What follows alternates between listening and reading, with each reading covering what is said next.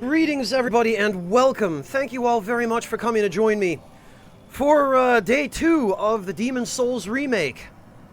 And before anything else, I'd like to thank everybody who did stuff during the pre-stream. So, Tempest, thank you so much for the resub. Kaito, thank you for the resub.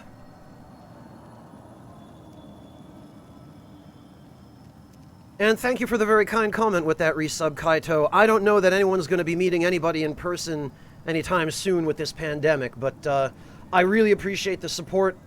I'm glad to have had you along. Black Wolf, thank you for the 200 bits. And Fat Jesus, thank you for the resub.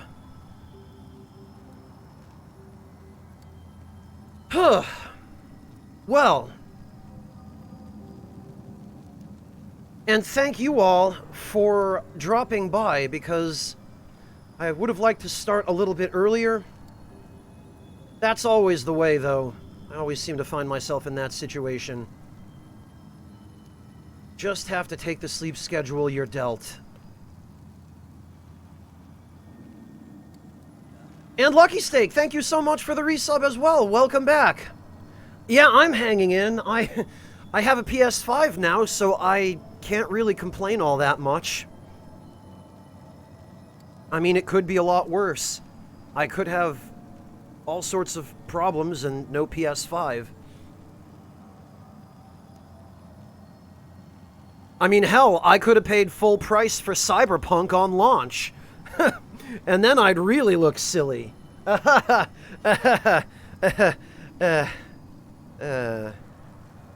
Welcome, everybody just arriving. Hello, thank you all for coming to hang out this evening.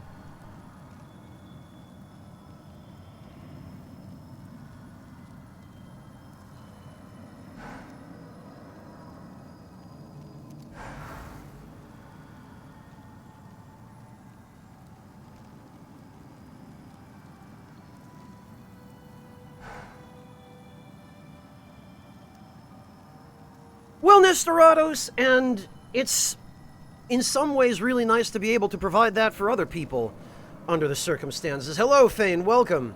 Tea-Sipping Elf, welcome as well. Evil Jester, Marasat. I hope all of you are staying safe and well, or as well as can be expected, with things being the way they are.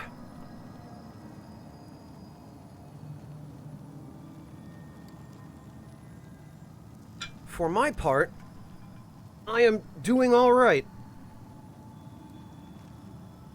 I'm safe because I never leave my house anyway when I can avoid it. And now that I'm working from home, I have even more of an excuse not to. Good, Evil Jester. I'm glad to hear that. Very glad to hear positive news.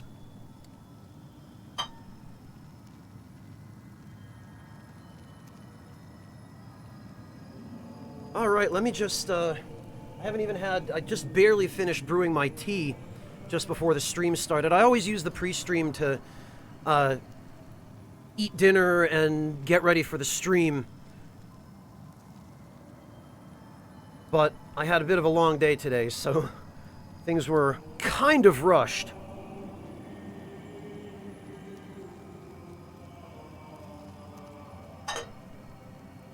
Ugh.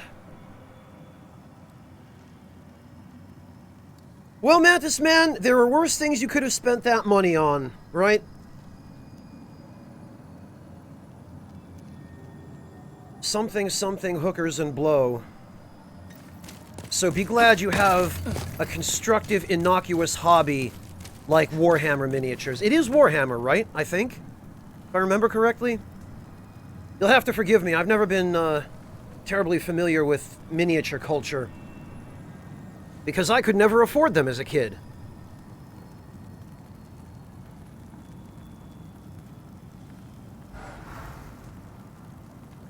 Okay, now I need to remember what we were doing yesterday. A little running away never hurt anyone. That's great.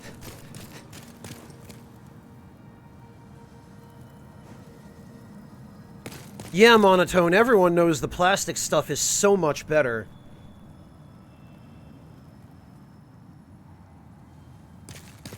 Well, Kia Elf, it'll be a good thing you're buying some food then. I actually just did some grocery shopping the other day. And I've already been in the habit of doing my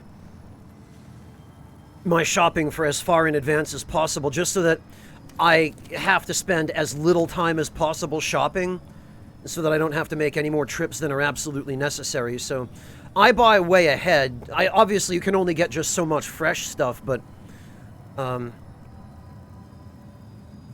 things like packaged spices and condiments and, you know, dry foods, dry goods like bags of rice, that kind of thing, or curry paste that's in sealed containers. That stuff you can get for way in advance. Warhammer, okay, Mantis Man, gotcha.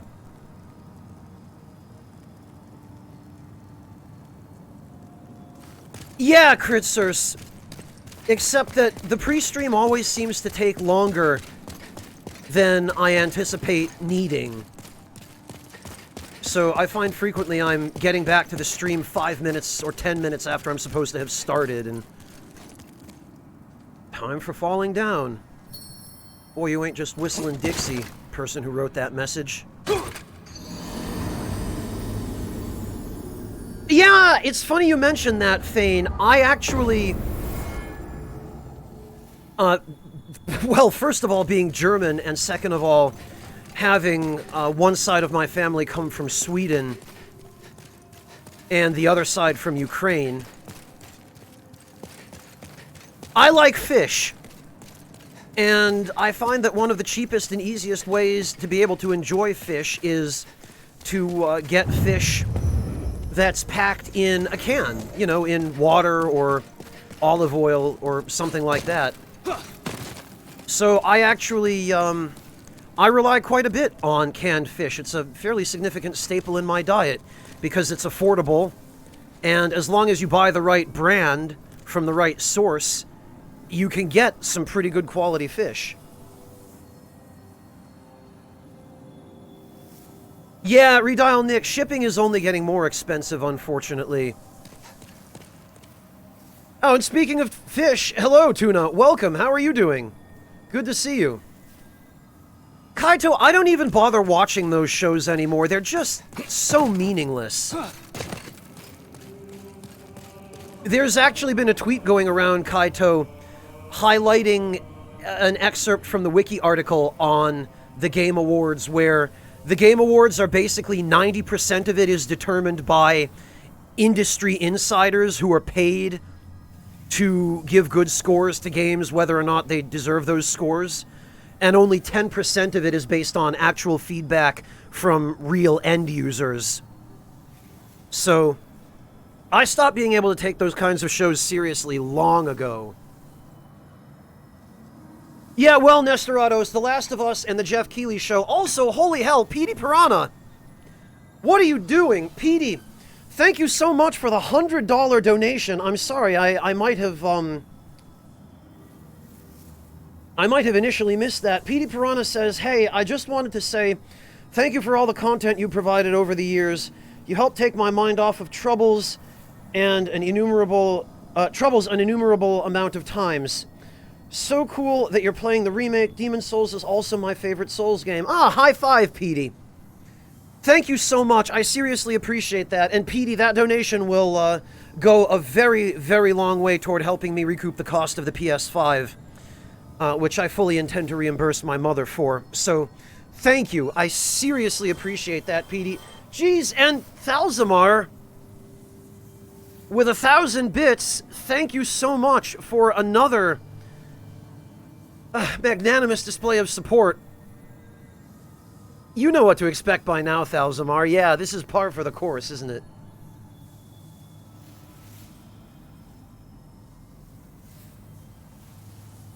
But yeah, Nestorados, it's basically just a bunch of rigged awards and an ad every other 2 or 3 minutes.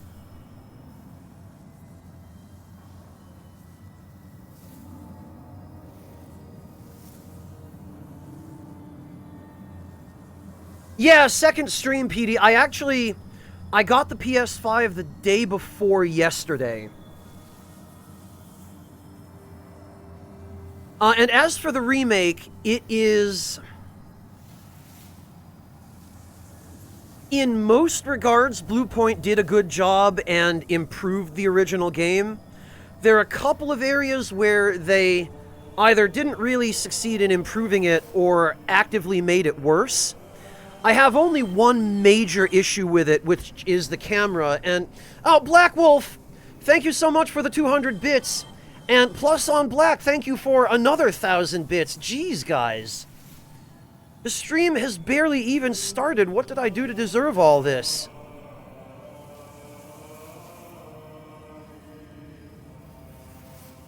Jeez, guys, seriously, thank you.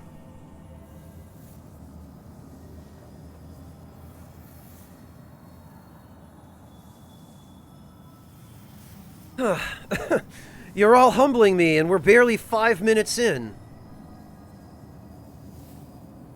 Oh, is that why, Thalzamar? You're telling me that if I just play nothing but Demon Souls all the time, everyone will always throw money at me? That's all I have to do? Because I don't think I could do that. I think I'd burn out so quickly. Hey, Clint, welcome. Oh, Clint, don't worry about it. I was using the pre-stream to cook. So, I can't really call myself any smarter. I appreciate your dedication, Clint. Don't even worry about it, man. I'm just glad to have you. Well, Petey Piranha, I mean, you're not wrong. Sometimes I think people don't realize what a monkey's paw that would be if I actually did that, but... Evil Jester, thank you so much for the 200 bits. I really appreciate that. Yeah, plus, I know. So does everybody else. I'm used to it. I mean, hey, that's why you guys show up, isn't it? Oh, Log, it's an expression. Right. I'm sorry, Log. It probably doesn't translate into Italian in quite the same way. A monkey's paw is basically a... How do I describe it? It's something that you're taking a gamble on, and you might get a good result, but you also might get a terrible result. Think about the Baelits in Berserk, Log.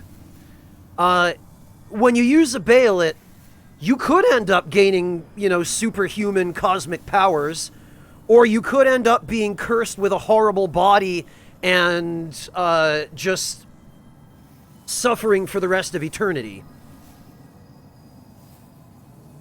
So when I say that people hounding me to do nothing but play Souls games is a monkey's paw, what I mean is they might get what they think they're going to get, but they might end up getting something very different from what they thought they were going to get, and they might end up being very unhappy with what they actually get.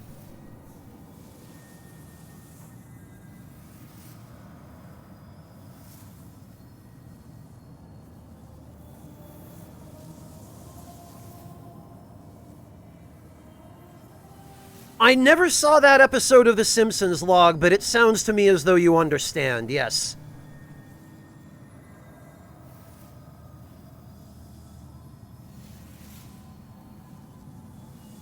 Lucky Steak, if you look at the number of views on my food videos on YouTube compared to the number of views on my Souls videos, that ought to tell you everything you need to know about what the majority of my audience seems to want from me. And don't get me wrong, I get it. You know, I understand. I myself, if I'm looking for a stream to watch on Twitch, I'm more likely to watch a stream if the game that's being played is one I'm interested in. But me personally, as a content creator, I just can't. You know, I can't play nothing but Souls my whole life. I would get so burned out, I'd probably hate my life after about a year. Hello, Sugar Crow, welcome. No, Shadowgeist, this is going to be a regen build.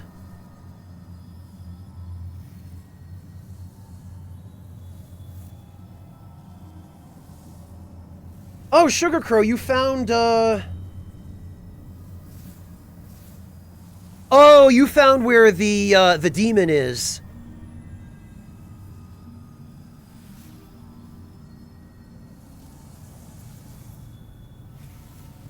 Oh, yeah, Bird Teeth, it's because they redesigned the plate helmet.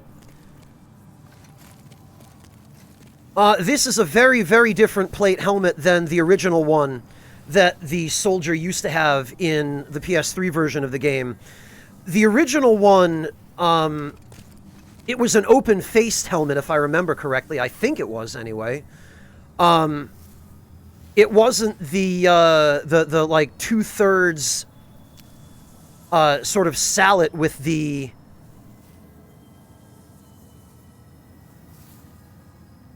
the eye slot. Oh, Blue Lizard, get the hell out. Don't do that.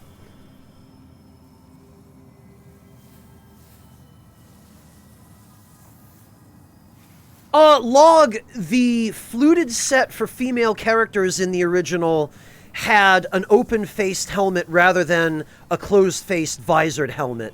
But it didn't look anything like this. Oh no, Kia Elf, what happened? Did she get into the cookies or something? Oh, okay, Sugar Crow, gotcha. Yeah, Clint, that sounds vaguely right. Hello, Blue Lizard.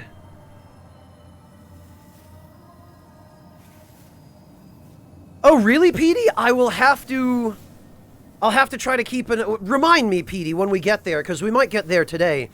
Remind me to keep an eye out for that. And I'll try to see if I notice a difference.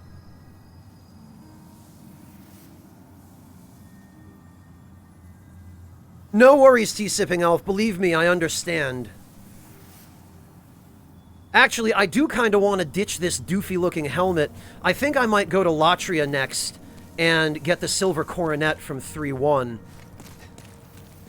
Because that'll also help me to cut down on my equip burden a little bit. One thing I do want to say I appreciate is the fact that you can properly view your character model when you're wearing the plate armor. And that ridiculous bug from the original is no longer a problem where, like, if you looked at your character from this angle, their torso wasn't rendered properly under the plate chest piece, and you could see through your character model because there was just nothing there. Spy set moss-covered tree? You mean the black leather set, the thief stuff that you get in Latria? Hello, Nightwing, welcome.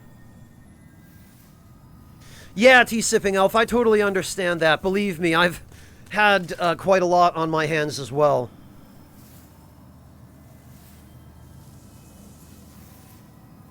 Petey, it's possible that they improved it. Because the large sword of searching was never really all that good. The only reason anyone ever used it was because it would double your item discovery. And that was until people realized that having higher item discovery just made it more difficult to get the rare drops. Or at least there were some tests that people ran that suggested that might have been the case. I don't know if they ever actually proved it, but...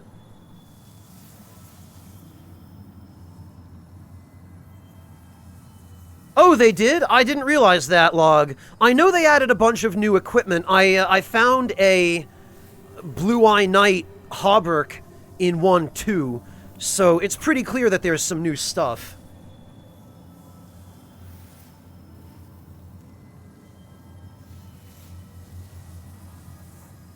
There's a bug with the large sword of searching. It doesn't have anything to do with the gold coin Blue Blood sword bug, does it, Log?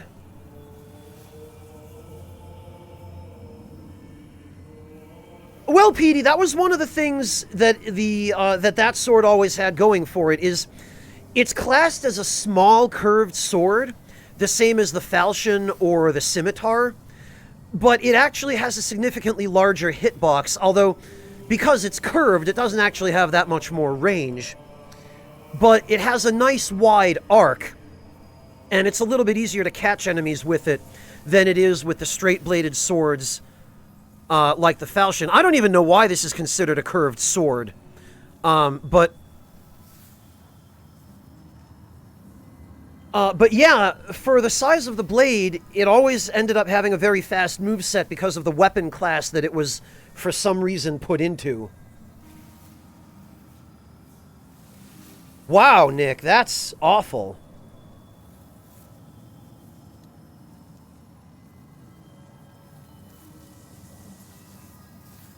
Oh, okay, Log, that's really weird.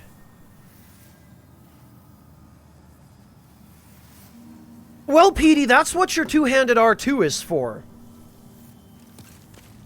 This move right here, this will hit crystal lizards. The only problem is it consumes so much stamina that you'd better make sure the crystal lizard is alone and there aren't any other enemies near it that you're going to have to roll away from.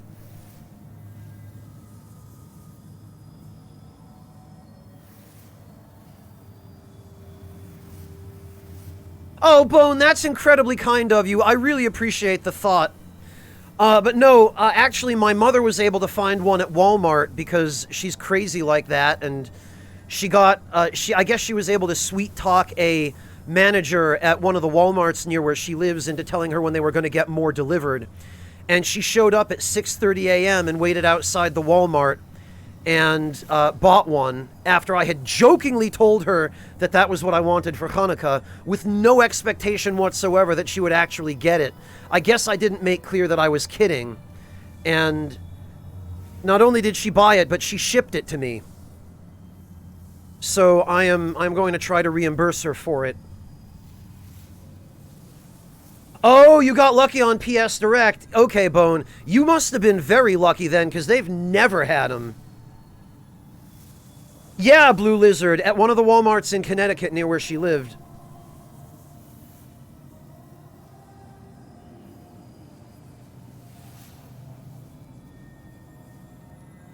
Yeah, Log, it's always worked that way in every Souls game. Like, the different upgrade levels of each weapon, like the base weapon, then the +1, +2, +3, and whatnot, those are all stored as separate weapon data in the game files. So, basically every different variation of the same weapon has its own unique address and is stored separately, and it has to be referenced separately when the game needs to read that data for whatever reason, like for the crow trades.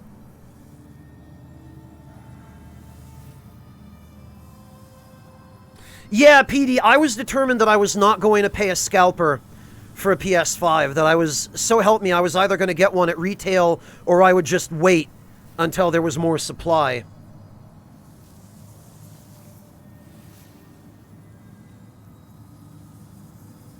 Yeah, Log, that's correct.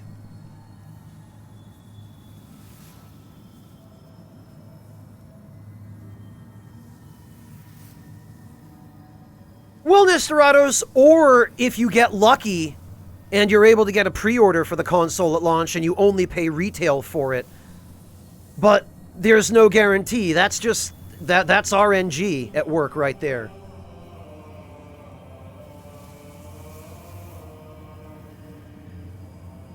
Also, I'm noticing now that there appears to be almost a... It's barely audible, but almost a Gregorian chant in the Nexus theme. Hey, Seven!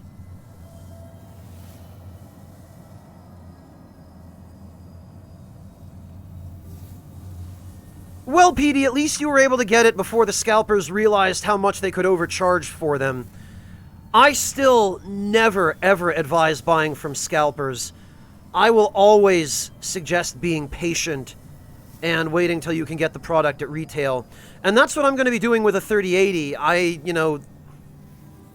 don't have an immediate need for one anyway because I can't really afford a complete rebuild, which is what it would require in order for me to be able to use one, but...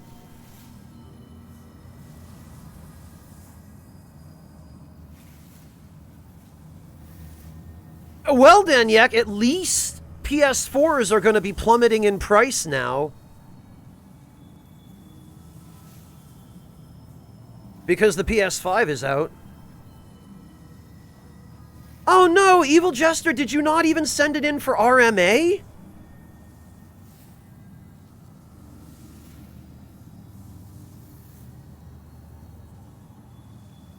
Well, Log, I think what you mean is if you're 100% sure that it is a scalper, meet in the parking lot.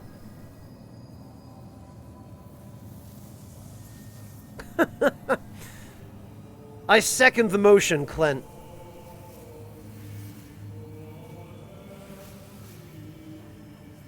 Well, Artista, that's arguably a potential advantage. They claim not to be able to fix it and had no more in stock. Wow, Evil Jester, that is a big old middle finger from Nvidia. I'm so sorry, man. That's awful.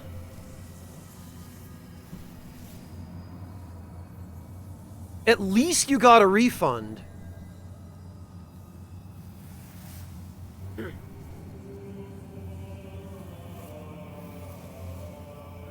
Oh, Shirosuke, I hope that turns out to be a good game.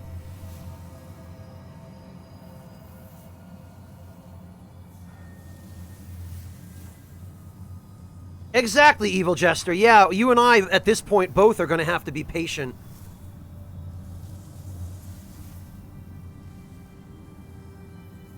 And I mean, we're better off not even buying a new GPU. Well, in my case, because I'm still using a PC that runs Windows 7, I'm better off not buying the GPU until I have all the other parts I need for, you know, a machine that'll run Windows 10. Not that I want a machine that will run Windows 10, but I have no choice if I'm going to be able to, you know, keep up with all the modern hardware and whatnot.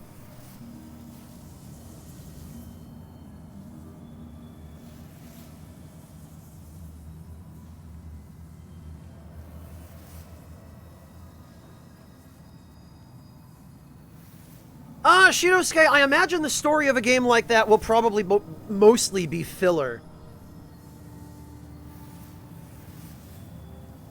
Oh, gotcha, Evil Jester. Yeah, that's even worse then. I'm really sorry.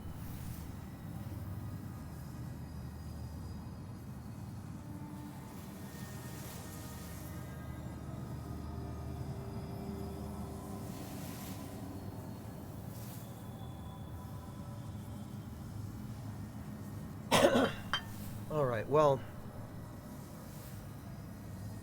let me have a little more tea and then we'll get to it.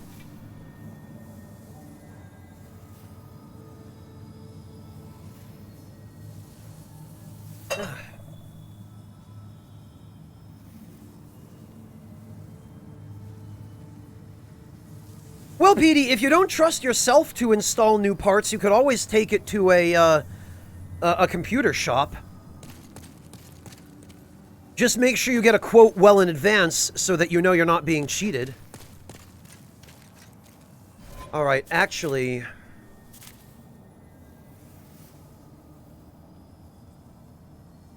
the Shrine of Storms looks like it should be pure white. So...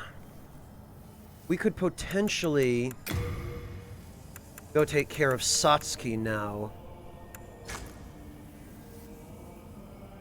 I have a feeling I'm going to need that.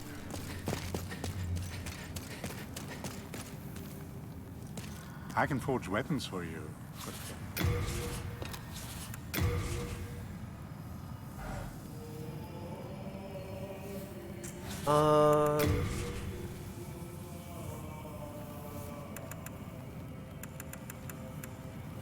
Right, I'm gonna need item. Oh, right, I'm already full up on. Okay. I can tell you're not going to last. All right, well, let's go deal with Satsuki first, because I have a plan for Satsuki.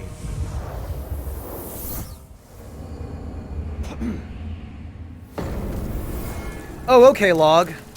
That does kind of help. Yep, there he is.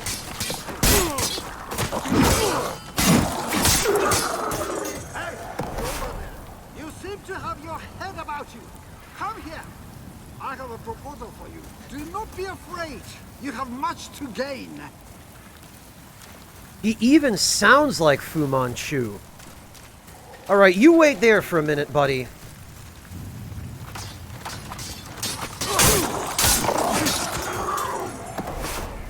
Oh, that's right, I forgot. I upgraded the Crescent Falchion to +4.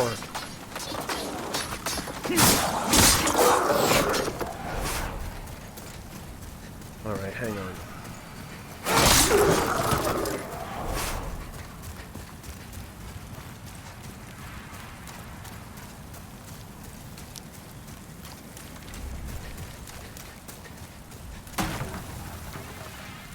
I am Satsuki. I seek a keepsake of my father. Have you seen the sword inscribed Makoto? I will offer you demon swords if you can help me find it. Yeah, I'm a little bit weirded out by this, because this guy is definitely supposed to be Japanese, but...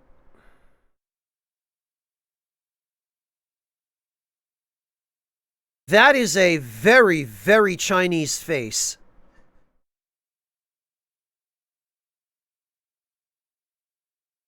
I wonder what's going on here.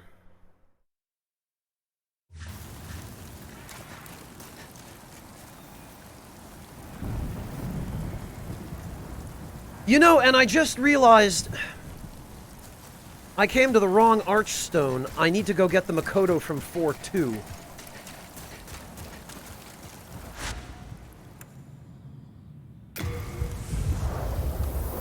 Hello, Zarek.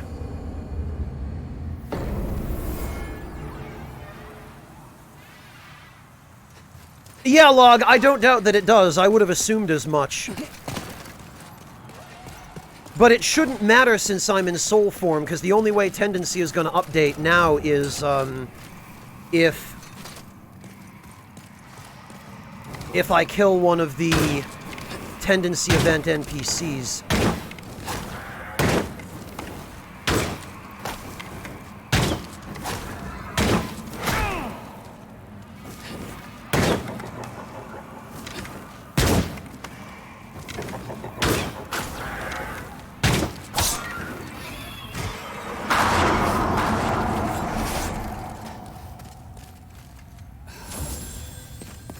All right.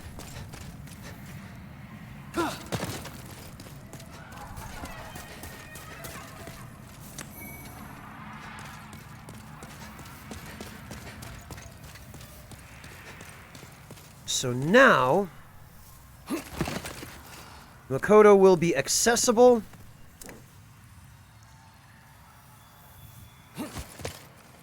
Except I can't carry it.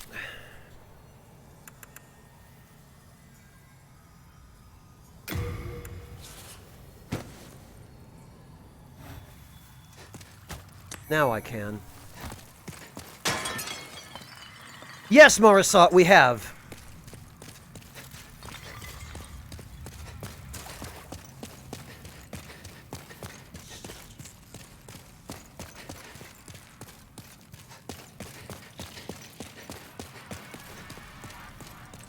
Oh yeah, that's true, Clint. Although Shiva was a weapon collector, so I guess there is at least a little bit of a lore excuse why he would have random weapons from different cultures.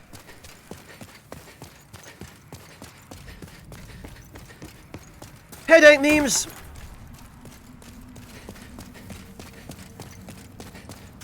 I agree, Blue Lizard. Having the servers influence World Tendency was the single biggest problem that made it difficult to control World Tendency. And if you accidentally forgot and logged into the servers when you were trying to control World Tendency for a certain event, that's it. You were out of luck. Oh, for sure, Clint. For sure. Alright, now we need to go back to the island's edge.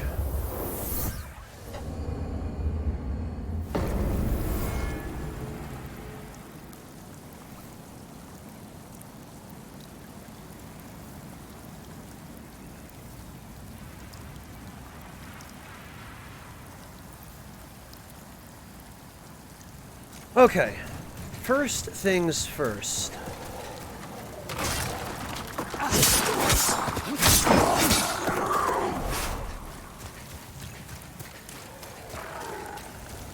I need to clear out this area.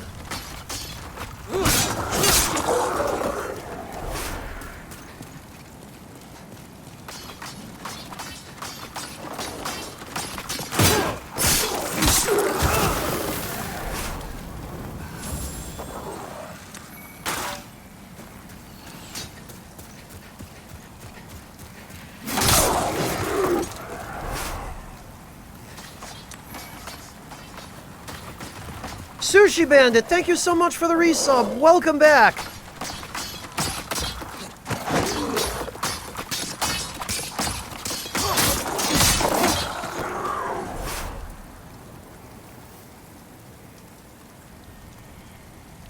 Thank you for being here, Sushi Bandit. I really appreciate it.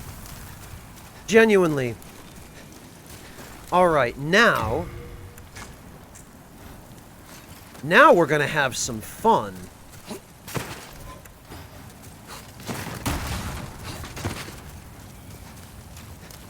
Alright, Satsuki.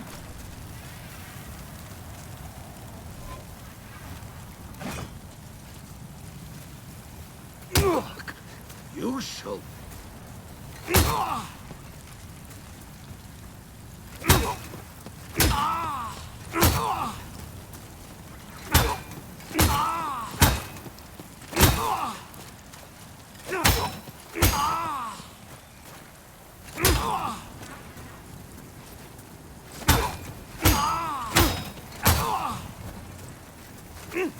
Hey!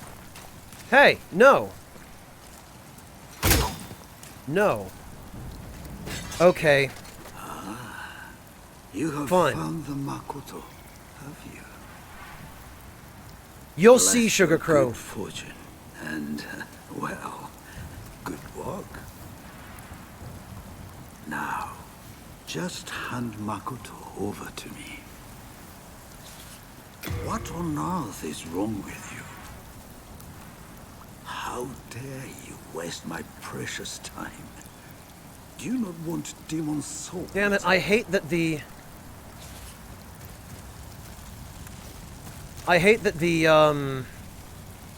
default answer is no. Yes, yes.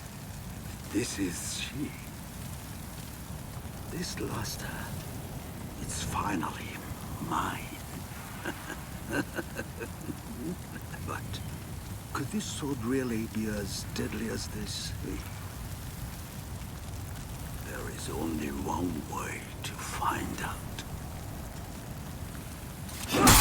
There sure is.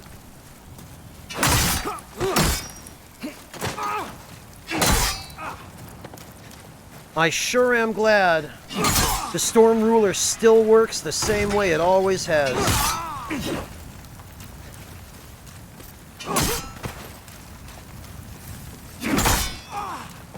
All right, Satsuki.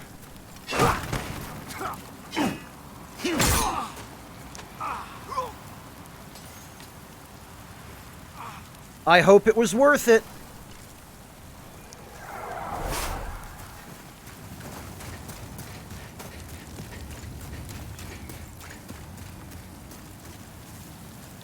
Now,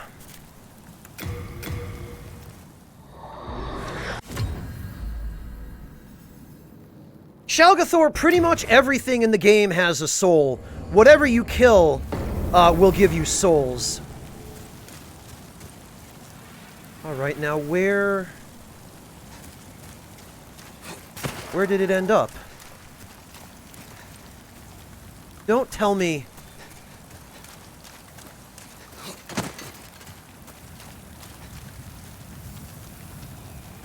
Does it not work the same way?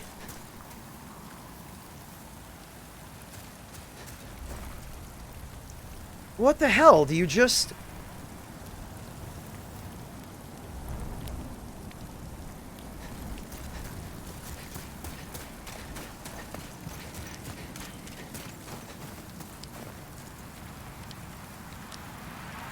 It should be where he was standing.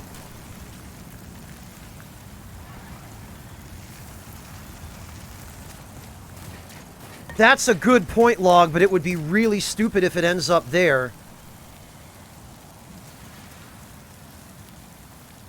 Well, Schlagathor, the souls that you get from demons are demon souls, but not everything you fight is a demon. That guy I just knocked off the cliff, he was just a dude, but I got souls from killing him. So, the name of the game is Demon Souls, but not all the souls you get are the souls of demons. No, it's not here.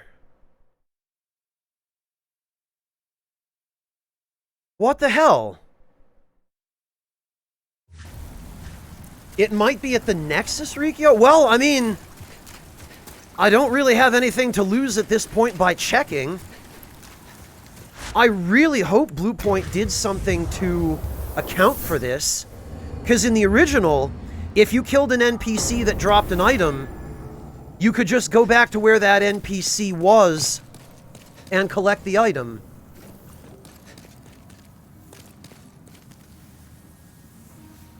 I don't see anything.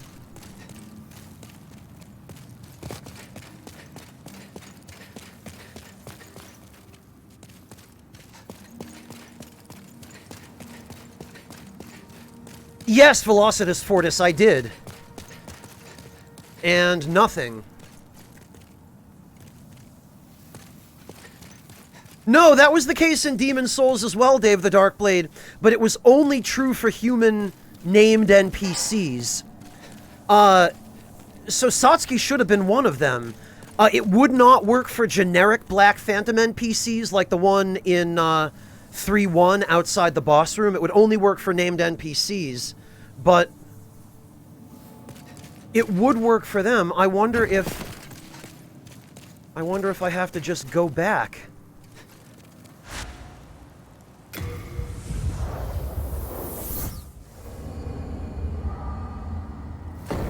Because if Bluepoint didn't... Yeah, I don't see it.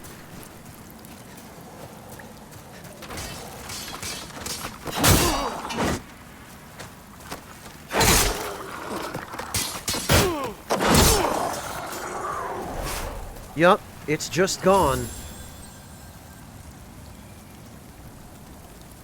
What do you mean, Critsource, why it isn't really used?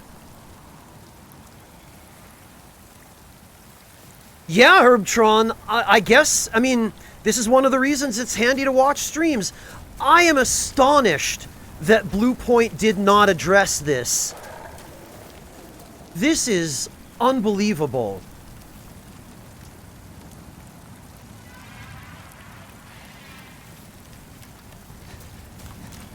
They did? This is a bug?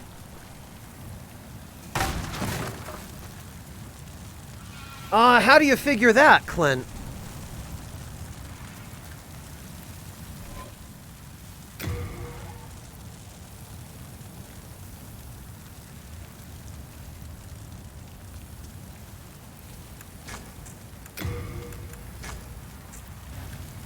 They added more backups in case you missed an item, not less. Well then, it sounds like they've still got some work to do.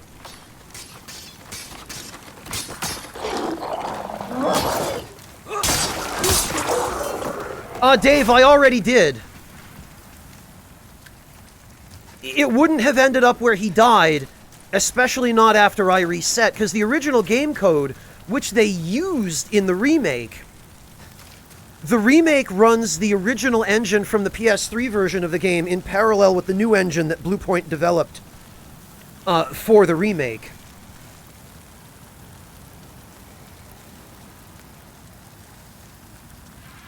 So, unless they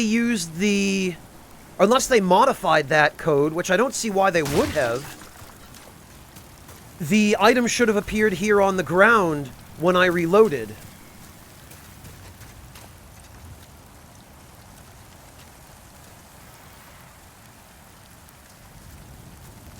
Really, Velocitus? Hey, Mihawk! Well, you showed up at quite a time to be asking that question. It appears that the remake still has a few kinks Bluepoint needs to work out. Well, hell, that's disappointing.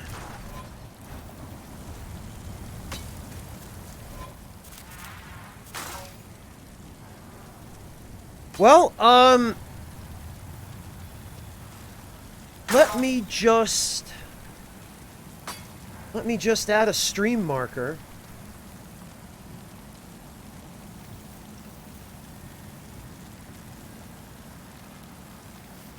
Because I'm going to have to clip this and I guess send it to Bluepoint. Not that I expect they're going to, give me the time of day, because who am I, right? But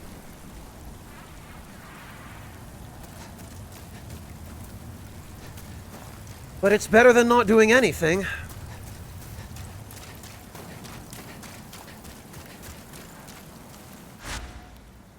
And now we are... Actually, what I probably should do, and there's an easier way to do it than here, in fact, is we'll go to 4-2. And now I need to get the world tendency in this area down to pure black.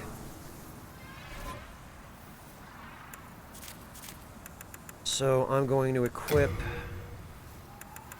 Where are my ephemeral eye stones? There they are. Alright. Whoops.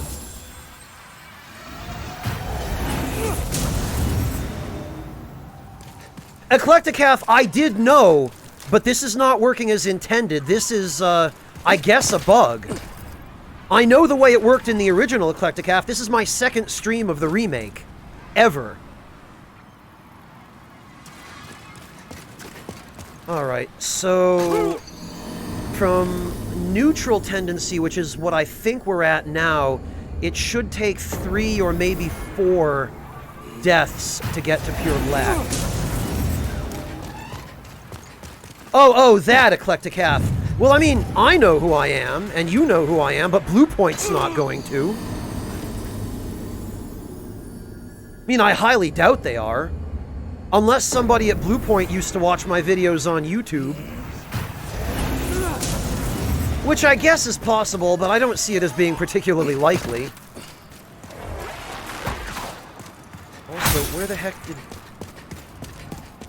Oh. Ah.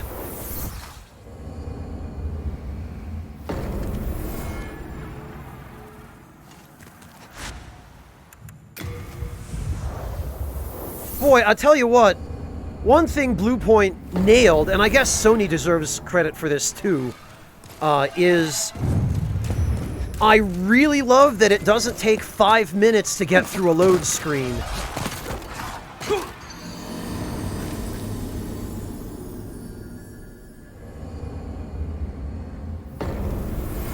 Yeah, Eclecticath, but that doesn't mean anybody's actually heard of me. And I still think Legend is way too strong. I'm just some random schmuck on the internet who very slightly distinguished himself by being one of the earlier people to make videos about the Souls games.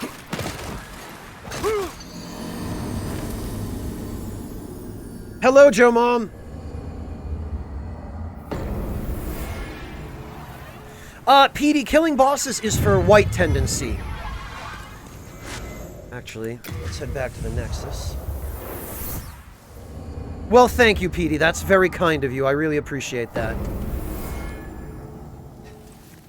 Okay, now we should...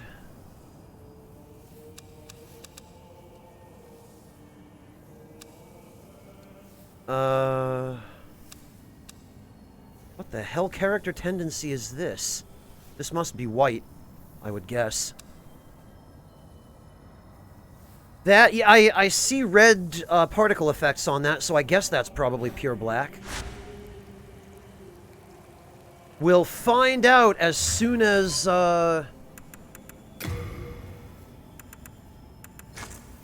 we enter the... zone because Black Phantom Satsuki will be right there. Do I accept co-op? Not at the moment. And Ameth, since this is my first playthrough of the remake, I kind of want to go about it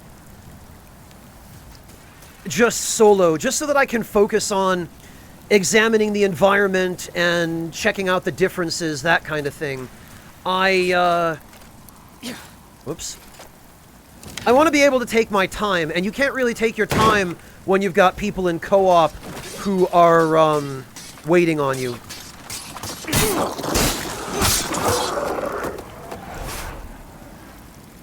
Online, yes, Joe Mom. Oh, Ginger, that's very kind of you. I really appreciate that. The fact that anybody thinks anything positive of me is, reason enough for me to be grateful. I highly doubt that, Haretsu. The Black Phantom just drops a hiltless, which I'm not going to be able to use. But what I need... Okay, I need to be able to focus is what I need. No, you cannot, Joe Mom. Although the rules now for... the rules for how passwords work apparently have changed. And if you have a password set, anybody with the same password can invade you in an area where you've already beaten the boss. The way that it worked in Dark Souls 2. So it's actually really useful for fight clubs.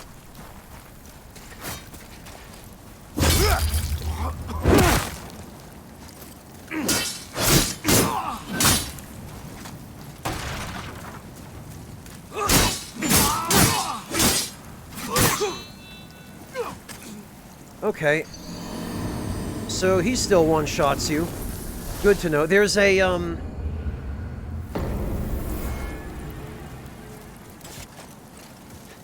where the heck? There's a trick you can use. Oh, come on.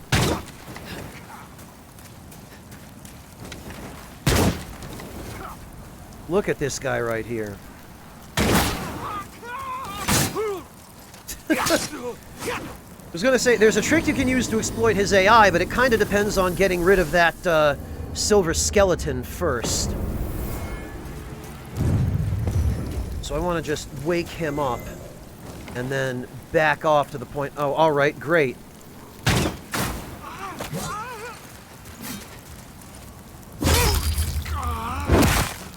The trick is, you can bait Satsuki to... You can bait him into using his running stab, but you really need room for that, and in order to have room, you have to get rid of the skeleton. He drops a hiltless to Zingo, which is a different katana.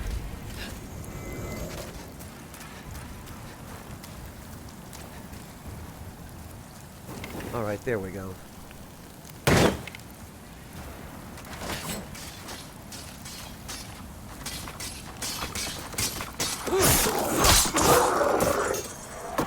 And actually, maybe we'd just be better off...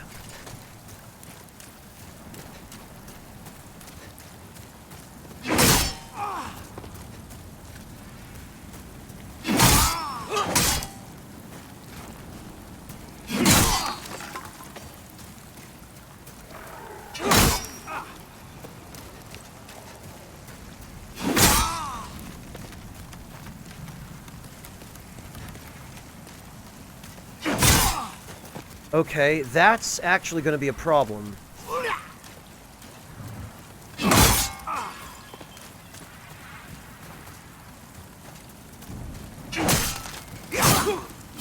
Not as much of a problem as that. I didn't realize there'd be a, Okay.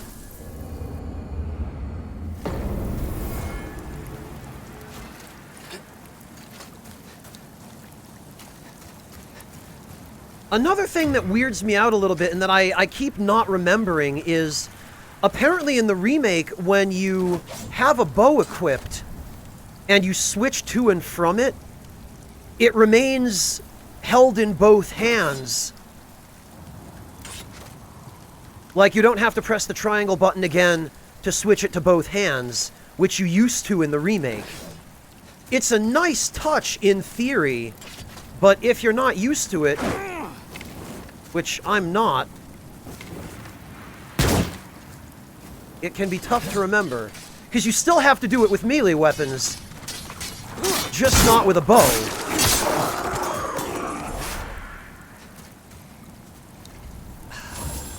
Well, that's the plan, Raoul Duke, but I can't really hit him over the edge when there are Black Phantom silver skeletons over there that are going to aggro. The way that I used to do this in the original was not like this.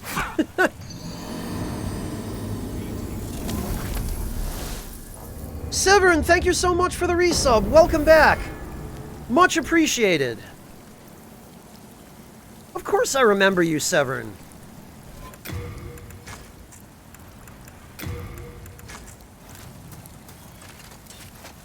Well, Baconator, you know me. I am all about bold strategy.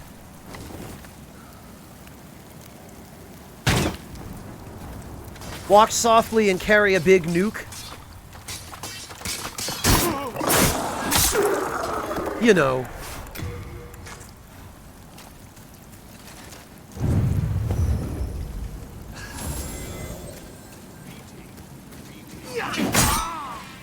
Renegade Boss, thank you so much for the sub. Welcome back. Or no, welcome actually. That's the first time sub. What? Okay.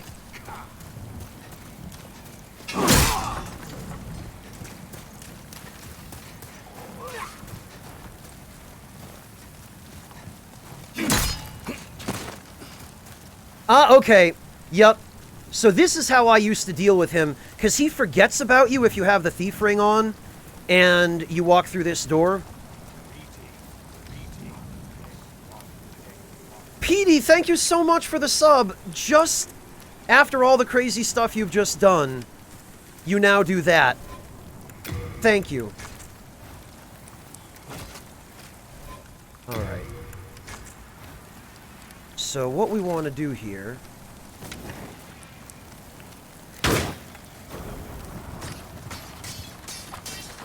is we can avoid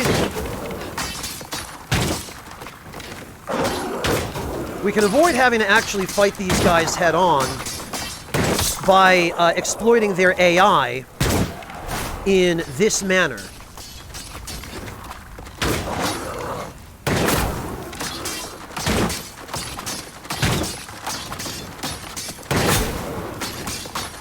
I just have to get my timing right.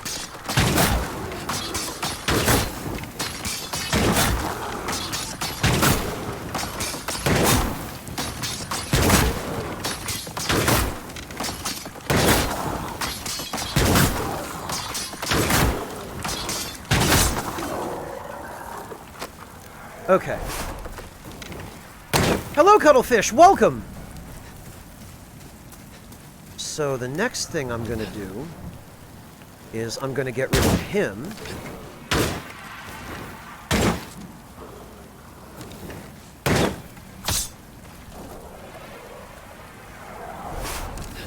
And him.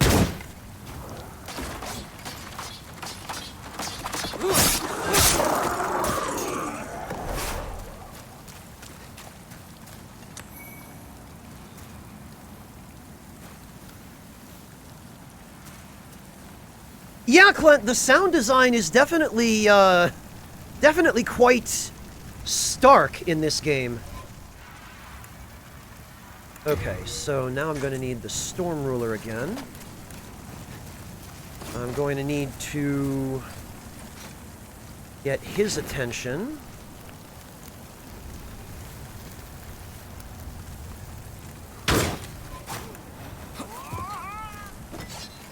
He is not happy. Ah, come on! Okay. I should have just sprinted behind him. That's the way to handle the opening. Alright, well, I won't make that mistake again. The setup is a little bit lengthy for this, but... Oh, you know what? What am I even doing? I shouldn't even be here yet. I need to go kill the primeval demon. That was the whole point of doing this. I totally forgot.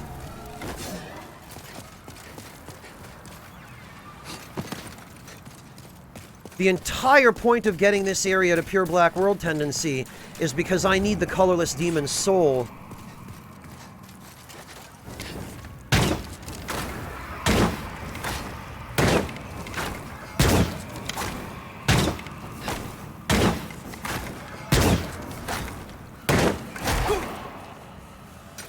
Oh, that's right. I always forget about that guy.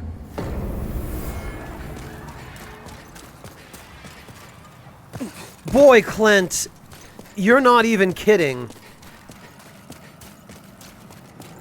This game gives you so much flexibility of where you go and what you do and when, that there might as well not be a sequence other than you have to get an archdemon's soul before you can get to 1-3.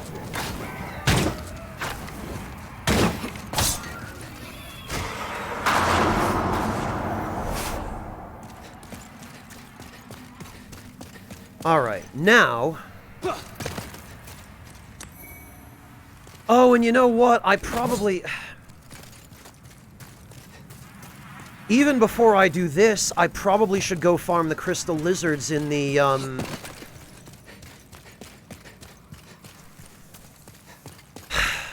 the Storm King boss room, because those are going to be the best shot of getting pure Moonshade stone.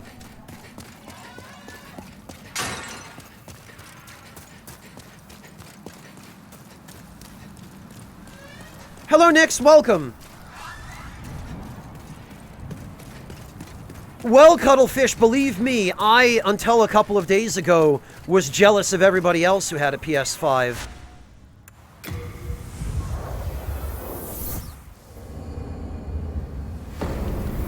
Yes, Nix, it did. You remember how in the original... Oh god, I forgot, these guys are still here.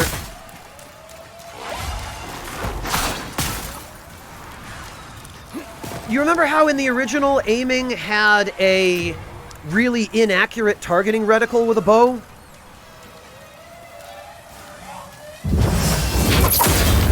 Well, they've apparently fixed that.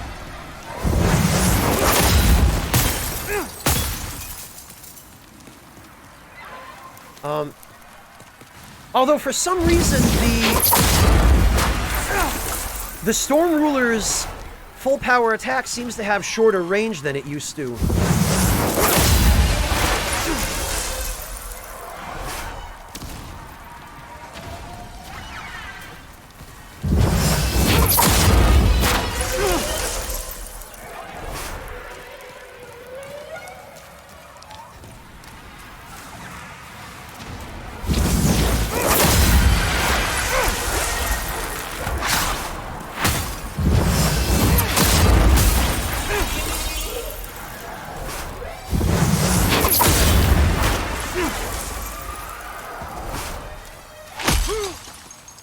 Okay, got it. That is still a one-shot. Yeah, right, Renegade Boss. I cannot say that I care about bug snacks.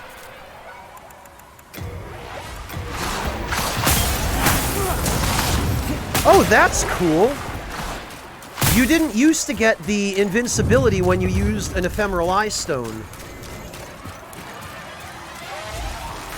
Good to know that's possible.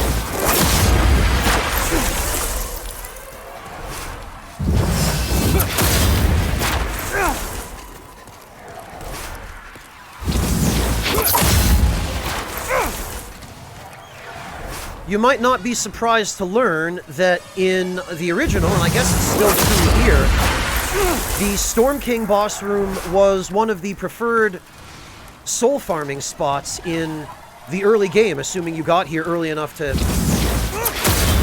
take advantage of it. You get this zone to pure black world tendency, and then you come here and farm these guys with the Storm Ruler.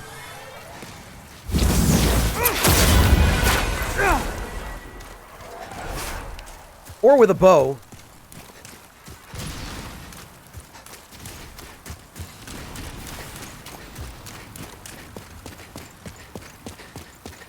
Alright, where are you? Come on.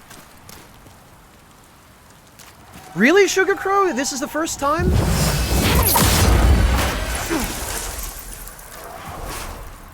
Yeah, this is why the Storm Ruler is my favorite weapon in the entire series. It only does this in this one boss room, and the storyline reason for that is because its original power has faded, but when it's near these monoliths where all of its ancestral spirits are enshrined, it can draw on its original power, which does this. Now we can, since this game has a photo mode, we can actually back out and see just how huge the attack on this thing is.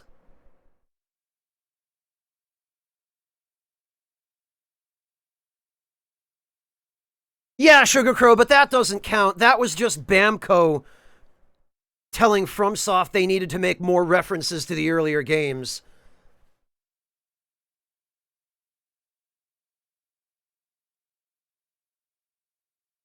Yeah, Venetia, Soul Thirst, Soul Suck on the Pure Black World Tendency, Black Phantom Skeletons in 4.2, and I guess also the Bear Bugs in 2.2 as well, was the endgame Soul Farm.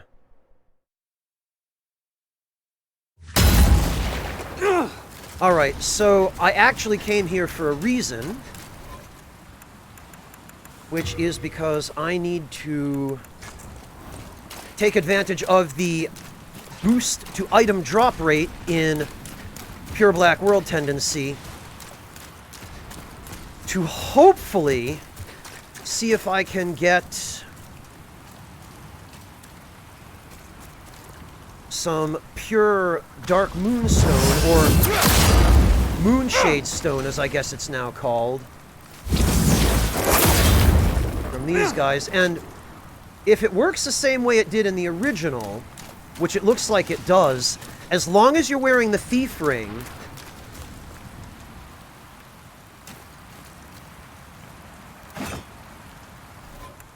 and you're out of their field of vision, you can hit them once and let them run back to their spots. The question is how much damage by comparison. Okay, yeah, see.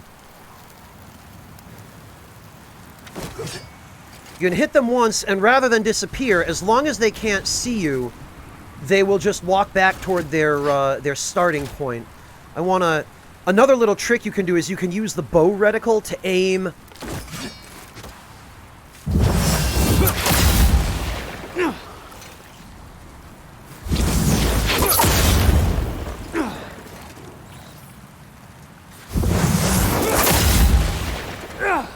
There we go.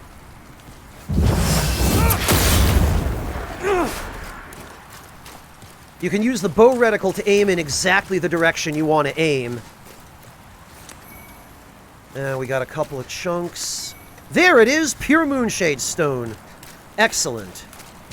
Actually, that leaves a couple more spawns of these guys. I might be able to get another pure or two.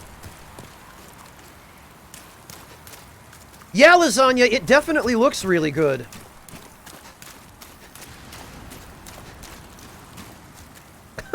Alaskan Bullworm, that's a great username. I mean, the trickiest part of that is going to be finding a PS5 that's not being scalped. I got incredibly lucky. Oh yeah, you're shocked I'm using the Storm Ruler, Cuttlefish, because it's such a big surprise. Yeah, Souls at Zero, I feel like with the visual design, they really knocked it out of the park.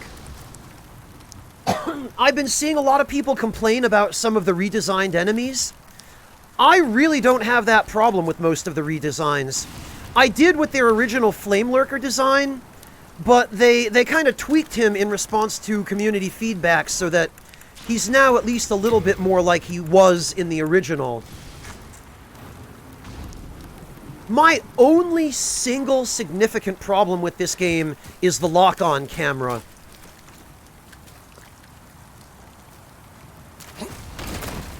Maybe Venetia, but I think there's a reason they didn't do that. Because with or without the Storm King, there's some lore significance to this particular, this cliff, this little outcropping with all the monoliths. There's some significance to this place always being inundated with storms. Oh, and I'm noticing now the monoliths no longer have runes on them. In the original, the textures on these monoliths had a... a couple of my viewers from Scandinavia actually identified some of the runes as Futhark, I think. And there were runes inscribed on all of the monoliths. I guess that's no longer the case. That's kind of a shame. It's Oh, wait a minute, maybe there still are. It just looks like... Yeah, okay, there are. It's just that in the original, they were kind of etched in a more... a blue sort of text that was a little bit more easily visible on the monoliths. Okay, so this is still the same.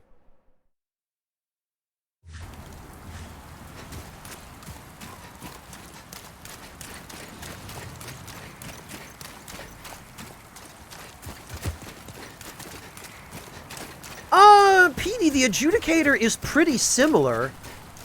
I mean, he's more gross looking now, but other than that, he's pretty similar. The Fat Minister I get. I'm not really fond of the Fat Minister redesign. I don't hate it, but I definitely like the original a little bit better. What am I doing coming back in here? I need to be leaving now. Alright, so now it's time to go deal with the Primeval Demon. Well, actually...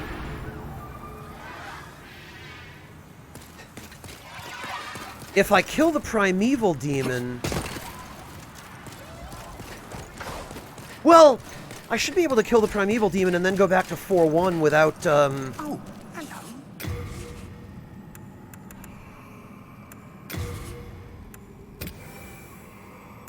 Phosphorescent grains? Magic resistance? Oh, these are like the medicines from Dark Souls 2 and 3. Okay.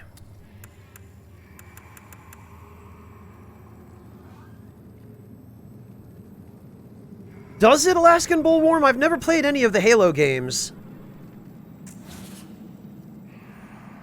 All done? Be sure not to get yourself...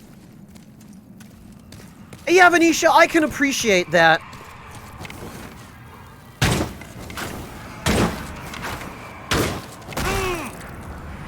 Well, that wasn't very nice of these guys.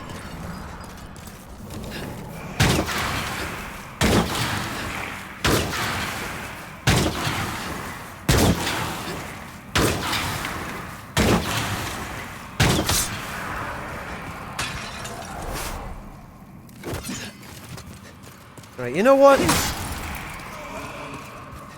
Okay, that is right. The Storm Ruler does not work on those guys.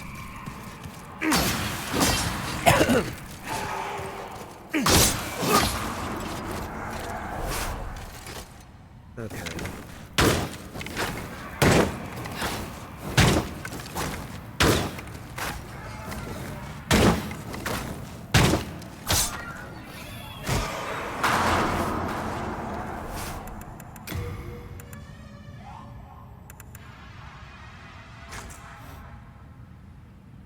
Sticky white slimes, Eric.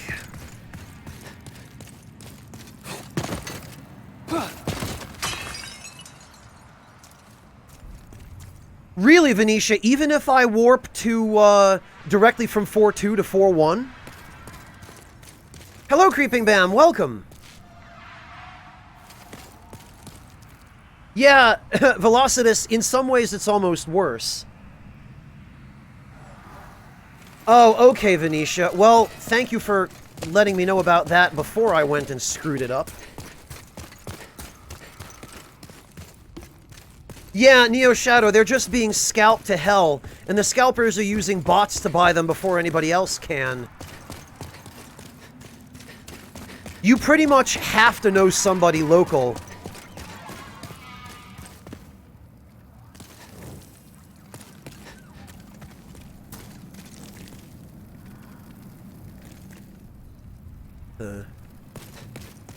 Okay.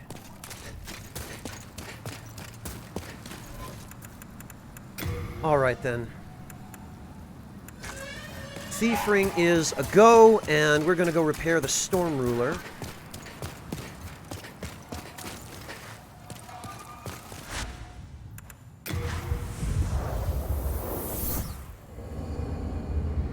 Well, Venetia, you can farm Ephemeral Eye Stones. The Plague Babies in the boss room in 5.3 drop them.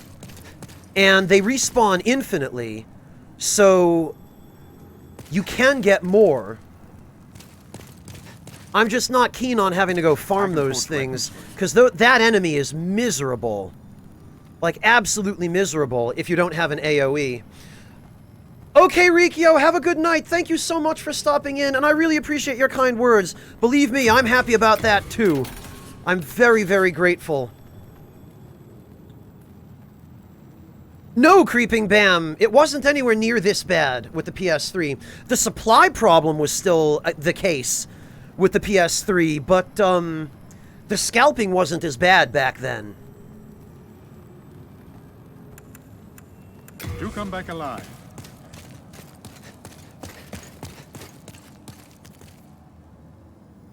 Yeah, Velocitus, their drop rate isn't incredible, unfortunately. Oh, actually, you know what I ought to be doing? Wow, I remember you. There he is. Well, I'm glad you're here. I found some really tasty trinkets. Well, we've long been acquainted, so I'll give you a good price, eh? Gee, thanks, Patches. Nothing here is stolen, I swear. I no longer partake of the whole corpse robbing thing. Yes, I'm completely free from vice. My old mother would be proud indeed. Aren't you proud of me too? Yeah, but did your old mother get you a PS5? No.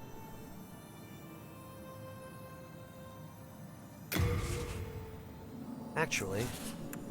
You see that priest and his disciples over there? Liars. They've blown that incident at the shrine far out of proportion. Shouldn't they believe in forgiving and forgetting and all that? Well, I have news for them. Praying never put food in my mouth, nor anyone else's.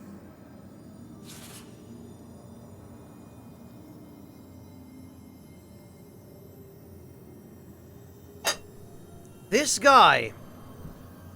This freaking guy. Yes, aren't you proud of me too? So, as tempting as it is to kill Patches, this is the reason why you don't.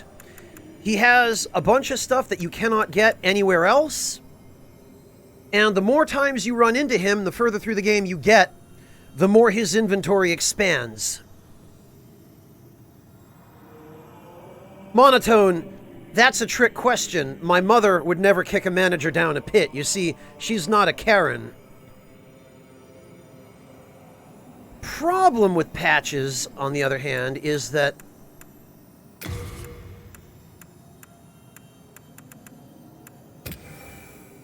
he overcharges for everything.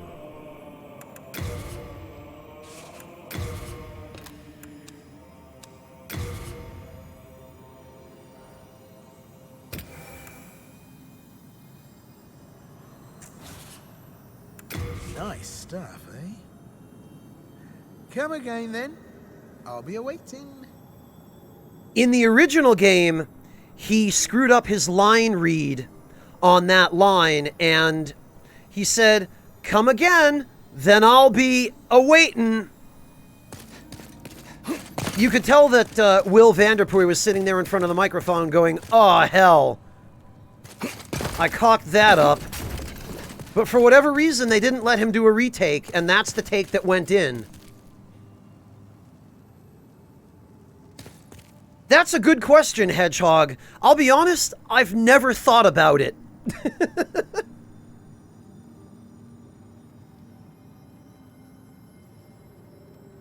Alright, what was I supposed to be oh, yeah.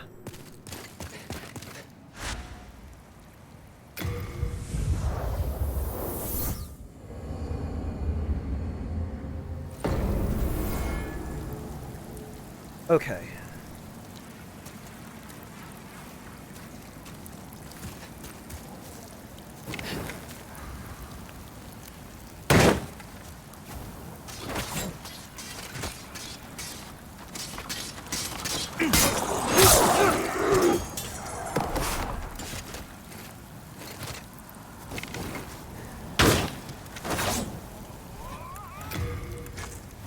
Man, that yell that he does when he aggroes you. Alright, so what you're supposed to do, because when he sprints at you, he'll always do the running thrust.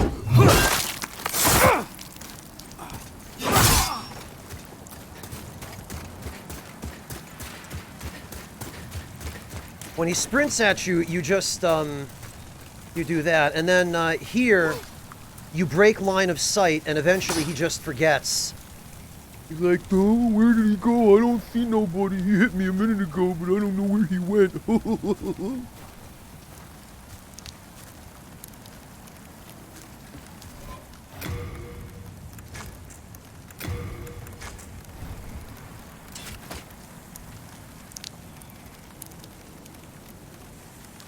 Yeah, he probably does, dank memes.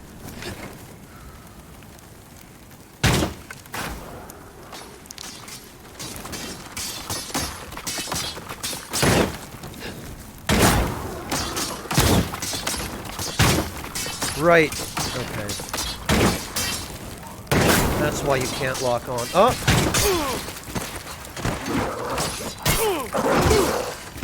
Oh, hell. That wasn't supposed to happen.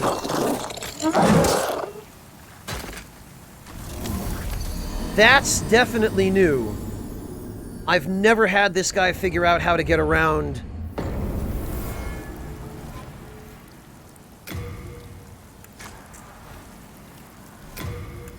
the rocks over there.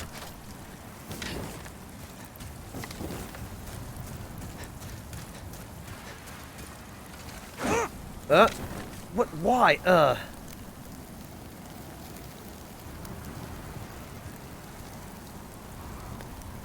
Okay. Come on.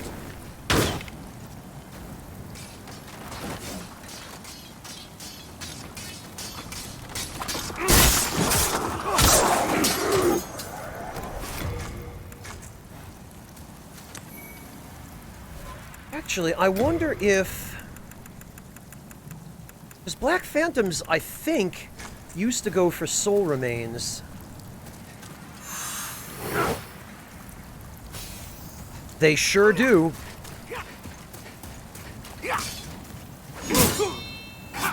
Okay, well...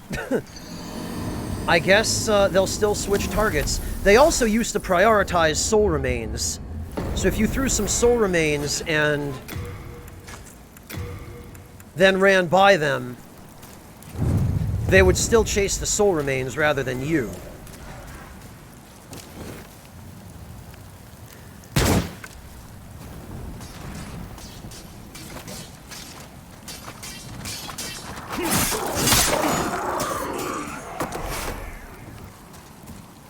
And actually...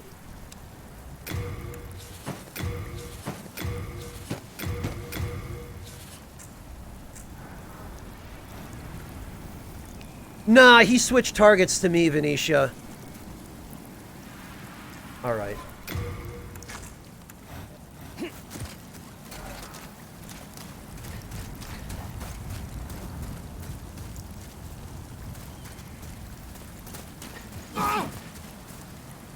There we go.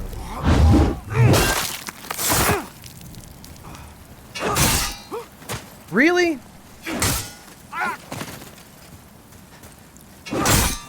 There we go.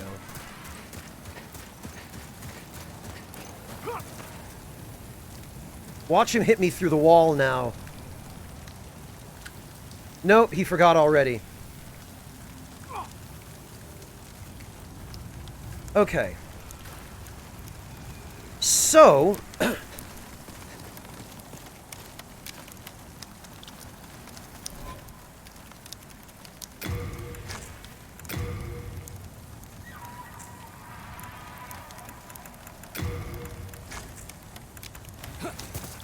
Actually, maybe we can... It used to be possible to get them to just roll off the cliff. If you threw soul remains in the right spot.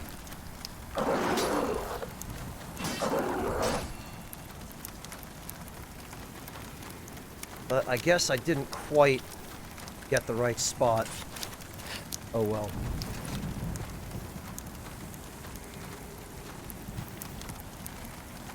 Yeah, Venetia, that didn't used to be the case.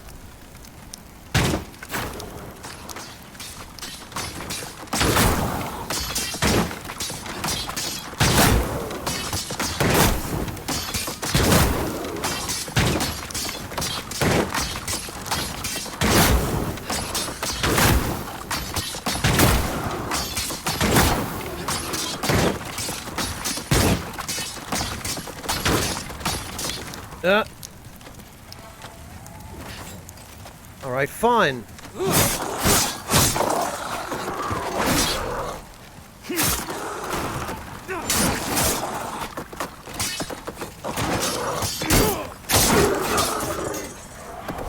Okay, well, that wasn't exactly the way I envisioned that playing out, but I'll take it.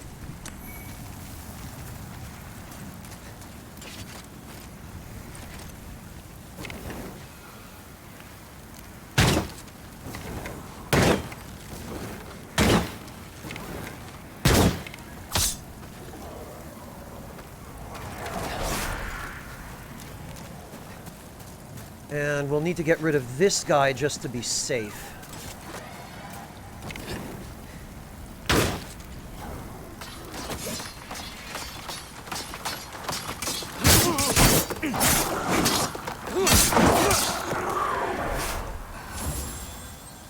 Okay, let's try this again, just correctly.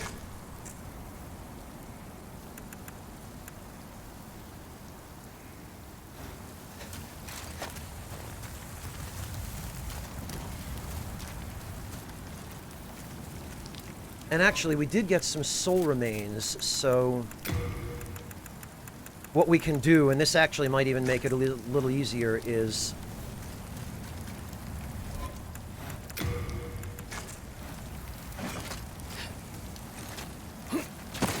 No? Okay.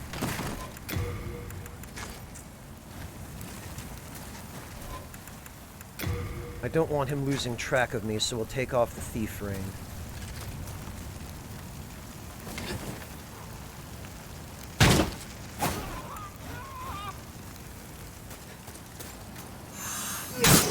Okay, I guess I wasn't quite fast enough. I guess there's not enough time to unequip a bow and also,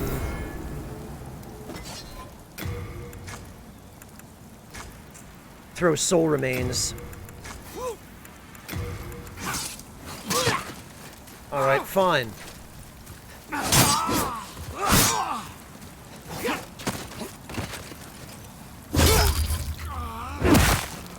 Fine.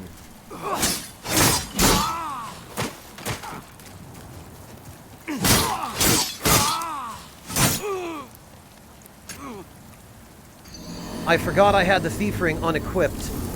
That's why I got attacked right at the beginning.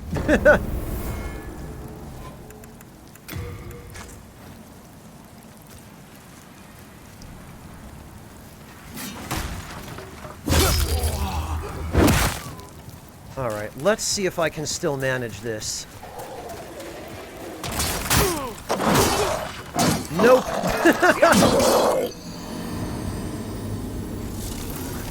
Yeah, Velocitus, it'd be nice if they had gotten rid of queued inputs. There, now it should be fine. Man, every time I'm so conditioned to switch the bow to both hands after swapping to it that I will forever be unnecessarily performing that input now in the remake.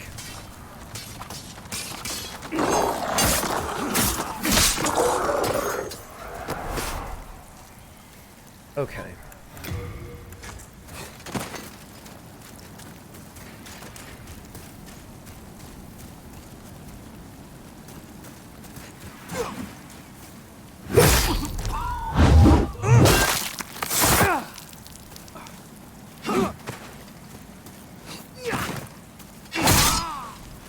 Alright, you hang out over there.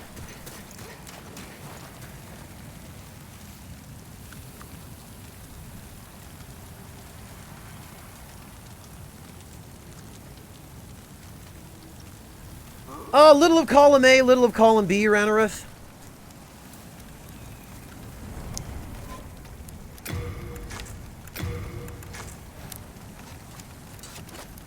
There we go.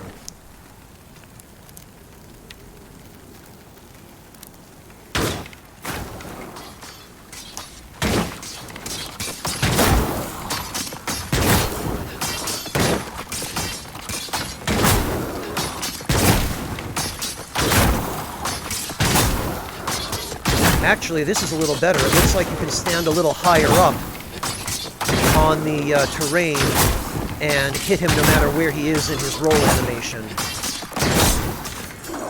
That's cool. Good to know.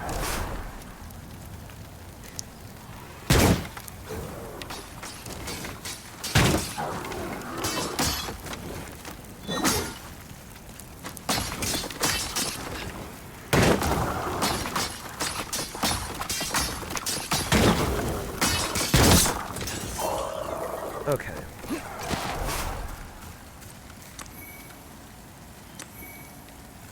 Very good.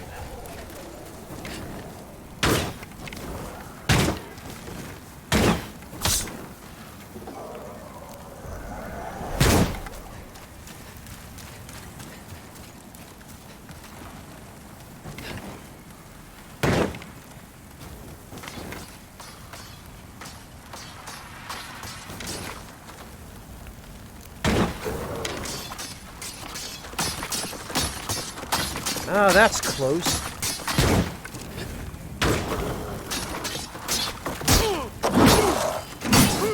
Ah. Okay, I see what happened. I see how they were getting around it. It's that they actually have a limited turning radius, so their turning radius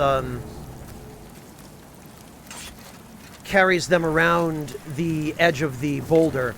I should have just walked around and hit him. I see what I did wrong there. Ten the Rabbits, thank you so much for the resub. Welcome back.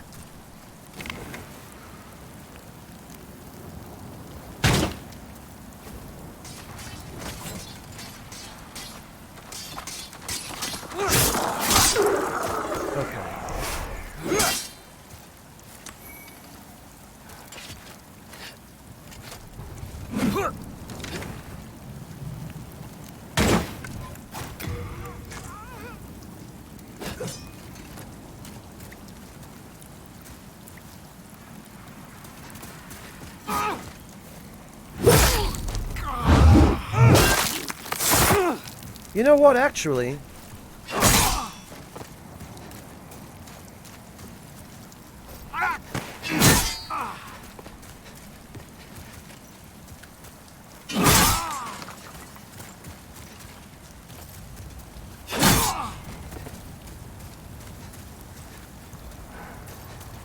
Used to be a little bit easier to chain backstab him.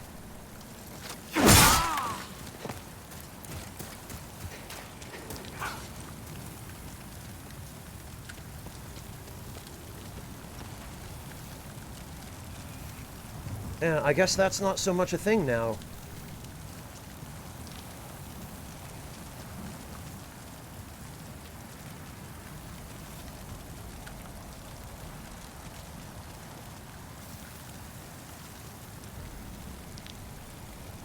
He hasn't gone back to his spot. No, wait, he has. Okay.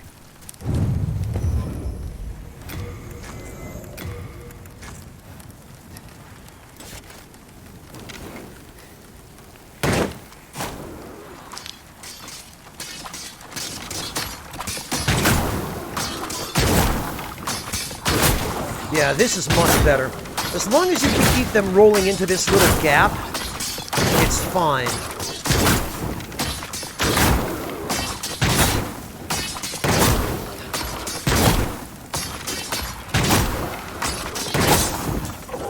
Alright, next.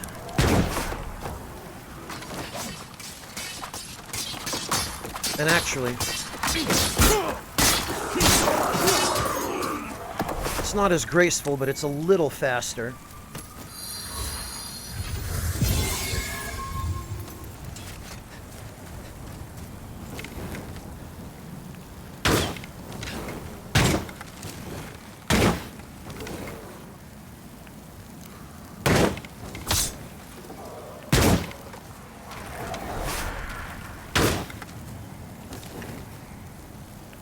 Oh, what happened to him? He suddenly fell over and died. Hey.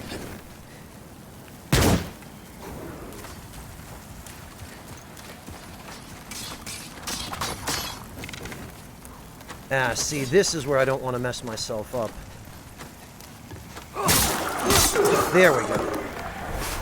Okay. So...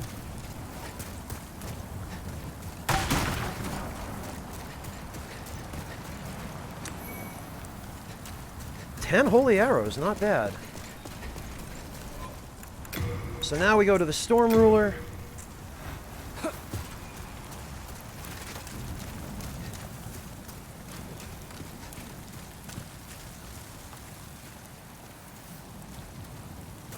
Peekaboo! Come on, I need you over here, sir.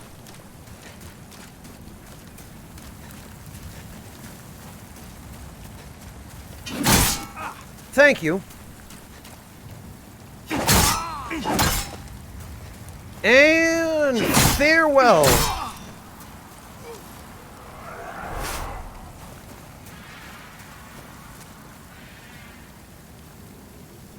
There it is. So, I don't care about the sword he drops, but I'm probably not going to be able to get it regardless. So, let's just...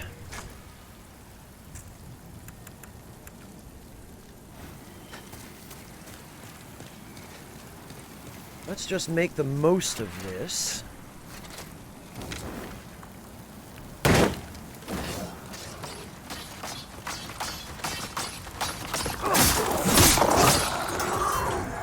Without Black Phantom Satsuki, the rest of this is pretty simple.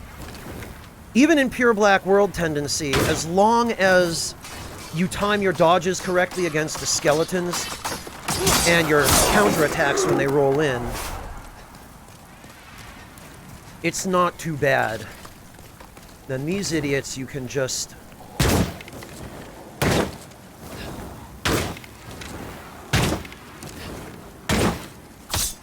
you can just shoot them.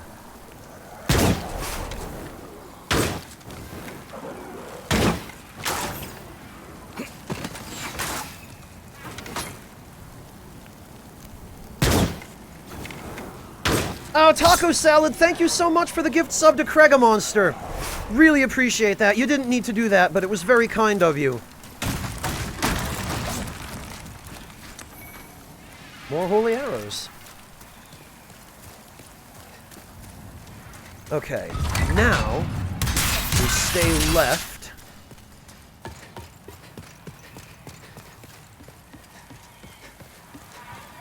And what we can do to get rid of this guy is lock on and throw some soul remains.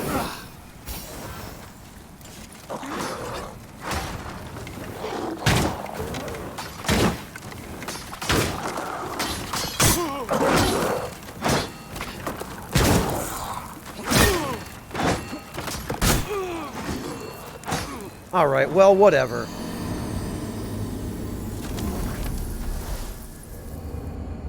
Trying to use a bow was a mistake. I thought I'd do a little more damage to him, but... it's fine. Satsuki's gone, that's the important thing. Oh, wait a minute, and... oh, now we get an item. Now we get the hiltless.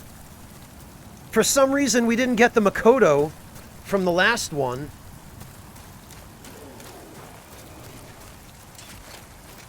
Yeah, because of course. You know what?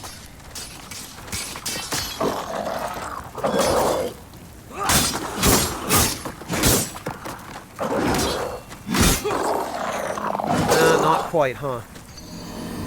Okay, I guess I still don't have quite the damage output to be able to kill these guys before they become a problem.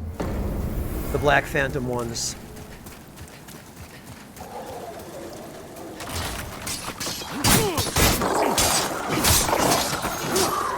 That's fine. So I guess the bug is only with the Makoto. That's interesting.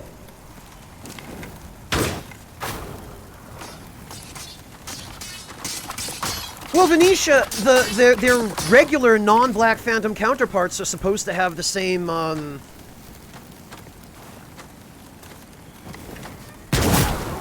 they're supposed to have the same flag.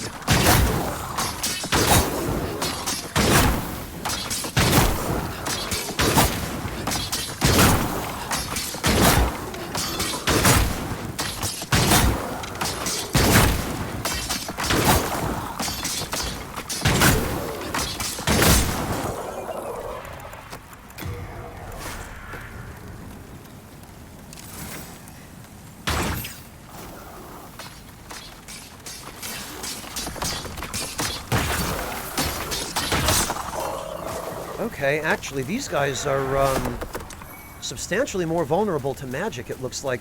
I remember them being more vulnerable to fire, for some reason. I wonder if their defensive values have changed, or if I'm just misremembering.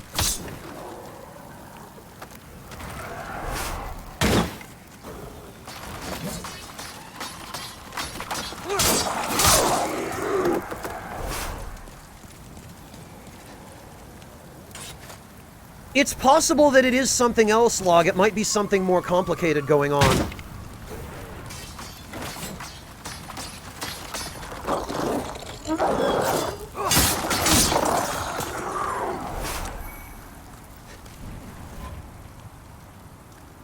Yeah, magic works well against them, Gorgo-san.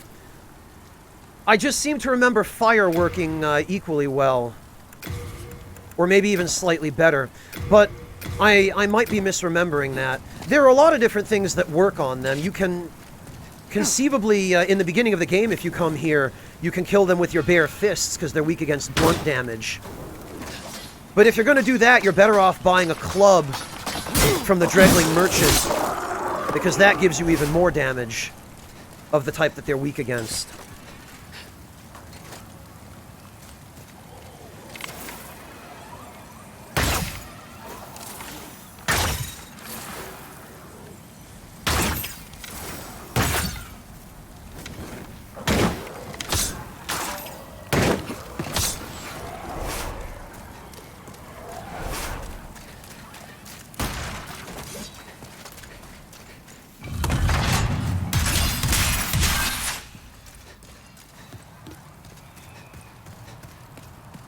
Ah, thank you, Breakfast, for taking care of that. Damn it. Didn't mean to use that, but fine, whatever.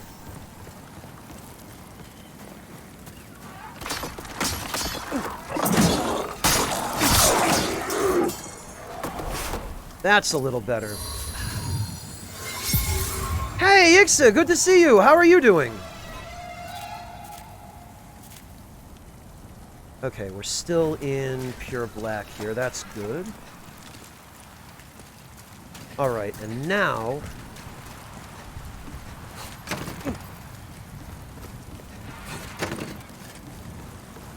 Okay, Breakfast, have a good one. Yes, Log, absolutely. I am 110% sure. I know for a fact that he used to drop the Makoto. Because that's the only way you were able to get it back if you traded it to him not knowing that he was going to take it and attack you with it.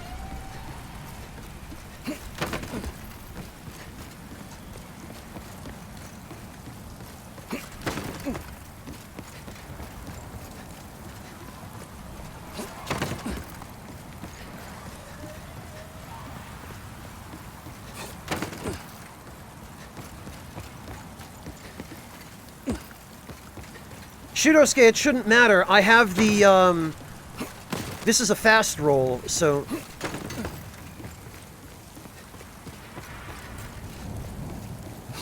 There we go. As long as you have the correct rolling speed, Shudosuke, it does not make a difference. Alright, I am going to be chasing down that crystal lizard, so... Maybe with a little luck. I don't think the one in 4-1 can actually give you pure stones, but you might drop a chunk or two.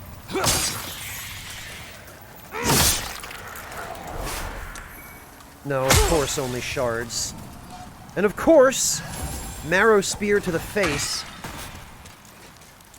It definitely is Velocitus. It's much more precise in the remake. Pardon me, sir.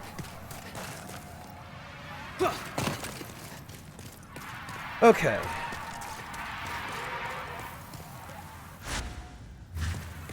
Now for the...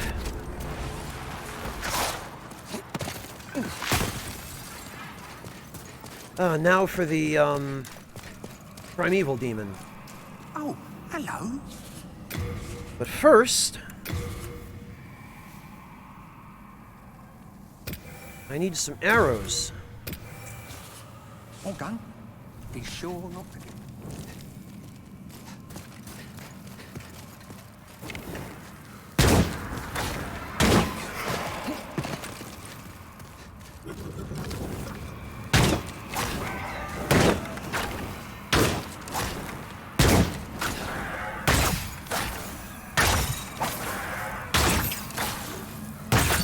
Yeah, the Reapers are very resistant to magic, so fire is the most effective on them. But for everything else... Oh, all done. Be sure not to get yourself...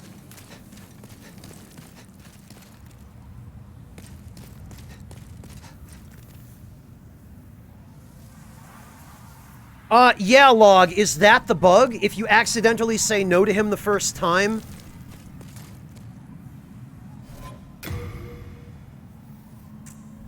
Does that cause you to not get the Makoto?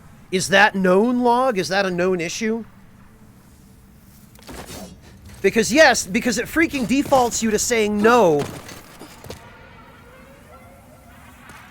Oh, no, Log, I said no the first time and yes the second time. But I don't still have it. He still took it. You can see it's not in my inventory.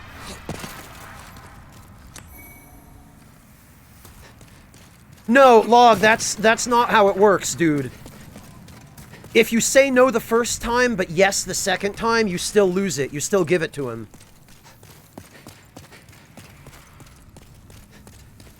So he still took it. But what you just mentioned, that maybe saying no the first time causes a bug where you don't get it back, that is entirely possible.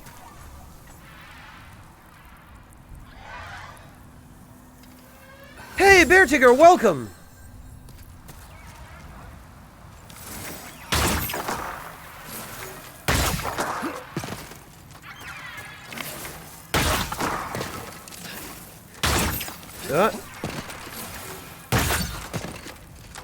Goodness sake.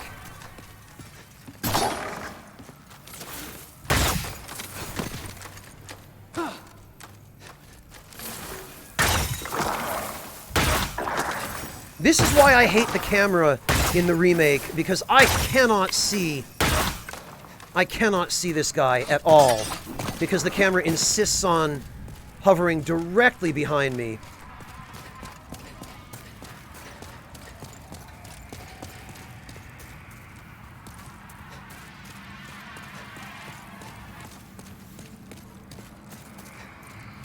Alright, let's see. Can he figure out his way around the altar? No, he can't.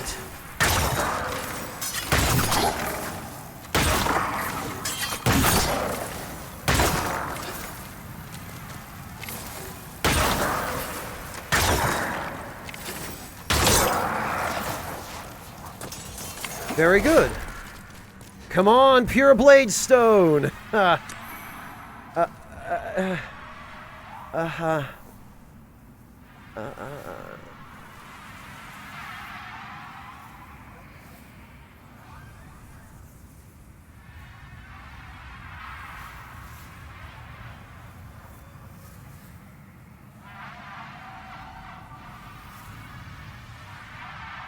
Well, that's it. Thank you all for coming to join me today for some more Demon Souls. I really appreciate everybody's support. Have a good night, everyone. Take care of yourselves. I'll catch you all tomorrow.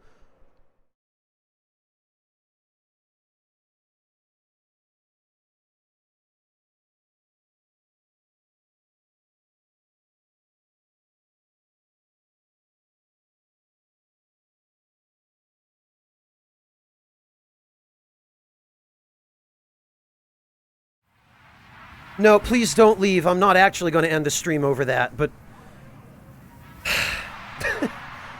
My God.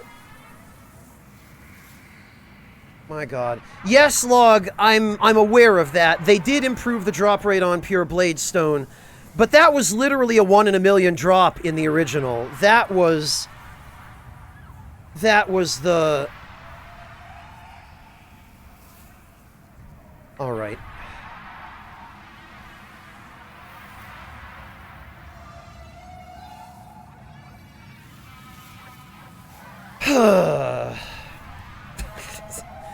Well, that was something. I don't even know what to call that.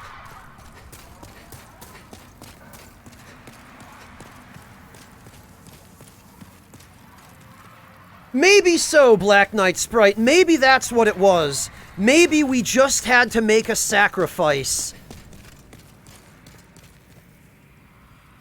Yeah, Venetia, that's the way it used to be in the original. And even though they supposedly increased the drop rate in the remake...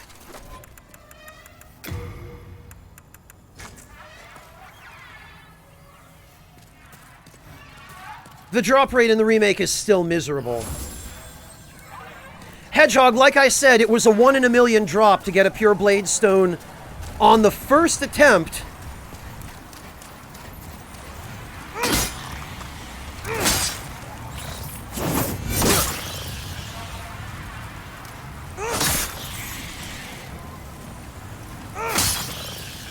Although, of course, when you don't actually need it, you always have a higher chance of getting... Oh, look! Another Pure Moonshade Stone.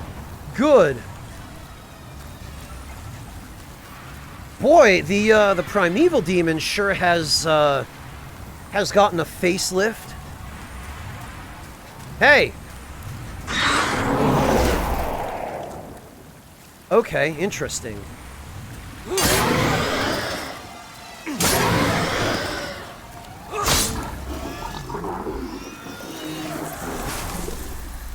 Alright. There's another colorless demon soul.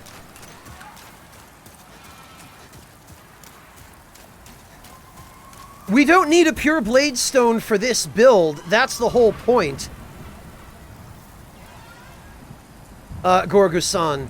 Pure Blade Stone is an incredibly rare drop, but for a regen build, it's useless. Because it's the final tier of upgrade material for dexterity builds.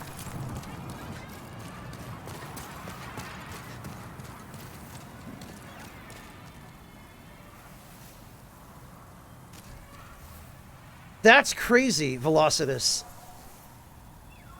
Oh, Hedgehog, I didn't want anything from the Black Skeleton. I was joking about the Pure Blade Stone. Again, I don't need it for this build, but that's one of the enemies that drop it. And the meme is you'll spend weeks farming for it when you want it and never get it, but the minute you don't need it, you'll get it on the first drop. And What we just saw was a living example of the meme. Well, Shirosuke, I'm going to duplicate it is what I'm going to do. Actually, it bears mentioning, look at the world tendency in the Shrine of Storms right now. It's at pure black. If you kill the primeval demon and the named Black Phantom in an area during the same visit to that area, that will usually bring your world tendency in that area back up to pure white. Or to the stage below pure white. Yeah, I think that's pure white, isn't it?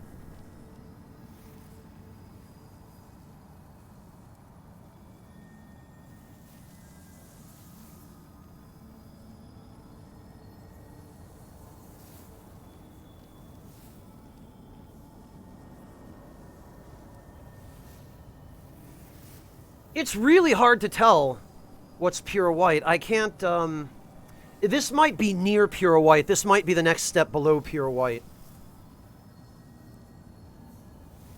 Because there are basically 3 stages of white world tendency.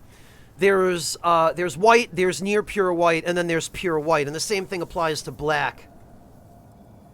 Pure white has gold particles. I have to look really closely at this, but I guess I don't see any gold particles, so... Yeah, it might be near pure black.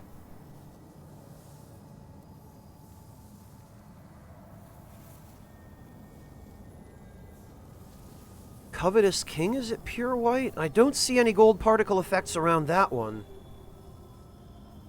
Very noticeable gold particles, Zora dude? Okay, I guess neither of them are then. Well, Hedgehog, technically, the system that the game uses to track world tendency on the back end, which is not player-facing, is numerical. Neutral world tendency starts at a value of 0, and then it goes all the way up to 180 for pure white and minus 180 for pure black. So... it's even more complicated than the game ever actually shows you in a transparent way.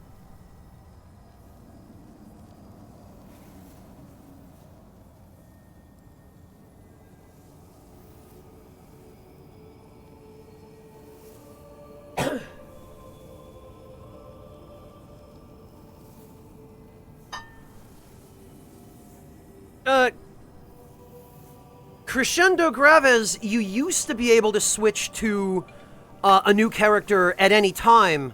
You could just go to load and then load that character no matter where you were in the game. As far as I can tell, that is not still the case.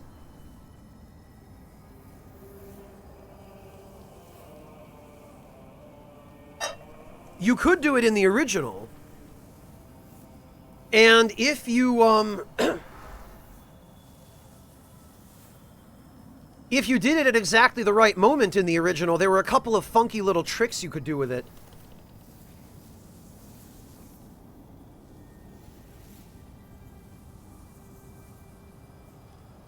Such as this.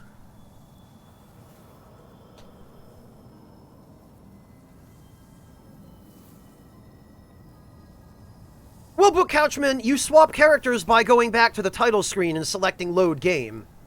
You just don't seem to, as far as I can tell anyway, and I might have missed the ability to do it, but from what I've seen, you can no longer swap characters while you have one actually loaded.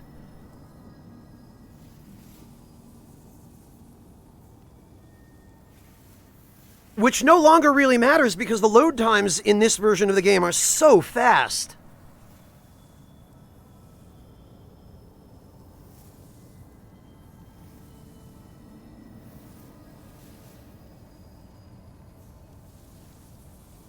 Yeah, in the original, you used to actually be able to transfer a revival from a co-op session or from beating a boss, or even from an invasion for that matter, to another character by loading the other character at exactly the right moment.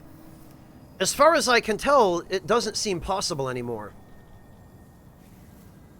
Not items, Log. Not items. Only the revival effect from beating a boss or defeating an invader in co-op.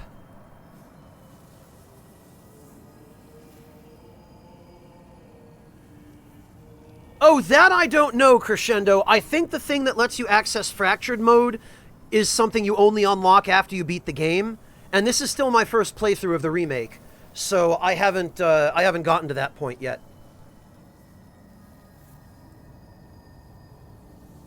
Because I think that's the statue, isn't it? It's this. Oh, wait, no, okay, I guess I can. Maybe it's you have to just defeat an archdemon. Give an offering of 25,000 souls. Alright. So, I guess I'll be back when I have 25,000 souls.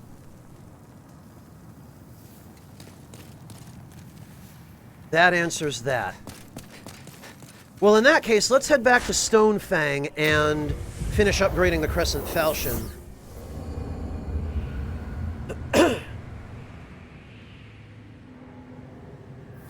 Oh, I'm not worried about farming souls, Jerusik. I'll get them.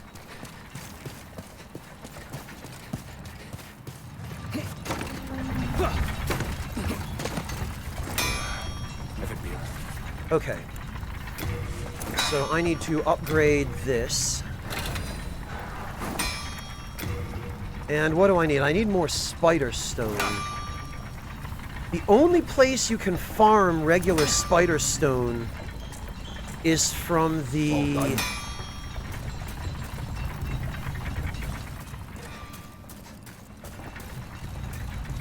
scale miners. All done. And actually,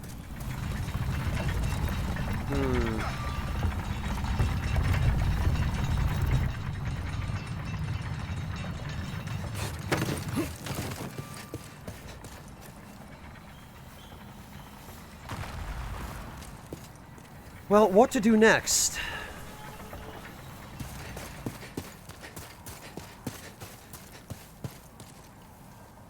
Ow, my eyes.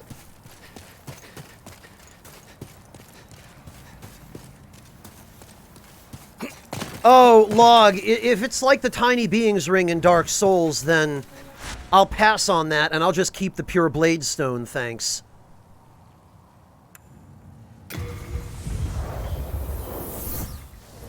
Jerusik, it's just gonna be a regeneration build.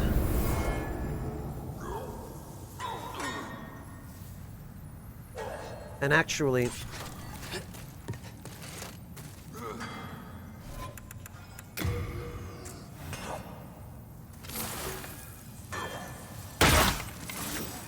come on. There we go.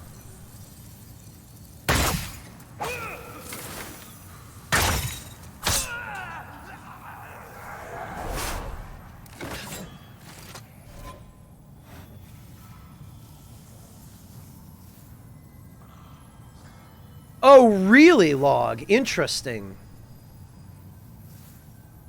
You can just equip it and unequip it to gain free HP? Huh. Man, they really left some wonky bugs in this, this version of the game, didn't they?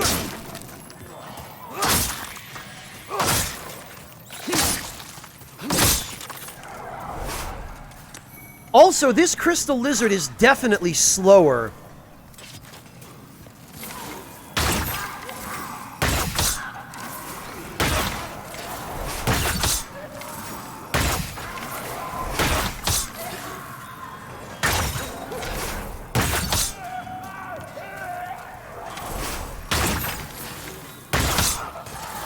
He used to just zip right off, and it was very difficult to stop him. Okay, there's some spider stone. There's a bunch of other stuff.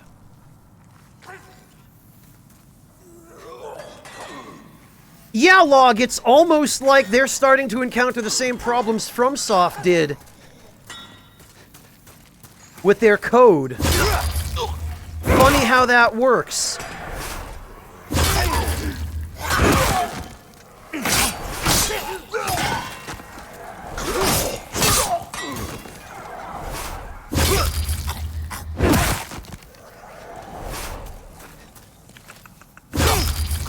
Well, Velocitus, you say that, but people used to have, especially people who weren't familiar with the game, used to have some fairly serious trouble keeping enough healing grass on hand after 1-1. Alright, so let's see if the way down is still the same. Because it used to be... There were a couple of ways down, actually, but it used to be that, well, this is the easiest way. There are a couple of items, if you go that way, that in my opinion aren't really worth it. But what you can do is you head down here.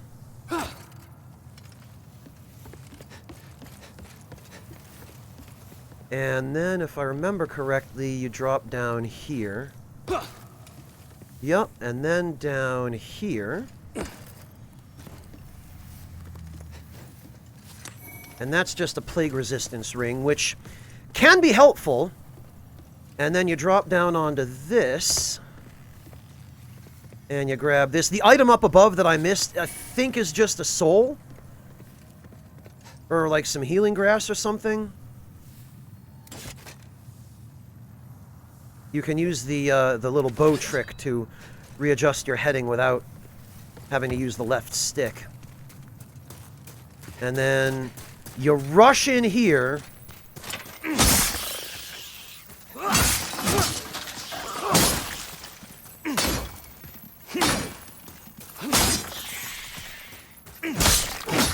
And then you switch back and forth between these guys so that they don't get away. Although this was much more difficult in the original. In the original, they would run away faster, and they would also disappear more quickly. Oh, Log, the bow trick is, if you have a bow, and you're facing in a direction you don't want to face, you aim the camera the direction you want to face, and then tap L2, and your character will rotate in place, so that you don't have to mess around with using the left stick to try to rotate.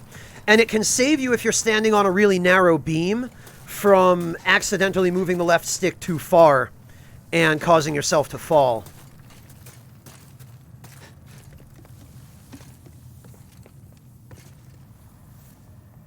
Yeah, Velocitus, and considering how bad the game always was at explaining to you how world tendency worked and why it was important to not die in body form.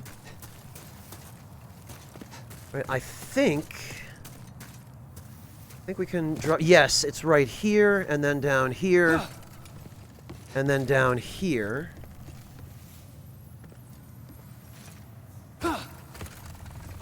And then over here. Then over here. That's still the same. Great. I'm glad. I'm glad they didn't do anything about that. Yeah, Karyotic, you can use it in the execution area in 1-1. You can absolutely do that.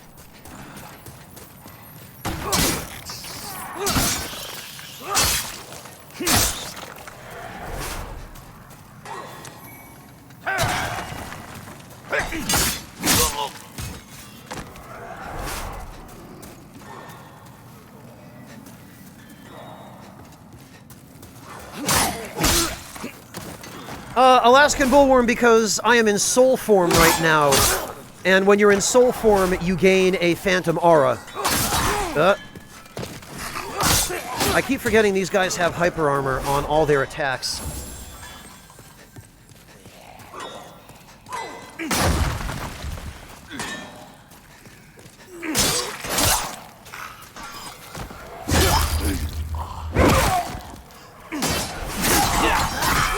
Blast it!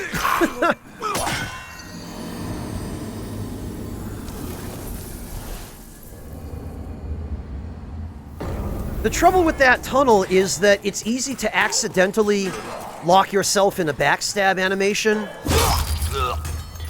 when you're just trying to do normal swings. And if that happens, especially because the backstab animations are so much longer in the remake, you can get locked into an animation for long enough that when you come out of it, you're in the middle of an enemy's attack.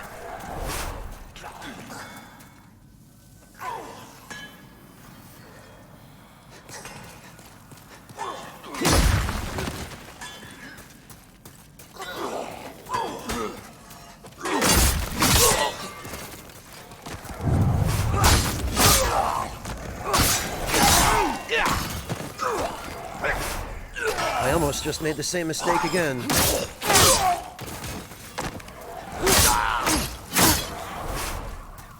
Of course, what I really need here is some spider stone.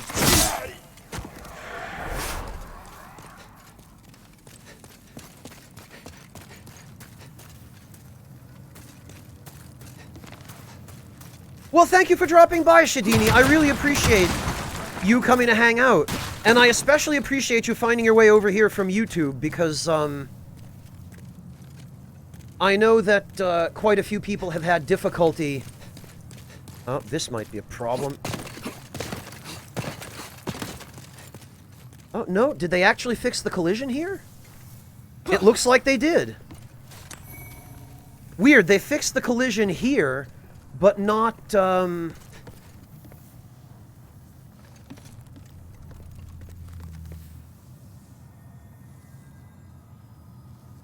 in any of the other spots where it was wonky.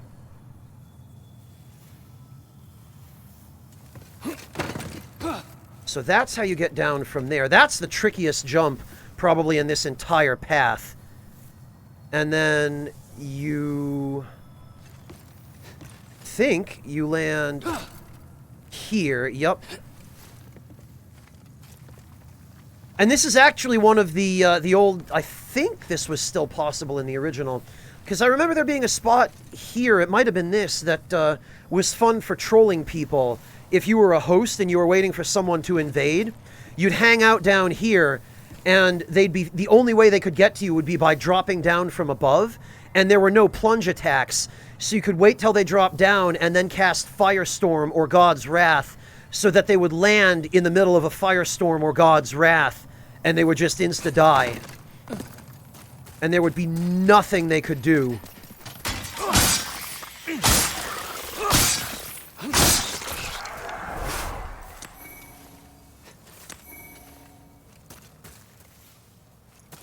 Ah, congrats, Red! That's awesome! I'm so glad you got your CDL!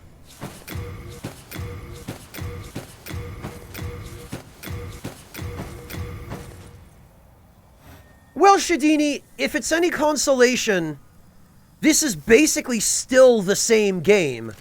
They've added a couple of things, and it looks prettier, but it really is still very much the same game, right down to the jank, which...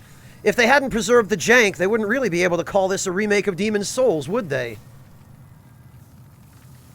So don't feel badly about it, Shadini. I'm glad to have you. You're always welcome here. I'm especially happy to have someone from YouTube find their way over to Twitch. So...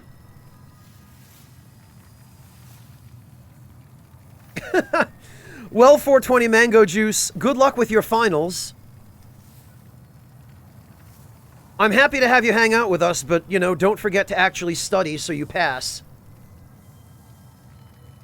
Jeruzic, that's probably the single best quality of life change that they made in the remake, is being able to send stuff back to the Nexus if you can't carry it.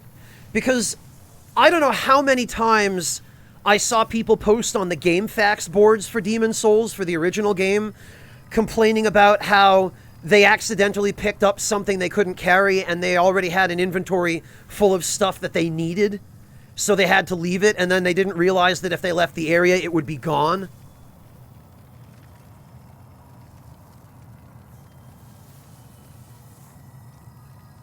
And, to be fair, if it's your first time playing the game does nothing to warn you that that's going to happen. It just lets you learn the hard way.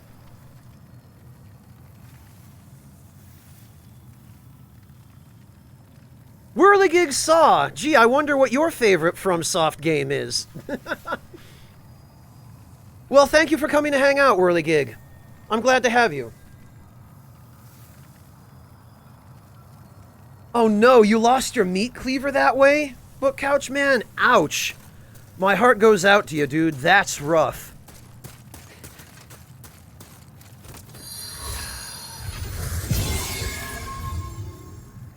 Log, don't do that. Don't give people hope.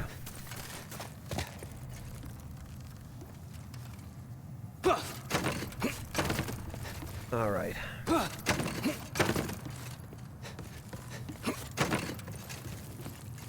Now, if I remember correctly, rather than trying to roll for that ledge, because this crap on the wall pushes you away, you're supposed to... Yeah, there you go. You're supposed to roll into the obstructions. Did he see me? No, he didn't. Okay. So, what I want to do first is I want to get that Dragon Longsword. And now that I have a +5 Crescent Falchion, I should be able to deal with the bear bugs down here without too much difficulty.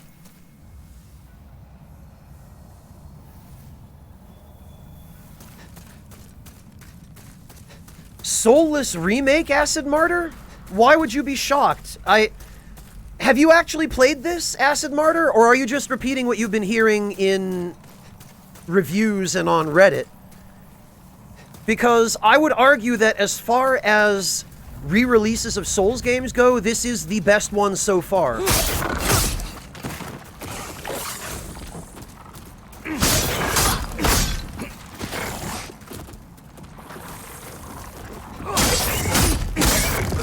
Not specifically Jerusik, but if you're curious, I honestly don't have a problem with the reorchestrations of the soundtrack.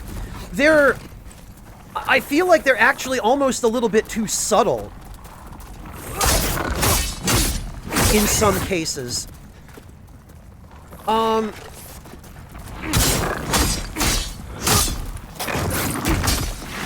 But in terms of the actual instrumentation and orchestration and all of that, I have no problem with them. I think they're all right.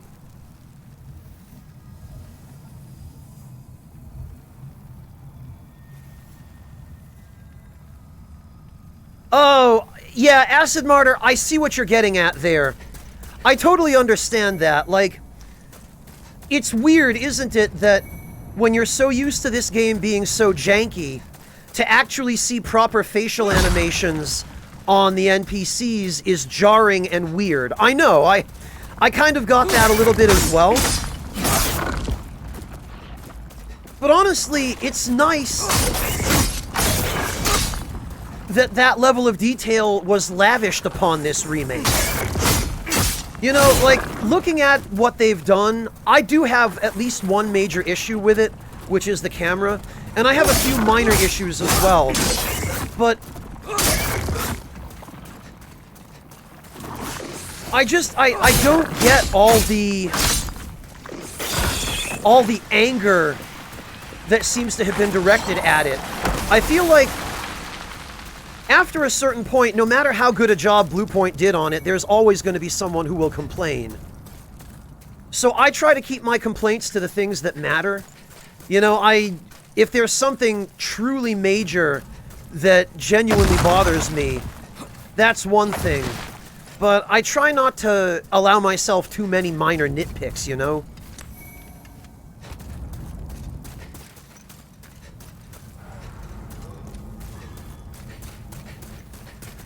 Alright, now...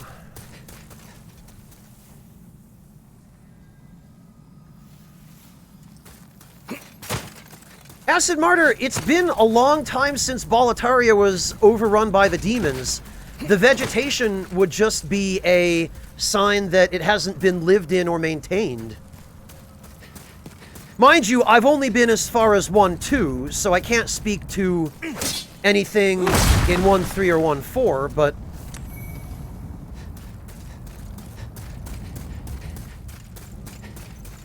But the presence of extra vegetation in Boletaria does make sense from the point of view that nobody's been, you know, nobody's lived there for a while.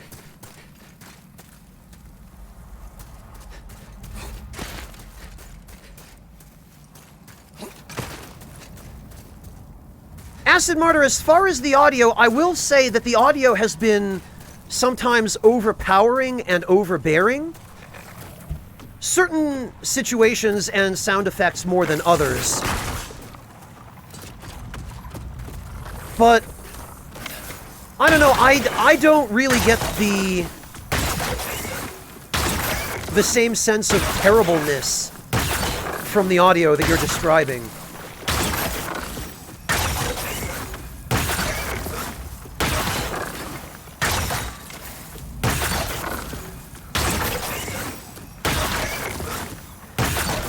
Yeah, Nix, the option would have been nice. Maybe the option to switch between the original voice acting and the current would have been nice as well.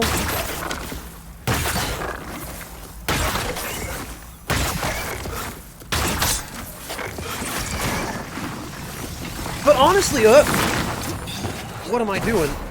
I forgot for a moment that they explode. I was gonna say, honestly, oh, and that's a nice little touch that they actually... They blow up into pieces when they die. I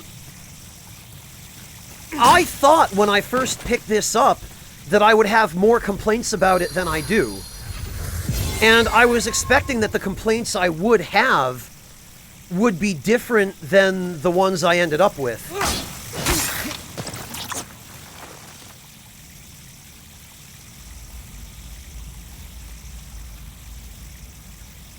Oh, that's what you mean, Acid Martyr? I see. Well, Acid Martyr, I will say, I have noticed a little bit of a pattern of that kind of thing. Ah, damn it, I didn't mean to... Phew, that was close. Definitely did not mean to roll forward. What I've noticed, Acid Martyr, is that it seems to me that a great deal of love and care has been poured into certain elements of the game, like the visuals and the attack animations. Yet, at the same time, and I said this yesterday as well, it looks as though the UI, especially the HUD, was made in maybe half an hour in Microsoft Paint by a 5th grader. Like, the HUD just looks incredibly lazy and low effort.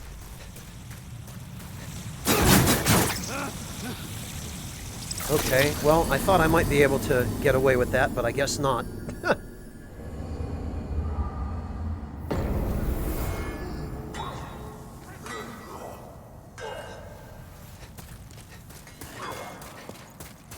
Jeruzic, I feel like it clashes too much with the rest of the game. Even the original HUD had more character and personality. You know, the minimalism just doesn't work. The original HUD was easier to look at. Okay, well, I totally overshot that.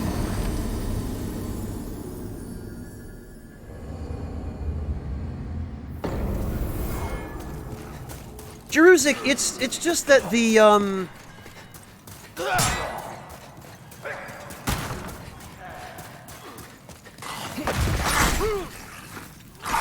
yeah, Acid Martyr, but that's probably just largely xenophobia.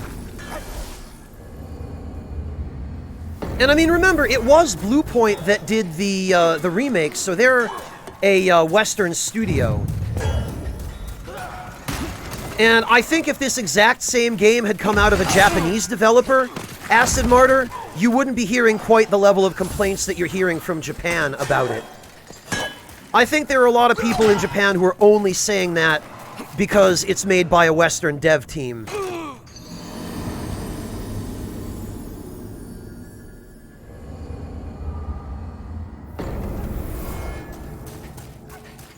Not really 108.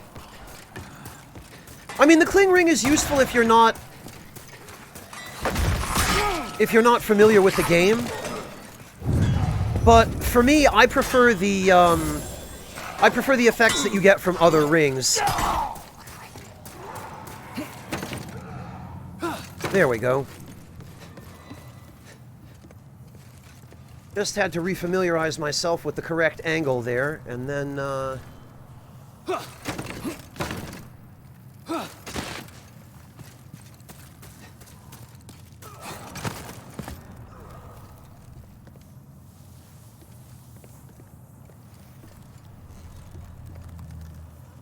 Well, Acid Martyr, it seems like there are some grievances that are related to just the design choices that were made, and those I get.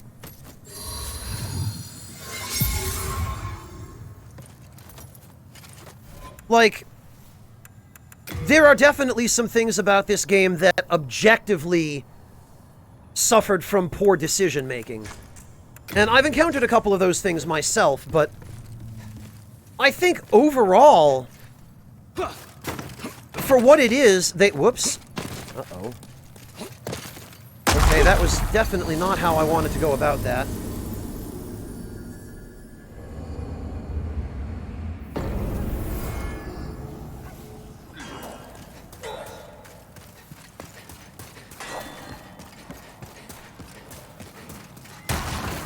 Well, Log, that one definitely lands...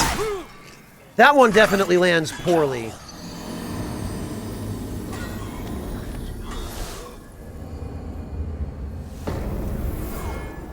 Well, Venetia, only when it affects them. But that's any country, right?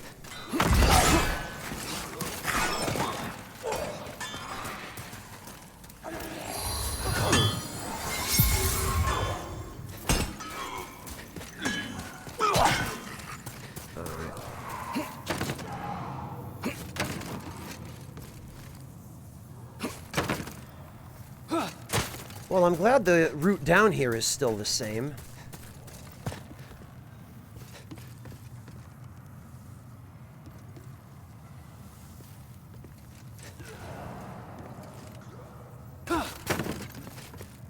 Oh, right, this side.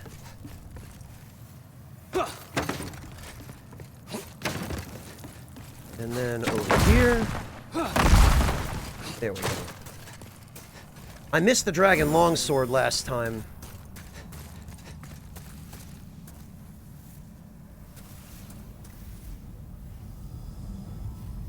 Well, Arkheimer, that's kind of the thing, is I understand and can accept criticisms that are based directly on something in the game that's problematic, right? That I have no issue with, even if I don't share those same criticisms. What's important, though, is that the criticisms be based on something that's actually rational and reasonable, right? And if the criticism is over nothing more than the fact that the game was made by a Western developer rather than an Eastern developer, well, that, to me, that's silly, and that's not really a reasonable grounds for criticism. If what those people are trying to say is that they have complaints about certain design philosophies that are common in Western games, that's one thing, but to say that this game is worse because it was made by somebody from Europe or North America rather than somebody from Japan is ridiculous.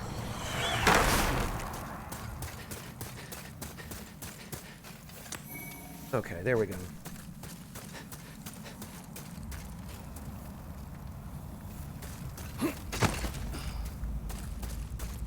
Yeah, Book, there certainly are quite a few of those people, although I think in Satsuki's case, it is a little bit weird, and even to me, it did land in a weird way.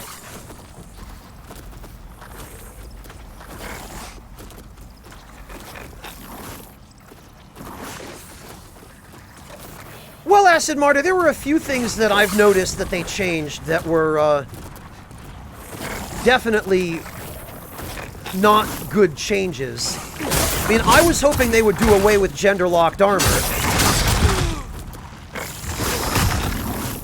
And they did away with some, but not all, which to me begs the question, why not just get rid of gender locking? Why not just let everyone wear any piece of attire? Because there was already a small enough selection of different armor sets in Demon's Souls to begin with. I mean, even if they're going to add more, why not enable everybody to use them? Hello, some guy. Welcome.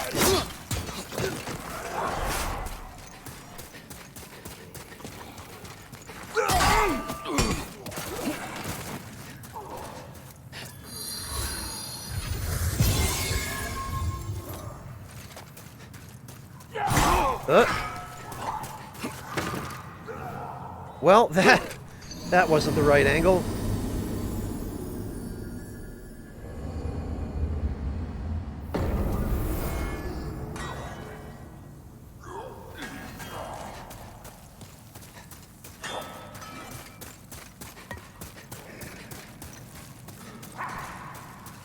Well, that's one way to put it, some guy from the console, but personally, I feel like it's way too minimalistic. I'm not saying it should be embellished with lots of useless elements, but it just looks like it had really little effort put into it. Like, it looks like somebody slapped it together in a few minutes.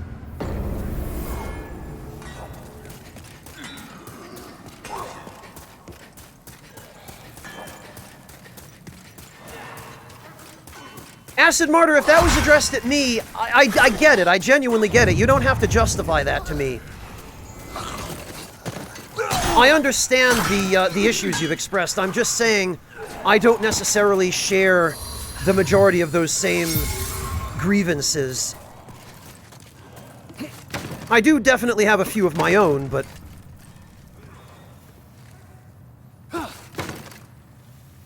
just not the majority of those. Oh, okay, Acid Martyr, I see.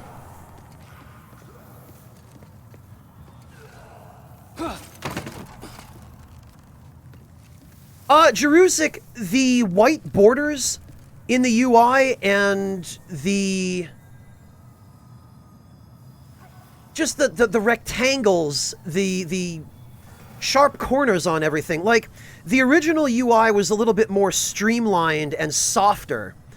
The stark white outlines on everything are distracting, and they really clash with the aesthetic of everything else. Whereas the original UI used kind of more muted colors, and it used rounder edges, so it looked a little bit smoother and more streamlined. And it was less distracting. Crescendo, my only major issue with the remake that I've noticed so far, and mind you, I'm only 2 streams in, is the camera. And my problem with the camera is that the lock-on behavior forces the camera directly behind your character, which obstructs your view of the enemy, and thereby makes it really difficult for you to see what the enemy is doing, and so makes it difficult for you to respond to the enemy's actions.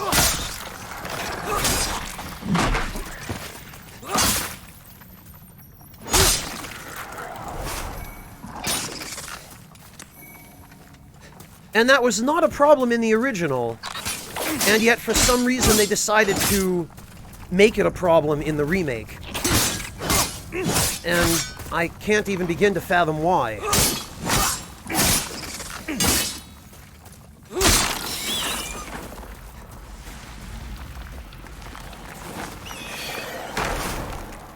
Also, it seems like the explosions on these bear bugs are quite a bit smaller than they were in the original.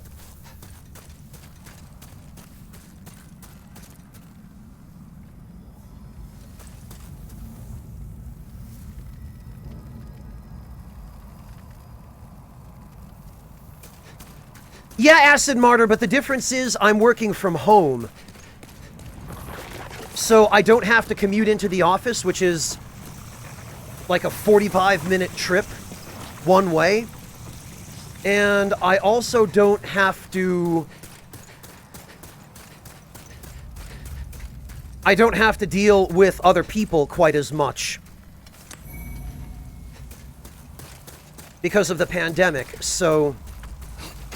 Also, the pandemic hasn't really changed the volume or the nature of my actual responsibilities. Burn over boots? Armband? What the? Okay, that stuff is definitely new.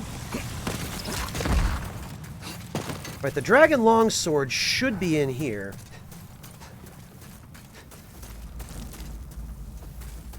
Oh, yeah, Acid Martyr, working from home is one of the best things that you could possibly hope for during a worldwide pandemic. Oh, Borrower. Okay. Yes, indeed, it does say Borrower. Yeah, that is definitely new.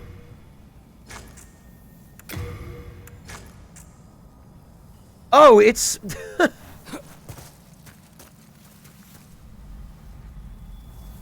It's blacksmith's equipment, is what it is. That's interesting. Armor of the Borrowers, ancient ancestors of the excavators. In their chronicles, the Borrowers unearthed the remains of many dragon bones. In awe, they constructed a temple to worship and imprison what they believed to be a dragon god. Boosts high fire defense. Okay, well, the game did need a set of equipment that could do this that didn't weigh 3 metric tons, because in the original, the only set of armor that really gave you any fire resistance was the brushwood set.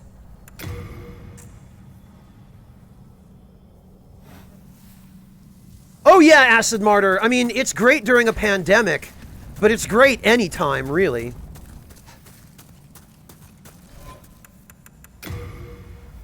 No, Alpha Troy, apparently not.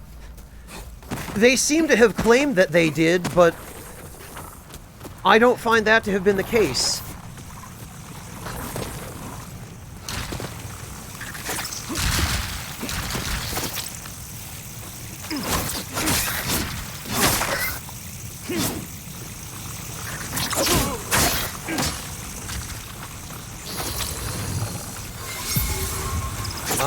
That's trouble.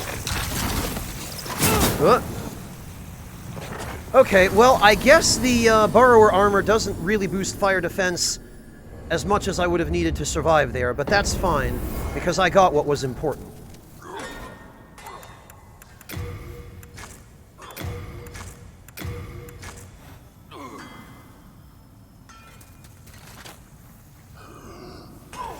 No, Jerusik!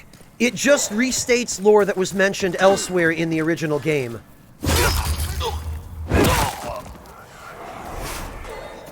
Because you learn about the Borrowers and the Dragon God and the Ancient Temple from Skirver.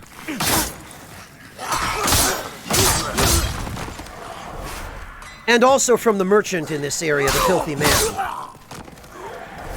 So the description of the Borrower armor basically just restates the stuff that's already described elsewhere.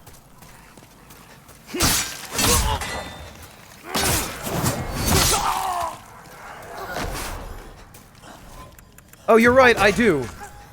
Thank you, Hedgehog. Because the plate stuff gives you more defense.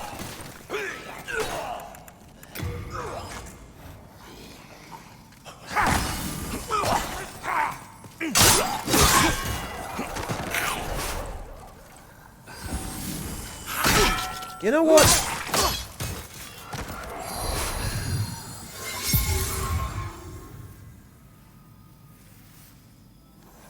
Yeah, Crescendo, they don't seem to have. Everything that I've seen that's new, every new piece of equipment or item, seems to just reflect lore that exists already from other sources.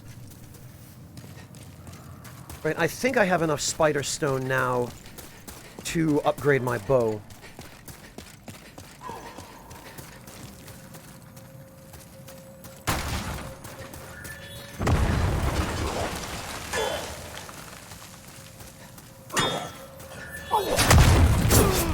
What? What just... Really? They can hit you from that far away? I don't remember them having quite that large a radius.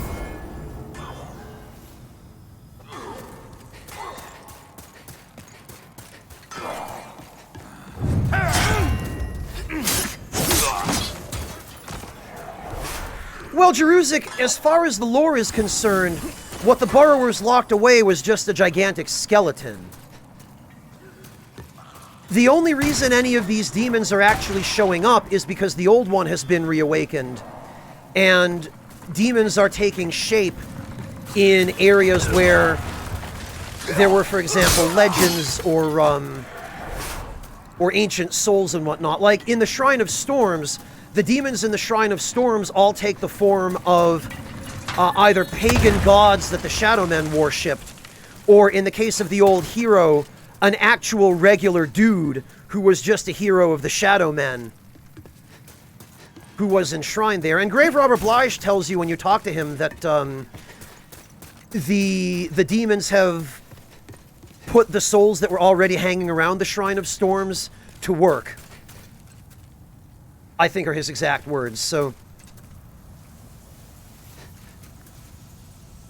the implication seems to be that the demons that are actually materializing and coming to life are based on legends or ancestral spirits or other things that have a connection to the area where those demons are showing up. Or in some cases, there are just regular humans who are becoming demons. The old hero, Maiden Astraea, the old monk in Latria, King Alant, and potentially also the player, depending on which ending you get.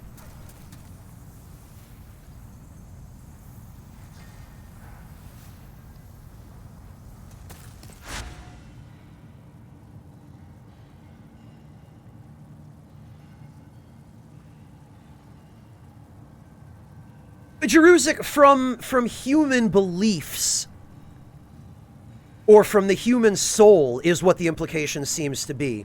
Because the Burrowers believed in the dragon god, they unearthed all those ancient dragon bones, and so they built a temple honoring what they thought was a dragon god, thinking that, yeah, we'll seal it away in case it ever comes back. And then the old one shows up, because King Alant reawakens it, and suddenly, because the old one is the source of magic, and the old one creates all these demons to gather souls for it, suddenly demons start materializing based on the ancient legends of all the different lands.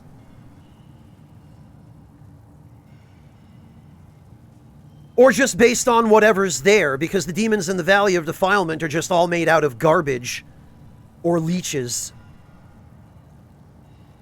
Yeah, Log Frake has some dialogue about humans becoming demons where he eventually reaches the point where he views turning into a demon as a transcension of humanity.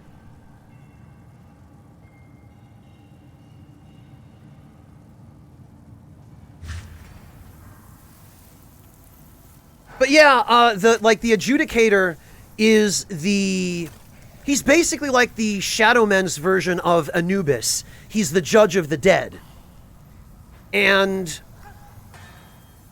there's actually, we can even, let's see if, because this was the case in the original, let's see if it's still the case in the remake.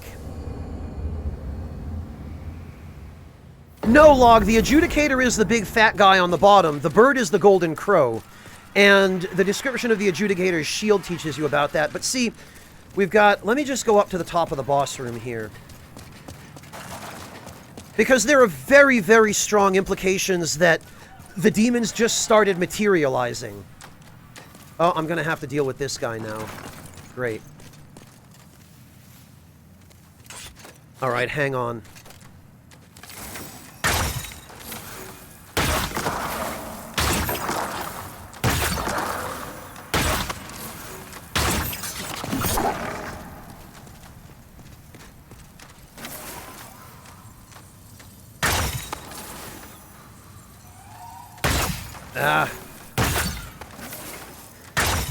That, I guess, they haven't fixed. They haven't fixed tracking on the player character's projectiles from the bow.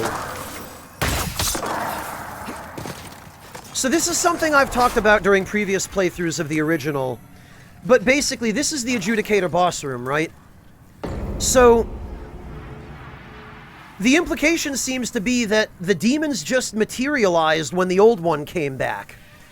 And if we look at it from that point of view, this gigantic hole in the Adjudicator boss room makes sense, because the Adjudicator would have materialized in this room, and his big fat ass fell straight through the floor, landed on his own cleaver, which is why there's a pool of blood, and the cleaver in his left hand is broken off in his own gut. And that's how he ended up down here.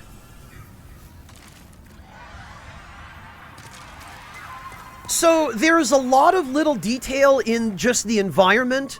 There's a lot of contextual storytelling that the game does, where they don't even give you any text. They don't give you anything that concretely tells you what happened, but they give you an environment with a lot of conspicuous details that tell a story, and by observing the environment, as well as sometimes even the boss that you find in that environment, you can kind of you can glean some information just from what you see around you without even being given any additional text. Yeah, Voidwalker, I think it's hilarious. But stuff like that, and this is the kind of storytelling that the later games did less and less of. Yeah, Anthropos, that's exactly it. And if we go back to the Nexus and we look at the description of the Adjudicator shield...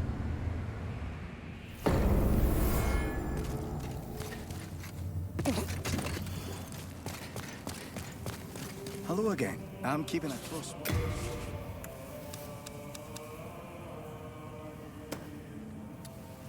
A large wooden shield depicting a scene of the dead facing judgment, painted with bright pastoral colors. An epigram written in an ancient script is carved into the back. The hero of storms shall ne'er act in cowardice, nor shall he devour a single bird of the sky. If the dead fail to please the Adjudicator's master, the Harvest Gold Crow. Okay, it used to be just called the Golden Crow. Their carcasses shall be gnawed upon until nothing but bones remain. So this is basically just the Shadow Men legend of the Adjudicator. This is what they believed.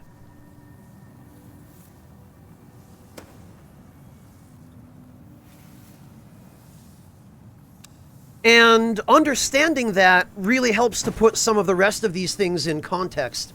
Hello, Raidner. Overall, so far so good. I have a couple of issues with it, but all but one of those issues are relatively small. Okay, that can go in because I'm not going to need it for a while.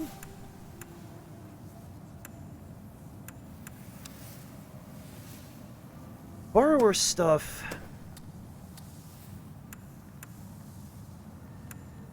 Yeah, the borrower stuff does have very good fire resistance.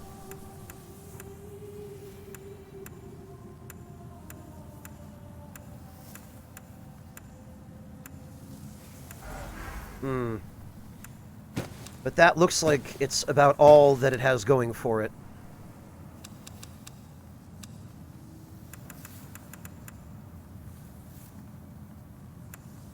Okay.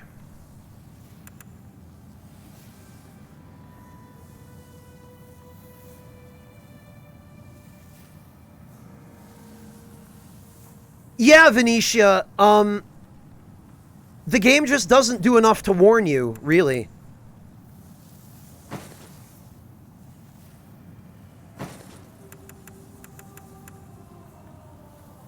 Okay, actually...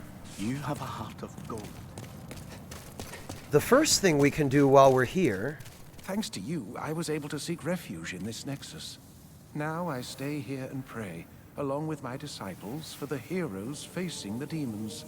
If you wish for benevolent protection in your fight against the demons, then bring me demon souls. I will cleanse them and create miracles with their power. Anthropos, the second assertion you've just made there seems to be the case. The storm beasts appear to be demons. I mean, they appear to be just basically smaller versions of the Storm King, and the Storm King is a demon. So it seems logical that the Storm Beast would be demons as well.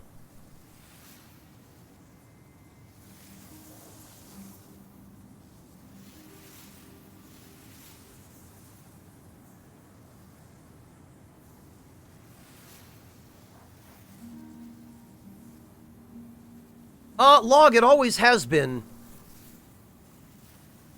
People, yeah, it looks about the same as it did in the original.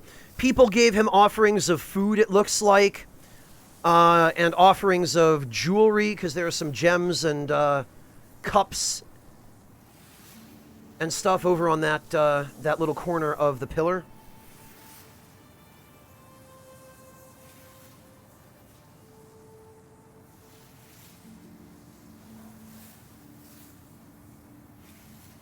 Ridner, my major issue is the camera behavior. My more minor issues are stuff like the HUD, the UI in general. The fact that the audio can be kind of, in certain places, not everywhere, but in certain places kind of overpowering. And then in other places really hard to hear.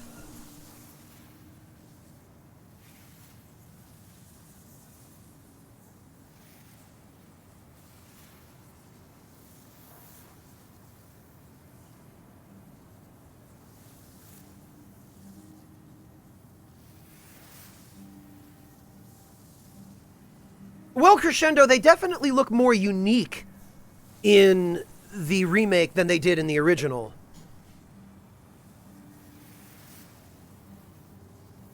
Like, their icons are more unique.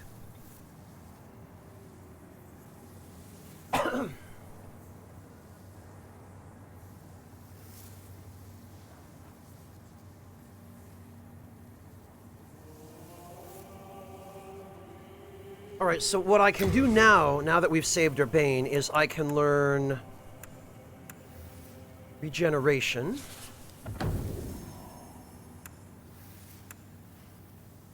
I don't think I'm going to have enough slots for second chance. But I suppose...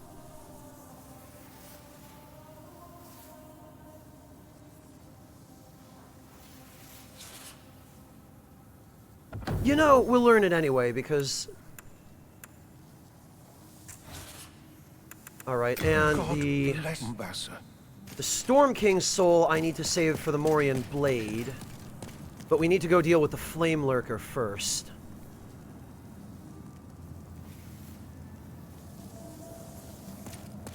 Alright, so next order of business is... Welcome back, Monotone! Hey, Sokar!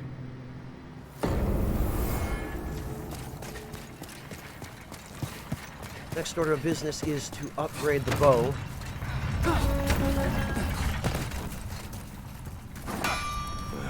If it be a...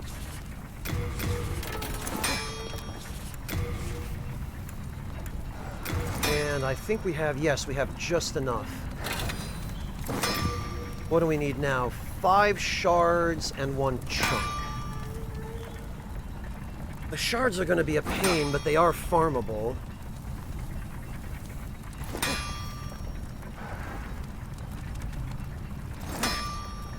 Honestly, Sokar, not bad.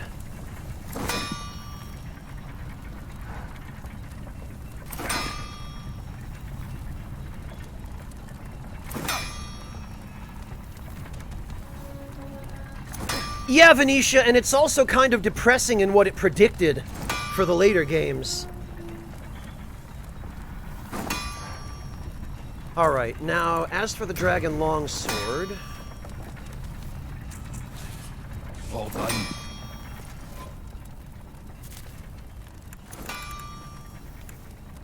Actually...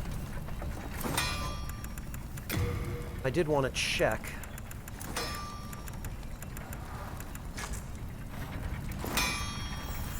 Okay, there is still an animation.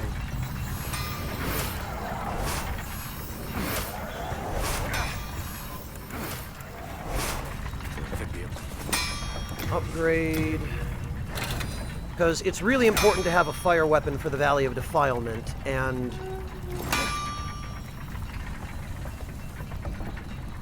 This is the easiest one.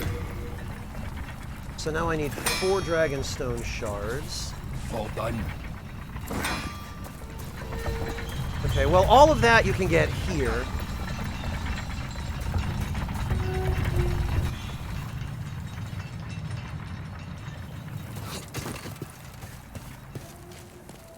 But it's probably better for me to go deal with... Yeah, you know, I should go deal with Flame Lurker and Dragon God next, because those will be the easiest, and...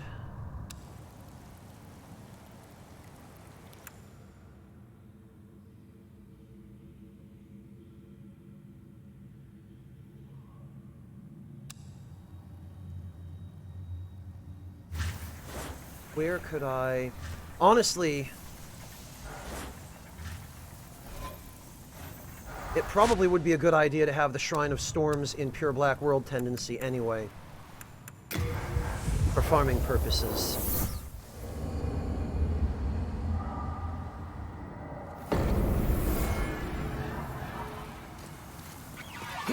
Oh, really, Kia Elf? That's unfortunate.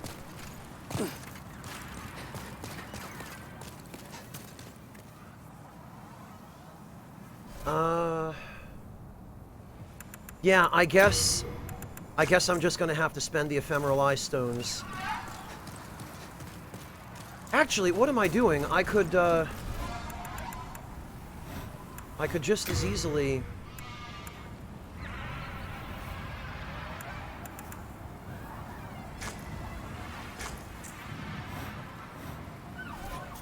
Well, I'm trying to think.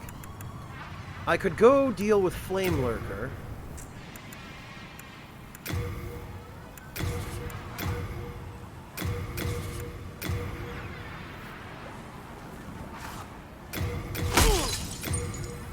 Oh, right.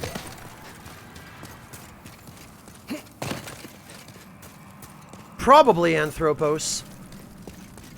Oh, hello. I'm here. Okay, Jerusik, have a good meeting. Take care. Alright,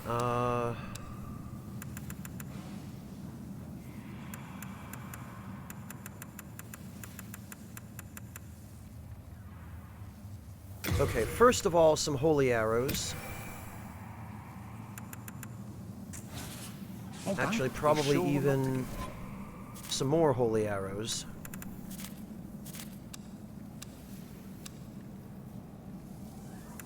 And the Storm Ruler can go in storage for the moment, that I have more room.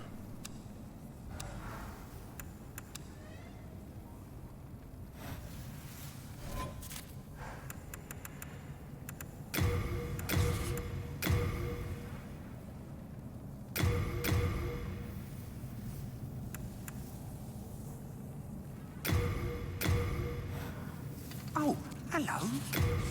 More holy arrows.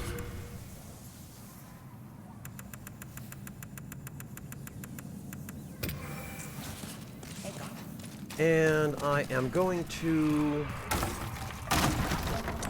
grab the kunai, because Flame Lurker can be poisoned.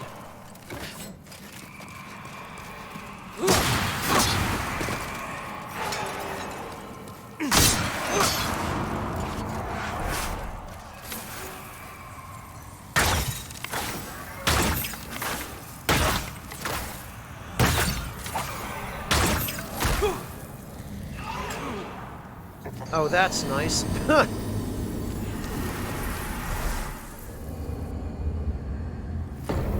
Anthropos, I'm going to be dealing with Flame Lurker next, so I won't need it. What I will need, however, is,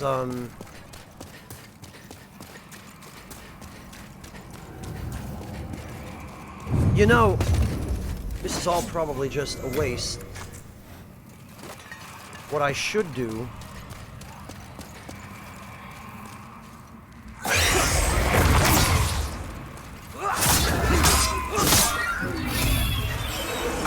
Because as strong as he is against fire, or against magic, rather, he does not like fire.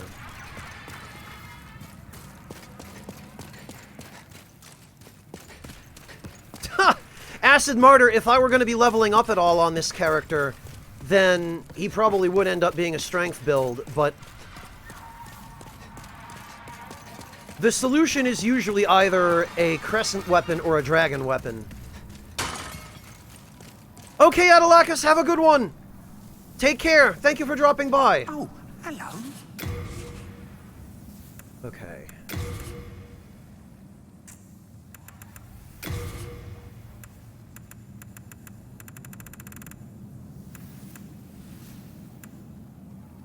$25 kunai should do. And then some holy arrows. Okay. Okay.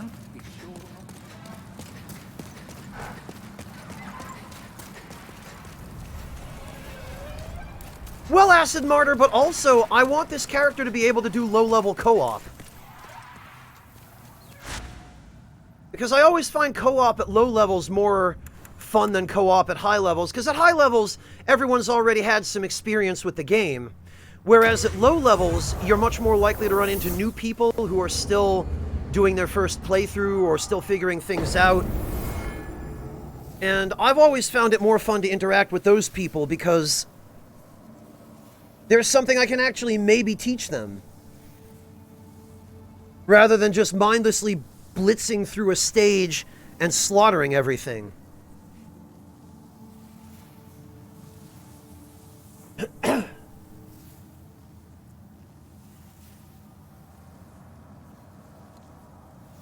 Alright, so I think we have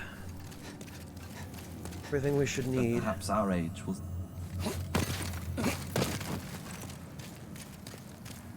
So, Flame Lurker time. Actually, I'd really like to get one more level on that bow.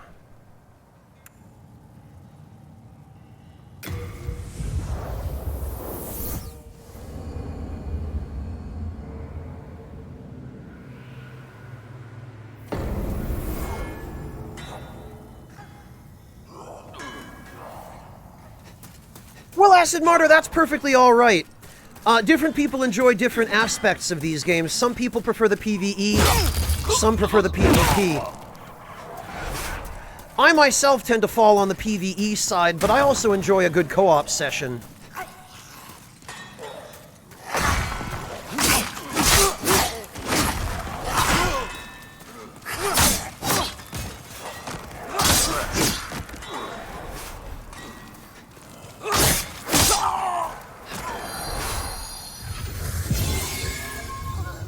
No, Log.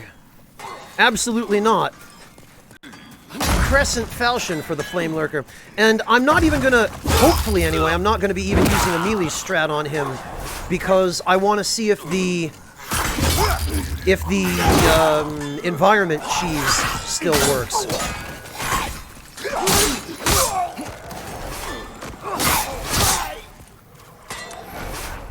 Sharpstone. Ugh.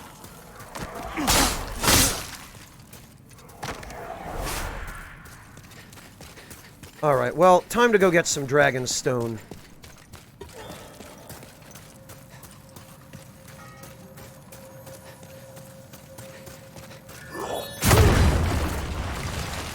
Okay, cool.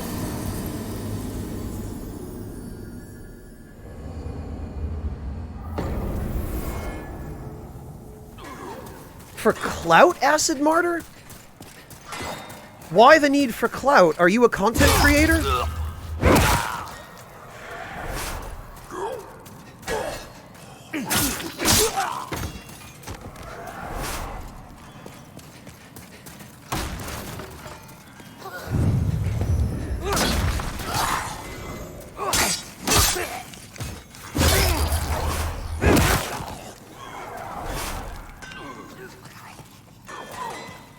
Oh, there we go. Oh, social... I gotcha, Acid. I see. Being able to tell all your friends that, yes, I've done some PvP in the Souls games.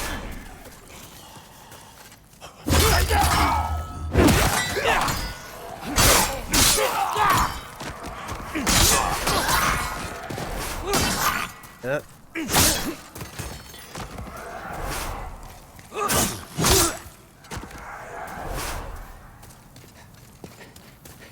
This spider stone is going to be a long time coming. Horrible Hog, they've always had that weapon. There have always been a few scale miners that had the hammer.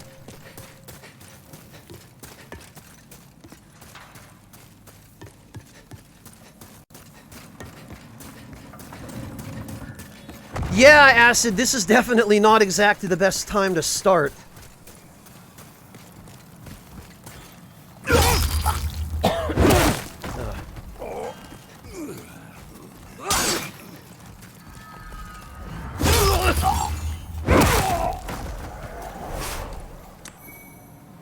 Oh, okay. Officials close. This I have to see. Does it come with the beer gut? No, it doesn't. But, boy, it's pretty stylish.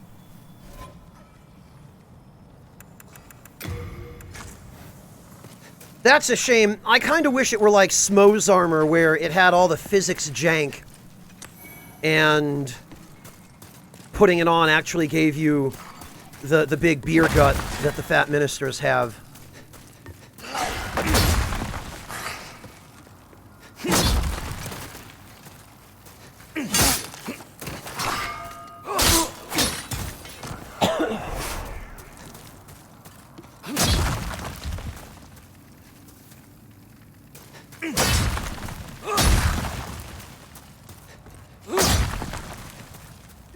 Well, Horrible Hog, you can get the gigantic cleaver that the gold skeletons in the Shrine of Storms use, but I think it might be one of the deluxe edition weapons.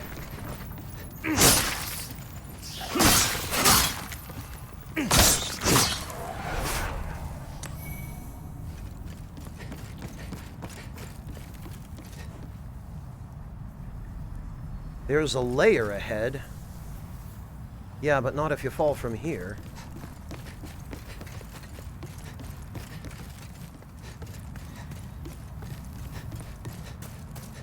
Yeah, Esperflame, that's what I've heard.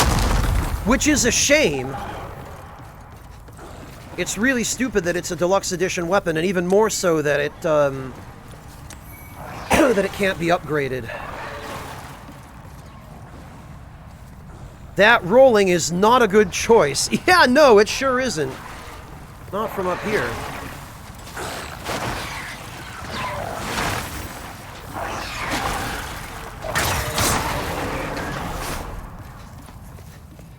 Aw, the worms no longer flop all around anymore? Boo, that sucks. I miss those jank-ass worm physics.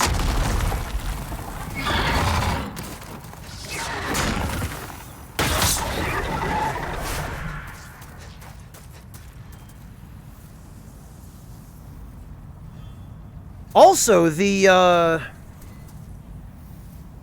background in this environment sure has expanded.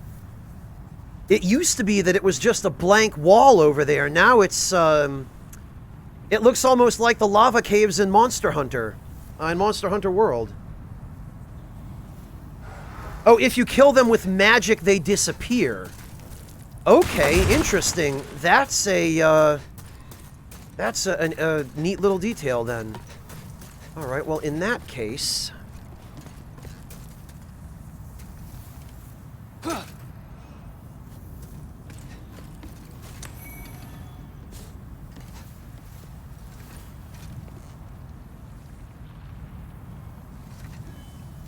okay, it's this way.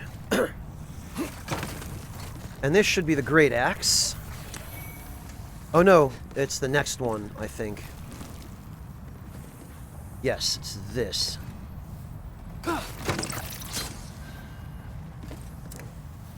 Yep, we will send that back.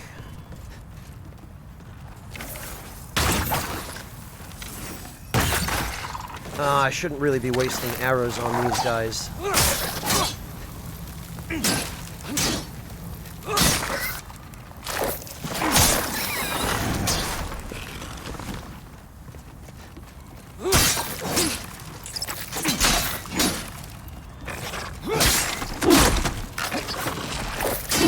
Alright. Okay, cool. No problem.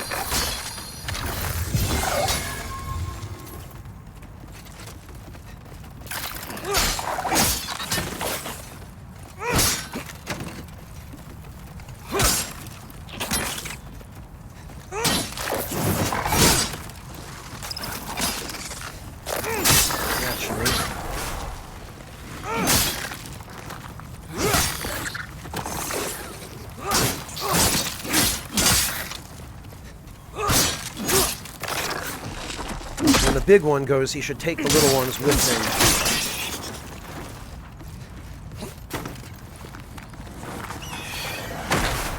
Fire in the hole. Of course he didn't.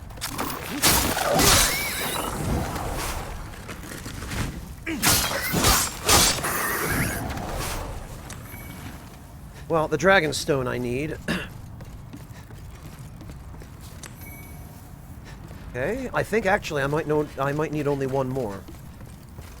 Maybe we'll get that from the big one over here near Patches.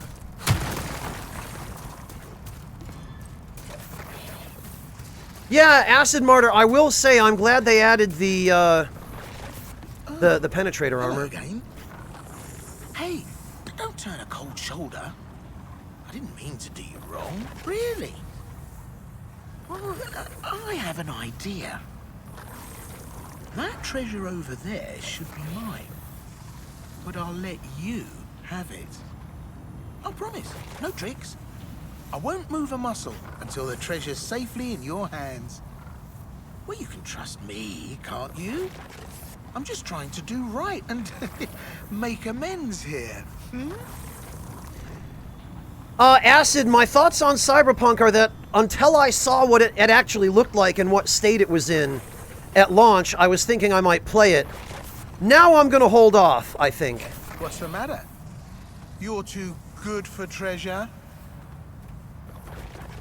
Freaking Patches, man.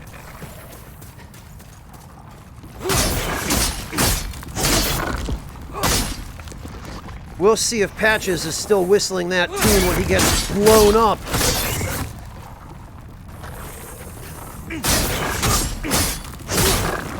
Yeah, get some rest, Whirligig. Thank you for stopping in. I'm really glad to see you. But please don't destroy your sleep schedule on my account. There's always tomorrow. Have a good one, Whirligig. Rest well. Fire in the hole. Yeah, see, Patches, if you don't do anything to move him out of the way, he will get hit by that explosion. And if you're in a late enough New Game Plus cycle, it will insta-kill him. So you have to be careful. Welcome to the prison. Huh. Yes, except there's a shield down there. I think it's a Dark Heater Shield +2.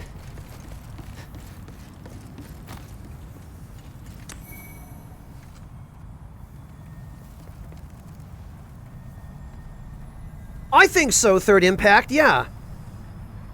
Yeah, Cables, he does deserve it. And then when you talk to him afterward, when you don't fall into the ambush, he's like, huh? What just happened? You're no joke, are you? And I love how, as he says that, his face is covered in soot, and he's got blood all over him because he just got blown up. And he's standing here looking like this, going... You're no joke, are you?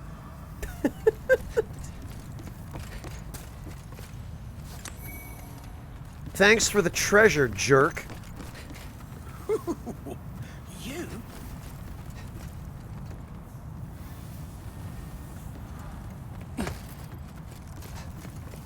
He did, Hedgehog, and he's got the Adjudicator shield, so he'll recover that health.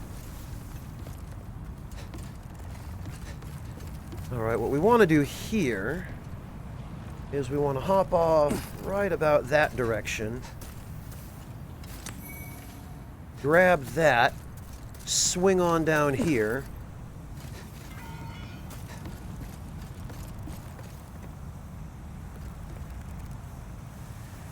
Venetia, that's a different game.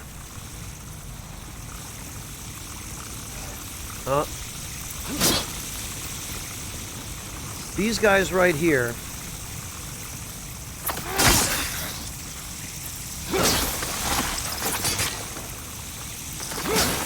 Man, if I had WOG, this would be no problem.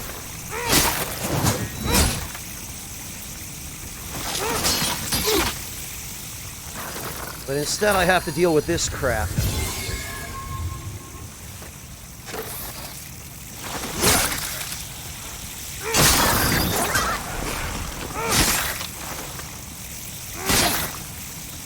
At the very least, though, it looks like they positioned the railings so that you now no longer run quite as much risk of falling off the edge.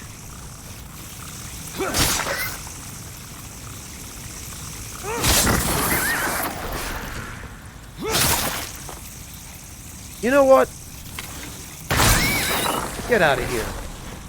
Okay, interesting. I guess they do evaporate when you kill them with magic.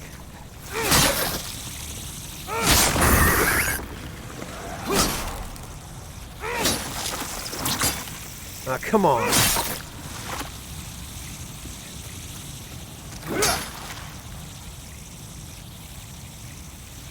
You know what? Remember me?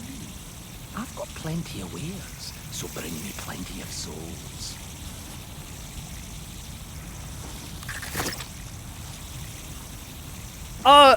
Crescendo, there's a channel update on the YouTube channel, the most recent channel update, that explains why I've moved over to Twitch. And even with that being the case, I might still upload a playthrough of this game to YouTube. I don't necessarily intend on uploading regularly there, but I might upload a playthrough of this just because so many people there haven't figured out that I'm over here now on Twitch. And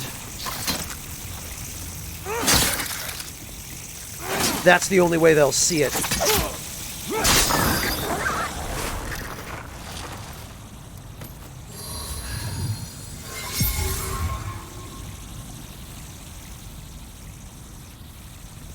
Horrible Hog, there is no B team. I really wish people would stop spreading misinformation about this. The fact of the matter is, it was 90 to 95% the same people that worked on Dark Souls 1 and 2. The only difference was the project leadership. And it was the leadership that was almost entirely responsible for the difference in quality.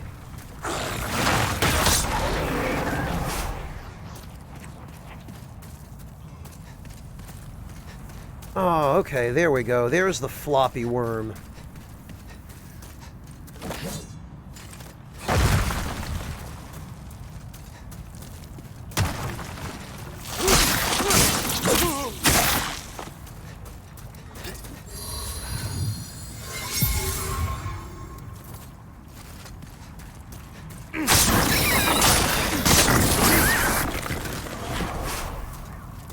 That should be enough souls for the last Dragonstone shard I need. Oh, okay, or I could just find it.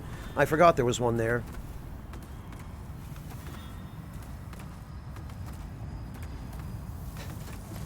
Venetia, I haven't seen that movie, so I have no idea what the context is, but...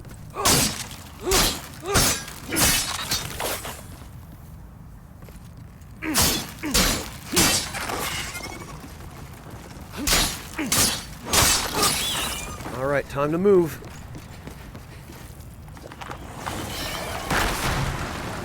There we go. And I forget what that item is.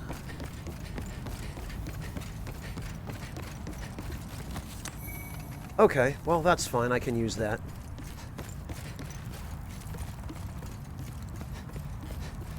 Well, no, Horrible Hog, that's just a change in a few key people at the top. The actual team is the same. Calling it a different team is just untrue.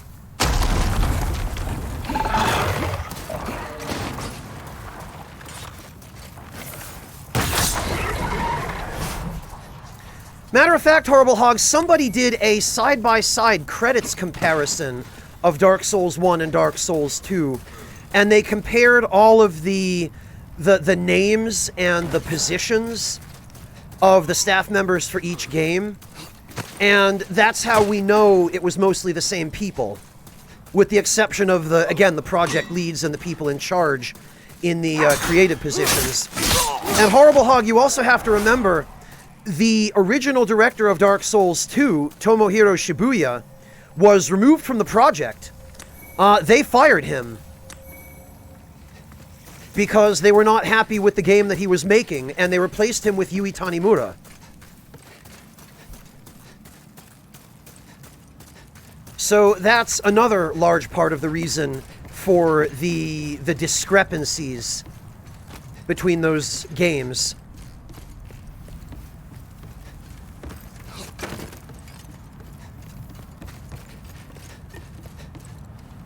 All right, through here, back down here, and we'll grab a couple more shards of Dragonstone because I would really rather not have to make 2 trips back here.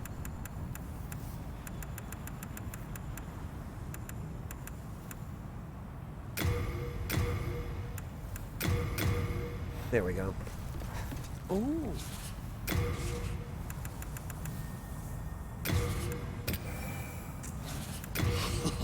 Have you heard? Deep below this mine, there's a dragon shrine filled with dragon bones. Well, according to that scurver anyway. I'm not about to go and find out. Those bear bugs scare the living daylights out of me. Oh, have you heard about Spark? Not easy to get. And I know. I'm so... Okay. Oh, my. Well, there's your lore on the dragon shrine and the dragon bones.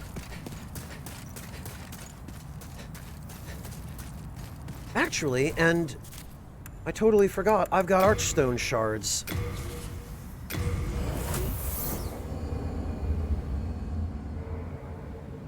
Is he Shinosuke? He doesn't sound like him. But then again, I guess that doesn't really mean much coming from me. With your souls, I can... Okay. Do come back alive. Hello. I'm keeping a close watch. All of that can go in. That, I guess, can go in. I don't know what I'm going to do with it, but... The Dragon Bone Smasher, Nyx? I mean, I'm going to need to kill all the primeval demons anyway, or... I guess I'm going to need to kill 3 of them.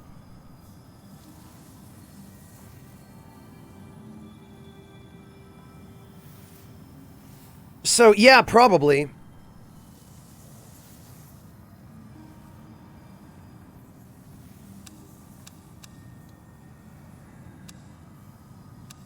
Okay, actually, now I'm morbidly curious.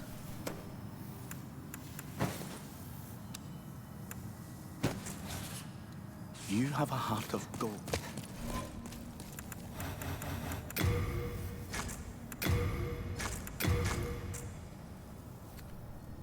Well, actually,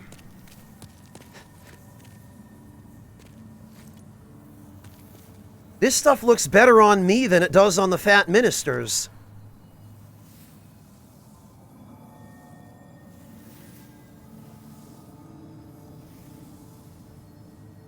Yeah, Nyx, that's the Dragon Bone Smasher.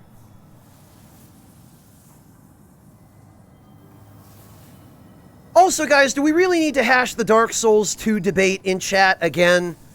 Is there really anything more that we can gain by having this discussion yet another time? People's opinions are obviously not going to change on it, so it seems like a fruitless endeavor. Wouldn't you all agree? Well, Log, yeah, I still kind of wish... I kind of wish that this had the, just the Fat Minister beer gut hanging out. It's cool the way it is. But I think it'd be funnier if it had that kind of physics jank. It says, no, you don't need to apologize. I get it. Like, I understand. It's just one of those things that it's like discussing politics with strangers. It's lose-lose, you know? Everyone already has their opinions, whether or not they've even played the game, for goodness sake, right? And, you know, no amount of debating it is going to change anybody's opinion.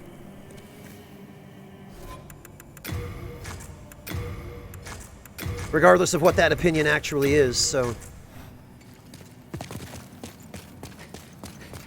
Hello, I'm keeping a close watch. Alright, what? Okay.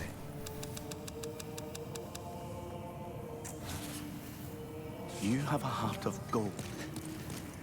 Would give Instapot a new... Yeah, I guess so. Velocitus, I guess it would. Well, Acid Marta, you'll get plenty of that just from hanging around here. You hardly need to go out of your way to start any. Just spend a few minutes here and you'll get plenty of pointless discussion. And maybe even a few ideas for recipes if that's your thing. Alright, so I need to go upgrade the Dragon Longsword one more time.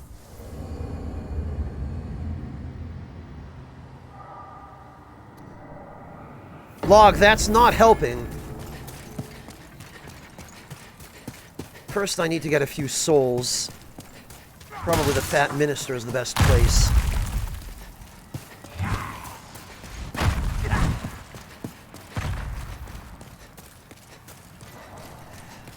Yeah, Nix, but the fact that that'll be gone is a good thing.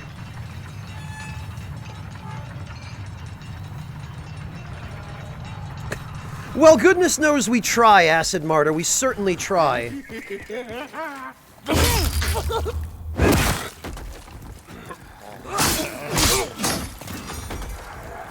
Okay, between the Fat Minister and these two guys, this ought to be enough.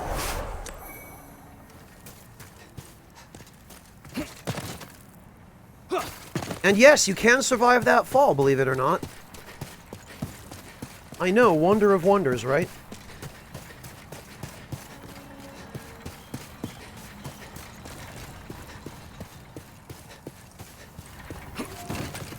That's an interesting point, No Third Impact. And yeah, you're right. There is a certain irony there. What be your need? If it be a bribe. Okay.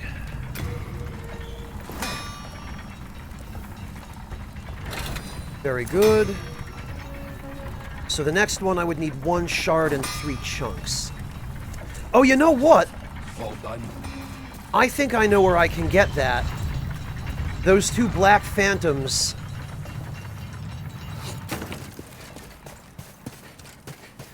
In 2-2.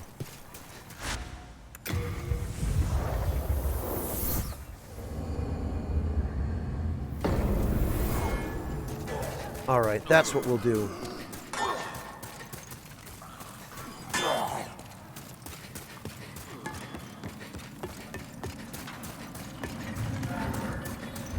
Yes, Jay Early, they did, although I believe Baldwin's voice actor is still the same. Both Ed and Baldwin used to share the same voice actor, but I think they decided that it made more sense for them to have different voice actors, and, I mean, that's true. It does. Okay, so actually, there's going to be a crystal lizard pretty much the moment I get down here, so...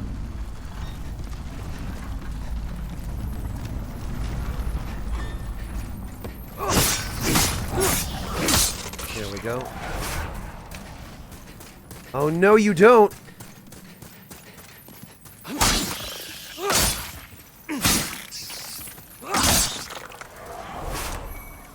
So these 2 black phantoms here, I believe at least one of them drops some Dragonstone. I think they drop a few chunks. And you can kill them by Storm Rulering them into the elevator shaft. The problem with doing that is, because they're generics,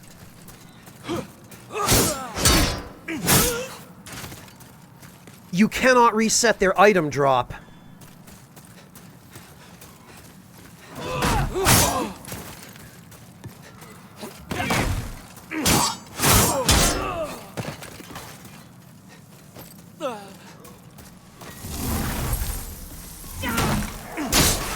So if you actually want to get what they drop, you have to kill them up here, where you can reach it. Yep, there are some Dragonstone chunks. And there are some Clearstone chunks. Very good.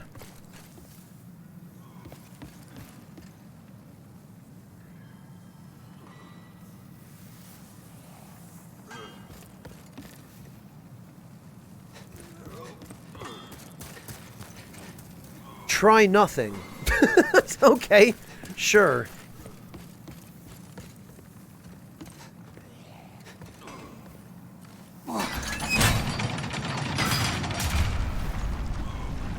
Shirosuke, the implication seems to be that those NPCs were at one point miners. And for whatever reason, they just became demons.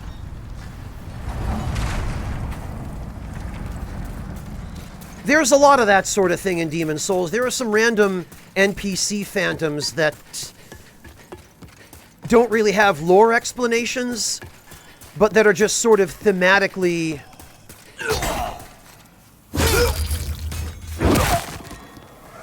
vaguely appropriate for the areas where they appear.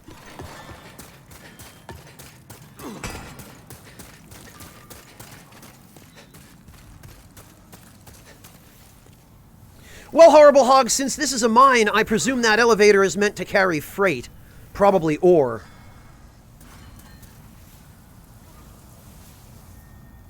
Yeah, Jay Early, I'll tell you what. The performance of the PS5 has been really impressive to me. As someone who only really had the ability to play games on PC recently in life, I grew up only ever really being able to play on consoles, and even that was a struggle sometimes, because even consoles were expensive, and still are, let's be honest.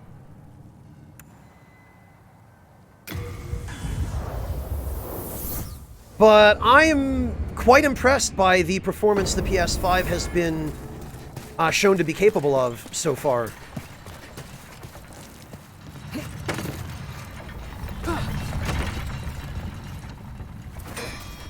Crescendo, favorite NPC, Bior.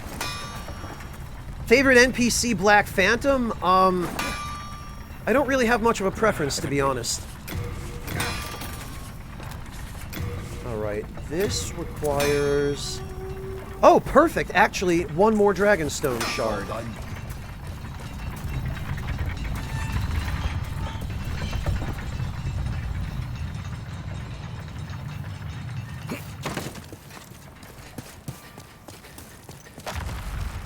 I tell you what, the load times alone make it so much nicer to play this game, because you don't have to sit through a 5-minute loading screen every time you want to go back and forth between the Nexus and some other area.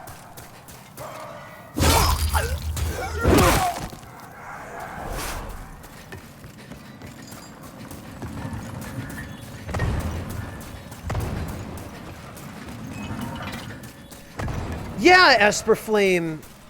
Imagine. I sure wonder if we'll ever see a remaster of Bloodborne for the PS5.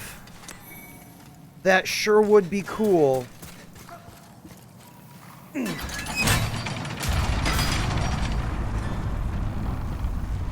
Buffin, I do agree on that. It would be nice if they still had a little bit of character concept art or something during the loading screens, but I guess they figured the loading screens just weren't slow enough for that.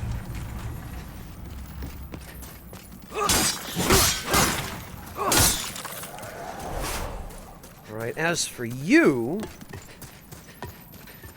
I will be damned if you're going to lead me into despawning all the other lizards at that nest.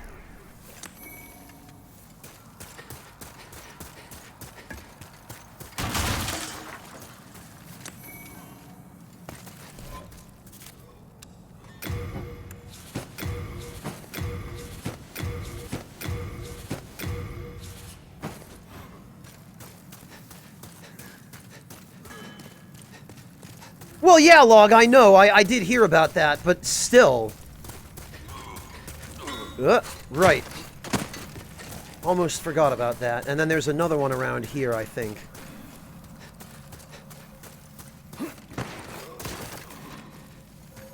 Yeah, there's a really, really unsporting one around here that you have to sprint through. And then around the corner here to the left, there's a jerk.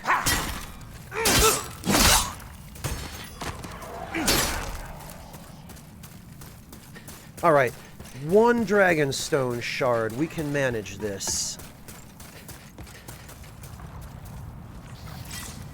Actually, this is probably the best way to get it, just from killing these guys.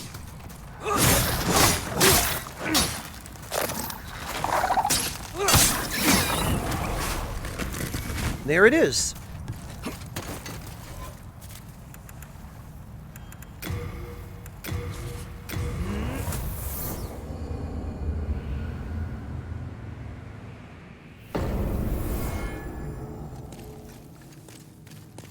Okay. Now back to Ed.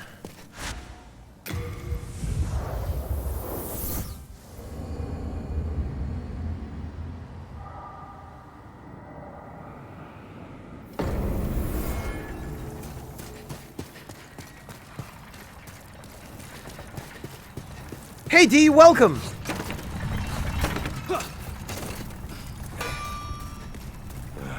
Okay. What be your if it be a Upgrade.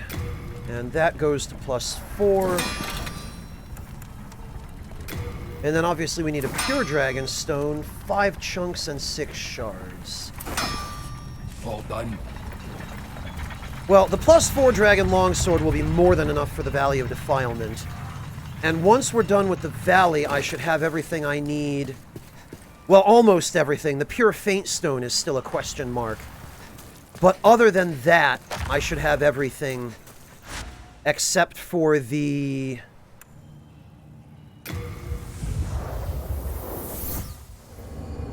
Colorless Demon Souls. And once we get Boletaria to pure White World tendency, that'll be 1 Colorless Demon Soul we can get from the Execution Grounds. And then just 2 more areas.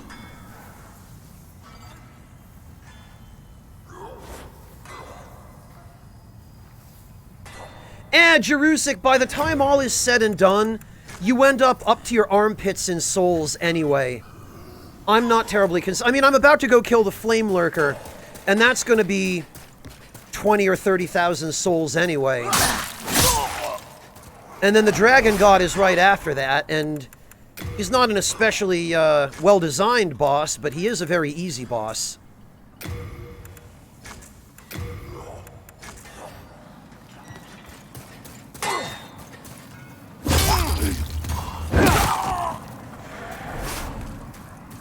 Alright, we'll try one more time killing all the guys in this tunnel for maybe a little bit more Spider Stone.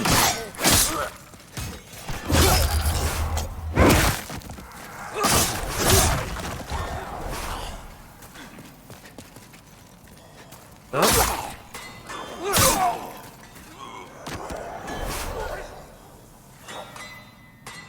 Well, yeah, Third Impact, but they were still really long loading screens. And the fact that they're now practically non-existent on the PS5 is just... I don't know. I feel spoiled, to be honest, being able to play Demon's Souls with such trivial loading times.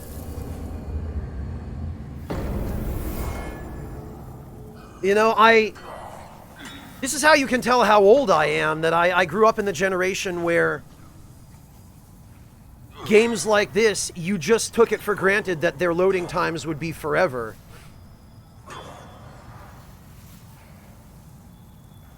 No, I know you meant that, Buffin, and I agree with you.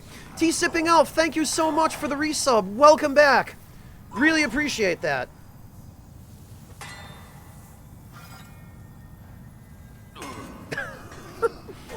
Esper Flame, do you want to know what Automod just did? Automod just flagged your message as sexual because of the words sucked and load. God's sake, Automod. Learn some context.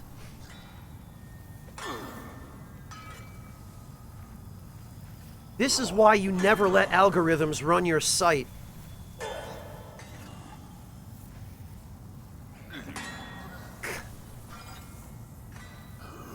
Personal interest in the Legacy of Kain games? Nah, not really, Third Impact, no.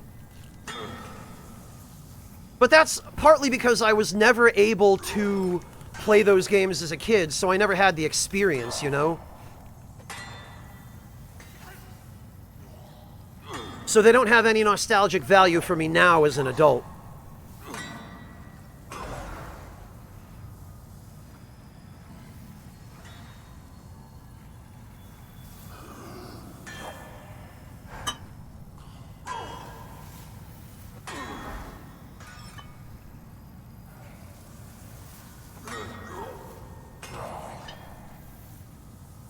That was Blood Omen, right? Blood Omen, Legacy of Kain?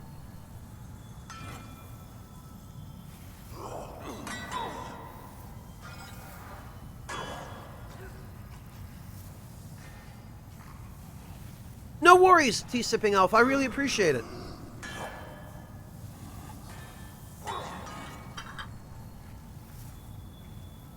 Oh, okay, and Soul Reaver. Yeah. I remember hearing about those games back when they first came out. In fact, we were having the whole conversation about video game magazines yesterday.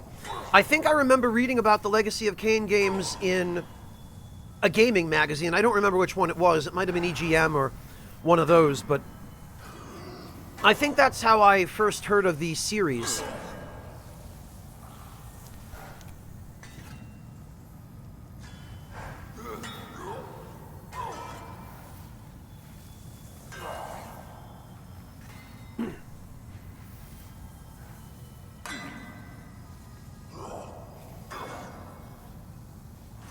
Really, Mantis Man? I'll go have a look after the stream, and I'll see if I can figure out what the problem was.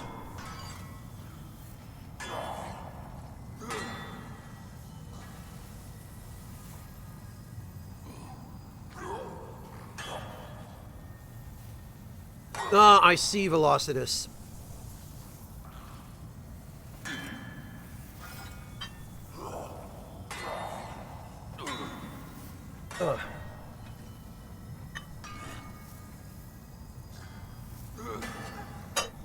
All right.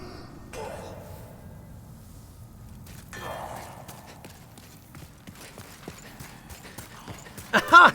Yeah, Esper, that was a problem in a lot of older games. I take it these were PS1 titles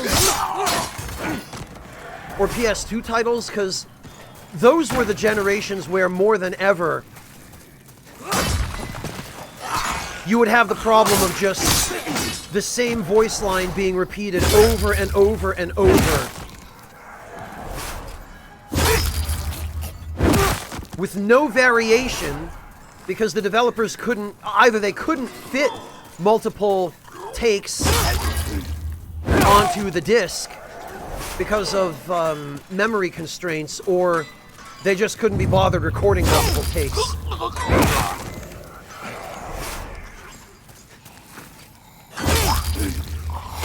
I wish I could, Crescendo.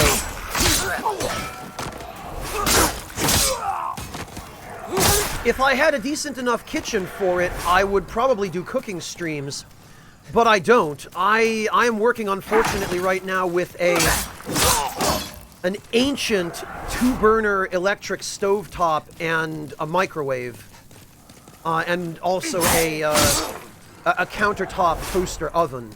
So I'm working with the absolute bare minimum. I really, unfortunately, am not set up for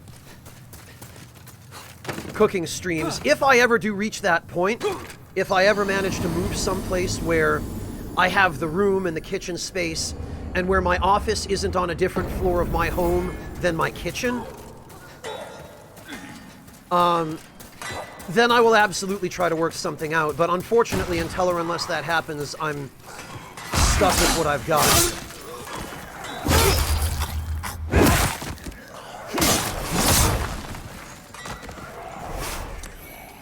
Oh good, a pickaxe.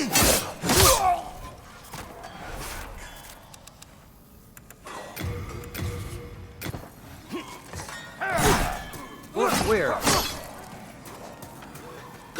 Oh.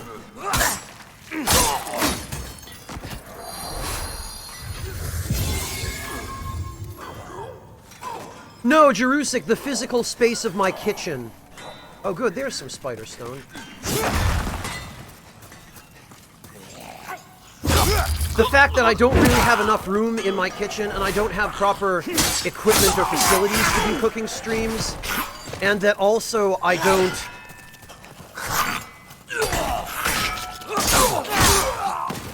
have the ability to set up a computer close enough to my kitchen to be able to record or stream anything there.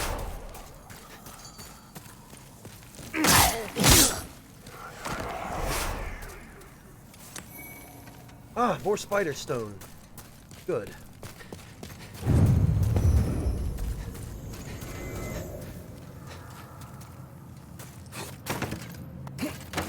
Ah!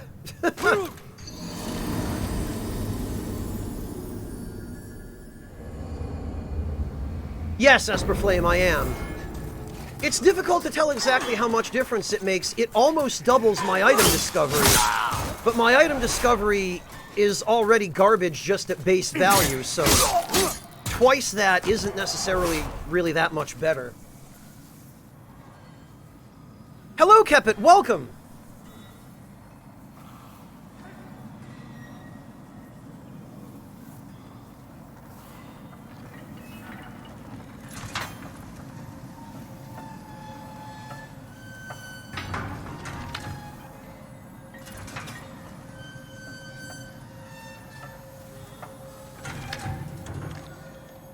Oh, I would get a chef's hat for that, Blistex.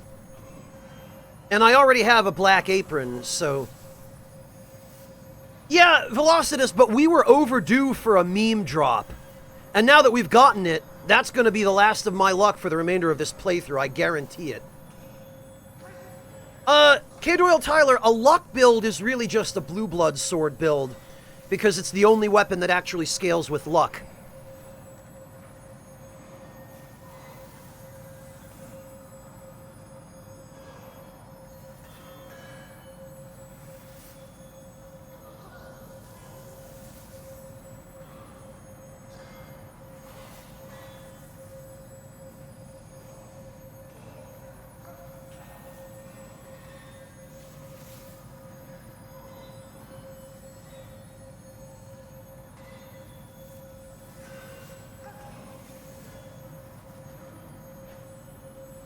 Well, Phyllis, it is, and it's not, because a luck build in this game isn't just pure luck. Like, the minimum stat requirements for the Blue Blood sword are 18 across the board.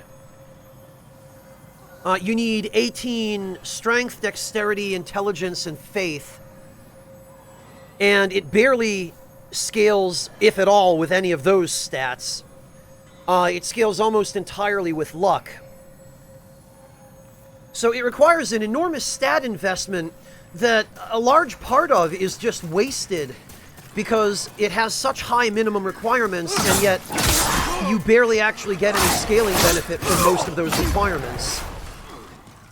And then you have to level up luck on top of that.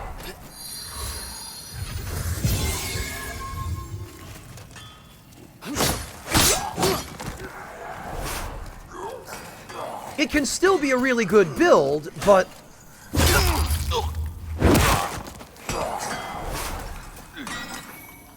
Oh, a Mirrodin hammer! That's fantastic. Actually, that's an even rarer drop than a Spider Stone, and I never expected I would be getting one here. But that's one less thing I now need for the regen build.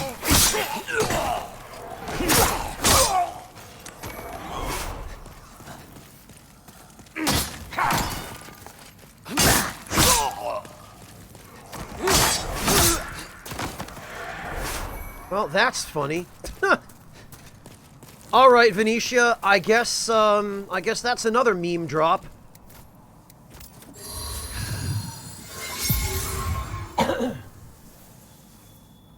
Velocitus, there should be some patch notes somewhere.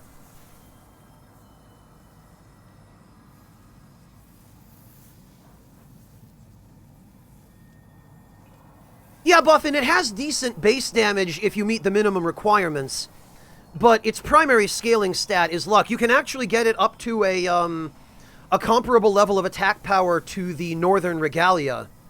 A little bit less, but for a one-handed sword, it can become ridiculously powerful with the right stats.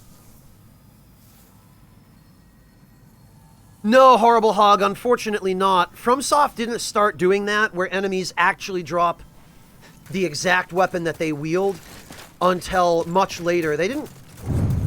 I mean, they did a little bit of it in Dark Souls 1. I really ought to just use the other way, rather than trying to do this.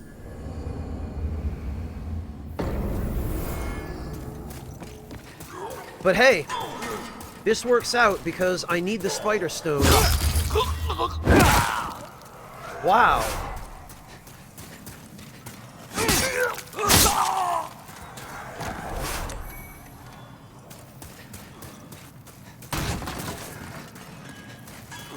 Shush, Venetia, don't give me away!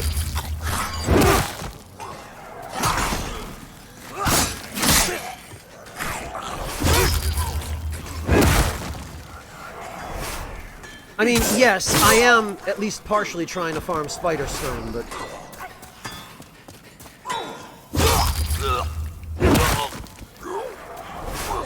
It does, Phyllis, yeah.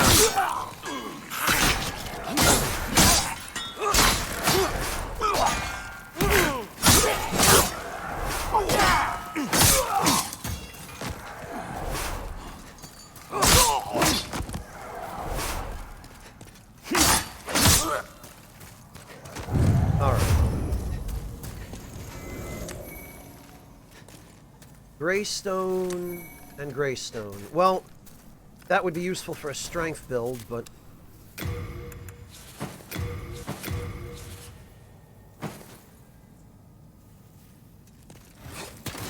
Unfortunately, Jerusik, yes. If you plan on using a bow on a dexterity build, you do have to farm Spider Stone. Which is one of the reasons I'm really disappointed that they fixed the Stockpile Thomas dupe glitch. Because the main use for that glitch was in mitigating the amount of time you had to spend farming and making it much more convenient to set up new character builds.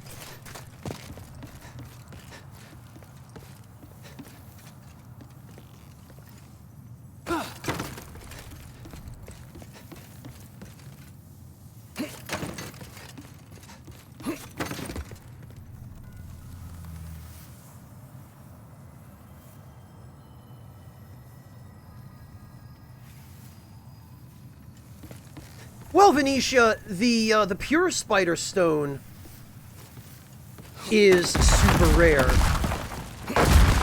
But you get a guaranteed one from the Armor Spider at the very least, so... Now I'm gonna miss that crystal.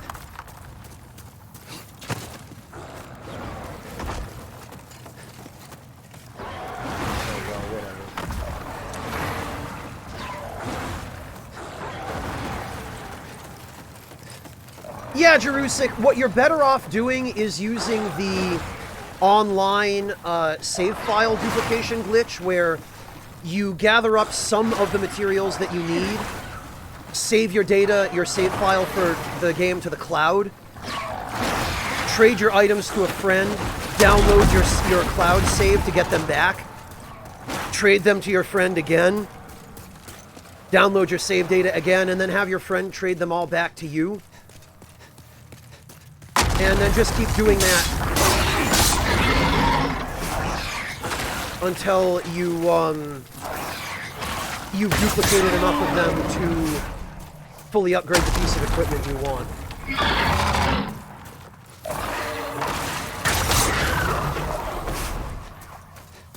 That's always been a thing, Jerusik. That's been something that people were doing ever since Dark Souls 1. And I mean, you could do it in the original Demon Souls as well.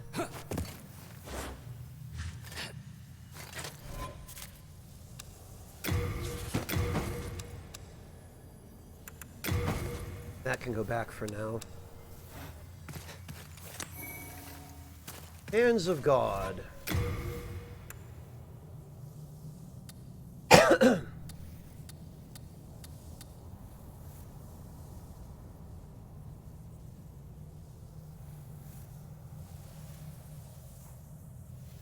Well, Venetia, if you don't have friends, that's what the internet is for.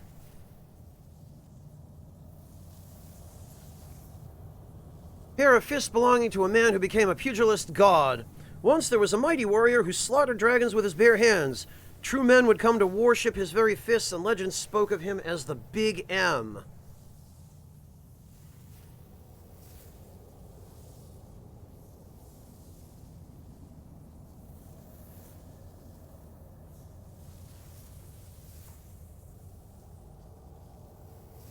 Yeah, Jerusik, it's a shame they don't.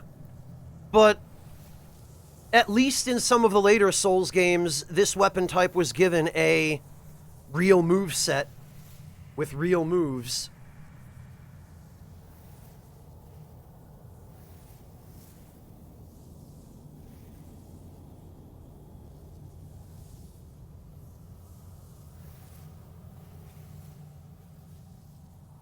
Oh no, you walked past it? Velocitus? That's unfortunate.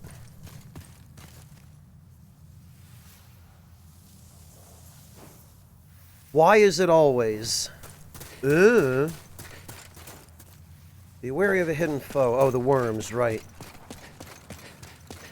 Okay, so what we need to do here is we need the Thief's Ring.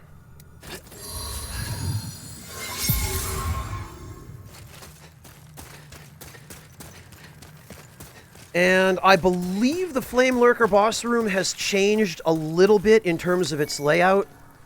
So I'm going to have to take a quick look around. Enjoy the danger zone. Beware of corpses ahead. The true Demon Souls starts here. Of course it does.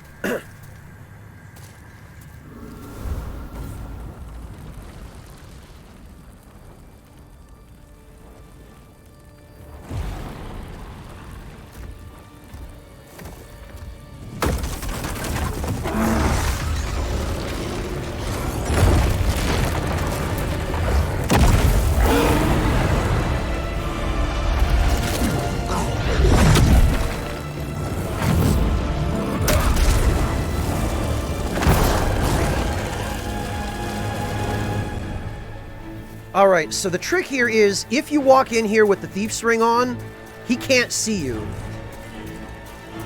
So now I need to figure out where the ideal spots would be to get him stuck. And if you skirt around the edge of the room, you can get by him without him seeing you, and it looks like I can't actually get in there.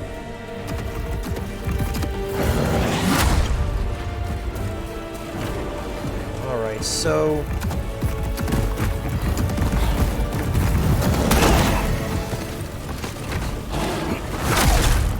Okay.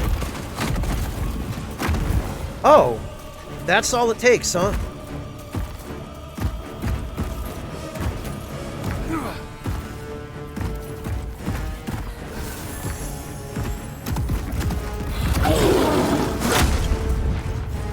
Alright, come on then. There should have been... Yeah, here it is. There's this rib cage on the left side of the arena where if you have the Thief Ring, you can just...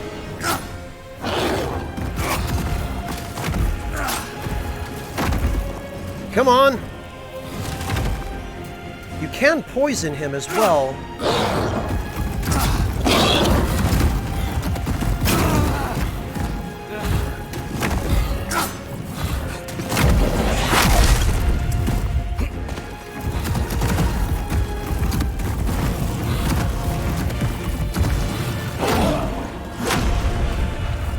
Alright, I want to see if you can still get him stuck on this, because you used to be able to.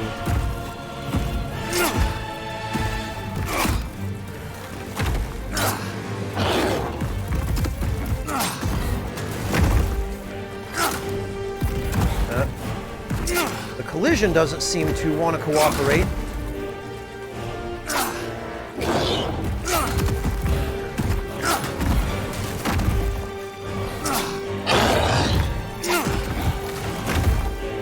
As long as you keep throwing projectiles at him, he'll just sort of bounce back and forth and...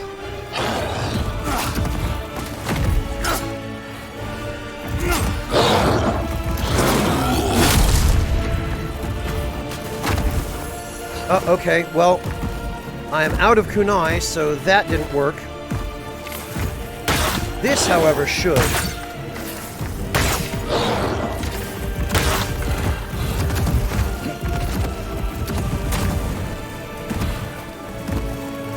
As long as you stay on the opposite side of this ribcage from him, there's not a whole hell of a lot he can... Oh, wow, that camera!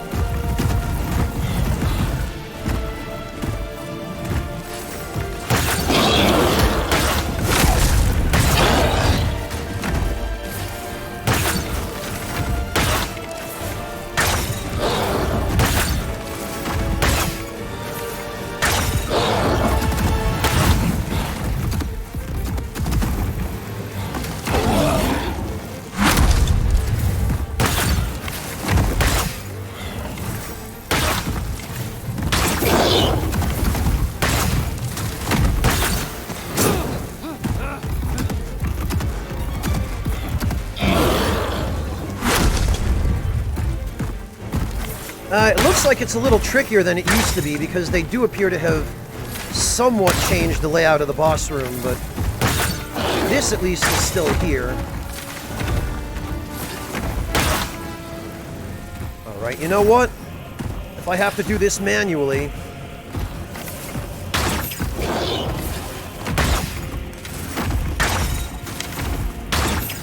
And you can just sometimes get him stuck in this ridiculous loop of, oh, look at me, oh, I'm jumping all over the place, oh.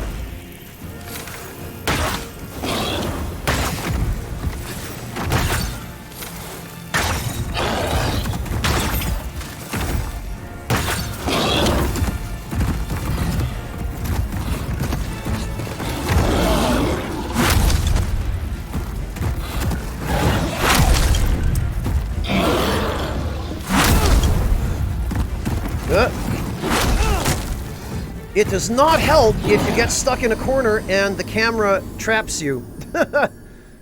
That is not ideal.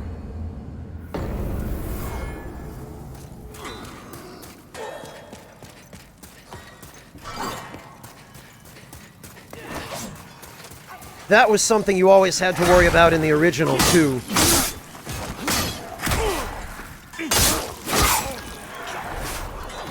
Ah, right.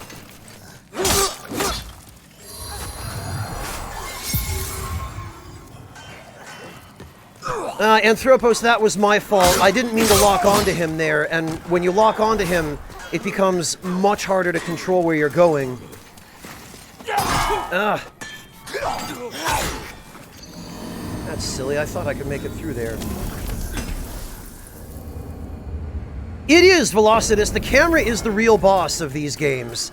Even more so in the remake, because they've changed it so that it now makes it harder to see the enemy you're trying to lock onto.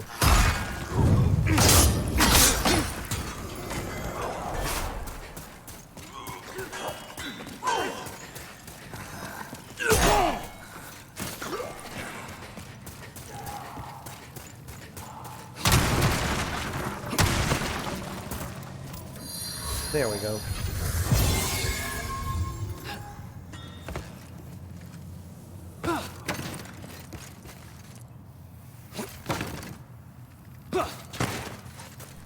Fortunately, the run back isn't as terrible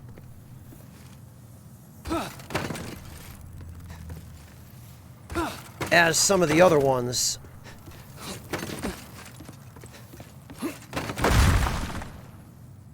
Except when that happens. Yeah, Sokar, I would argue that the only reason gravity is as dangerous as it is because of the camera. Most of the time when you get killed by gravity, it's because the camera freaked out and prevented you from seeing that there was a ledge right behind you.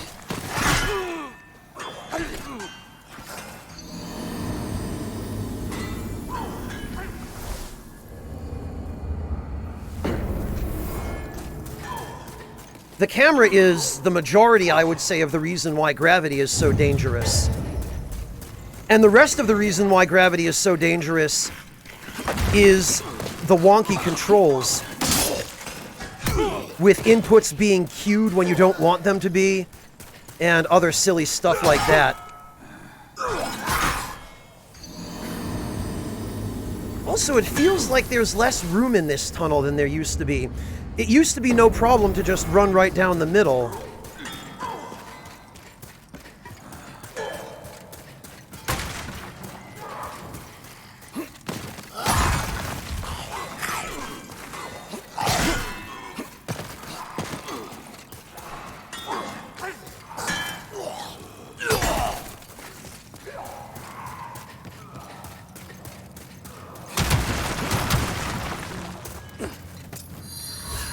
There we go.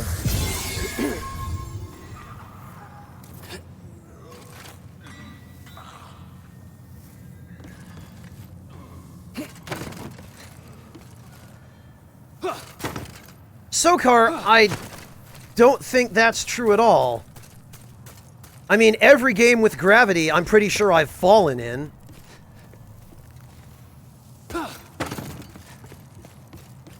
But actually, this run back to the Flame Lurker is a perfect example, Sokar. The only reason gravity is so dangerous here is because of the wonky collision in the environment.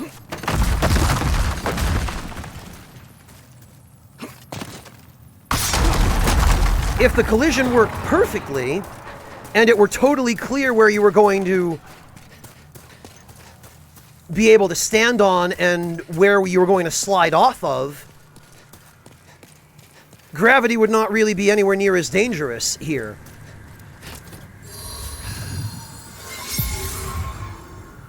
Anthropos, I probably can if I practice enough. I do vaguely remember the melee strat for him, but frankly, I don't feel like putting in that kind of effort.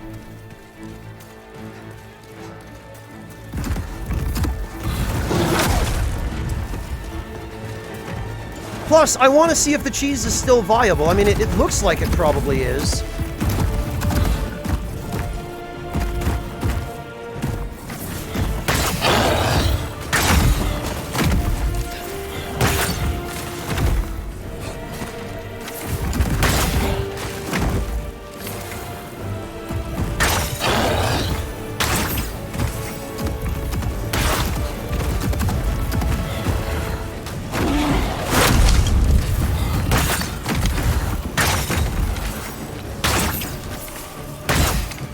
I feel like some of my shots are going through him.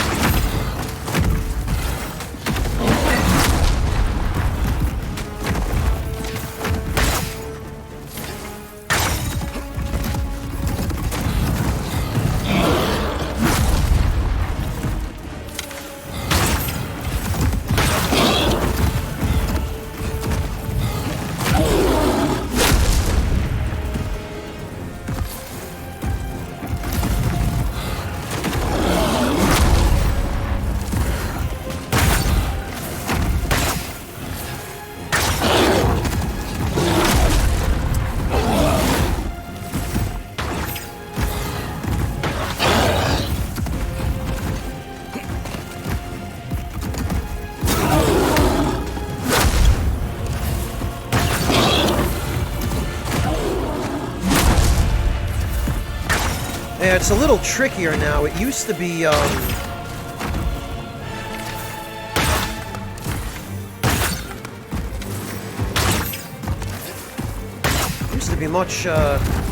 much easier to get this to work.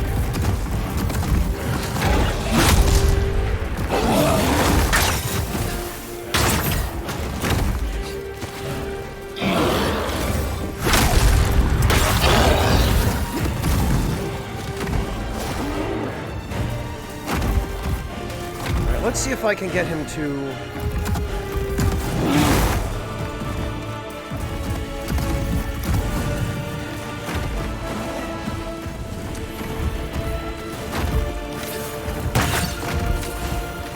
him in here, maybe?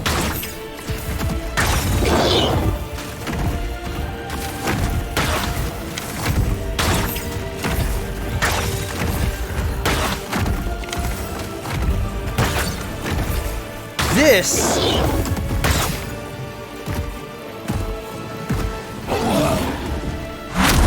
can we get him stuck there? Doesn't look like it. Maybe in here.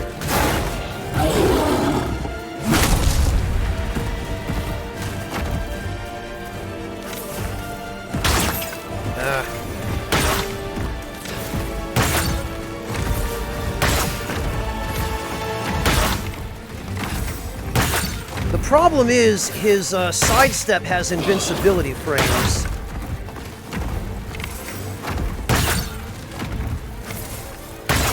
And maybe it's just me, but he seems to spam it even more now. So what you want to do, I guess, at this point is get him stuck somewhere where he can't dodge.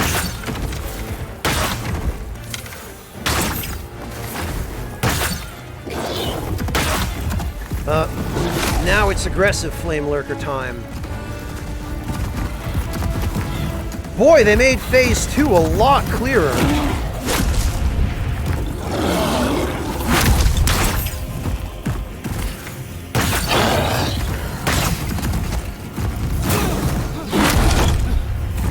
Oh, I got stuck on the wall.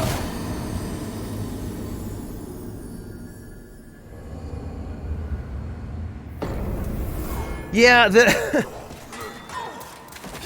it's funny. Input reading enemies are really prevalent in some of the later Souls games, but it's easy to forget how egregious some of them were in Demon's Souls.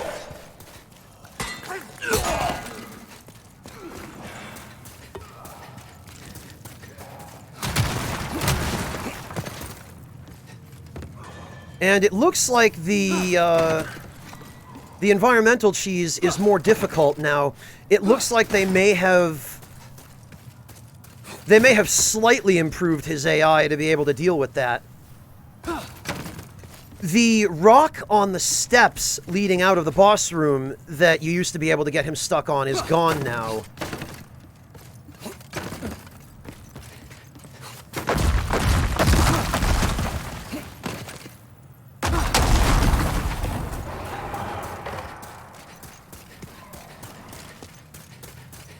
So it's a little trickier.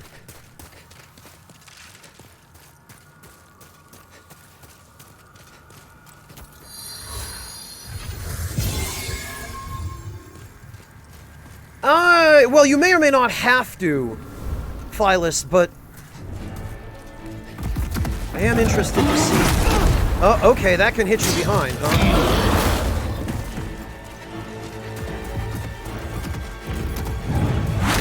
If you need to heal, this is usually the safest spot to do it, because... Hey!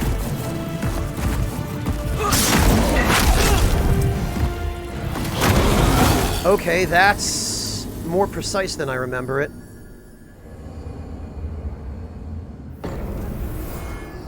Why would you ever fight the Man-Eater legit, Phyllis? Why?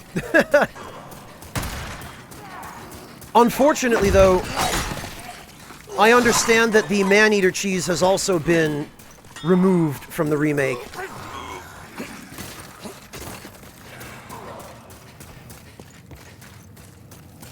Yeah, Rekuto, they've taken that away. Because it was the easiest way to get him stuck on the terrain. It looks like it's still possible with the rib cage, but it's definitely harder.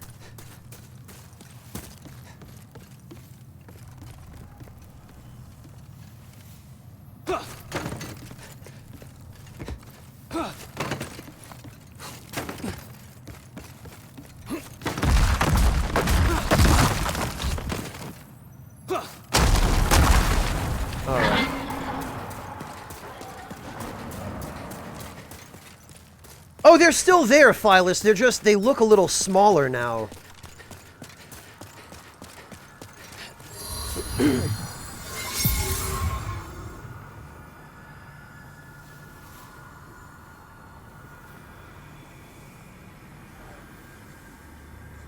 Yeah, Log, and the Thief Ring can still screw you over during the Man-Eater fight, because if one of them flies away, and you have the Thief Ring on, it won't be able to detect you, and you can hard lock the fight.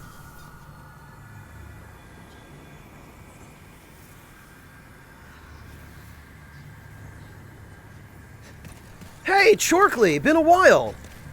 Didn't expect to see you over here from YouTube, but I'm glad you made it.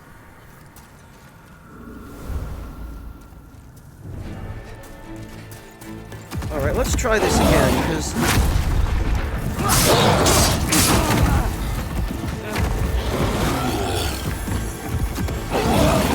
Ah, damn it, that's not what I meant to do at all.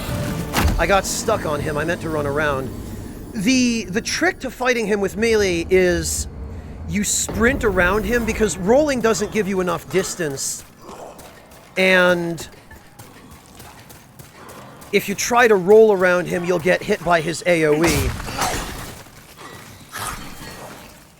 But if you sprint around him and then hit him a couple of times from directly behind, you can basically rinse and repeat, because his moves have really poor tracking, and they come out really quickly, but as long as you sprint through them, he can only really hit frontally. Although some of them have a little bit of an AoE behind him that can catch you like it did me just there. I wasn't sure if that would still be the case in the remake, but I guess it is. Ah!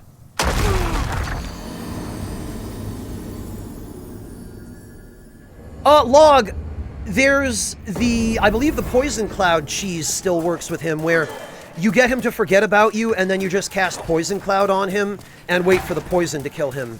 Because he is vulnerable to poison.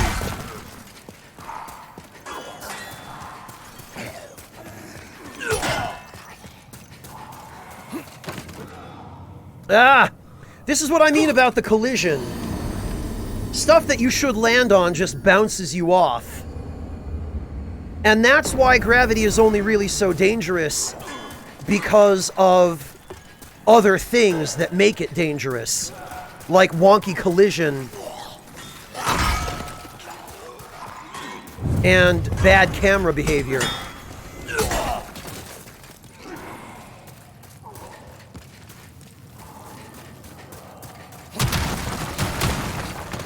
Buff, you can walk through it. Like the original melee strat for the Flame Lurker, I actually have a video that I recorded a long time ago as an entry in Marcus's challenge series.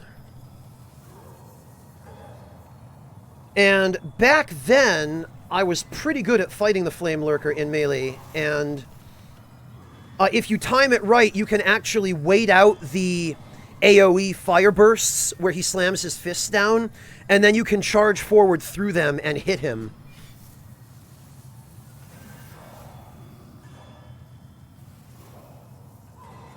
So with the Flame Lurker, it's all about timing and knowing where his AoEs will hit.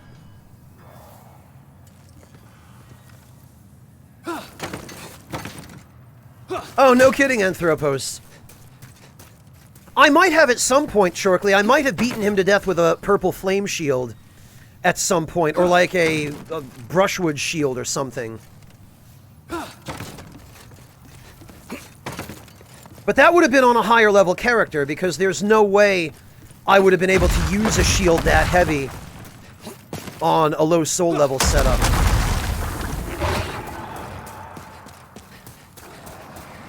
Oh, well, thanks, Anthropos. Yeah, the melee strat for the Flame Lurker in the original game was pretty much what you see in that video. Yeah, Buff, they look a lot smaller in the remake.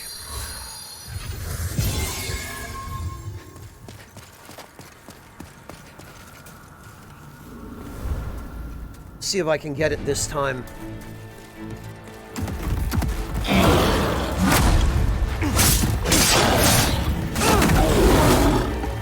He does stagger when you attack him, but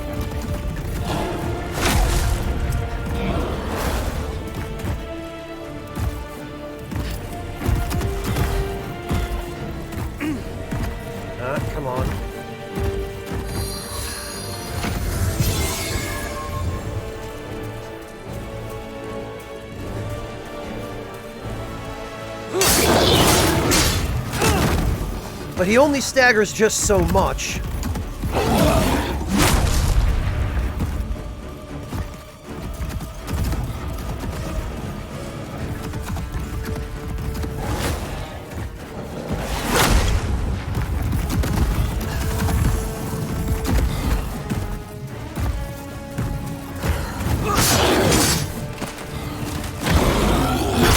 And so you can kind of do that. But the trick really is, during this fight, you have to sprint. The only good way to dodge him is by sprinting, because if you don't sprint,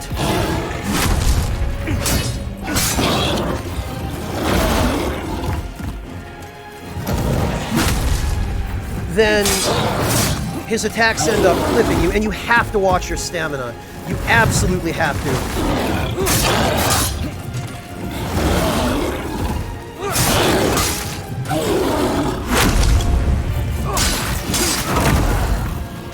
And if that happens, back off and heal.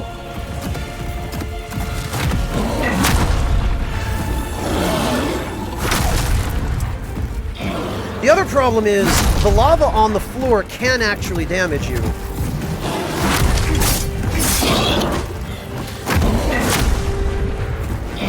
So the trick here really is just sprint behind him, trigger one of his frontal attacks, and when he does it, punish him. But during phase 2, his AoEs become a little bit bigger, and they can still catch you.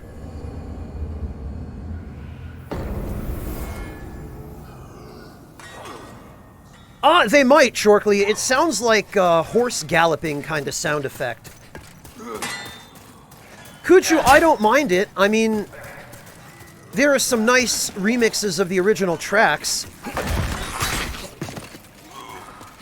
And they recorded them all professionally. They were all recorded at London Air Studio, if I remember correctly. So they were performed by a real orchestra.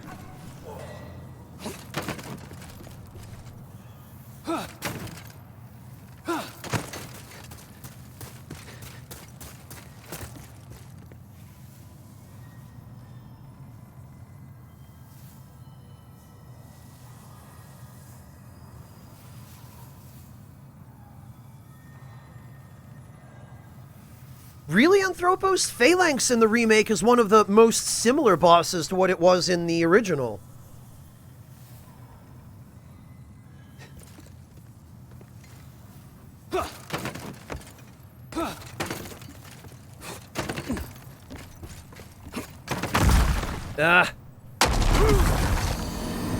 The collision on those stupid bear bug carapaces above that ledge is what pushes you off. And if you don't roll into them in such a way that you destroy them when you first come in contact with them, the collision pushes you back and you fall off the ledge. Some of that stuff, I can't believe made it through QA for the original game. Okay, Mantis Man, have a good one.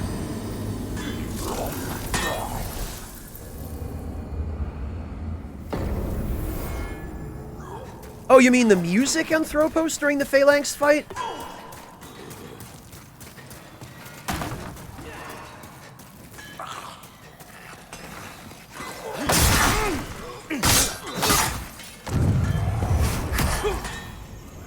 Man, I need to try and pay attention here.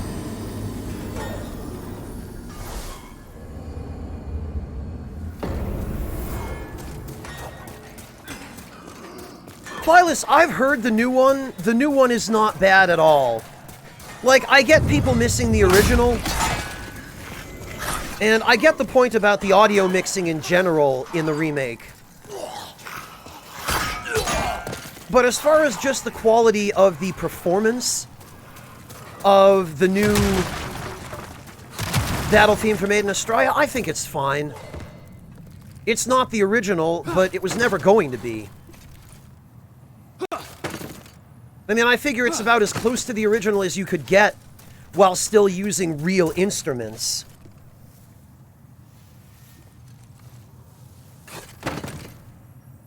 Because the original soundtrack, I believe, was all digital.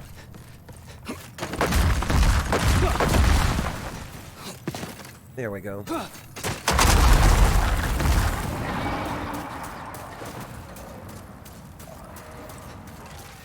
Yeah, Phyllis, that's the best philosophy, is just try to judge it for what it is. Oh, hi, Street Shark. Welcome. How are you holding up? Good to see you.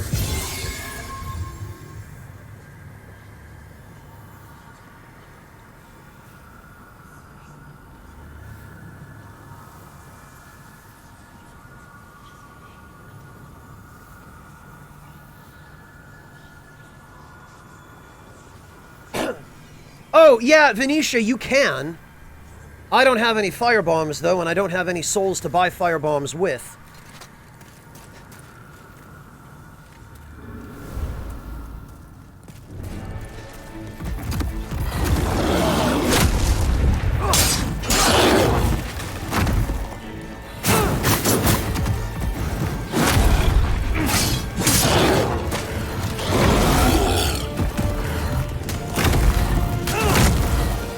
Wow, I don't remember him doing anywhere near that much contact damage.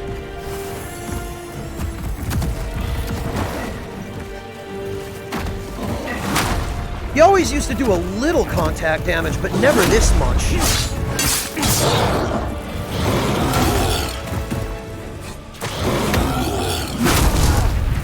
Okay, right, he's got that. Forgot about the leap. The leap you roll forward underneath.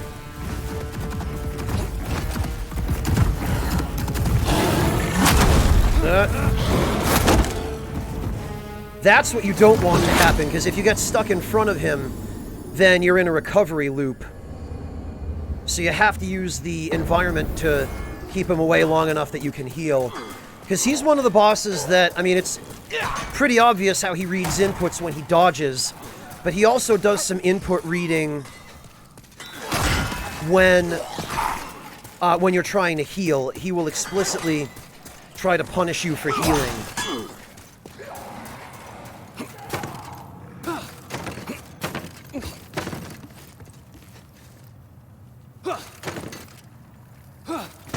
So you have to be mindful of that.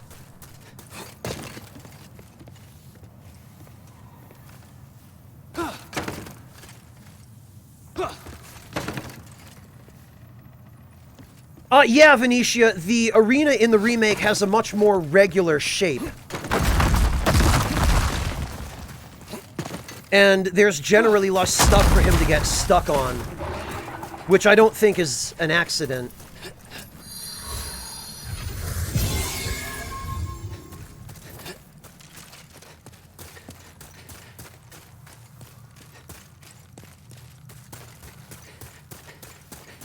No, Anthropos, it wasn't bugged. It's just that, like most other moves FromSoft bosses have, it had a really weird hitbox. For the most part, Street Shark, I've been enjoying it.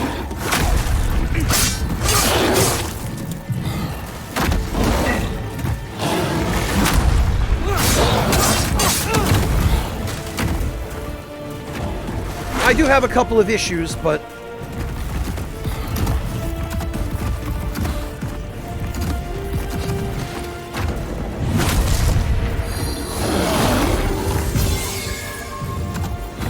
Whoa! Okay, the sparks going crazy just there was weird. See, what used to happen was, on these stairs there were a bunch of rocks and some fallen debris, like this, that you could get him stuck on. But that's all gone now, and there was a section over there on the left side of the arena. Well, it's our right now, but in the giant dragon skull, you could get him stuck in there, too. But that no longer seems to be the case.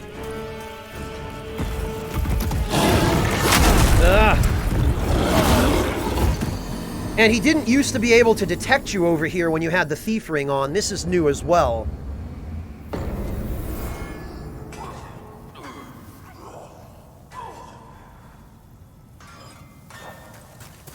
Oh, okay, Jerusik, that explains it. I was gonna say, because Sparks going everywhere like that didn't seem like that's supposed to be the physical behavior of those particle effects, but I guess if miracles affect it, then...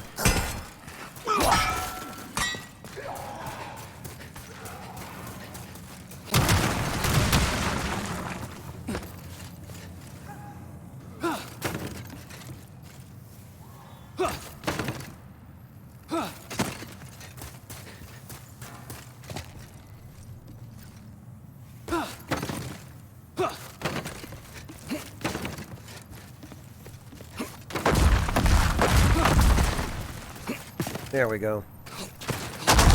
There's a fairly specific way you have to hit that ledge in order to not get bounced off. Yeah, Venetia, the arena definitely seems smaller in the remake, and that definitely has an effect on his aggro range when you have the Thief Ring on.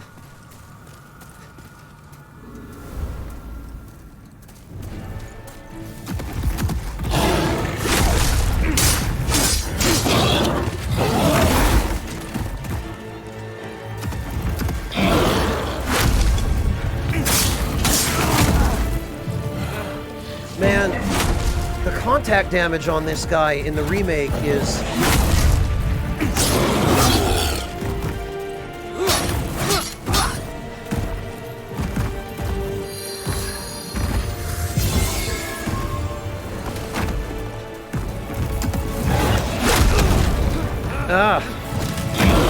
I didn't start sprinting soon enough, and I got caught on the pillar.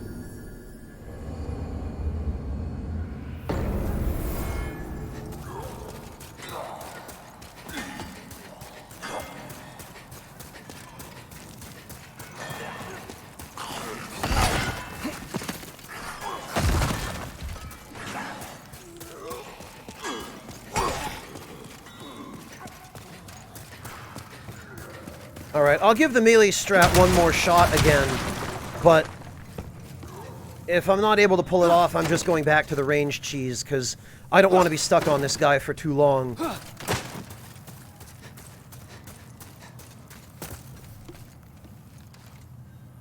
And I'm alright with demonstrating the melee strat, but...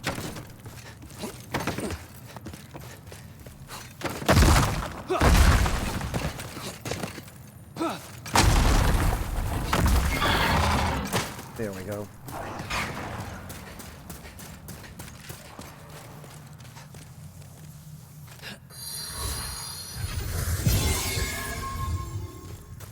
Yeah, Venetia, it seems like it's mostly the changes to the arena, and they might have tweaked his AI. Because he's definitely not quite as dumb in the remake as he was in the original.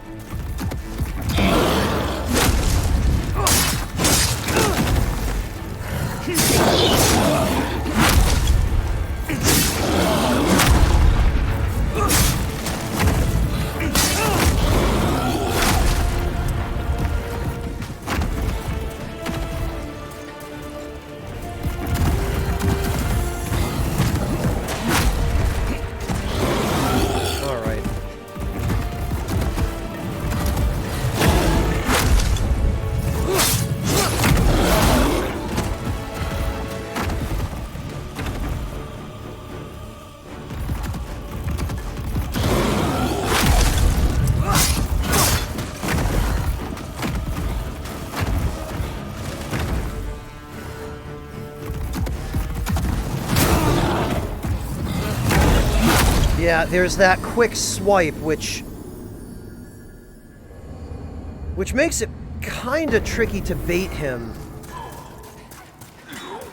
I haven't noticed any such thing, Buffin. No. Why, do some of them have that problem?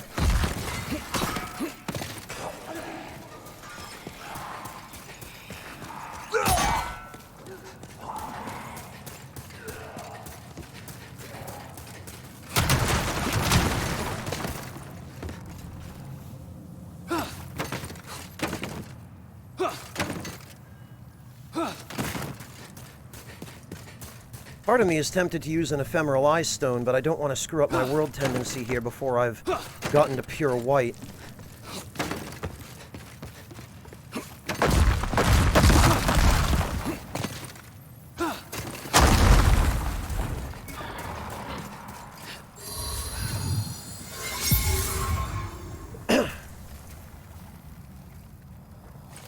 I do, Swiss Tawny. It's not quite as snappy as the original fast roll, and it doesn't have quite as much distance, but it is the fast roll.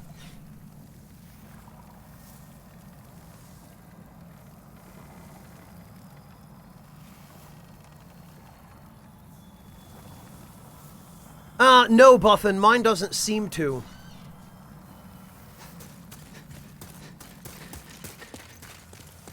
But I guess that's probably something to be expected from the first several units that ship, is that they'd have wonky stuff like that.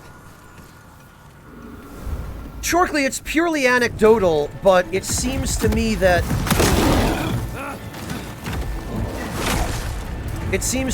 the...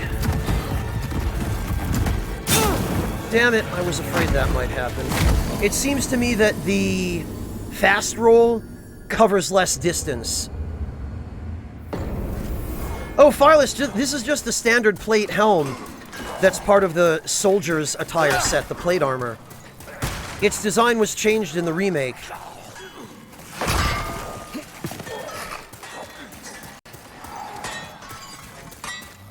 Yeah, I do notice a little bit of stuttering with the frame rate when you're running through this tunnel. Granted, there's a lot of activity. And honestly, if that's the worst of the frame drops in this version of the game, that's fine with me.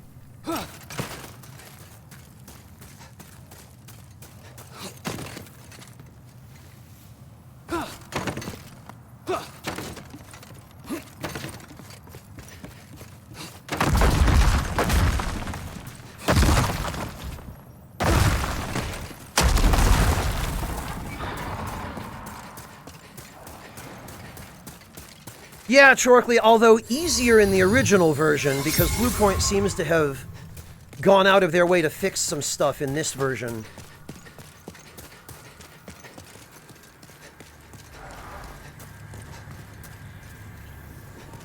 Yeah, not a lot of time to respond, Venetia, which is one of the things that makes the Flame Lurker uniquely difficult among the bosses in this game, is...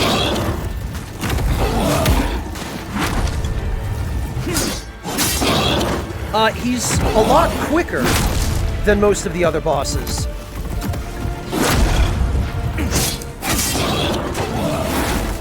Okay, so the other strat is run away from him and bait an attack.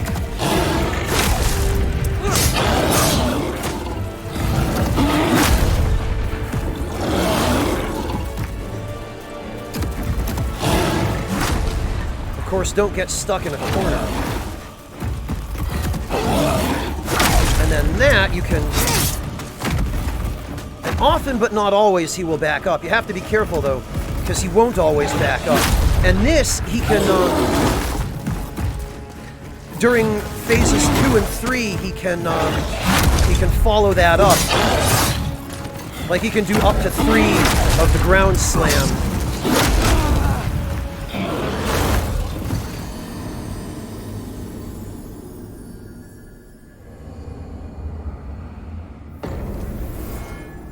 Yeah, Swiss Tony, I haven't seen any other places where frame drops occur in this game.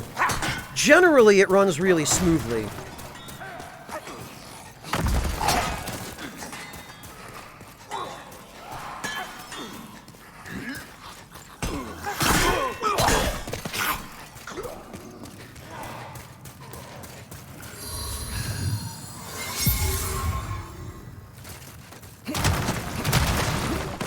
Yeah, Venetia, you're right. When Phase 2 begins, in the original, he does a big roar. And he doesn't seem to do that in the remake. Although instead, in the remake, he gains a very visible aura of fire. Which I guess is just as clear. Yeah, the load times are definitely really good, Tony.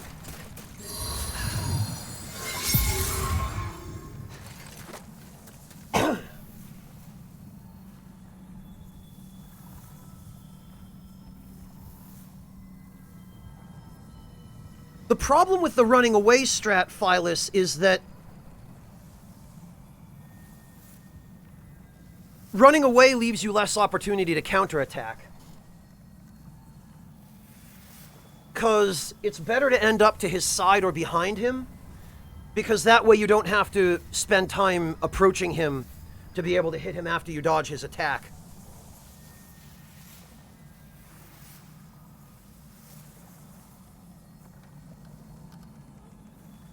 Okay, Tea Sipping Elf, thank you for joining us. Have a good night. Take care.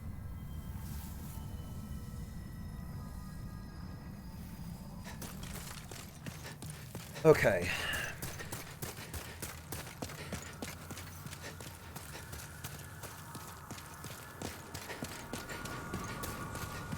Personally, I prefer to run past him and then hit him from behind. Like this. Or from the side, but then...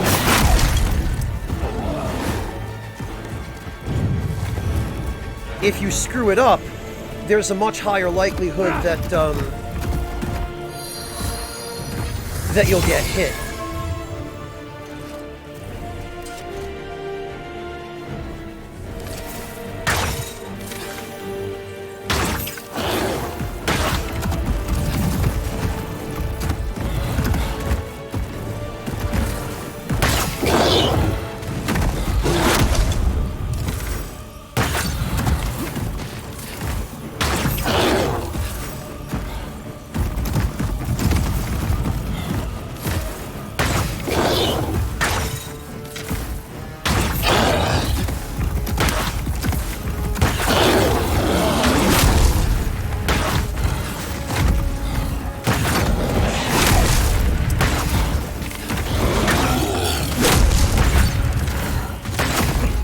Now it's time to move.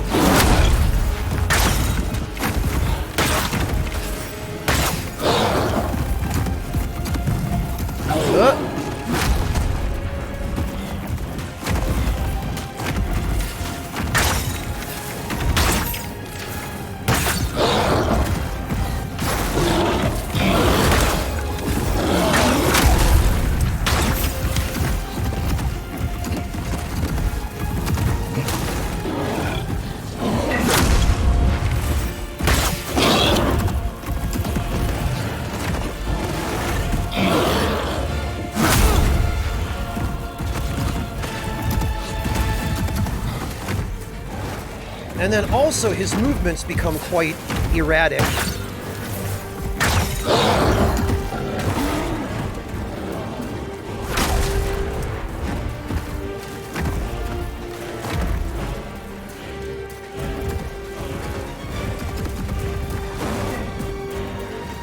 Which doesn't really help matters.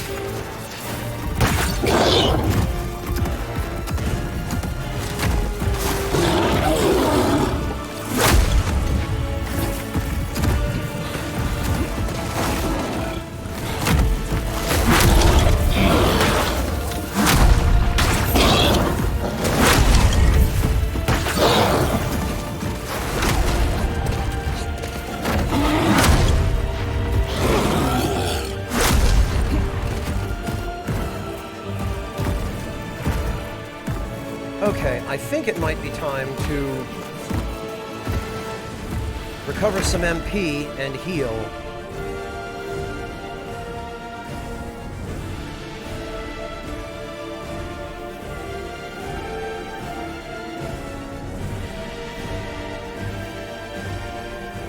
Okay, Crescendo, have a good night. Take care.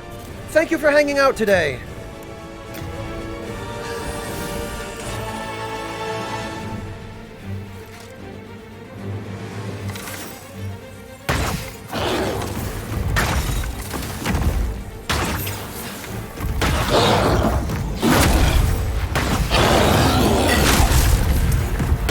Okay, I think we got it.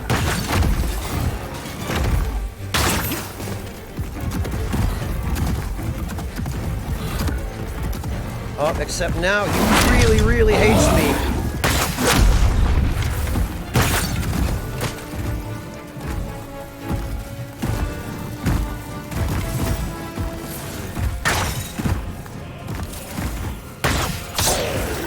There we go. So the range cheese does still sort of work, but it's nowhere near as convenient as it used to be. That's interesting. Alright, so actually what I'm going to do is, since I'm getting all these free revives from the Archstone bosses anyway, I'm going to go suicide in the Shrine of Storms so that we get that area back to pure Black World tendency. The fat ministers look like Jim Sterling? Wow, Chorkley. I don't know if Jim would take that as a compliment or a slight.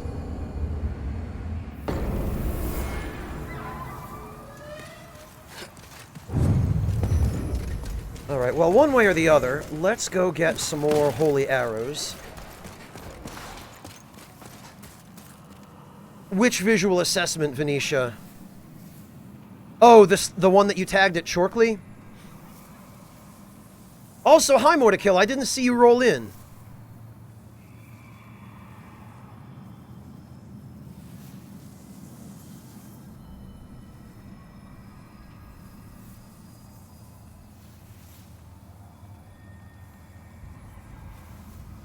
Oh, yeah, Venetia, I think that's fair. Because it definitely explains why the UI and the HUD are designed the way they are in the remake. Oh, hello. And it explains why they needed encouragement from the community to redesign the Flame Lurker to make him look more like what he originally looked like. Because they seem to have missed some of the finer and more subtle points about why the original asymmetrical enemy designs and some of the more eclectic, odd details were what they were in the original.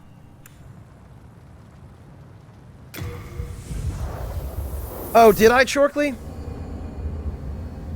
When you say good takes, Chorkley, is that earnest or sarcastic?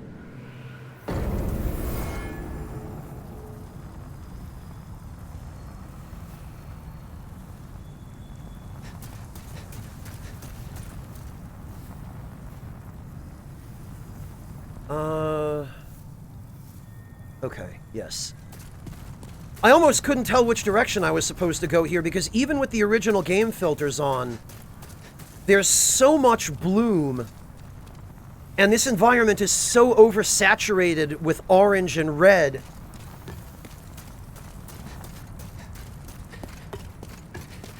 That, first of all, it's difficult to know where to go, and second of all, it rather hurts the eyes. No luck ahead. Oh, okay, Chorkley, great. Well, I'm glad to hear that, and I'm sorry I missed it. I was, as you're probably aware, somewhat distracted trying not to die to the Flame Lurker.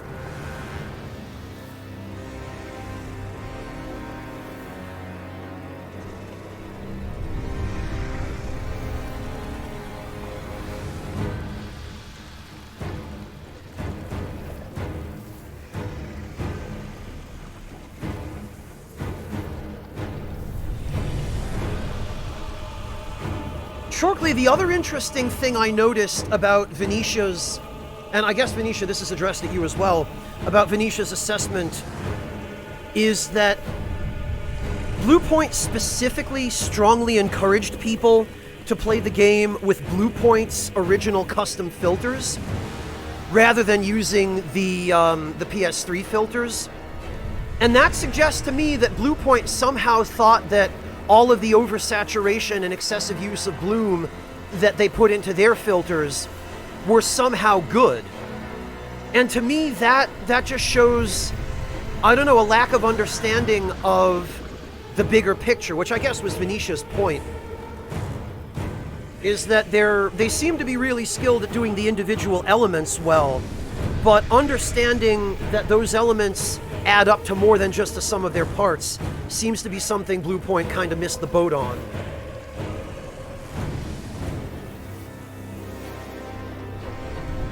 Hey Def Thought, welcome! Thank you for dropping by. It's good to see you.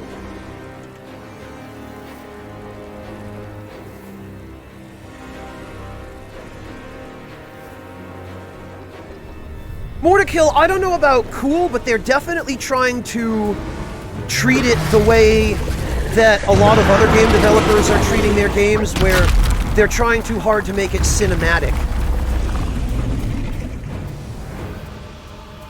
And the cinematic,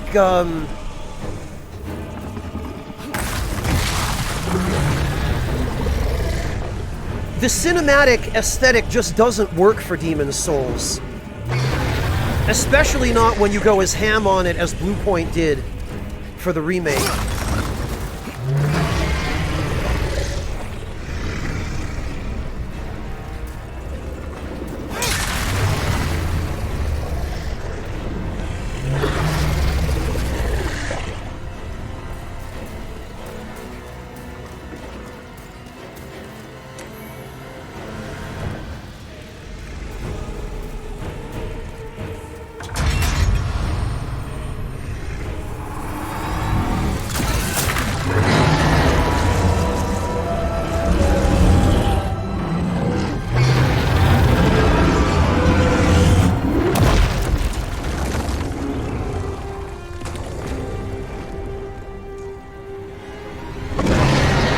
More to Kill, that's a fair point.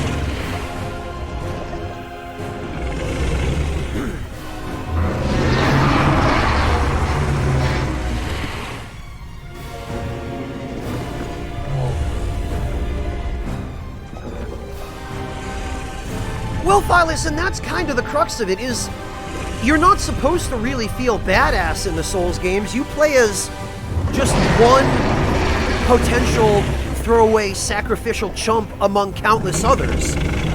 You know, in the main character in the Souls games is not special. They're not unique. They're just basically another piece of meat who ends up in the same situation as countless others before them.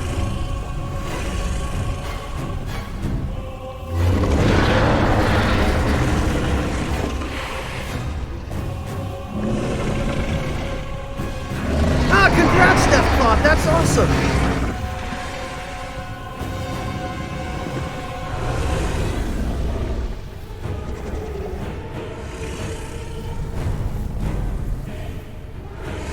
Yeah, Phyllis, basically, you're going toe-to-toe with all of these demons and fallen gods and twisted entities of all shape and description.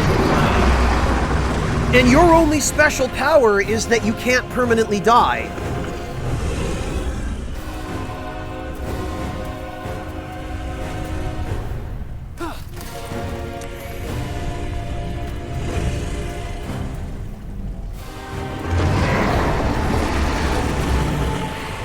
All right.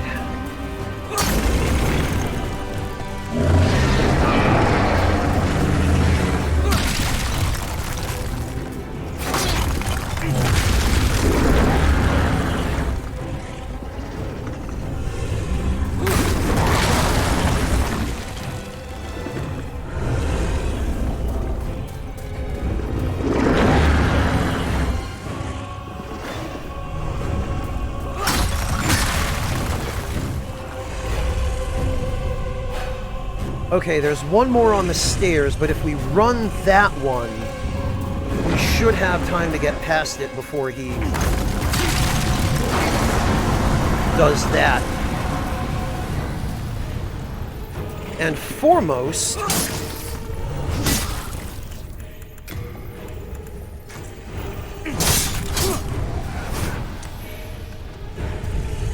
there we are.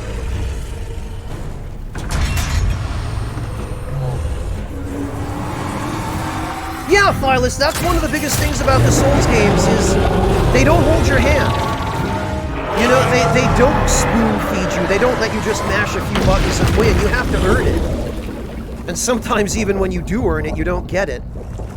Oh, okay, that's interesting as well that they do a little zoom in on his little goatee there, his horn, or I guess that's technically a tusk, to show people who don't know his weakness that that's his weakness.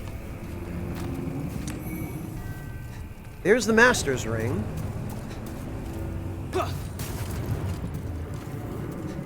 Yeah, exactly, Velocitus.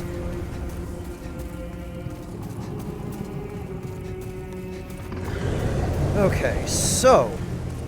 Actually, I wonder if the bug from the original is still present in the remake, where if you kill the dragon god and then fall off the cliff and die before you collect his soul, you hard lock yourself and you can't finish the game. Because that was a thing.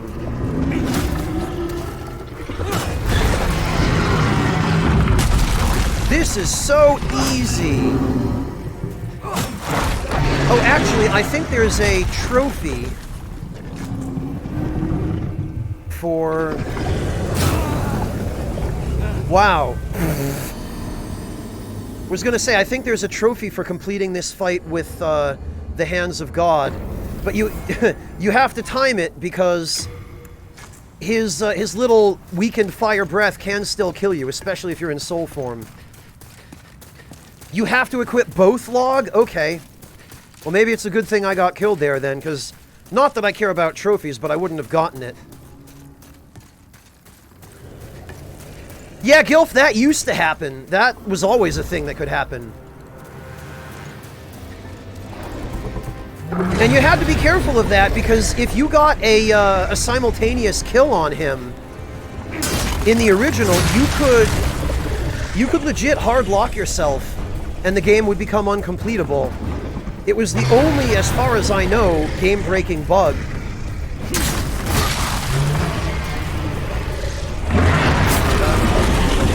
And then, of course, there's this silliness.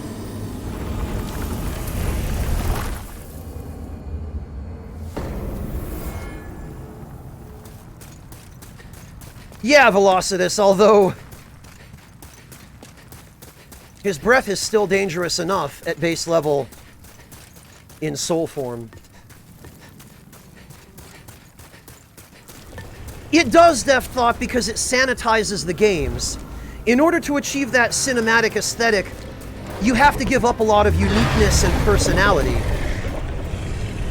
Like, it just precludes a wide variety of artistic styles and methods of expression.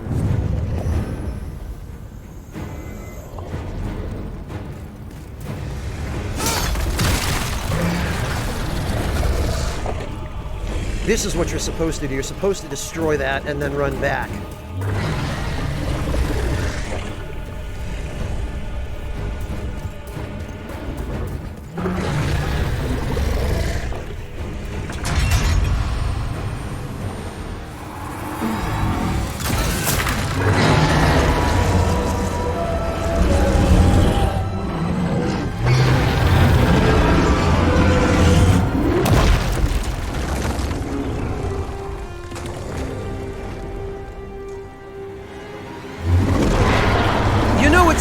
If the Dragon God had thought to smash these things before we initiated the boss fight,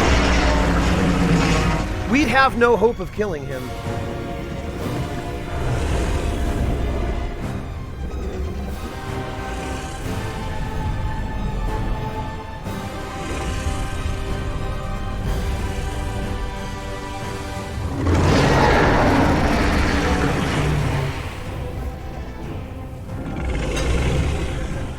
He doesn't seem to be, Phyllis, no. His brain seems capable of two things: punch and breathe fire. I had a teacher like that in elementary school, actually.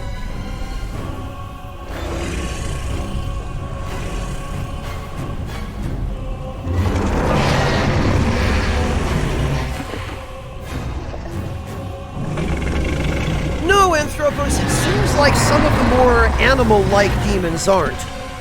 Although others clearly are. Like the old hero clearly is. And all the other demons that just started off as humans are.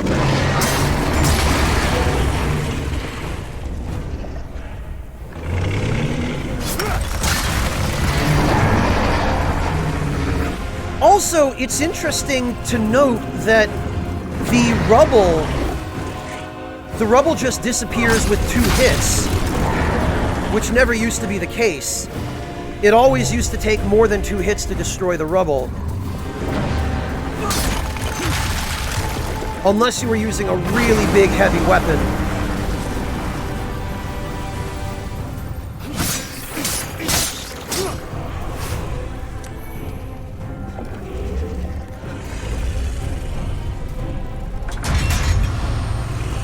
Mortakill, it's never actually explained. It's possible that he's a doppelganger, because when you fight the real King Allant, the real King Allant still has the Soul Branch sword stuck in his arm, or what's left of it.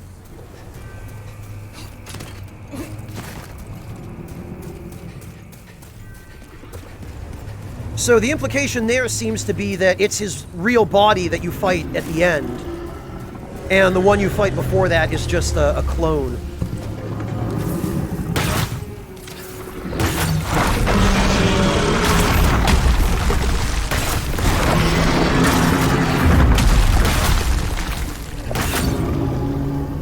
Okay.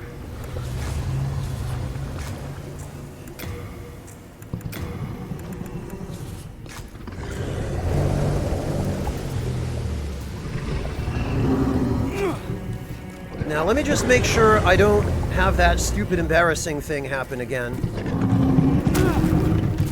Oh, wow, that sure is a fat roll.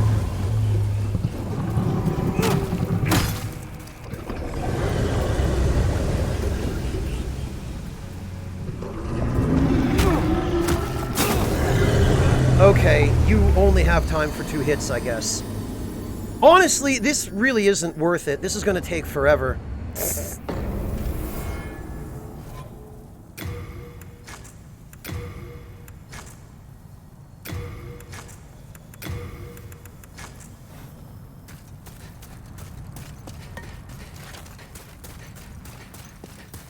Mortakill, supposedly there's a trophy for it, but I just remembered I don't care about trophies.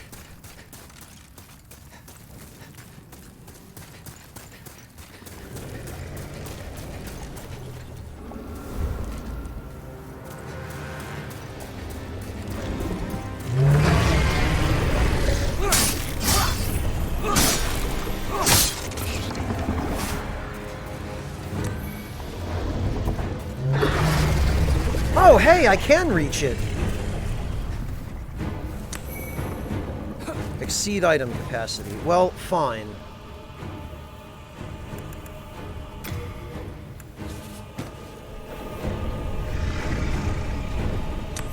Oh, right, this weighs 20, doesn't it?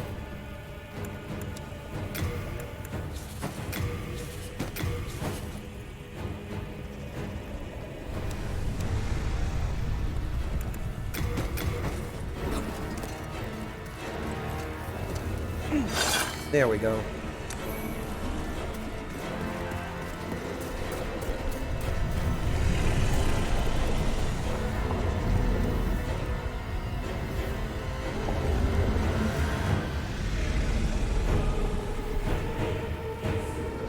Ah, Thylas, everybody does that. That's not a unique story.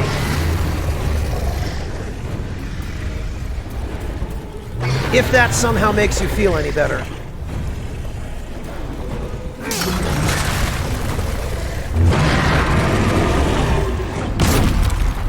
Well, that's nice.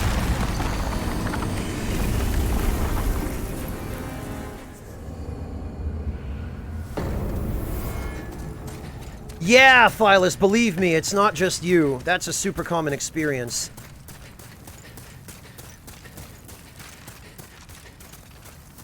Yeah, Gilf. I've heard that theory several times, and I think there may be some weight to it, because FromSoft does like referencing that. They reference lots of people from pop culture. The mimics in Dark Souls 1, as a matter of fact, the running kick that the mimics do is a reference to Tiger Mask, who is a Japanese pro wrestler who used to do a similar sort of kick. Alex! Alex, I've been wondering about you. It's been quite a while. How are you doing? Are you all right? Is school okay?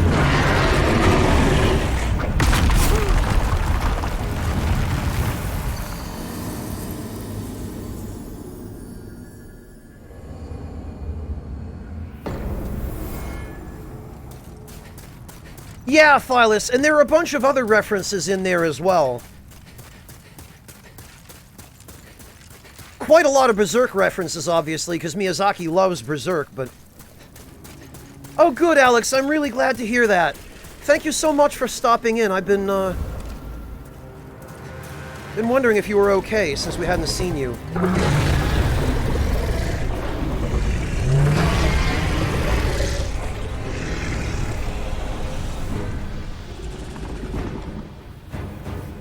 Benicia, what is this?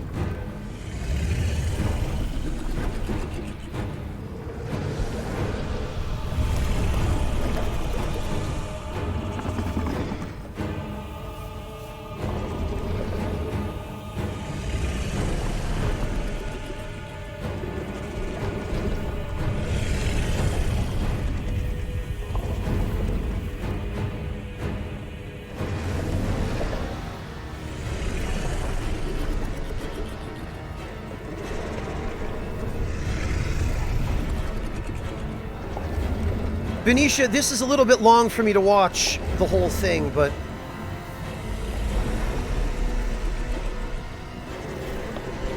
definitely an interesting bug.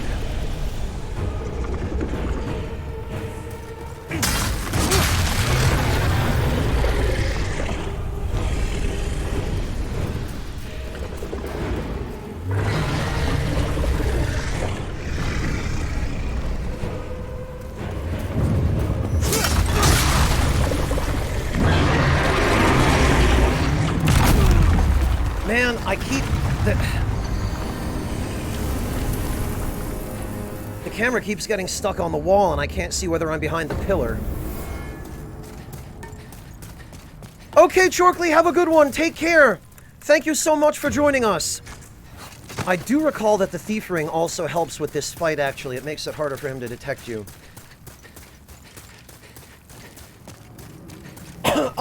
Not bugs that are going to hurt your experience, Alex. No, there are a couple of exploits you can take advantage of that haven't been patched. But nothing you're going to have to worry about is breaking your game, no.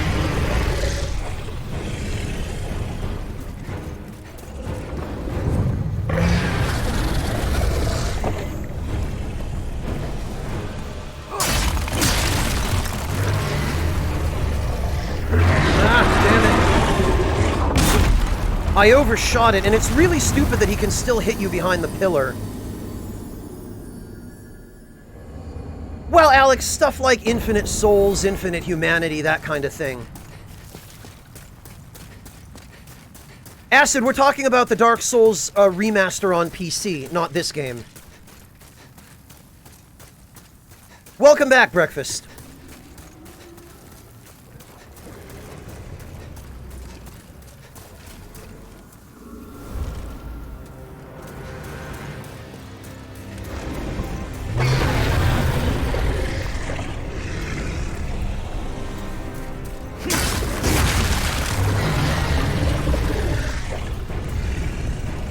Actually, it should still be possible.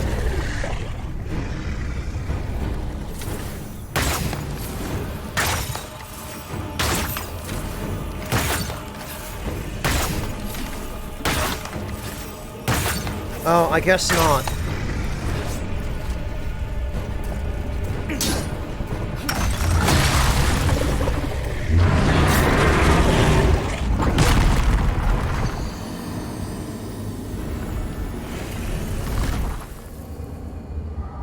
Velocitus, I think with a bow it might not work at all. I think with firebombs it does, but it has to be something that has the ability to destroy certain types of objects, and I don't think arrows do now that I see those results.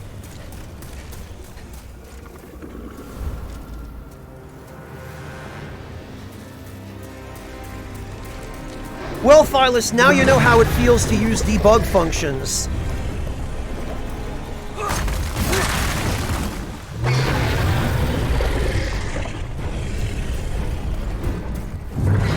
Yeah, Soul Ray used to work okay, Velocitus.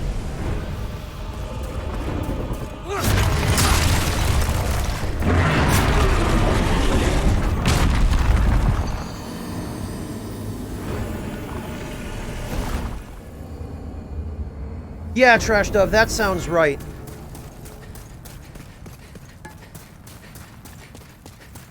I don't know, Acid Martyr. Bed of Chaos is in a category with at least the Dragon God. Because they're gimmick fights that were just so ill-conceived, so poorly executed. The games they were in would have been better off without them.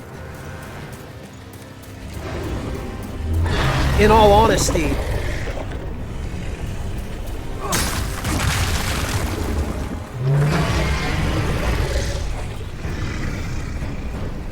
Alex, probably of every cinematic game you've ever seen in the last 5 or 6 years.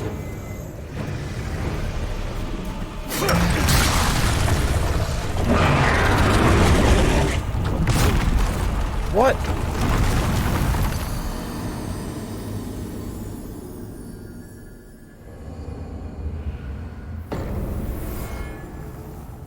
Yeah, Phyllis, that does always seem to happen. You get a few good runs, like I remember what to do, but then you do it the same way every time and it just stops working.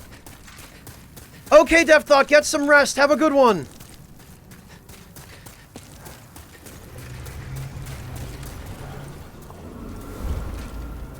Well, more to kill. The one thing that they did for you here that was somewhat merciful is that it's a really short run back.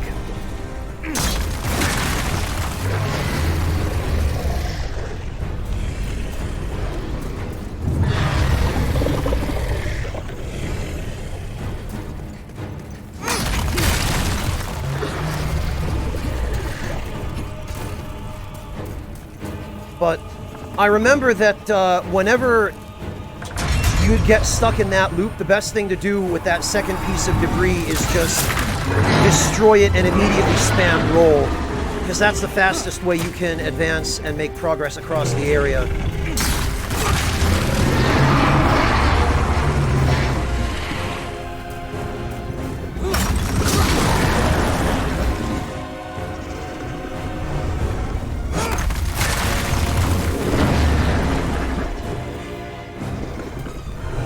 After that, it's fine.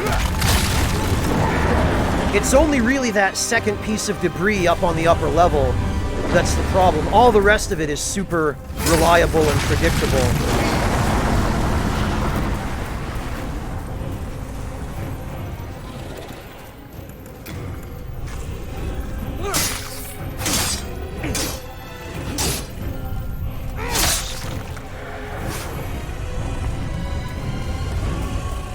Now that we've got him in the bag, I'm not screwing around with that stupid trophy.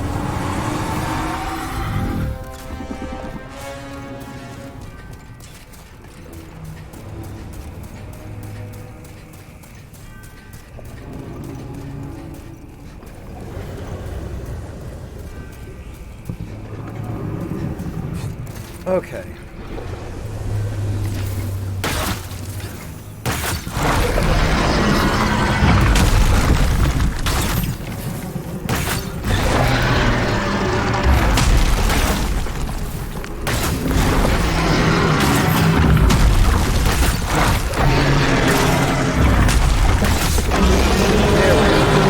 Get out of here. Nobody likes you. Nobody ever liked you.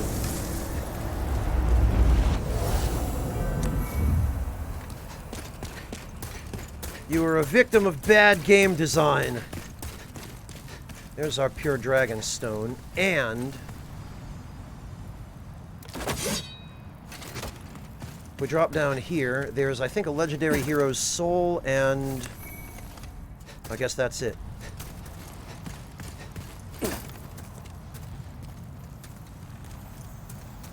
Okay, so now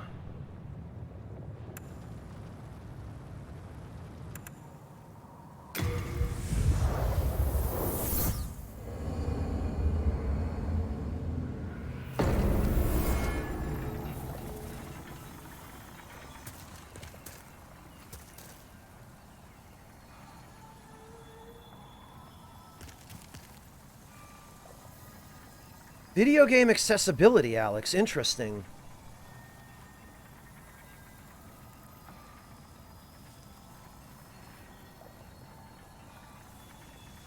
Yeah, Alex, It's a good thing they didn't, because the game would have been immediately panned if they had. And it would have robbed everyone of the experience of playing it. And, you know, I'm not a proponent of gatekeeping, but I am a proponent of the artistic vision being kept intact.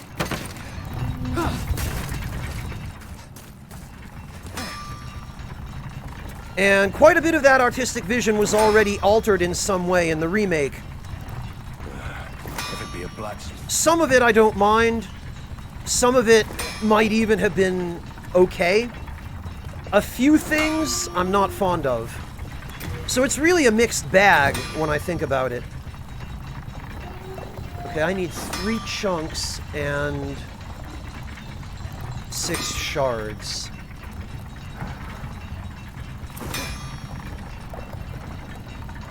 Well, yeah, Anthropos, but there are a few ways I can think of that they could have handled it where it would have been at least more interesting and engaging than just, hey, destroy some obstacles, examine a couple of environmental objects, and you win.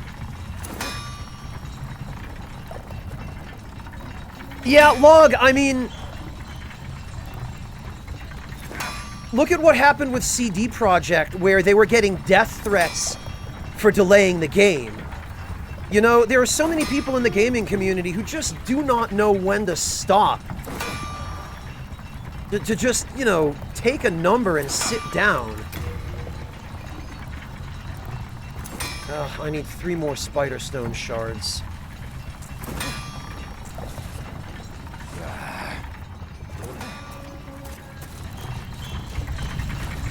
Well, Trash Dove, if this game were a Demon's Souls reimagining, I would say, yeah, fine.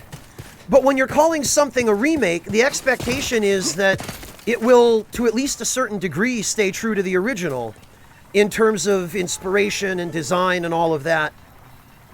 If you're going to remake it so differently that it's not identifiable as really having anything to do with the original, then that's not even really a remake anymore, you know? Oh, I agree, Matthias. The Dragon God, at the very least, still isn't as bad as the Bed of Chaos. But they're both the same type of fight with the same type of problem.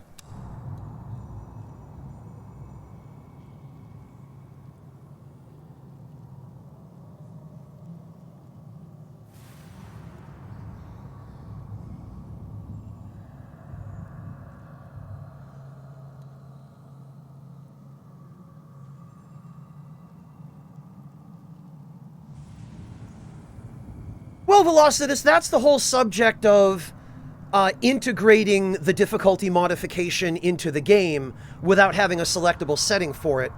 And I guess that's kind of how I implicitly view games like the Souls series, where there isn't a selectable easy mode setting. And I think people get hung up on wanting the selectable setting at the title screen just because of what it looks like and what it kind of psychologically represents, when for all intents and purposes that difficulty modification is integrated into the games via, as you say, things like leveling up, things like upgrading your equipment, things like summoning help. All of that stuff is there to make the game easier if you want to. It's just not handed to you in the form of a setting that you select at the title screen. And it sounds to me from the different sides I hear of this argument constantly that a lot of people just want it in that very specific form of a selectable option at the title screen, you know?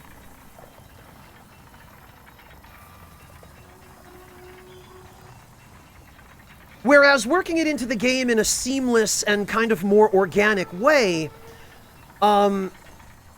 I feel like it makes it so that you don't have to rebalance the entire game for a difficulty setting that isn't the intended one. And in a way that maybe makes it easier on developers, although I guess you could argue that for some developers that don't have the capacity to figure out how to integrate that difficulty modifying stuff, it could be harder. I could see both sides of that argument, but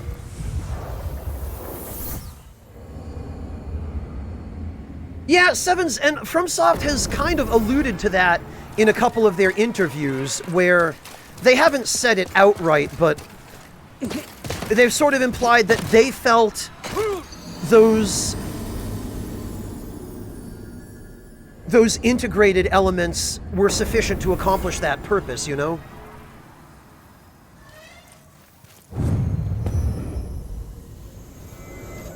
Well, Alex, that's a slightly different topic. That's accessibility. And a lot of people, understandably, because there's a lot of different misinformation out there on it and misclassification, a lot of people conflate accessibility with having your easy mode all the time. Accessibility is something different. Accessibility is stuff like, are there options for color blindness? Is there a company that makes a special controller for amputees? That kind of thing. Accessibility makes a game accessible to somebody who otherwise would not be able to experience it in the normal intended way for a very distinct physical reason. Whereas difficulty setting, that's not accessibility, that's just a matter of game design and balance. Hey, Irv, welcome! Hello. I'm here to play. How are you doing, Irv? It's good to see you. Actually, I should probably get fire arrows, because where we are going next is All done. the Valley of Defilement. And actually, I should go do Scurver's quest as well. Not that I need the pure Greystone, but...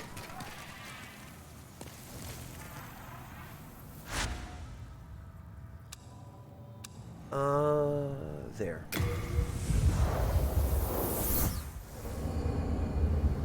Exactly, more to kill. It just makes it more appealing to a certain subgroup of players. But accessibility and appeal are not the same thing.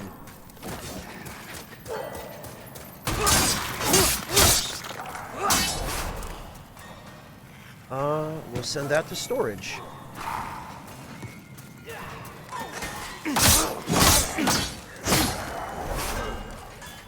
Alright, and now that we're in pure white world tendency... Blast it! Pingu, hello! Welcome! Thank you so much for the resub! Good to see you!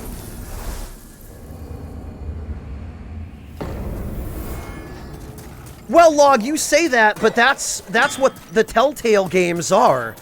That's what Telltale built their reputation on, is games that consist of nothing but cutscenes and QTEs, you know?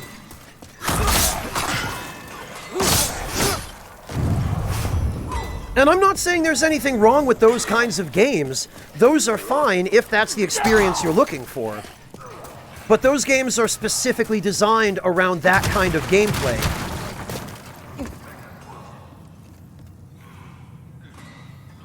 No, Venetian Silver. You're asking about whether the W is pronounced as a V?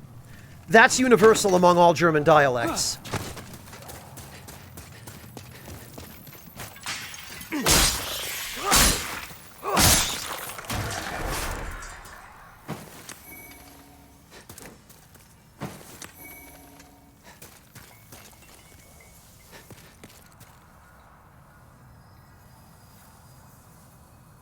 Well, Trash Dove, that's one of the areas where definitions get a little bit fuzzy. If there's, like, a cognitive disability that is preventing somebody from being able to interact with a game at all, in that specific situation, you could argue that an easy mode counts as accessibility because there is an unusual, outstanding circumstance that affects the player.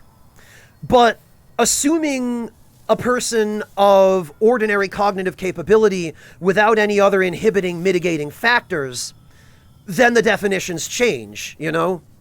Because accessibility is about helping people who have a disability to become able to interact with the game. So, yeah, it does get a little bit weird there. There is some gray area, for sure.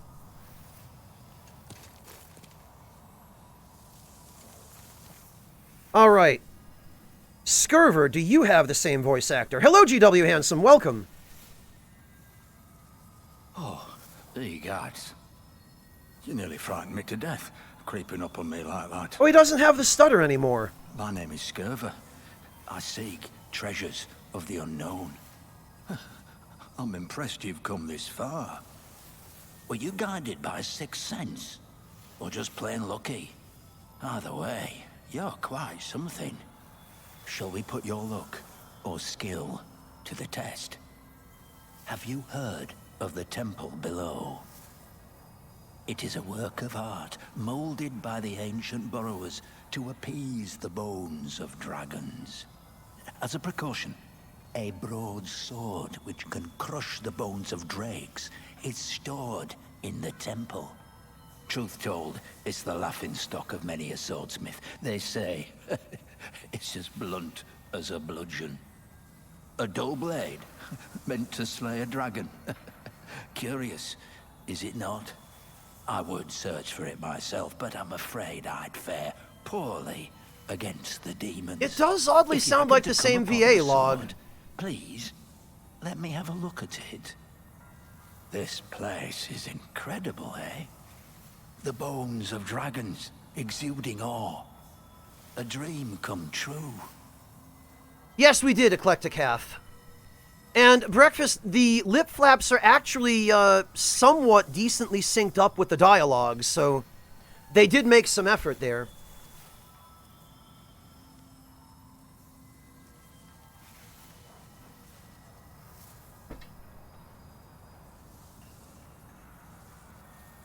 Alright,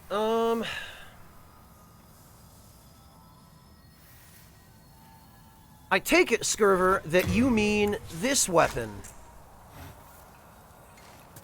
Oh, wonderful. The arts of swordsmanship applied in a perfectly useless manner.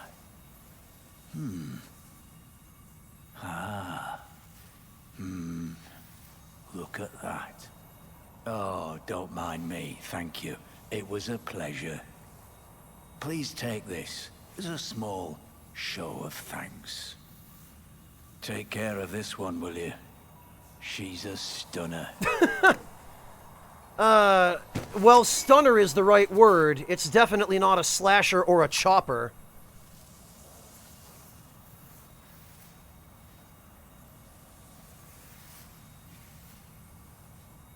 Oh, I know, Kratos. Andre had mouth movements in Dark Souls 1, but he was about the only NPC in that game who did. I guess they ran out of time or money or something before they were able to implement it with any of the other characters.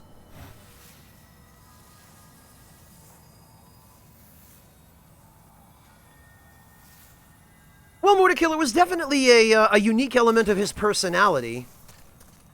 It might be, though, that they felt if they kept it in, it would be viewed as offensive. Well, yeah, Alex, but that's different. Framp didn't have a human character model.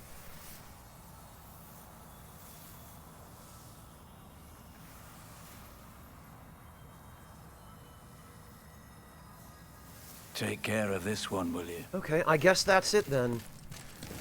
So now I need to get this area to Pure Black World tendency. Oh, triangle to use. Okay.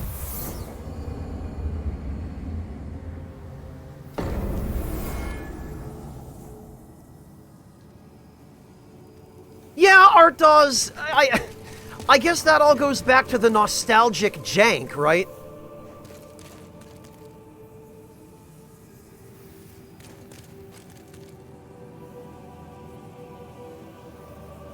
Yeah, Mordekil, it's one of those situations where it's kind of lose-lose. Like, no matter what you do, there's something somebody can say about it.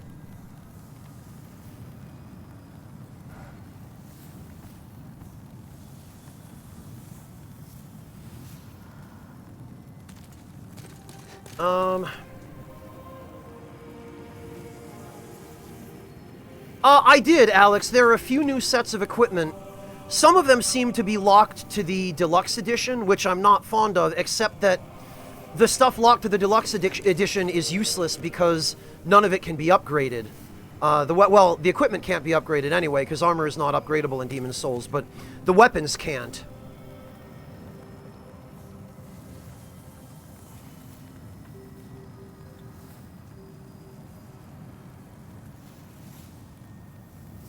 Trash Dove and Acid Martyr, I think the point is long since lost. How about we both just drop it, yeah? I was worried sick. Alright, let's get the the Dragon Bone Smasher out of my inventory, because I do not need to be carrying this thing around. Or the Master's Ring, for that matter. Or the Ring... Oh, I've already got the Ring of Flame Resistance. Okay, the Dragon's Soul can go in. Yeah, I guess I kind of see it. It does look a little bit like a dragon. And the Flame Lurker's Soul I need.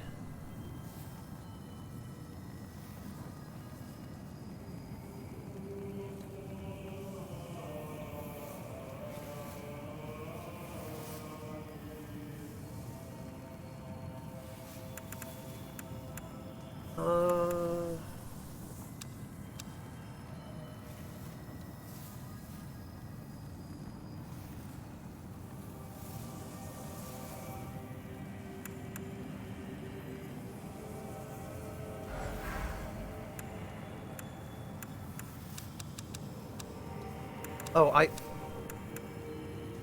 there we go. I'm gonna say I need some room for, arrows.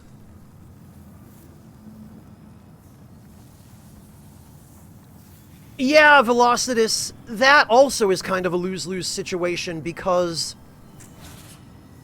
We are indebted. if you have weapons that are actually useful tied to the Deluxe Edition, then it's kind of unfair to anyone who doesn't buy the Deluxe Edition because they can't get those weapons. On the other hand, if the Deluxe Edition is offering weapons as part of the reason for buying it, and then it turns out those weapons are useless, well, then you've kind of been fleeced, haven't you? So, one way or the other, it doesn't really work out. Well, Velocitus, but then they'd lose money on the Deluxe Edition if they made them tradable.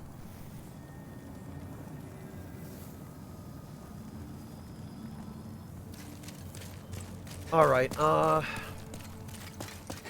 back to the Shrine of Storms to get more fire arrows.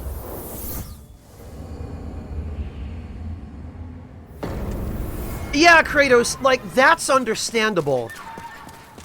When they run into legitimate legal issues, sometimes there's nothing they can do. It's like the mannequin enemies in Dark Souls 2. The reason the mannequins had no heads is that their original character models that had heads in the trailer footage, they had masks that I guess were too similar to some enemies from some anime. I don't even remember which one, if it was Bleach or Inuyasha or whatever anime it was. There was a trademark or copyright infringement lawsuit, I think, by some other Japanese company that sued FromSoft for the appearance of the mannequins. And so the FromSoft then ended up having to change the mannequin designs. Oh, it was Naruto. Thank you, Mihawk. That's what it was. So their solution was to remove the heads from the mannequins, because that was the detail that the lawsuit was filed over. Oh, And when stuff like that happens, sometimes the developer has to make a change, you know? There's no way around it. Because you don't want to be on the hook for paying damages. Okay.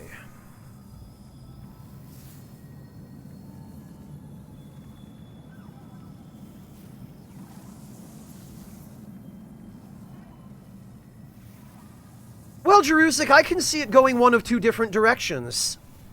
You know, I can see it going further in the direction of we need to make everything cinematic at the cost of absolutely everything else that people liked about the game. Or Yeah, we're gonna preserve the important things and update the stuff that needs to be updated in order for us to be able to actually remake this.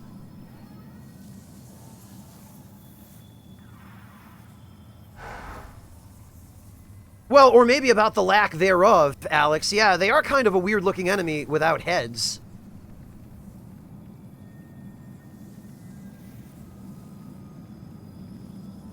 Not that I know of, Acid Martyr. I mean, the word got out. I think they might have, in matter of fact, I believe the brief for that lawsuit was, just public. I believe the court proceedings were never kept under wraps, and that's how people found out. Oh, welcome back, Sagari.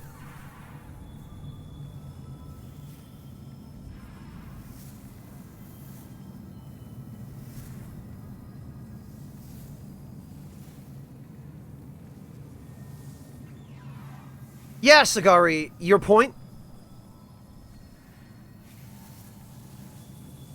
Well, Jerusik, it does a fairly convincing job of making it look like it, but...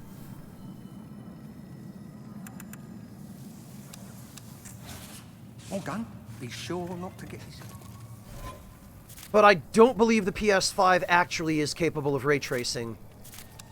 Correct me if I'm wrong, but I don't think it is.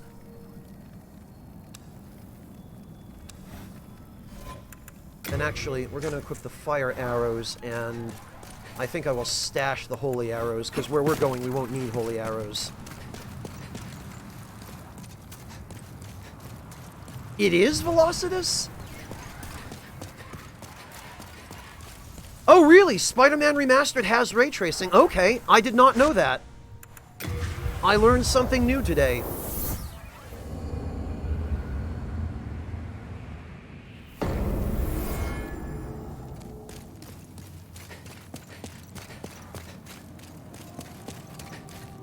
I was worried sick. Okay.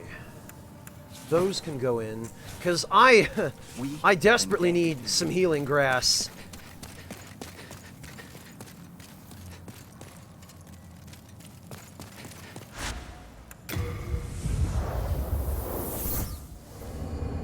Okay, Log, so it's just Demon Souls Remake in particular that doesn't use ray tracing.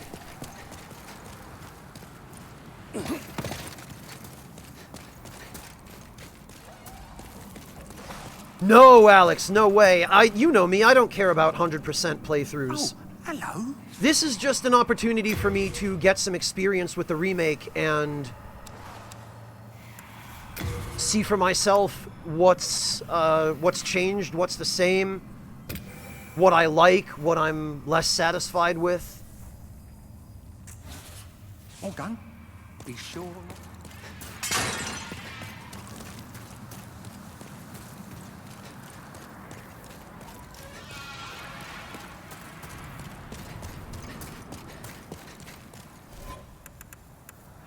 Alex, you can hit the uptime command, or I think under the video player, Twitch now has a, display for that. Alright, now...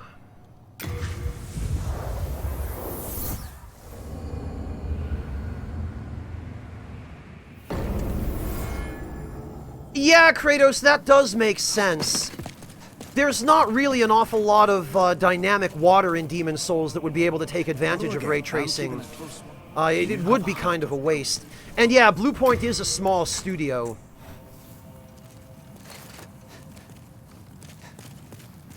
Betray your souls. Oh, insufficient souls to No repair interest, everything. I can tell Okay. you. Alright, Phyllis, have a good one. Thank you so much for dropping by. We'll catch you next time.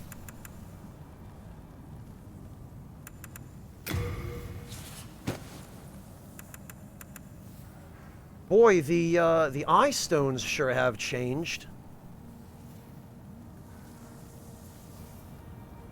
What, for the swamps more to kill? The swamps that don't have reflective surfaces?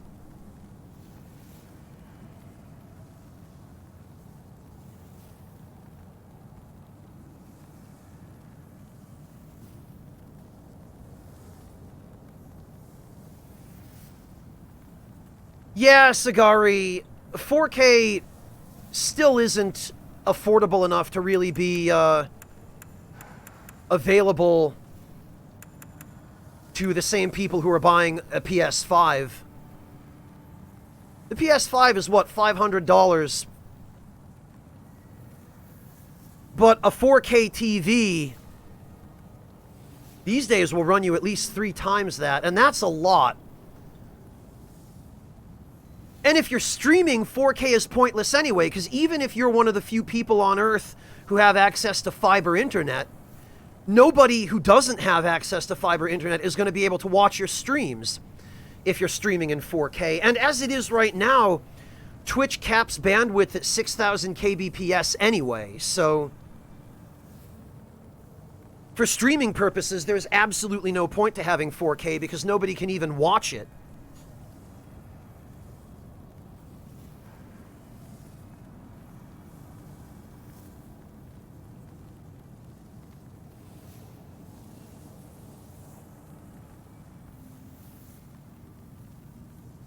So, I mean, 4K is fine for stuff like YouTube, if you don't mind sitting and waiting for your video to finish buffering, but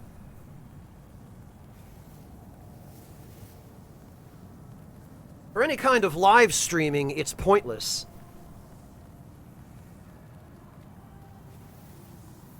Well, it's the same item, Alex, but sticky white slime in some ways is almost worse than sticky white stuff.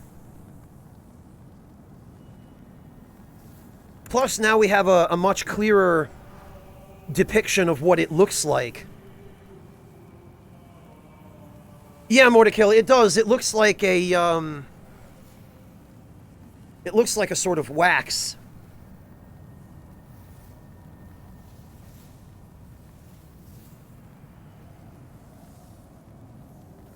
Really, Venetia?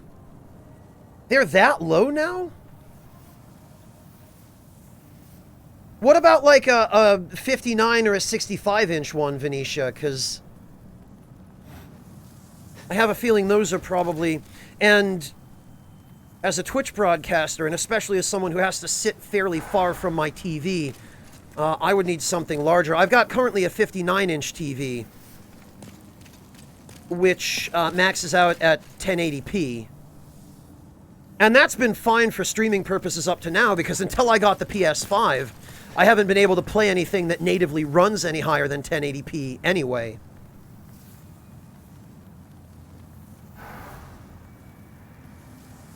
$55 inches, $319.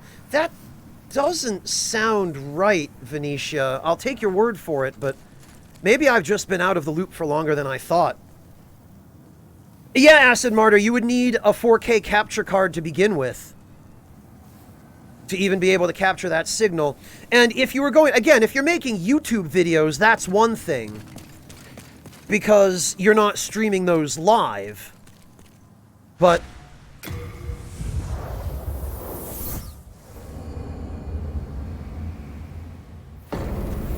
you know, Venetia, I may well be thinking of OLED displays. That may well be the case.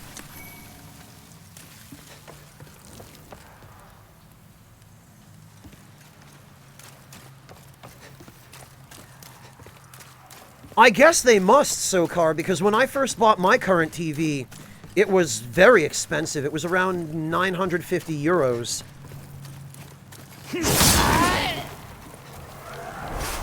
Oh man, now I'm gonna have to get used to the... Oh, that's interesting. The fire effects even appear on corpses of enemies that you've already killed. Of course, not on corpses that are objects, rather than characters.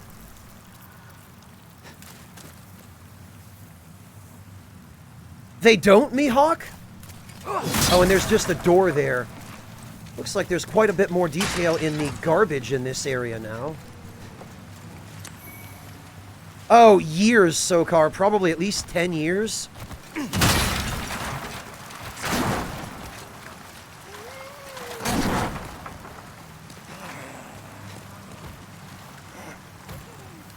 Maybe a little less, but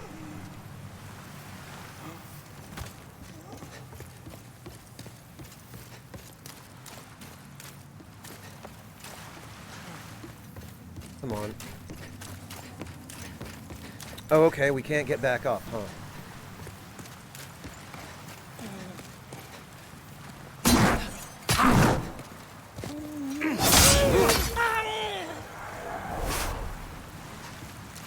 All right.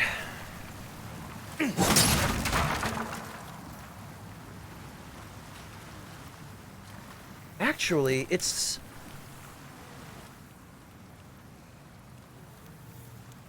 interesting to note that in the original version of this area, you could see the sky, whereas here, when you look up from the uppermost parts of the canyon, the sky is not visible.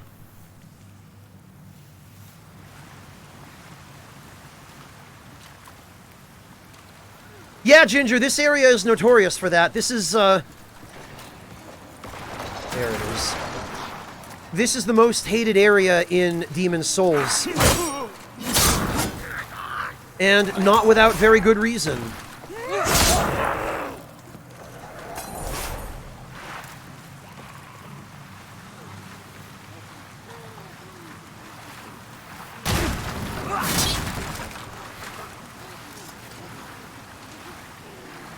Yeah, Alex, but the rock drop is a trap. That's actually meant to hit you if you charge in.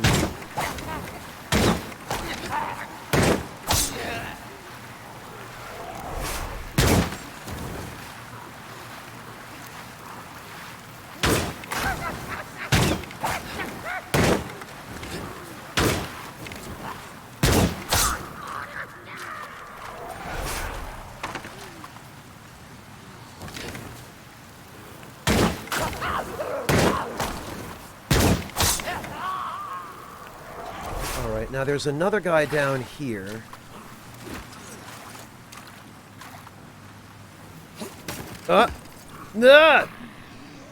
Okay, that's not quite how I wanted that to go.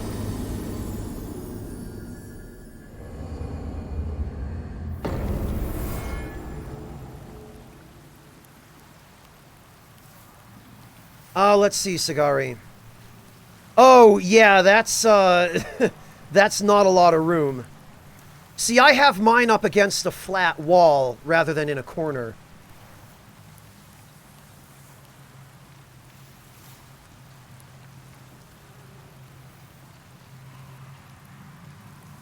I had to completely rearrange my office just to fit it, actually.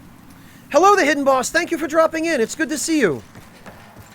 And good night to you. Rest well.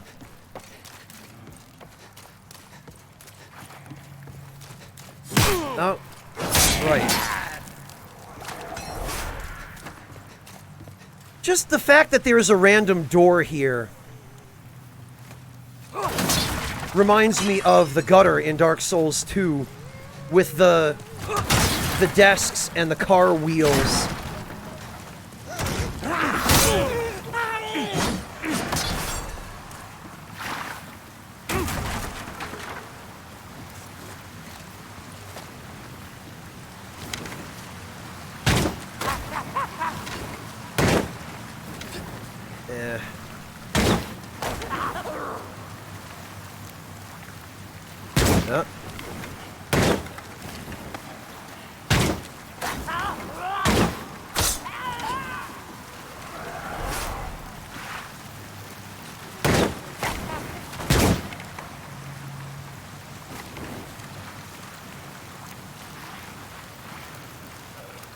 Ha!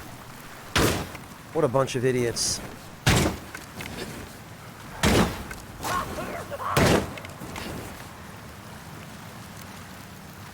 Oh good, you can still zoom in. It didn't even occur to me to check.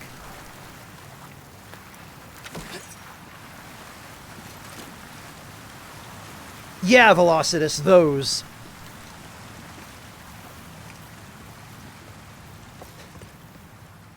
Can you? I haven't figured out how to do that, Velocitus.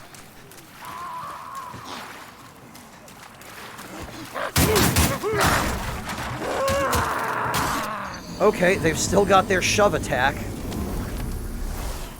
Slowly release the trigger. Huh. Okay, I don't know why I'm surprised that touch-sensitive buttons are a thing on the DualSense controller.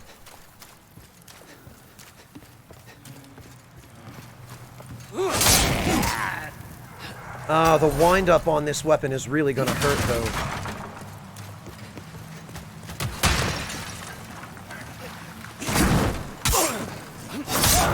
Thank goodness for the Goomba Stomp, at least.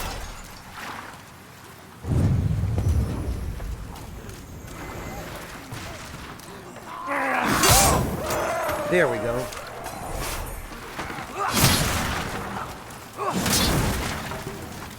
You know, as impressive as the effects from the dragon weapons are, they do really hurt the eyes.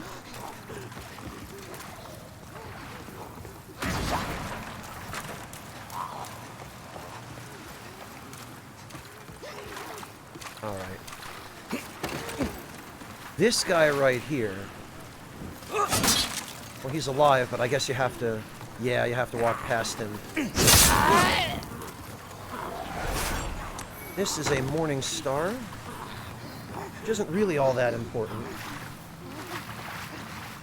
There are, Famine. In the original game, in Demon's Souls, they were called Rotten Arrows. Yeah, Ginger, it's not as fast as the original longsword in the PS3 version was.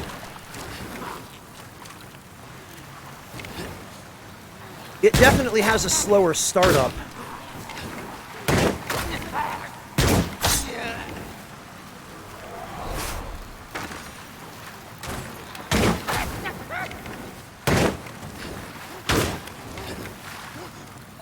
Man, I'm gonna end up out of arrows here.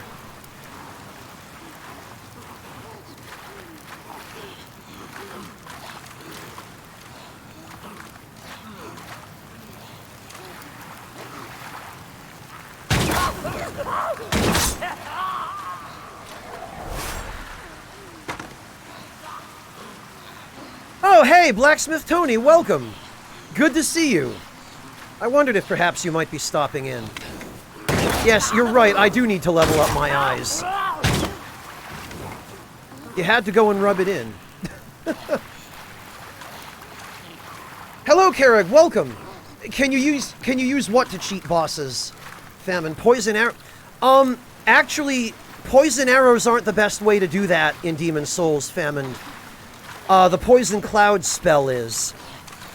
There's a cheese for Flame Lurker, or there was in the original. I need to, well, I'm sure someone else has already tested it to see if it still works, but there's a cheese for him where, you remember what I showed you with the Thief's Ring, how, you can walk into the Flame Lurker arena and if you have the Thief's Ring on, he won't see you? The original cheese was you would stand behind him, or if he saw you, you'd hide behind something and get him to forget about you. And then you just cast Poison Cloud on him, because he was susceptible to poison. And as long as you stood behind him with the Thief Ring on and didn't aggro him, you could just poison him to death. It took forever, but it was a guaranteed easy win because he wouldn't fight back.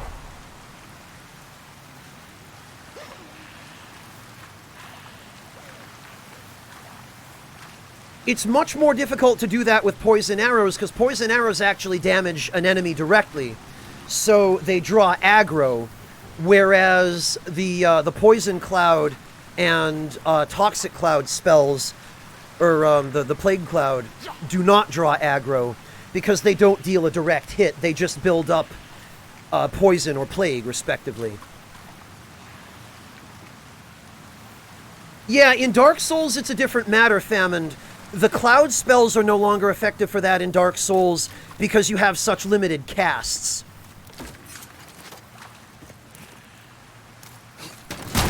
Because FromSoft decided to go with a charge-based spell system for magic in Dark Souls 1 rather than an MP-based system like they used in Demon's Souls. And because the only way to recharge your spell charges was to rest at a bonfire, you could only ever go into a boss fight with as many charges of your toxic or acid, or rather poison cloud spells as you had attunement slots and copies of that scroll. Which was super impractical because you had to go into New Game Plus to get more copies of those scrolls.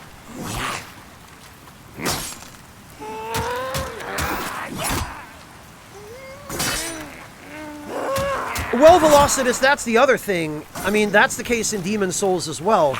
Oddly enough, Dark Souls 2 had by far the strongest poison. Dark Souls 2 poison was ridiculous. It was like, was it like 15 or 30 HP a tick? It was insane.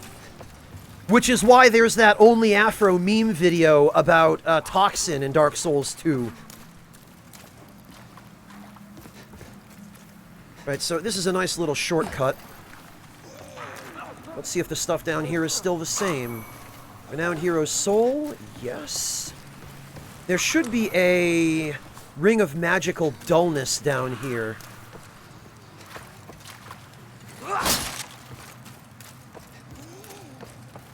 That might be it. No, that's Crescent Moon Grass.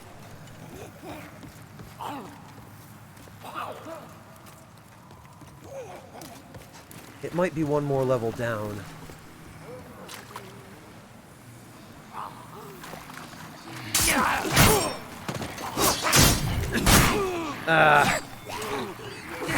Yeah, the longsword definitely has a slower startup. Well, more to kill, what poison is useful for is different depending on what game we're talking about. In Demon Souls, poison is only really useful for the boss cheese, and maybe for area denial in PvP, although in PvP, anybody you fight is most likely going to be carrying lotuses to be able to cure it, if not Dark Moongrass. Although Dark Moongrass is certainly going to be a lot less common in PvP in the remake, because of how much heavier it is.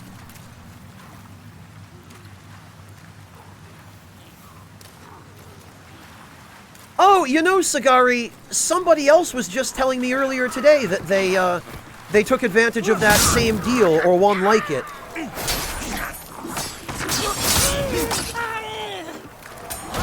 And that they were really glad they did. So, if that means anything to you...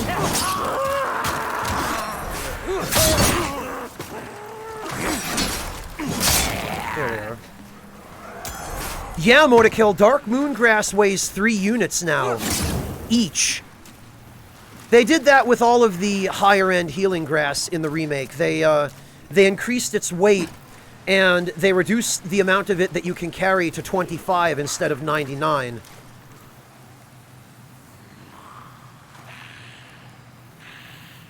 Oh, you did, Alex! Yes, I remember you teaching me about Zapyakanka. Because I'd never heard of it before you mentioned it.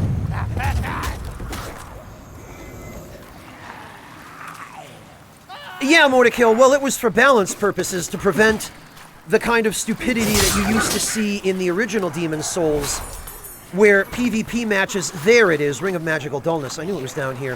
PvP matches would basically just turn into grass munch-offs. Because everybody would use the Stockpile Thomas glitch to duplicate tons of healing grass.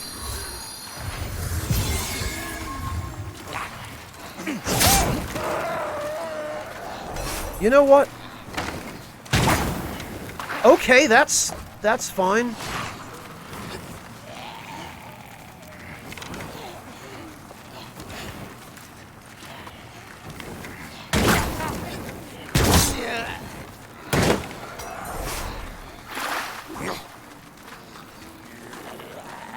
Karag, I feel like one or the other would have been okay. I agree that both is a bit much, or at the very least, they didn't need to increase or to decrease the limit on lower tier grasses quite as much. Like 50 for the first 3 or 4 tiers of grass would have been, or for the first 3 tiers anyway, would have been fine.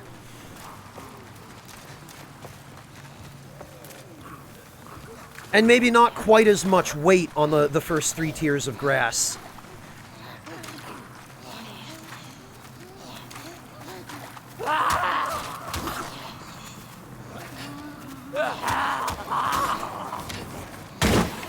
Okay, that's Boy, the minimum angle of the bow's trajectory is kind of depressing.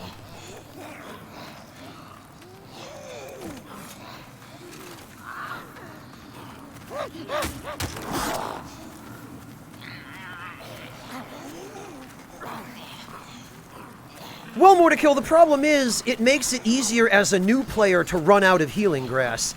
Wonder if I can actually land here and then... Yeah, okay.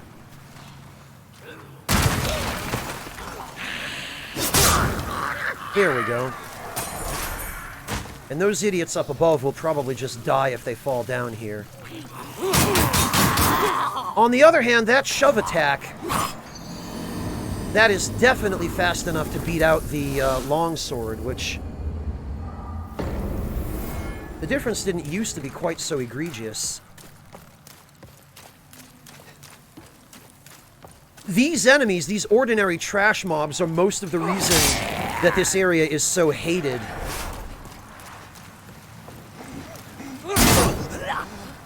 And that's just another example of why.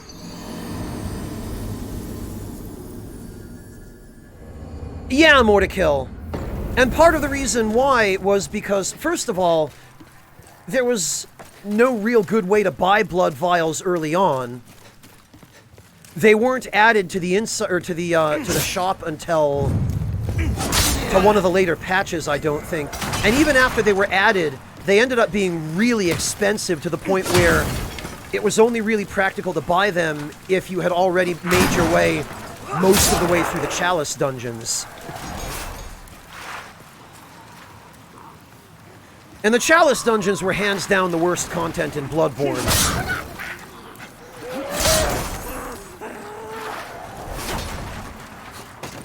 And yet there seemed to be this assumption that players would just go through them as a matter of course, because there was some stuff you couldn't get anywhere else, so they were mandatory for certain things.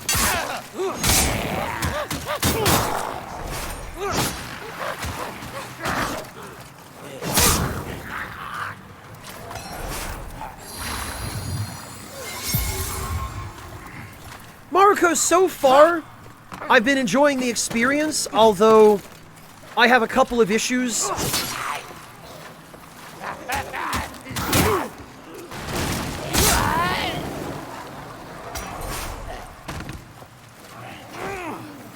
Ah, blast it. Okay, well, actually that...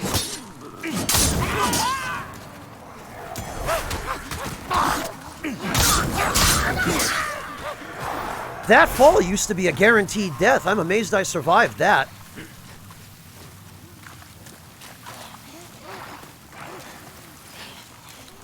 One of my biggest complaints, though, is that the camera insists on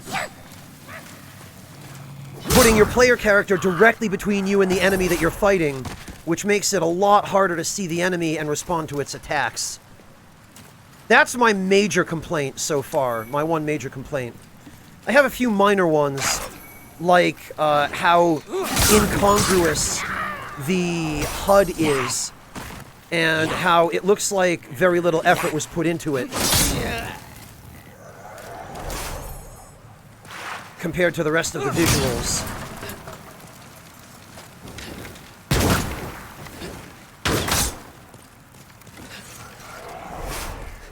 But other than that, I've had a good experience for the most part.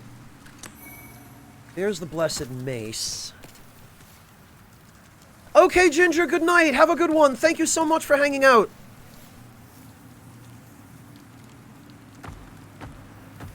Yes, Forfen, the camera in the original was different.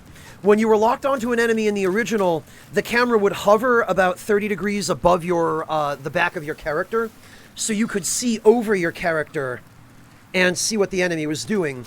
What they've done in the remake is they've added an option where you can turn on a camera offset that moves the camera to either side, but then that creates a blind spot on one side of your character,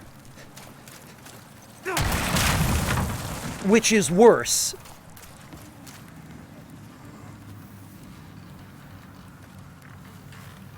No, Sevens, there isn't. They claim that there was, but it doesn't behave the same way the original camera actually did.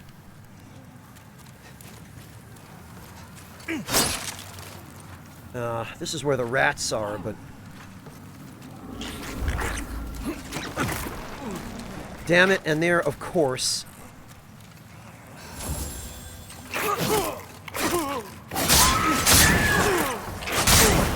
There's the plague. You used to be able to hit them through the fog gate.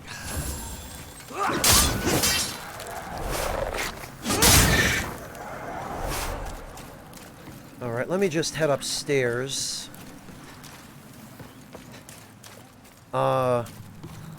There it is. You there. Won't you please buy something? My poor child is hungry. Well, before anything else, I do believe I need something I can't afford. Fan-freaking-tastic. Curse that witch.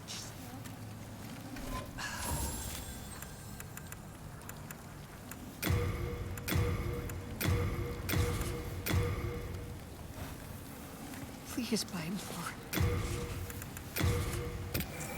Finish to my little women. Alright, that will need to go on for sure.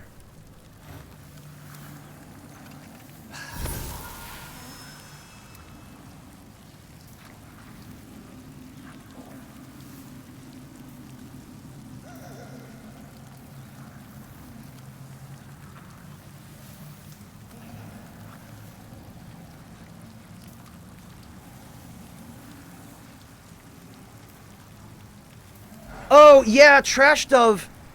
I personally find that a blender or a food processor is one of the most useful kitchen tools that you can have. It's not quite on the level of a slow cooker, but it's great to have. Really, really handy. Yeah, I got 2 already, Trash Dove, but 2 probably won't be enough. And I want to make sure I've picked up a couple of them here. Oh, that's right. I don't have the Crescent Falchion equipped, Please so... buy more. You don't deserve to die, so let me give you some advice. This place buzzes with pests fattened on a diet of souls. You could do worse than keep some lotuses for protection. The price of survival can never be too high, can it? Yeah, but Alex, I'm talking about like a modern kitchen. If you have a Polish grandma who's been cooking in the traditional way for like 90 years, who am I to tell her she's wrong? More power to her. However, for me, because I am a millennial and I'm not really bound to doing things the old-fashioned way, I find that I can get perfectly satisfactory results without destroying my wrists or hands by mashing up vegetables and fruit in a manual press. Fair enough, Alex. Fair enough.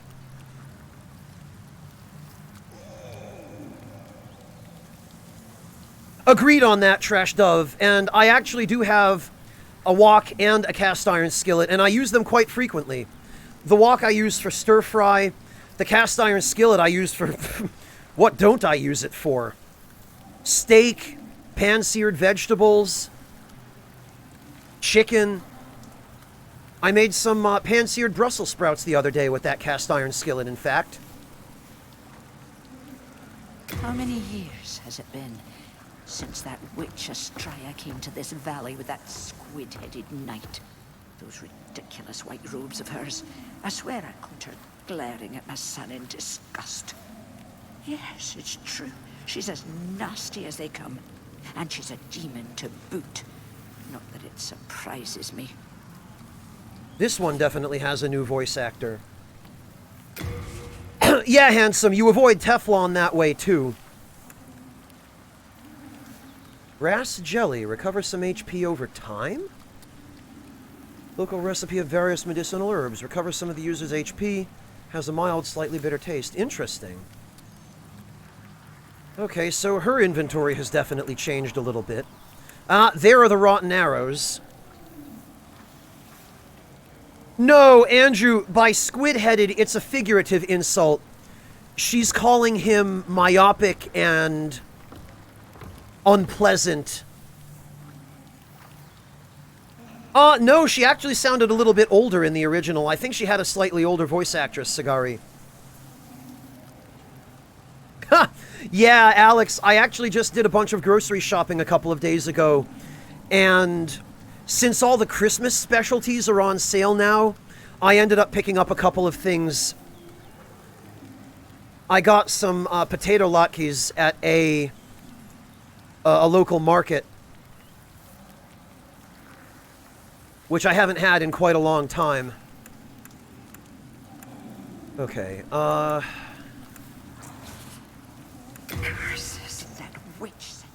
Alright, so I believe the Saints set, which I want, is up here.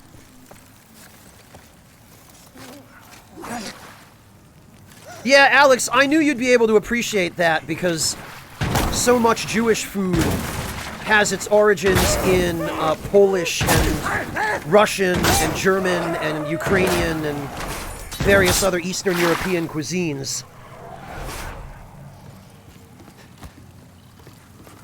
I figured you'd feel me.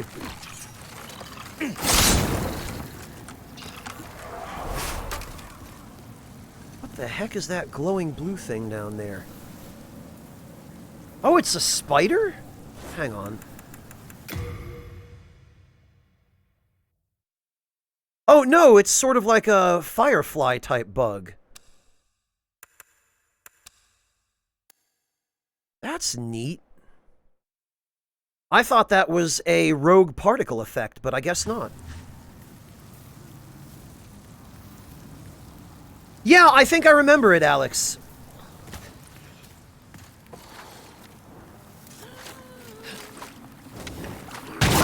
I am not dealing with these spear guys.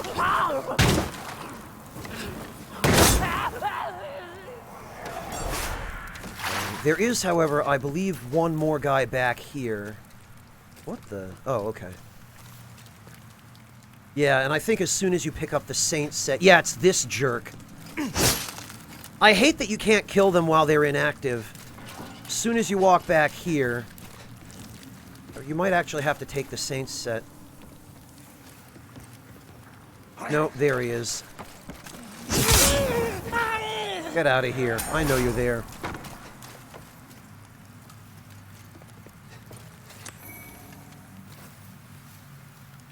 Yeah, Alex, they're really, really similar. I think you guys just serve them a little bit differently. In Jewish cuisine, latkes are served either with sour cream and sometimes onions or chives, or else for kids they're served with applesauce, which I never really liked even as a kid. It always seemed weird to me to put applesauce on potato pancakes.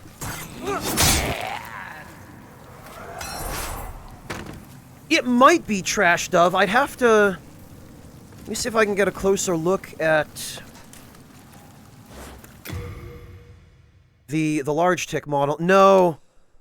Well, maybe.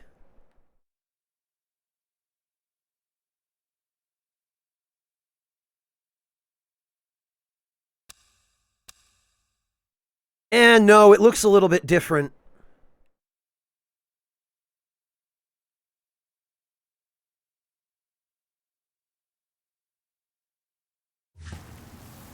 They sure do, Kerrig. They sure do.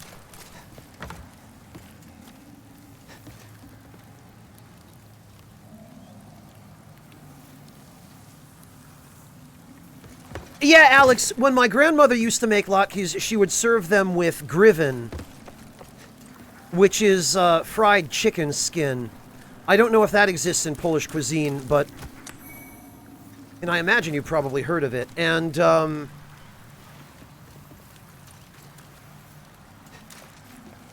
she would sometimes also serve them with, like, gefilte fish.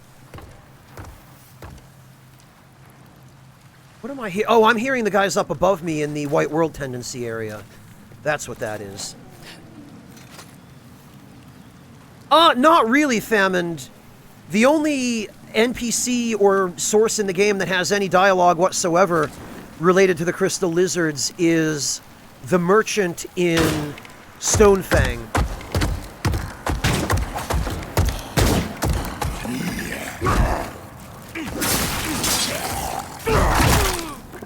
Alright, I tried.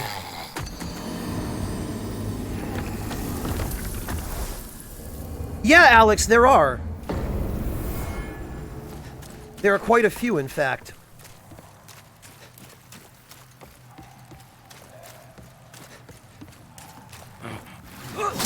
Probably quite a few I haven't even seen.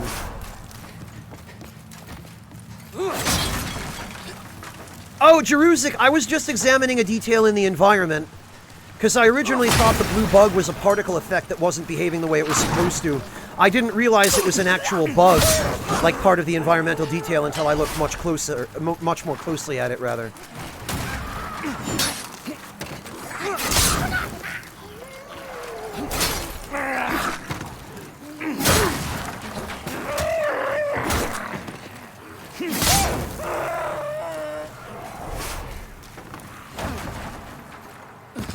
Oh, welcome back, Clockwork. I don't know how much you missed. I don't remember when you ducked out.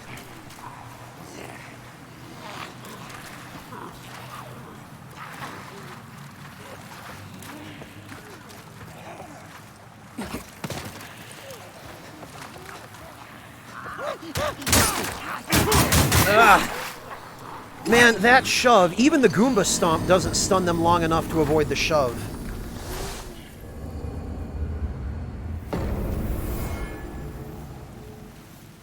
Well, Velocitus, the nice thing is, now the False Depth Chalice dungeons exist, which cuts down the amount of time you have to spend going through the Chalice dungeon loop by about half. Like, they're really useful for saving time. Oh, well, Clockwork, in that case, you missed about 4 hours of the stream.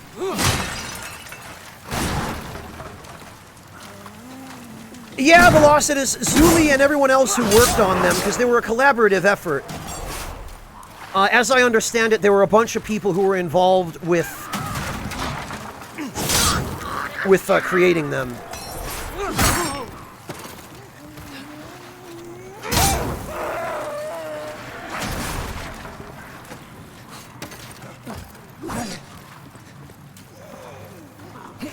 Oh, yeah, Alex. It's really a shame about Istarel, because it was never really useful as a weapon. The only thing it was ever good for was raising your poison resistance for the swamp.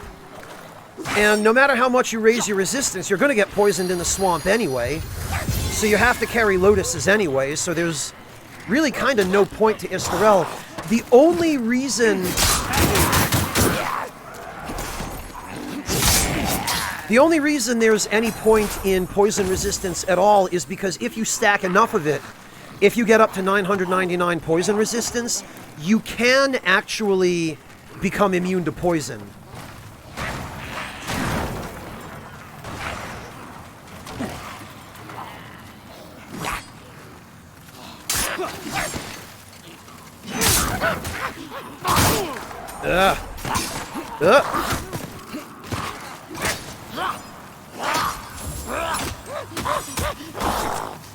That shove has way too much range. Well, he fell and died. Cool.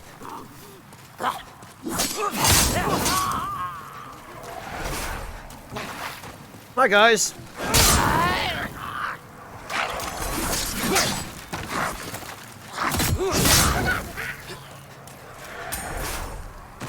Okay.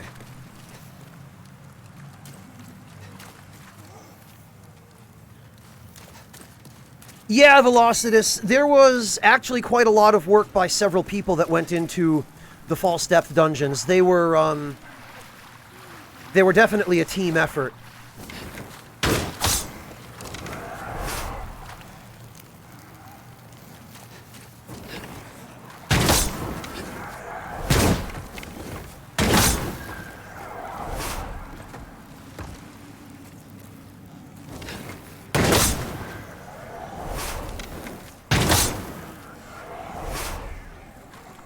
I know that's not all the rats.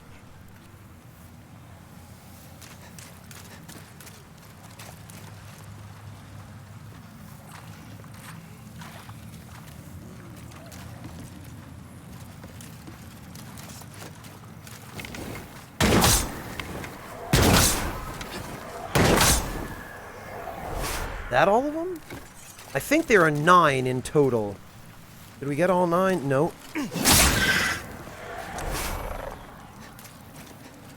That's 9. Okay.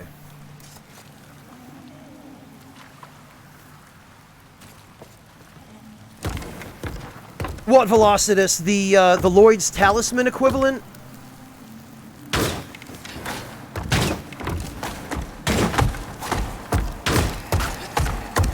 Alright, come on.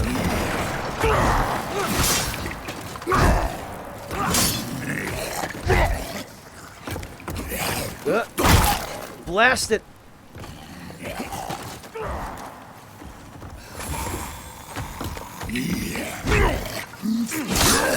There we go. Interesting that enemies vanish when you kill them with magic, but they don't burn up when you kill them with fire.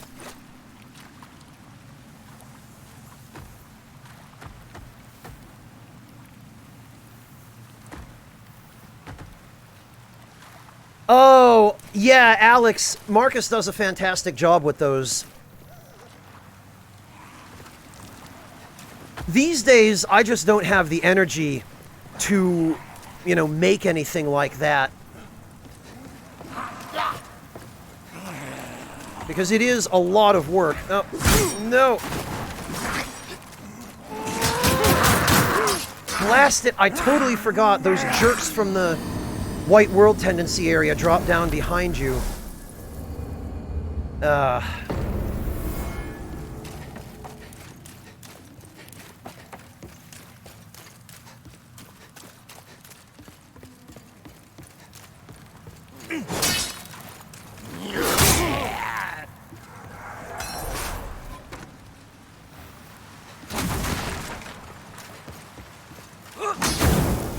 Both, Karog.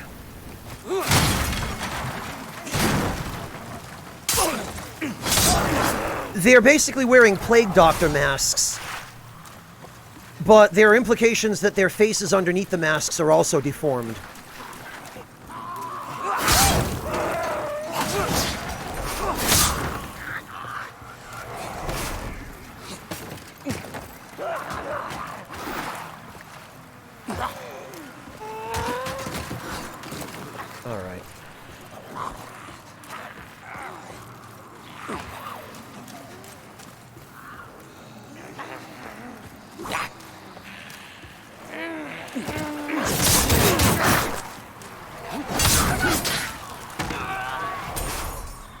Wonderful.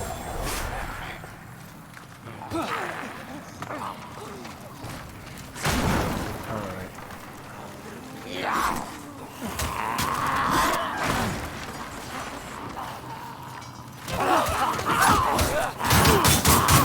Come on, jeez. In some ways, I'm kind of disappointed that it's easier to survive this fall. Because in the original, it was a longer fall, and it was a really, really specific landing you had to make in order to not die. Come to think of it, I don't think in the original you could even drop directly off the roof onto the plank. Because I think you would overshoot the plank, if I remember correctly. Good night, Seven!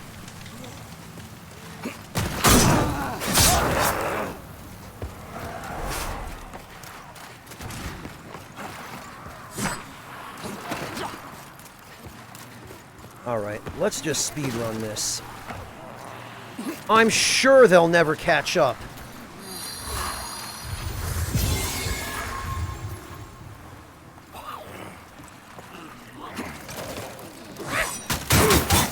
God, that shove.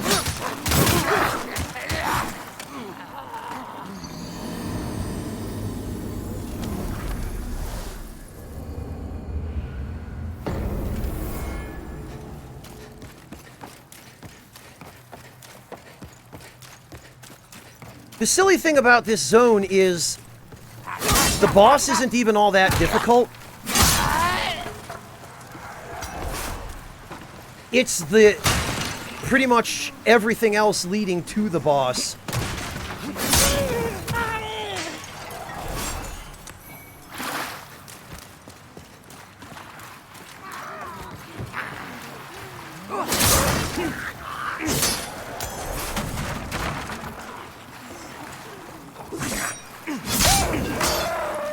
What I probably ought to do is start off with the shove rather than trying to use the R1.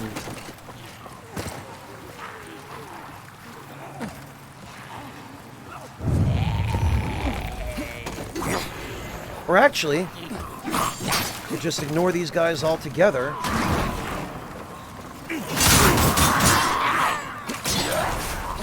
Or maybe not. Maybe that's a terrible idea.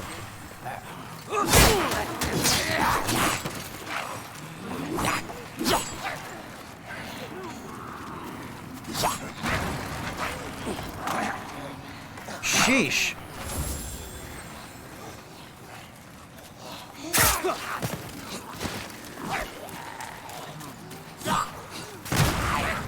Well, I guess that crystal lizard's getting away.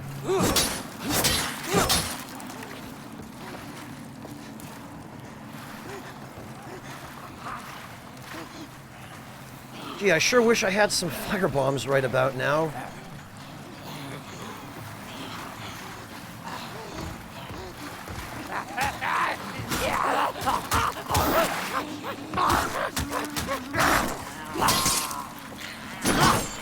Alright, you know what? There's more than one way to skin a rat.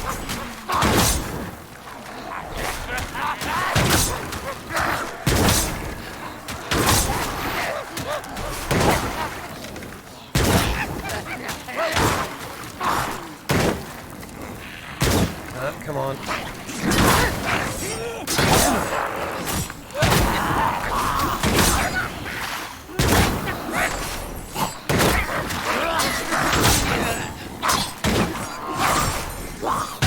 There we go. That's a little better.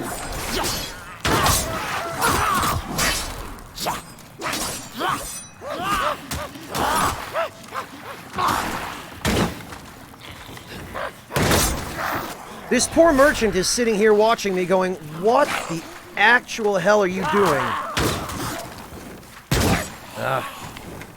There we go.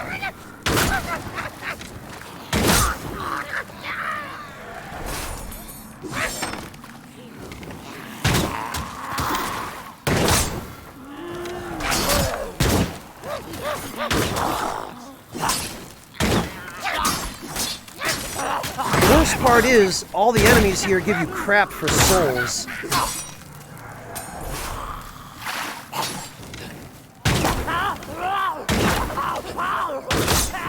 There we go.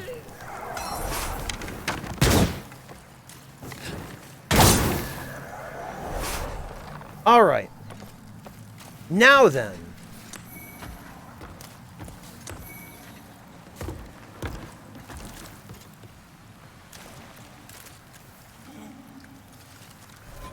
Ugh.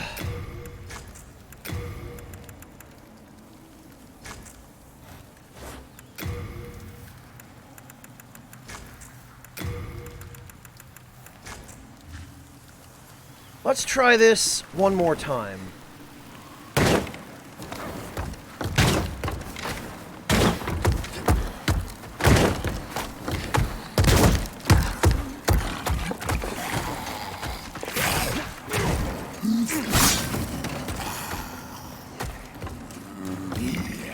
Yeah, fall off the edge, idiot. Or not. Okay.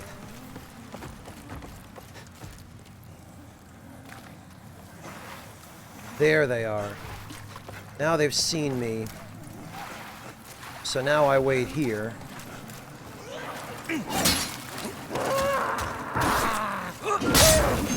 This is why I hate the new camera angles in the remake.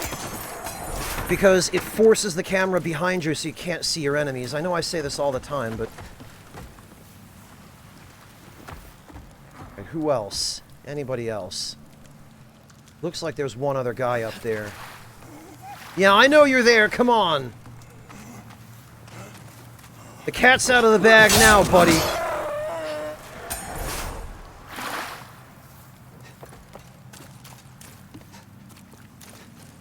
Jerusik, yes, there is actually, and it's because the description of the Archstone Shard specifically mentions the Archstones being gnawed on by rats. A shard scraped from one of the archstones found across the land transports the user back to the Nexus. The Monumental entrusted the archstones to the leaders of the masses, but before long the stones were forgotten and left to be gnawed away by rodents. In the original game, it specifically said rats.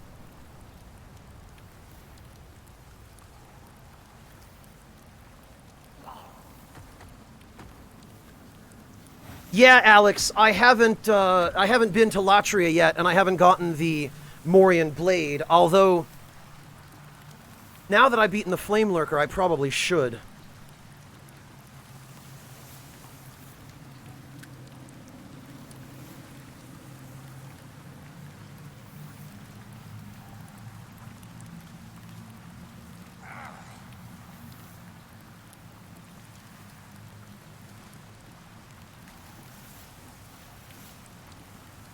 All right.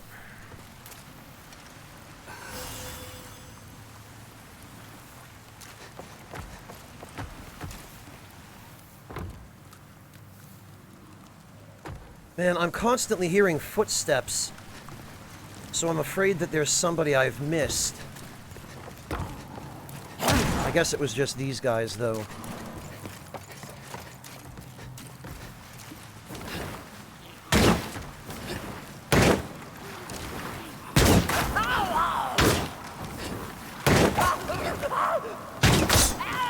Okay, I need to delay my shots a little bit with the spear guys, I guess. Alright, look, I know there's a bunch more of you in here. Guess I didn't trigger them. There are a couple over here, I think. No? Oh, they might already have run out. Those might be the ones that I fought back there. Yeah, okay.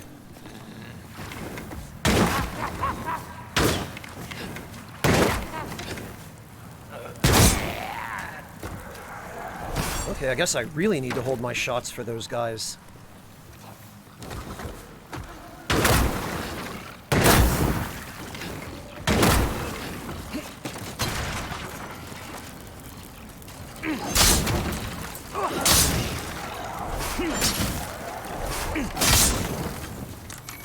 Oh, wow, a pure marrow stone already. That's unusual. These guys can drop it, but... Alex, it won't matter. I'm gonna be, as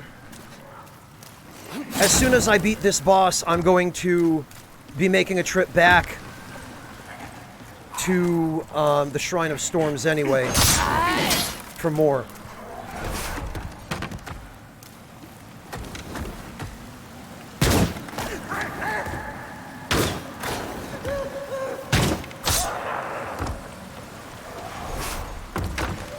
Alex, you missed it. We already did. I got the Pure Blade Stone on my first and only Black Skeleton kill.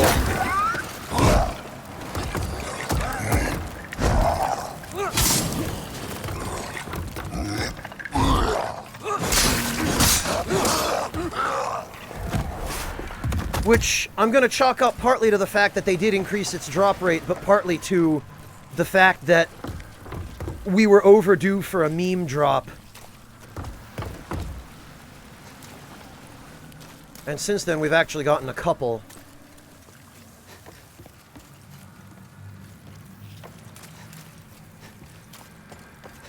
Right, this I think is some more lotuses. Oh, no, it's grass. Okay.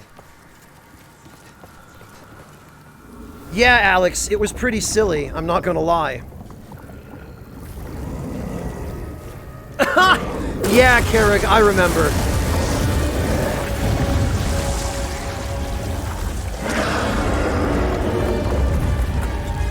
Wow, I tell you what, this is where that PS5 performance really makes a difference. Alright, so here's the traditional spot.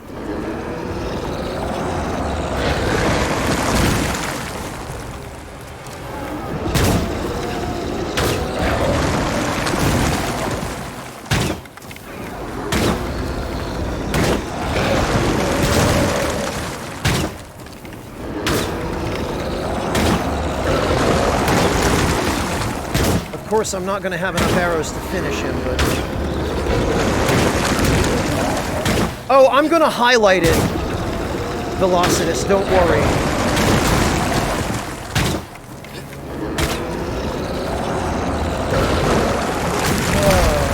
Oh, that's nice.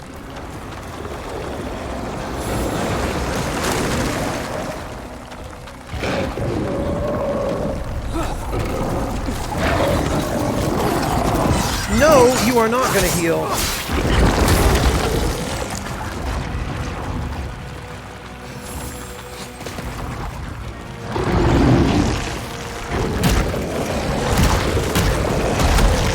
Then there's that stupid flaily nonsense.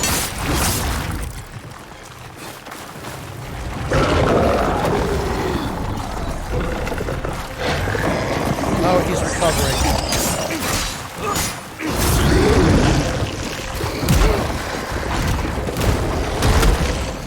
Damn it. Yeah, I'm out of arrows, so I'm gonna have to use the melee strat for him.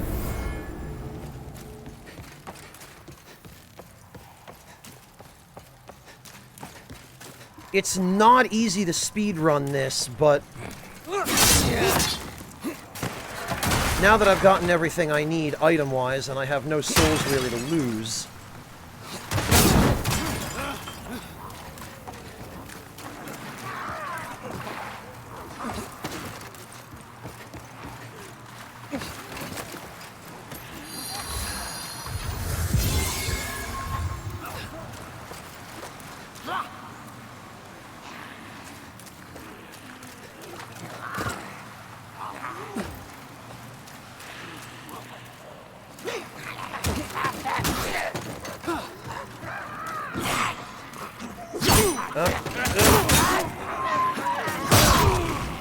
Okay, that's not exactly how that was supposed to go down.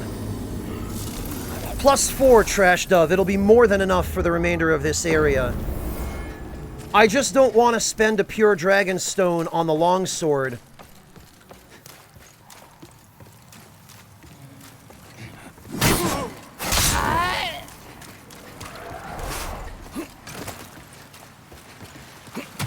Especially not considering how much slower the longsword's moveset has gotten.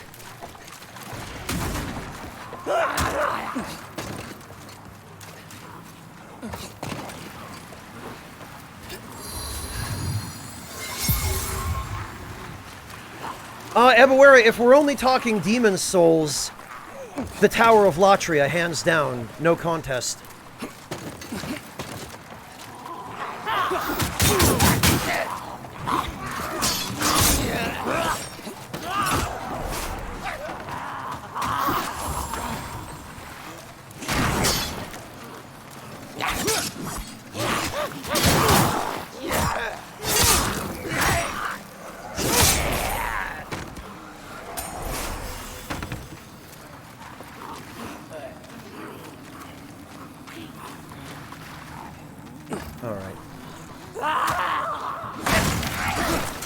Can I get away with running past all of these guys? And the rats.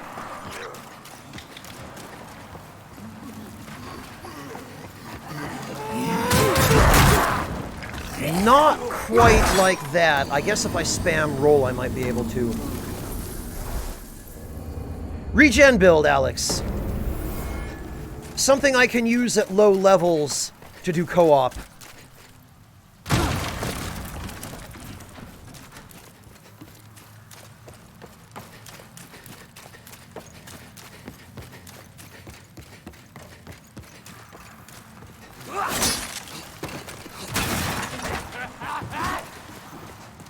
Karag, I haven't heard it yet.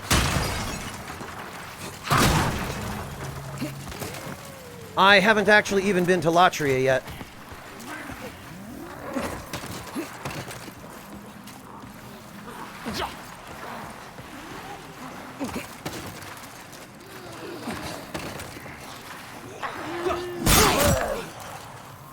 That's not where...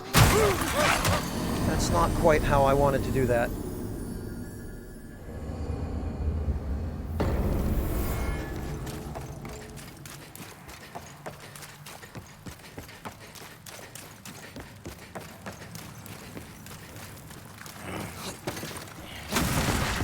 let's see.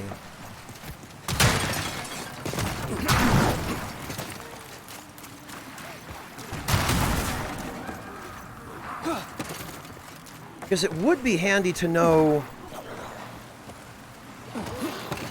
the speed run for this.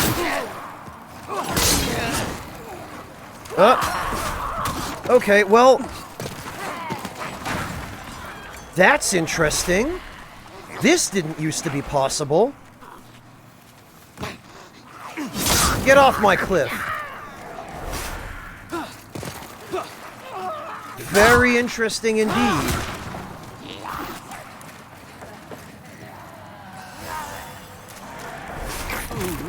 All right.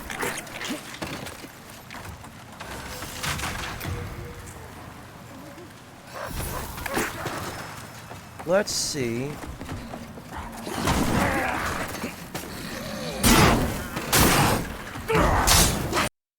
Oh. Something went wrong with this game or app, huh? Okay, I guess it didn't like me trying a speed run. Fine. Well, that doesn't help. Ebawera, this is just the effect I seem to have.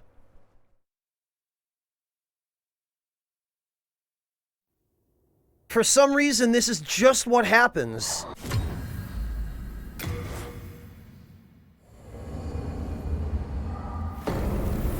Oh, and now I'm back here. Great. So I guess that counted as a death. Fantastic.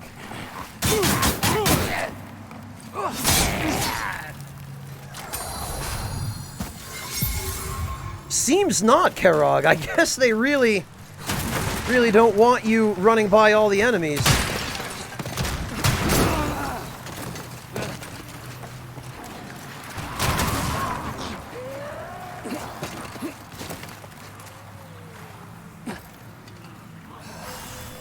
I am, however, interested in the little accidental secret ledge I just found.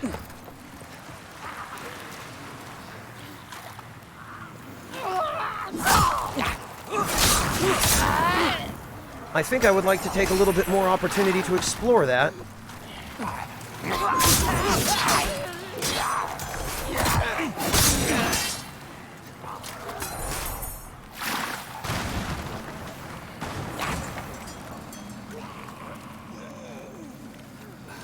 And actually, I'd like to figure out exactly where the... Okay.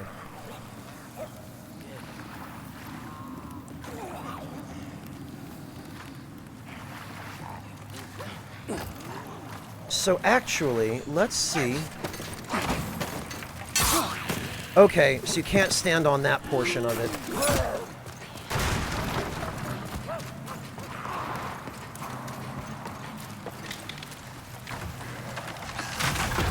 All right then.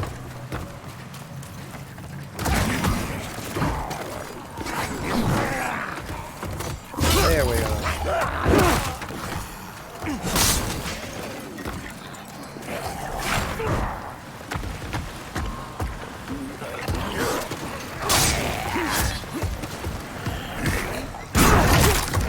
Okay, so the speed run doesn't work. The bridge is a problem. Okay, got it. Hello, Prof. So I guess I'm going to have to clear out the room with the 3 poison ticks. And then wait for any of the enemies that want to chase me to catch up. Although I wonder if quitting out will work. I wonder if that will still reset their AI. That'd be worth knowing, too.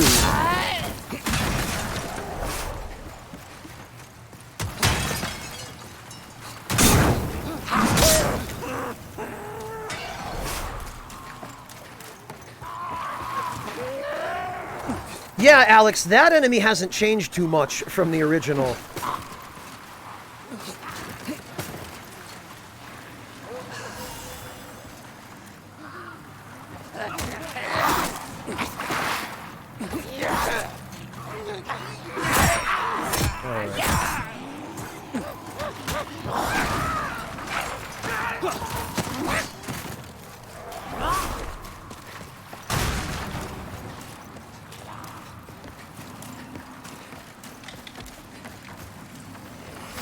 So we can sprint through here as far as this room.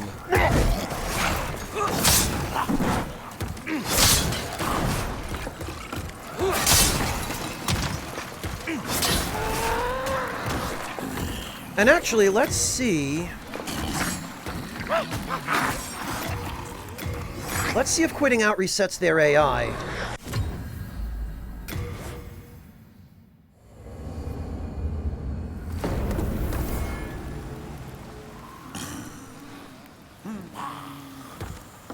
It sounds like it might.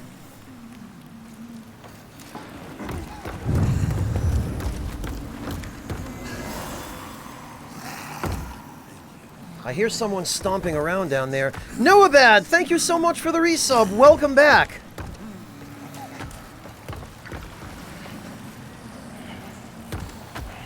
Okay, so this I still have to deal with as normal, but the spear guys, as annoying as they are to deal with in close quarters, if you have a little bit of room, they are very easy to roll backstab. Like this.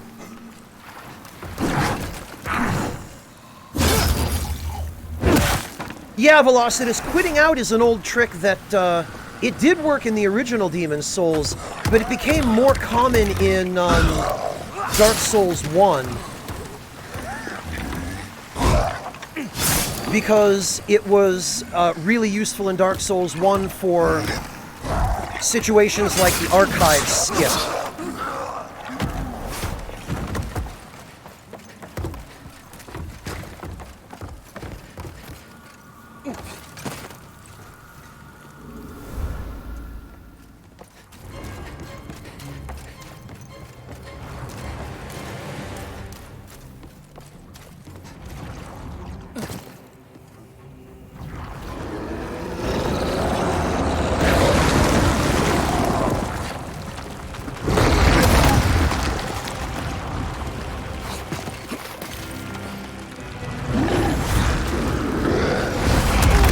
Okay. That's still a thing. Got it.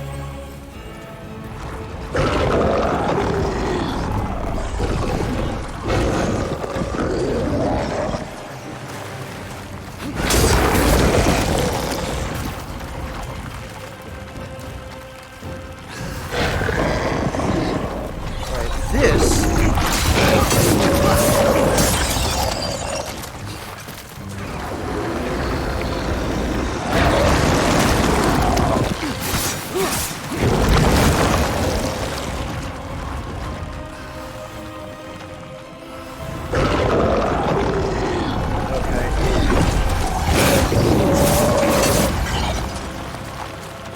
I could have gotten another hit there.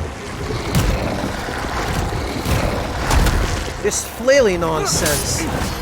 You can hit his hand.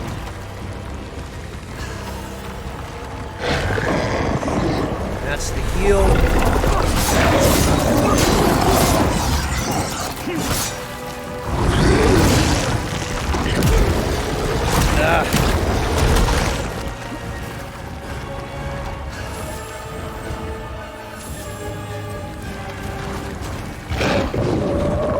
No, you don't. There we go. He's a simple boss in melee, but he's much, much more difficult if you don't have a dragon weapon or some black pine resin.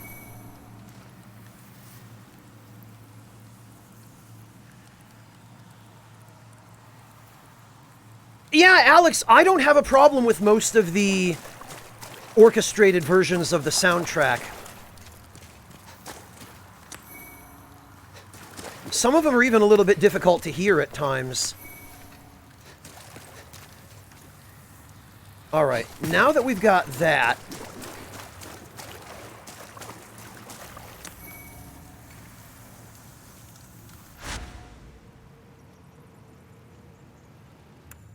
we can head back to the Nexus.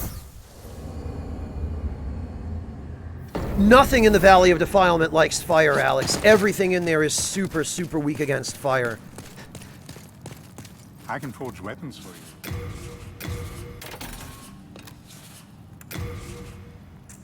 You come back alive. Okay. Hello. I'm keeping a close watch. What can we stash?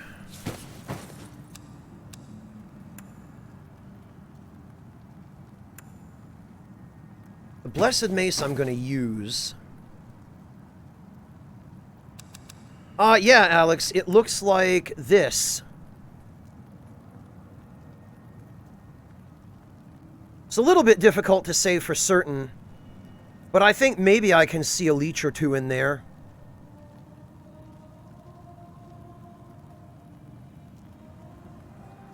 Hello, Wander in the Dark. Welcome. It has been a while. Are you doing okay?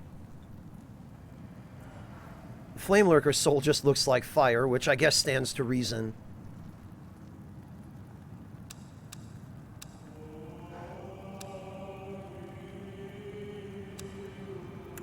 Got a second talisman.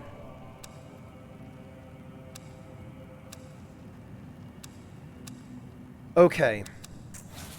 You have a heart. It's time to get the rest of our equipment for this setup. Hello again. Which is I'm going to keeping a close mean... watch.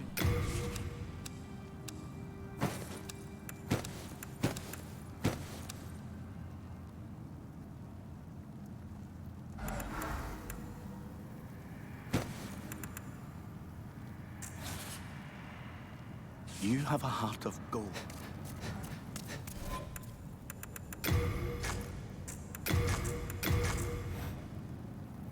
Which is going to mean this very stylish armor set, plus the silver coronet, which I'm going to get from Latria. Oh, is that you again? Do you have further offerings? First, we need to attune regeneration. God bless Mbassa. Second, we need the Regenerator's Ring. Third, we need to get rid of this redundant second flame resistance ring.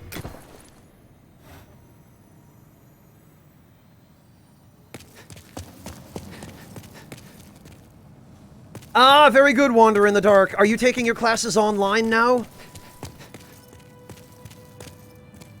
Actually, I should go get more fire arrows.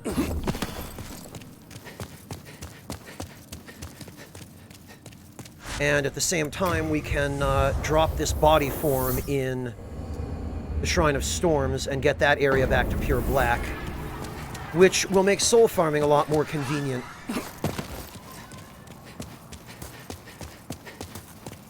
Yeah, the Saints set's definitely got a lot more detail on it, a lot more color. It was basically just a plain white set of robes in the original. Now, it reminds me a lot of a white mage from the Final Fantasy games. Really, all it's missing is the hood.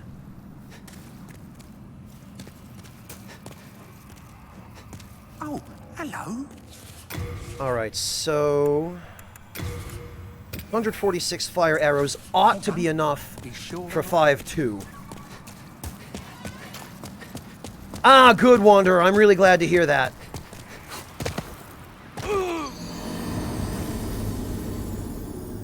And when we get back to the Nexus, we'll see how much further we have to go for pure black here.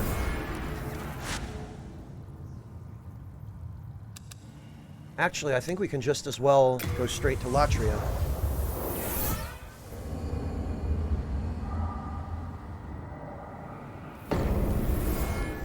So, finally I get to check out Latria, but first, what's our world tendency?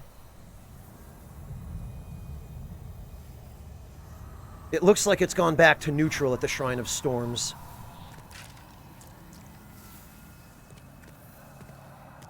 Oh yeah, the Augite of Souls really makes a difference here. I want to go home. Time for running away. No! Who runs away? Not me. Oh, was that a flash of lightning? Interesting.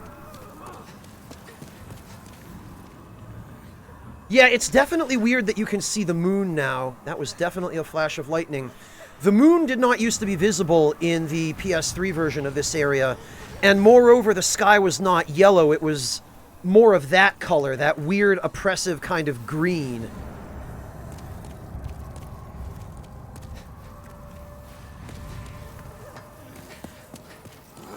Yeah, I mean, it's still pretty dark. Oh, there's Rydell.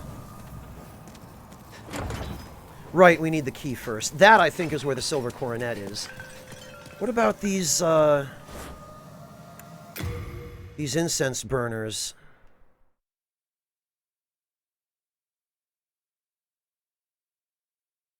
Oh, these still have roughly the same details that they used to. The screaming faces and...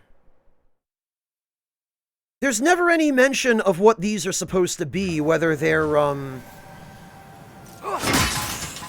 whether they're supposed to be some sort of sedative that keeps the prisoners under control, or something hypnotic, or what.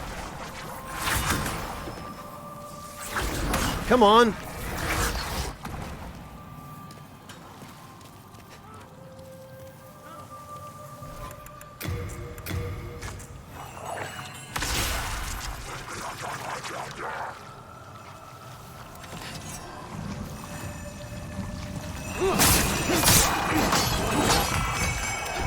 Fire weapons are really helpful against the Mind Flayers because they can stagger them. Whereas the Mind Flayers are quite resistant to magic.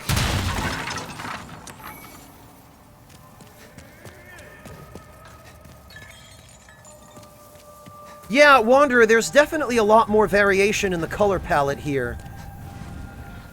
Which I'm not sure suits the area.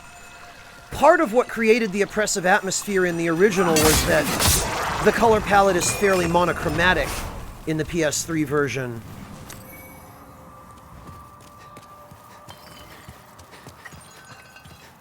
Oh, right, they're around the other side on this floor.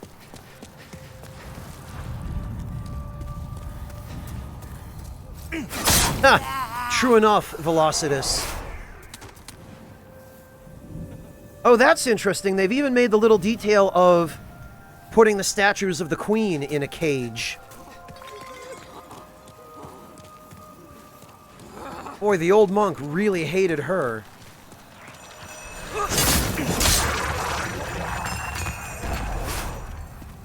Alright, that's what we need from here.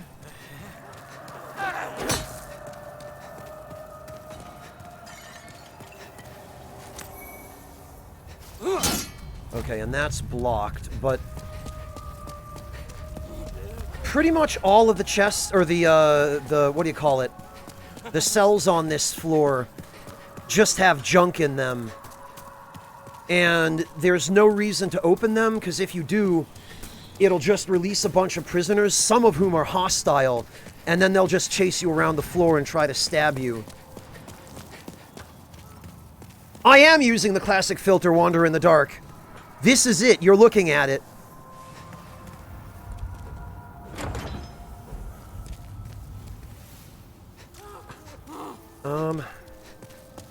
I think I might have missed a key. I did.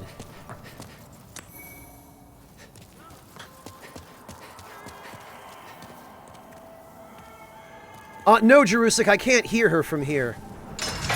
There we go. This is the wizard's set, but not the silver coronet.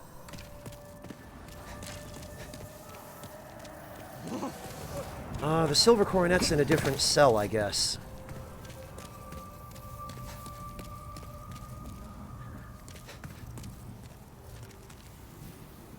Oh, okay, Wanderer, gotcha.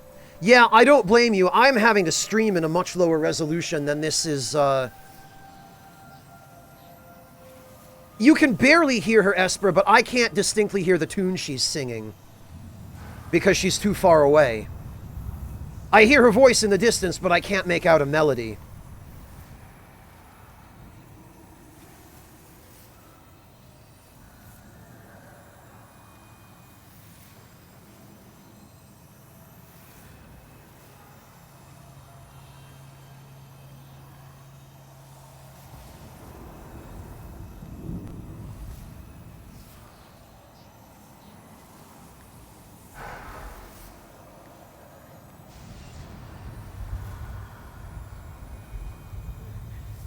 Well, and it's very quiet as well, Esper Flame.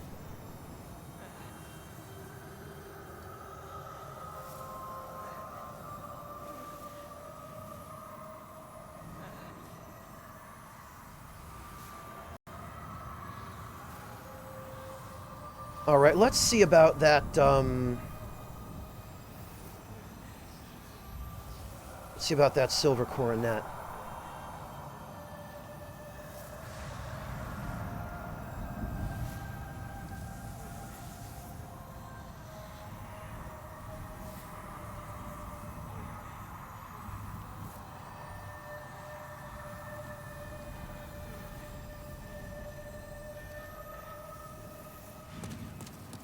Which I think might be on the opposite side of the floor, actually.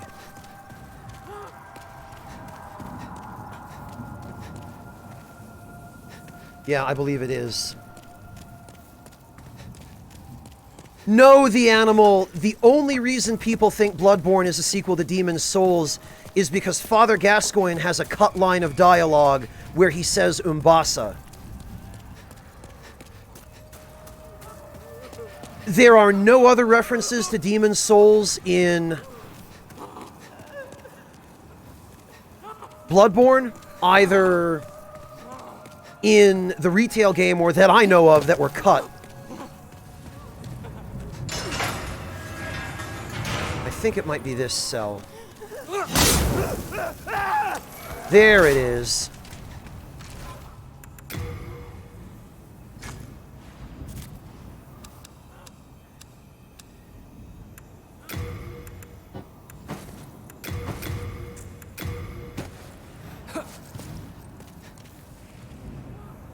Oh, actually, it's a little bit more ornate than the one in the original.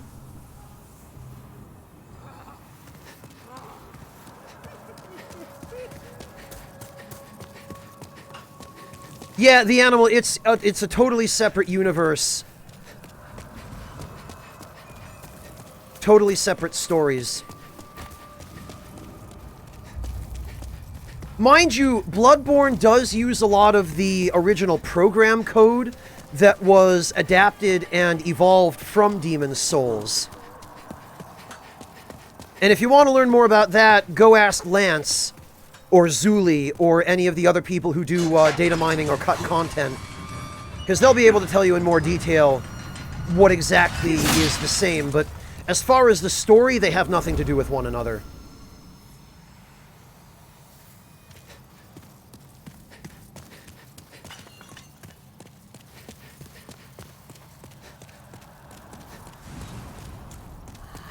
Alright.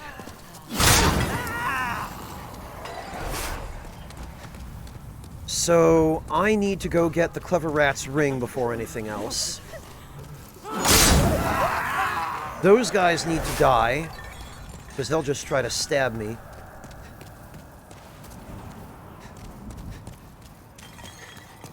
And if I remember correctly, the key's on this floor, because we're on floor 4 west at the moment.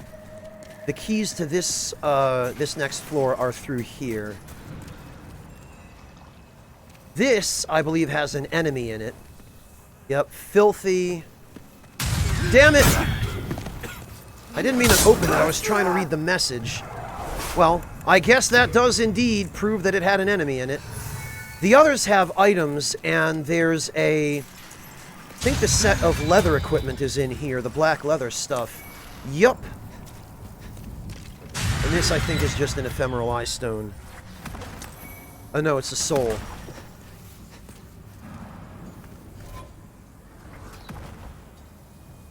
Their development cycles did overlap to some extent, Kratos, if I remember correctly, yes.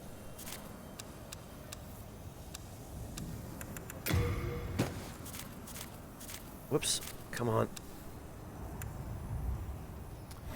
Ah, hell, let's try this stuff on.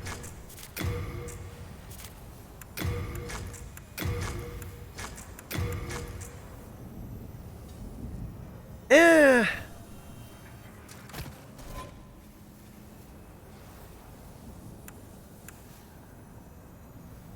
Yeah, I guess it looks alright.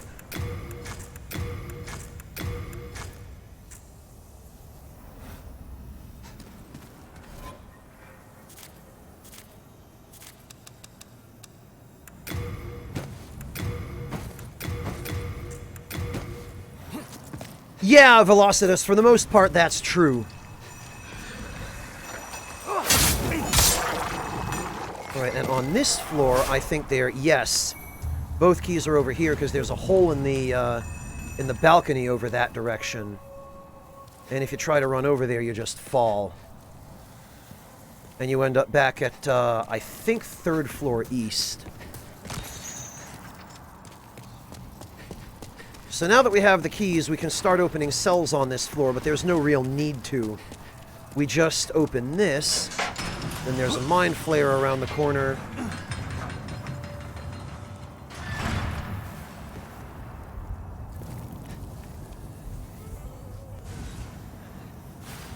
And we should wait for him to make his way over here, so as not to give him a clear shot at us.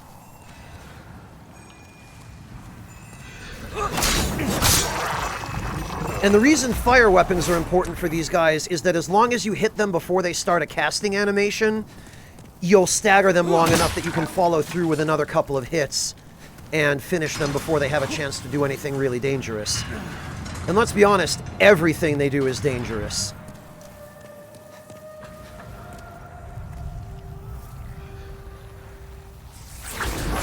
Well, he saw me. I have to say, I appreciate that they used a different bell sound effect for these guys in the remake. It would have been really goofy if they just used the original one.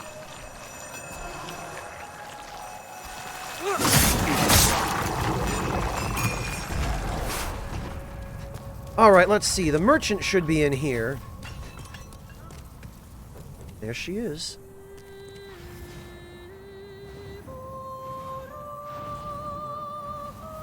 Oh, she sings the ending theme now. That's cool. What a nice touch.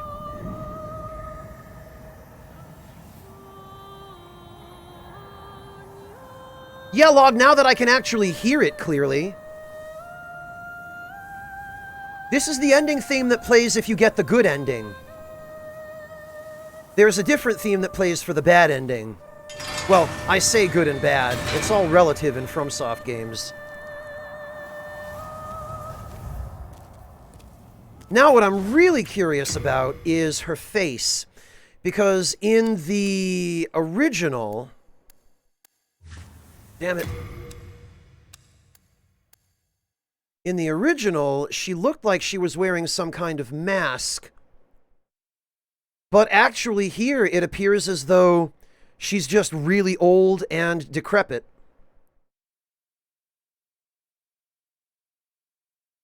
Which makes a lot more sense.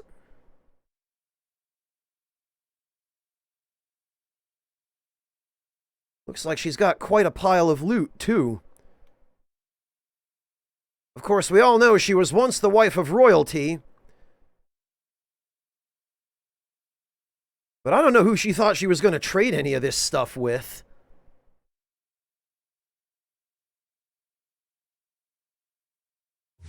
Alright, well... You're still intact, aren't you? Where do you call home? Dear me, I shouldn't pry. Oh, perhaps you'd like something from my collection. I've known better days. I was once the wife of nobility, and I have some nice things to show for it. Different voice actress. This used to be Jenny Funnel, I think. It's definitely not her now. Okay, aged spice is just red leaves, it looks like. An aged spice with an acutely sweet aroma, consumed to replenish a large amount of MP. Concocted by mixing various fermented ingredients, banned in some regions throughout history for its pungency and its association with unsavory brewers. Yeah, there was... The original description also had an implication that some of this stuff might be counterfeit.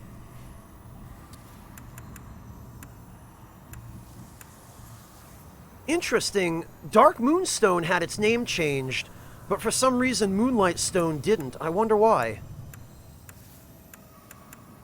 Then there's, of course, the good old Ring of Avarice. Bright Water? Oh! Covers some of the user's MP over time. It said the origins of the mixture are found deep beneath the realms of an ancient shrine. Well, that's vague enough that it could be referring to anything.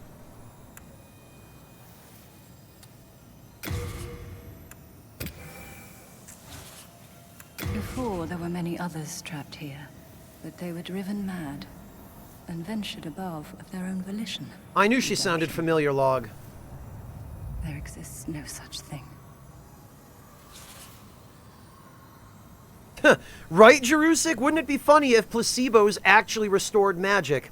Which would mean that everyone has infinite magic. It's just all in their minds. The Queen banished that depraved old man from the land.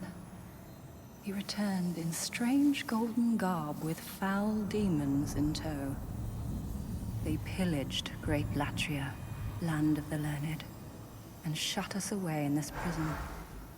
Since then, they've been feeding off our souls, telling us over and over that if we go above, we will be granted redemption.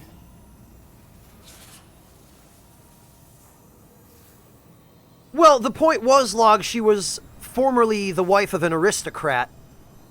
Royal is just a very loose translation of the original Japanese, and not the most accurate, of course.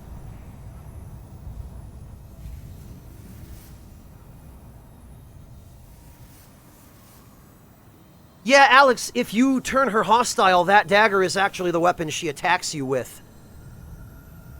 The former noble's wife and the filthy man, and maybe one or two other NPCs that I'm not thinking of, but at least these two, they do not have standard player character models. Their character models are completely unique. They have their own rigs and their own animations. So the weapons they use to fight you if you turn them hostile are not normal weapons that you can obtain. The filthy man actually fights you with a stick. Oh, no, Log, I've always thought it was very clear that she was never supposed to be the queen. Because she explicitly told you that he took revenge, that the old monk took revenge on the queen, on his wife. She speaks about the queen as though it's not her.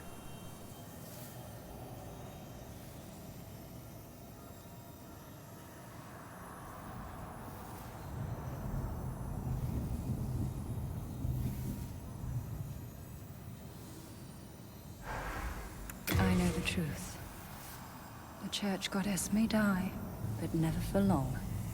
We are trapped below forever. Redemption. There exists no such thing.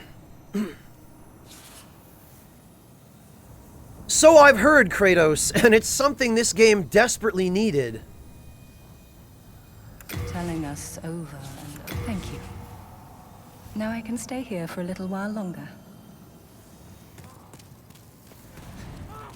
All right, very good.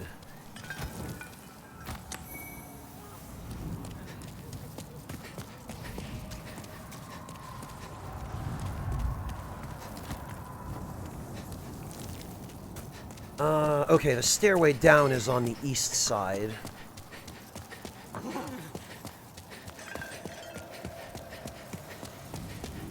I tell you what, Latria doesn't feel the same without her.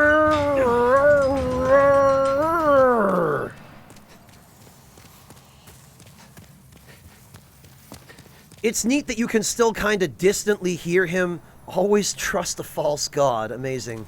It's neat that you can distantly hear him, screaming.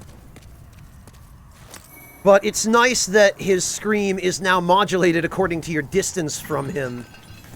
Alright, Frake. Do you have the same voice actor? Oh, human, are you? You do!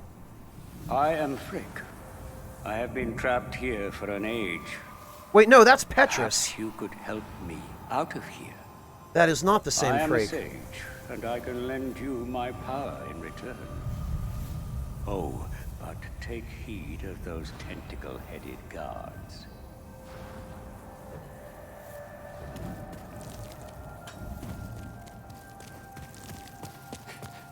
Okay. The real question is, is the timing on the arrow statue still the same?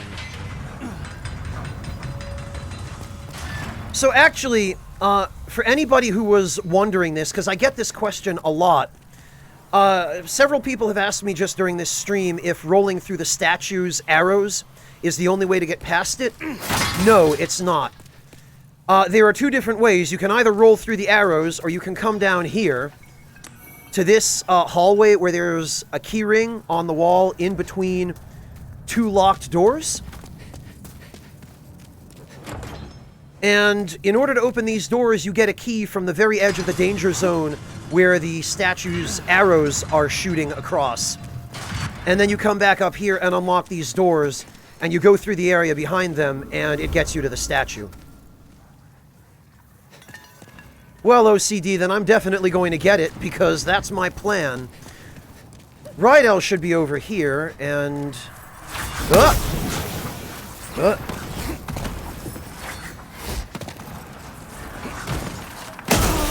Blast it, I forgot there was a... I forgot there was a mind flayer.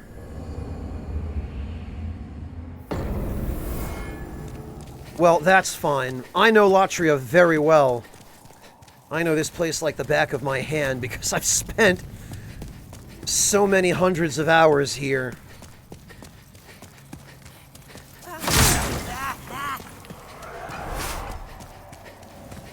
He did, Alex. The darkness at that distance definitely made it harder to see him.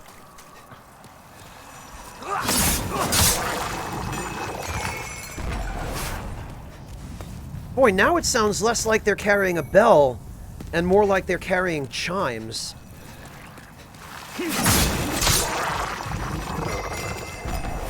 Oh, there he goes. If he dropped an item, I guess I'm not getting it.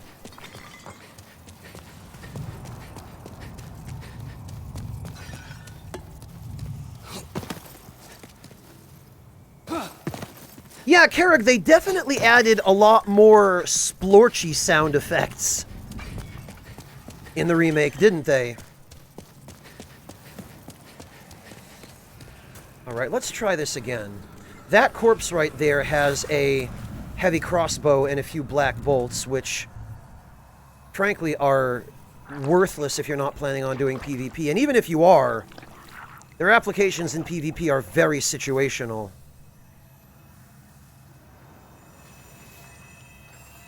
With the mind flayers, of course, it makes sense that they would make splorchy sounds.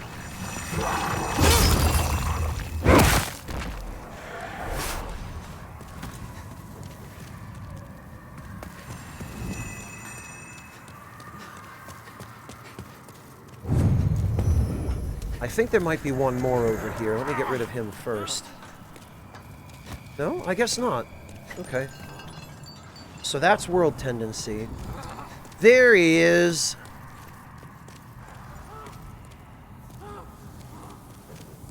Hang on.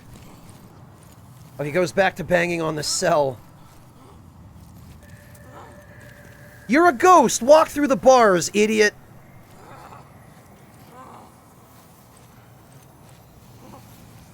I'm pretty sure I just heard him yell. Maybe we have to get further away. No, Kratos, I'm playing online. I'm just in soul form because I don't want to screw up the world tendency in Latria.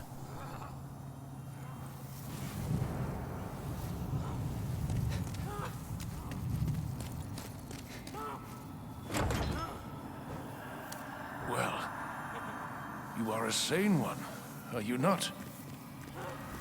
My name is Rydell. Please, Rydell. Liberate me from this jail. I have precious little time. I must retrieve an article from my corpse. This sounds like his original voice actor.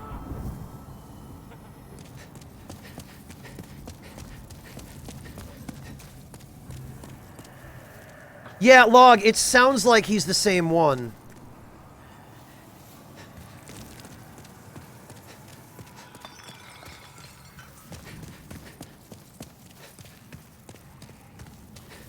Alright, now we get to see a very interesting enemy, or what I suspect is going to be an interesting enemy in the remake. Bad time for slashing. Yeah, you don't want to get close to that guy. I mean, you can, but it's really dangerous.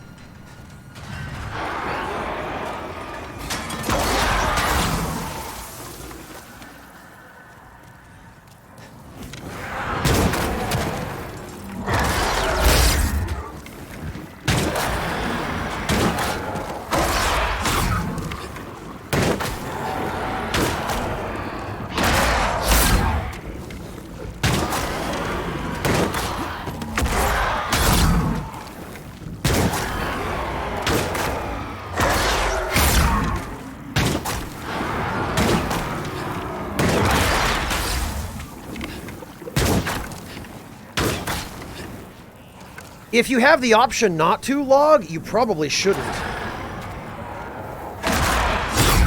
Carrick, this is just another one of the abominations that were created by the old monk out of the corpses, or really the living bodies, of prisoners as part of his revenge against the queen and everyone who was important to her.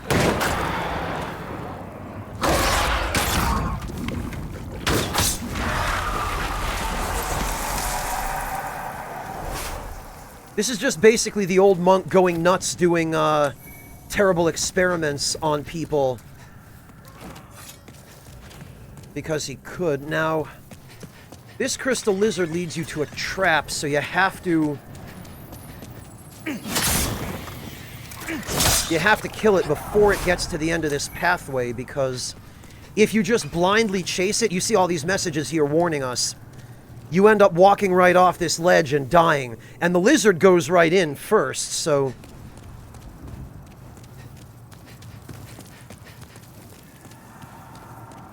It's just a huge troll. Yeah, Carrick, well, his goal seems to have been to make the experience as unpleasant as possible for his victims. I am lost. Poor guy who left that message. Oh. So this is the fluted set, and there should be a pair of silver bracelets. Yup. Which I imagine are probably still female only. We'll send that stuff back. Yup, still female only.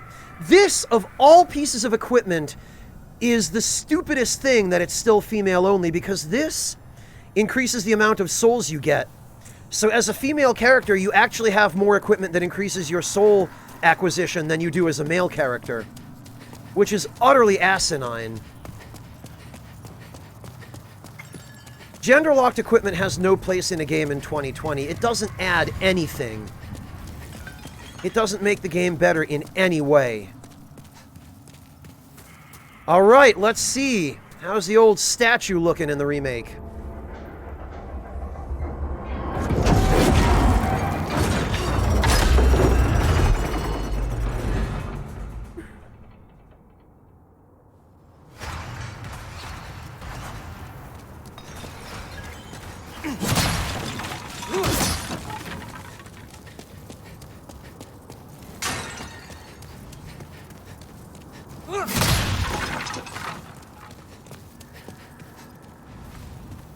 Oh, can you, Kratos?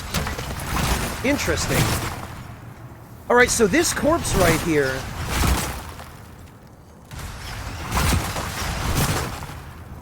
This is the corpse that has the key which gets you around the statue.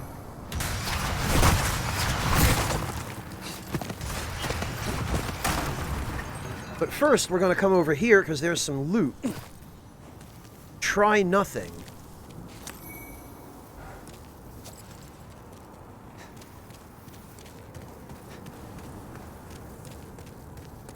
I figured as much, Log.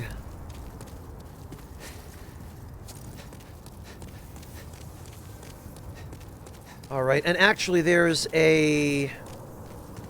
I think there's a Mercury Rapier and an S-Stock if we head over this way, because there's like a secret door that's blocked by some rubble, and if we head over this direction... right over here. It looks like there are some messages pointing to it. Behind these coffins, this door is open, and if we head out here, there is a... I think this is the S-Stock? Yup. And then there's a, I think, a Mercury Rapier down here somewhere.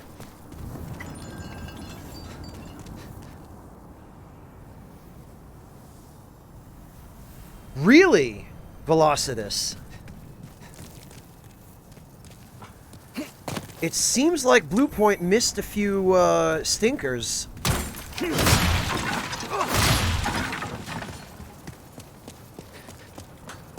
Alright, I think the Mercury Rapier might be on the other side. I think it might be out here, and then we have to walk along the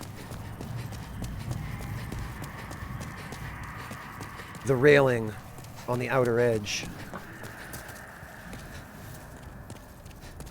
Log, there is one very prominent, I wouldn't even call it a bug, but an oversight. Yeah, I think it's out here. There it is.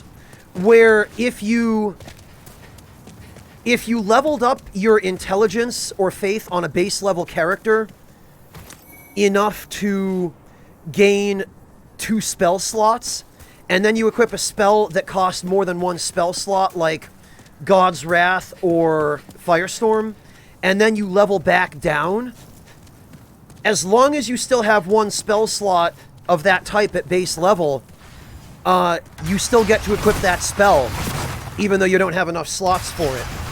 Yeah, that was in the original log, and I'm interested to test it in the remake.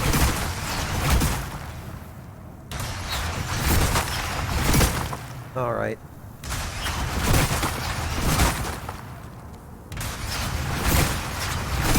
Here we go.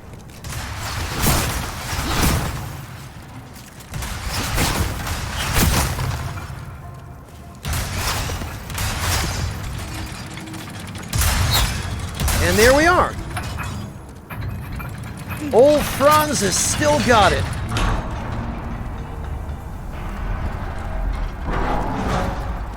And now we can go grab a whole bunch of souls and, most importantly, the Clever Rat's Ring.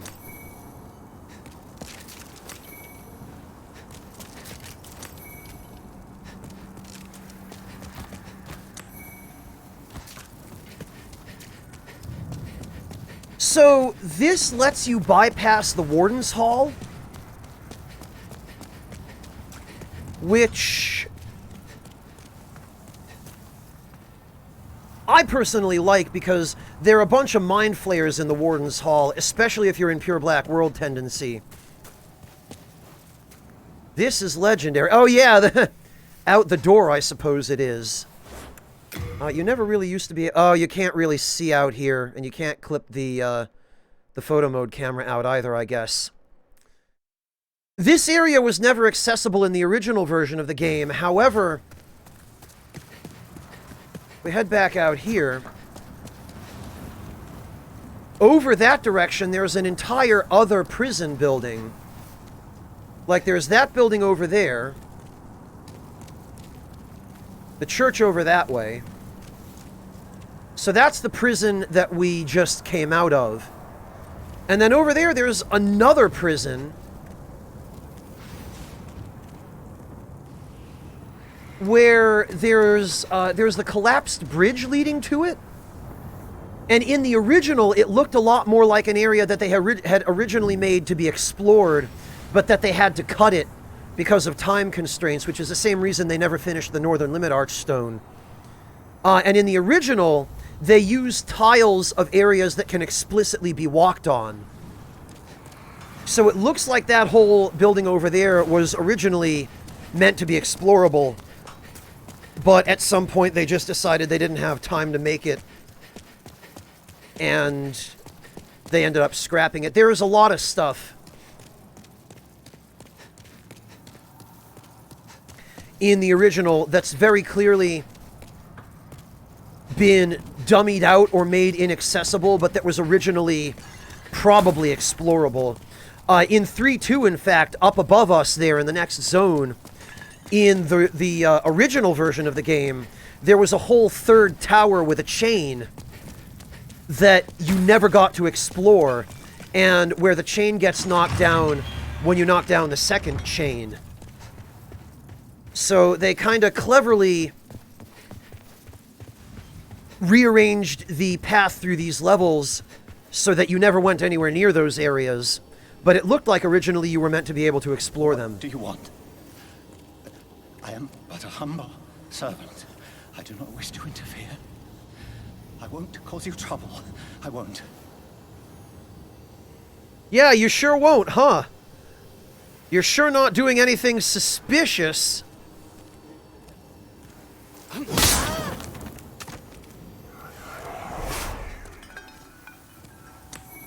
That's the key to Frake's cell?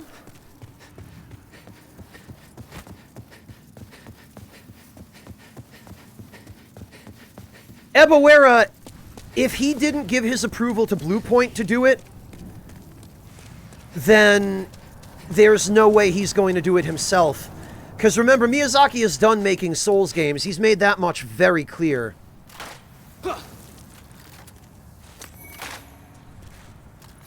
Alright, now comes the fun part.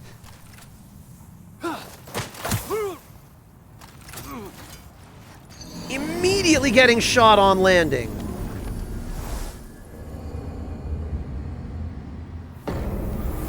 Well, now he won't, Kerrig.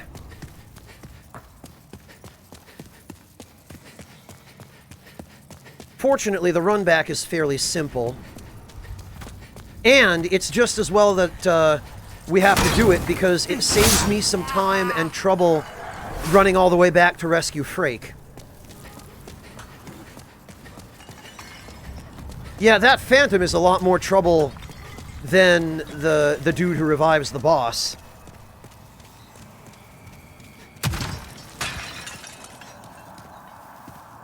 Oh, okay, log. Interesting.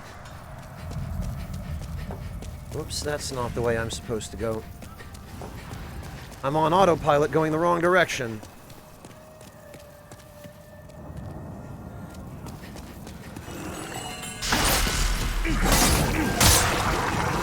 Of course, if you do have to approach these guys head-on, you just have to be prepared to do a roll at the right time.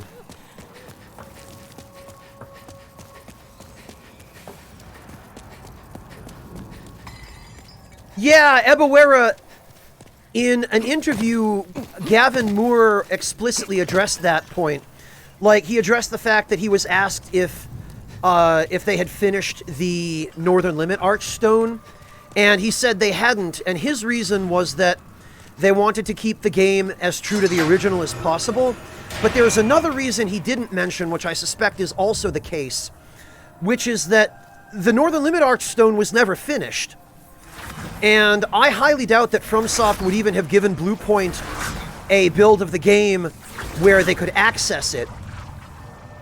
So all they would have been able to go by was the videos that people like Jibbed and Lance have uploaded.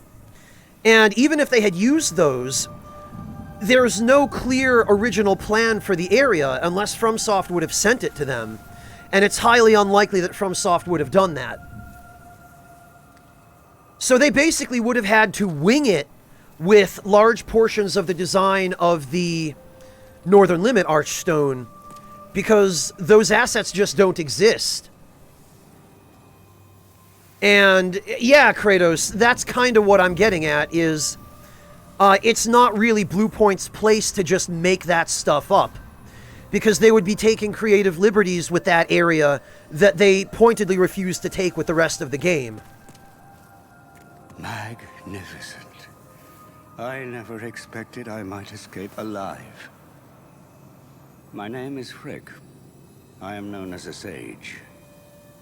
I thought to claim a demon's soul or two for the sake of my magic. But just look at me now. I have been enfeebled by my long imprisonment. But I can still move my legs, and I can make it back to the Nexus. It's not gonna happen, Jerusik. I'm sorry, dude. That my confinement lasts no longer. I owe you my life.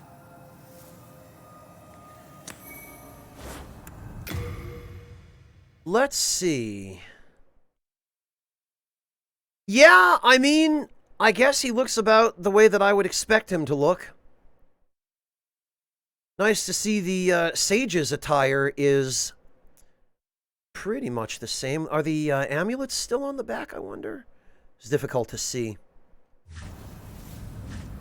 I have been enfeebled by my long, but I can still move my legs. All right, Frake, see you back at the Nexus, bro.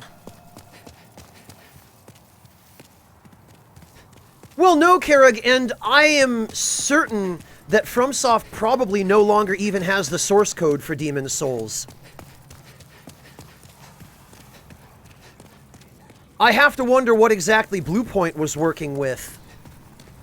Because they were at least able to get their hands on the original game engine, but there's also a leaked, incomplete debug build of the game floating around in the wild. And it's possible that Bluepoint just used that.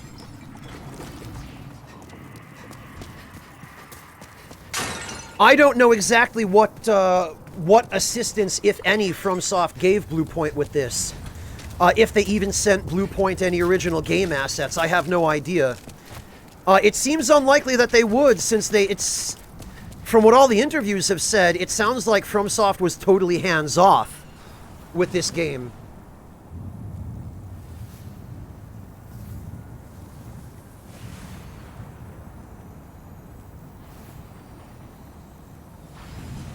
So, I don't know. I mean...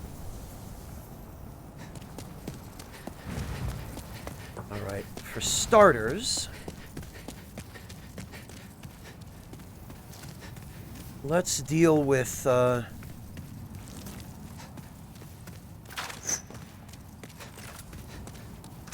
let's deal with Mrs. Snipey Snipe over here.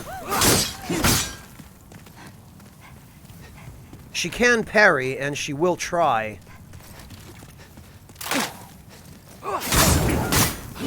But not anymore.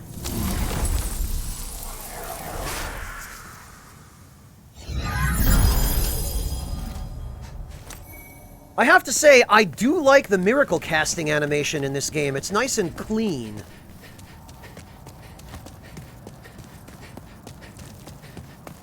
Ebawera, from the sounds of it, FromSoft's involvement was Gavin Moore contacting Miyazaki and saying, hey, do you mind if we do a remake of Demon's Souls? And Miyazaki said, hell yes, go for it.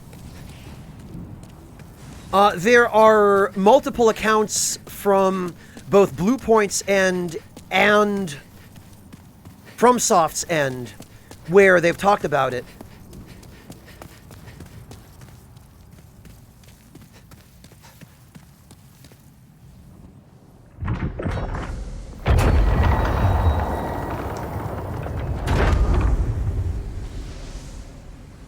Yeah, done with this, but my question is, were they sent a development build of the game by FromSoft? Like, were they sent a debug build that they could decompile? Or, like, were they sent the source code for the game?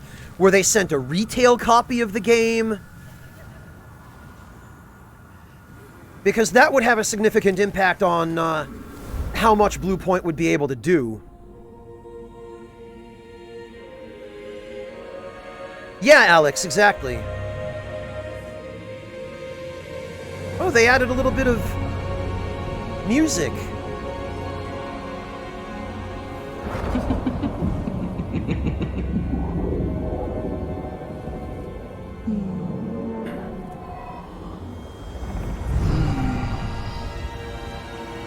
That is definitely not a loaf of bread in her hand, it's a piece of wood.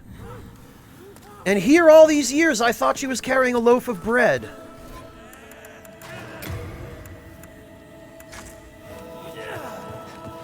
Well, you never know, I guess.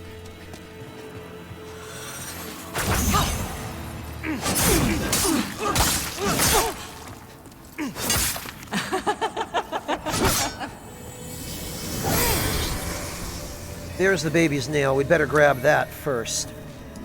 Now, the trick here is she creates clones of herself. However,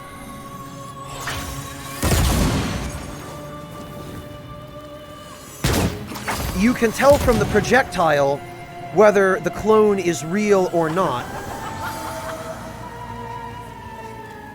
Furthermore, the guys wandering around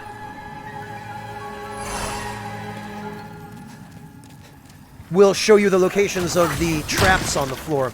So I think that's the real one. Yeah, that's the real one. So that one over there can get bent.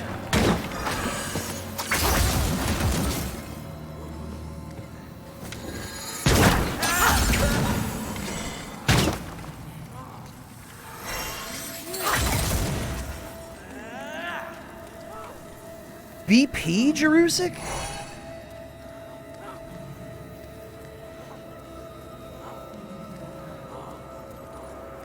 Done with this, what he said was that they did their best to recreate the original animation timings, but because this game runs at so much higher a frame rate than the original did, they weren't able to do them exactly. They just approximated them as best they could.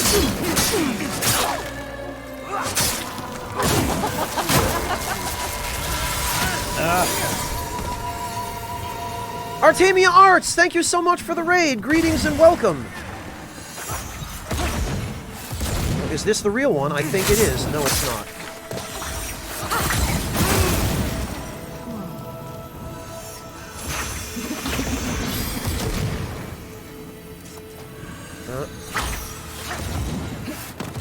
So the two near ones are fake. That's why it's handy to have a bow for this fight. Whoops. Damn it, I didn't mean to...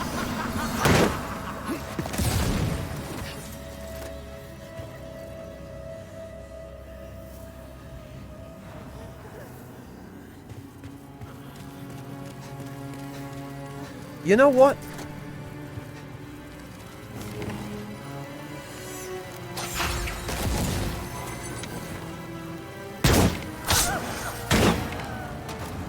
Why walk all the way over there?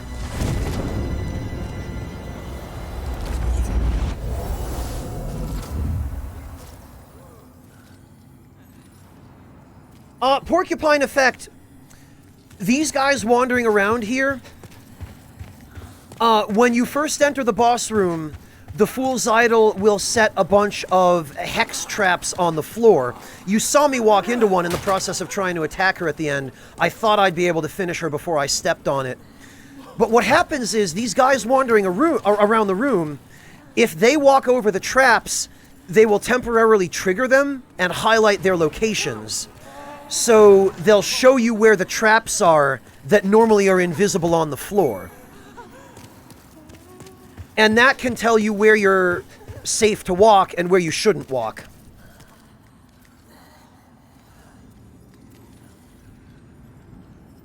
Well, Log, that's why everybody thought it was bread, because it was hard to tell what it was, and the nearest thing that it looked like was bread, you know?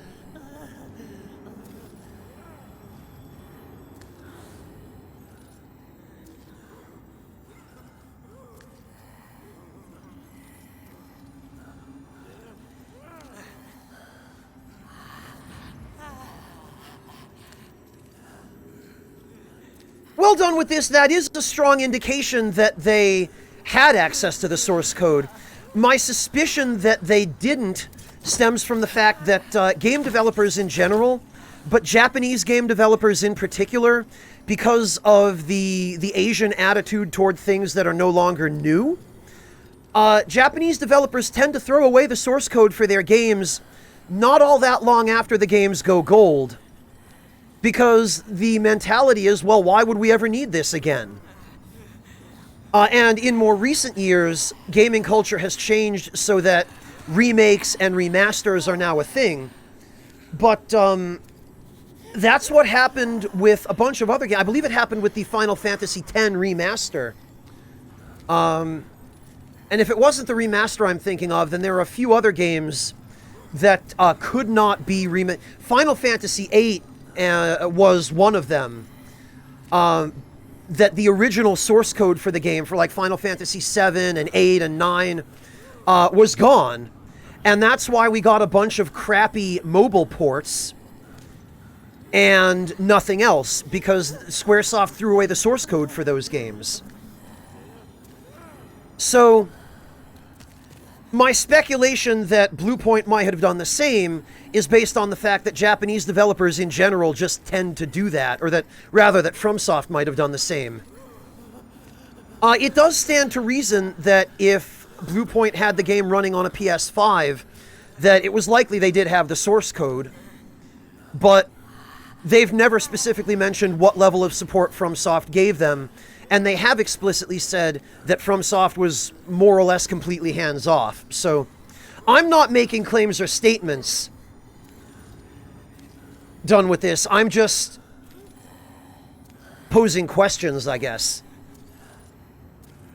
and tossing around possibilities. Log, what they did is, and you're talking about certain elements of the remake like the enemy AI. What they did there was the same thing they did with their Shadows of the Colossus remake, which was they took the engine from the original game, from the PS3 version of Demon's Souls, and they ran that engine in parallel with their new engine that handles all of the rebuilt elements of the remake.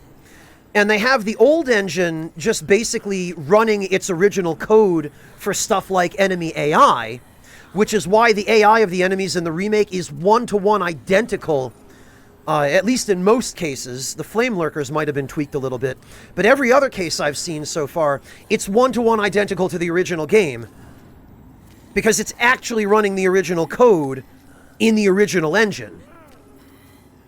And it's just pulling that code from the original engine and using it for the enemy behavior. The new engine, I believe, handles stuff like the lighting, the animations, the physics, although I think they're still using some permutation of Havoc for the physics, as far as I know. Oh, this is like in the Dancer of the Boreal Valley boss room. There's these little staircases to the pulpits that you can't climb. Hello, Regina. Welcome. I'm glad you could make it. All right, let's head on upstairs. I say upstairs. There aren't actually any stairs.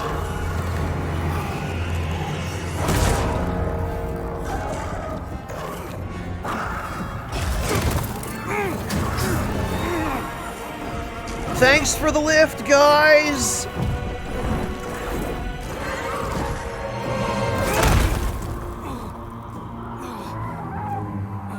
Of course it is, Kratos.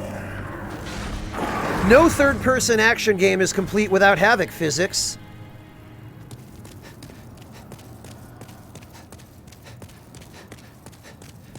Although the Havoc physics in this version definitely seem to have been toned down a little. Alright, so there's the doll Demon's Soul. Let's get out of here and suicide at the Shrine of Storms before somebody decides to invade me.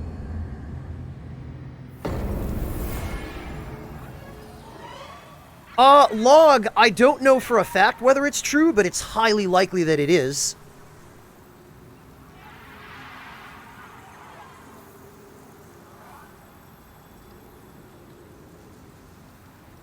Shush, Kerrig. Don't question it. Just nod and smile. Miyazaki doesn't want you to think too hard about it.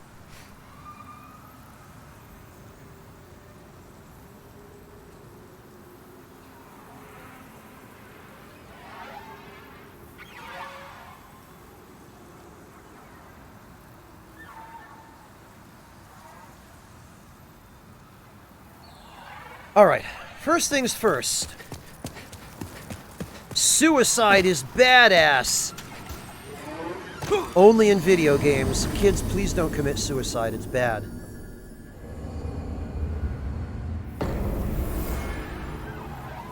Yeah, his original model did look kind of like he had glasses, Eclectic Half.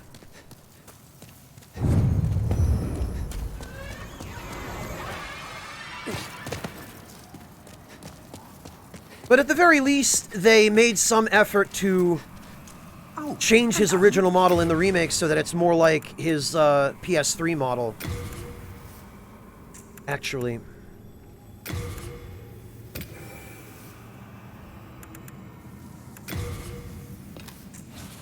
Not even enough souls. Be sure not to get yourself killed.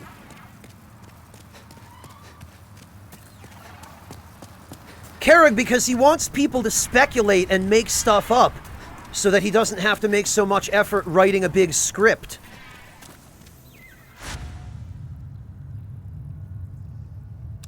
Alright, back to the Valley of Defilement. Actually, you know what? We should go to the Nexus first. Yeah, Regita, the physics down there, the collision physics is a little bit wonky. Alright, what are we looking at for world tendency? Oh yes, Alex, they very much are. Actually, you know, I think I can spare 1 or 2 ephemeral eye stones.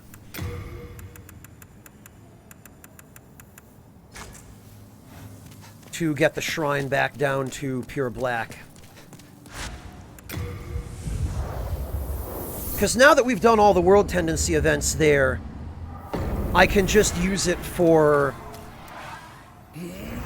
farming.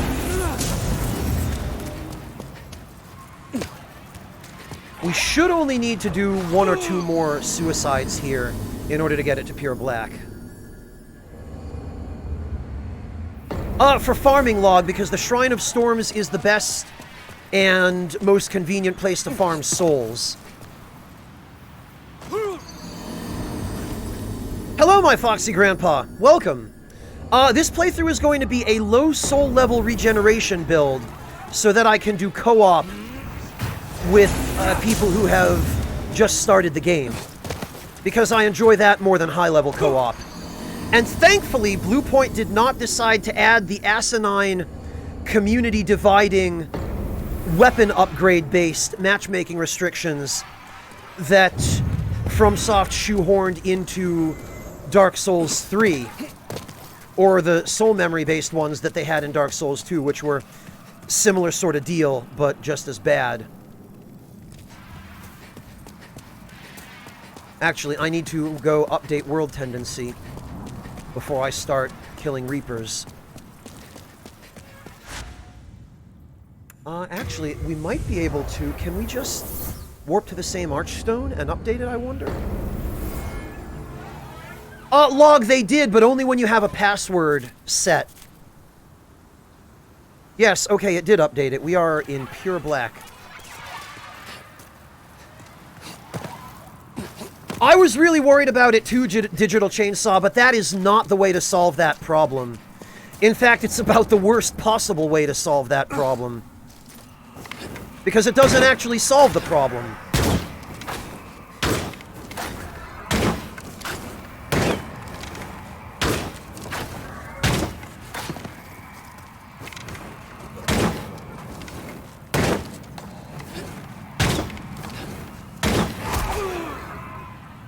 Alright.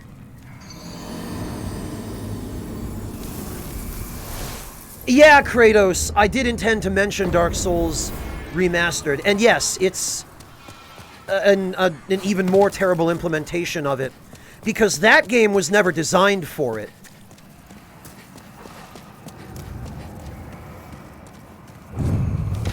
Well, yeah, Karajichi, that's just a matter of, hey, Bluepoint, you need to patch that gold coin glitch with the Blue Blood sword.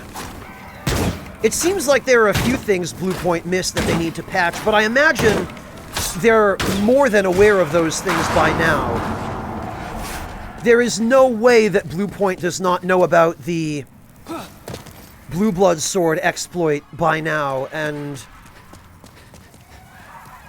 there is no way they are not aware of it and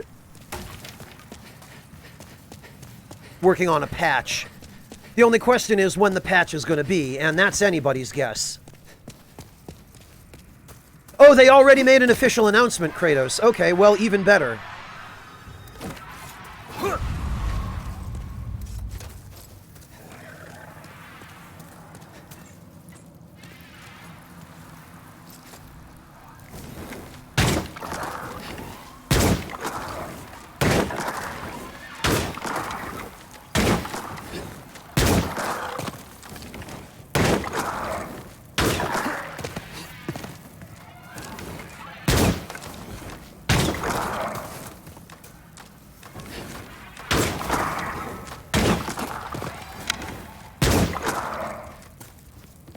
This guy really wants to use his jump attack.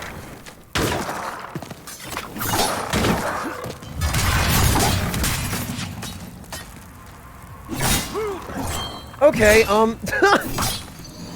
I should have expected he'd try to hit me through the wall there. Yeah, Esper Flame, I should have brought the Storm Ruler for him. Because I believe you can knock him off the cliff with it. I believe its knockback does affect him.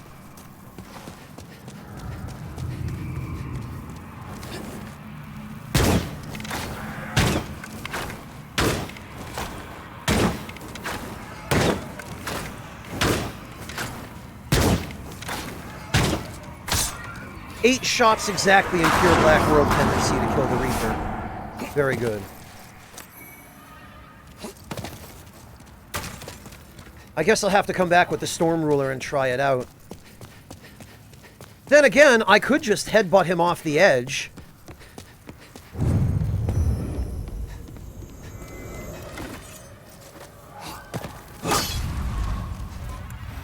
In fact, I think I might just do that. I have the Thief's Ring on.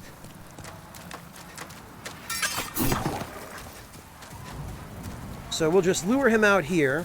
And for those of you who haven't seen this, it is pretty silly.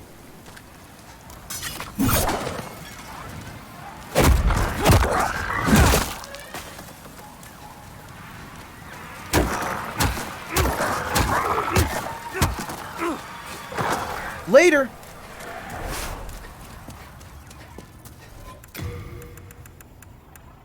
Oh, I've got a whole bunch of crap I have to send back.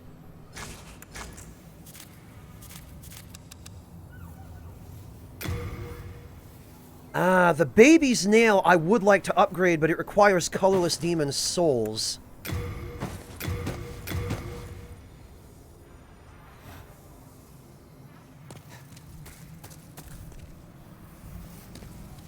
Possibly, Foxy.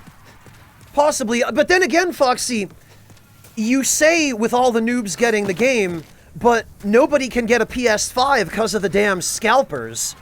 So I don't think the Christmas rush for this game is going to be quite what it has been for all of the previous console generations.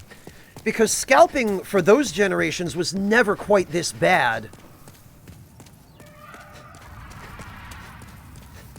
Yeah, Alex, with your bare hands, the shove attack is a headbutt.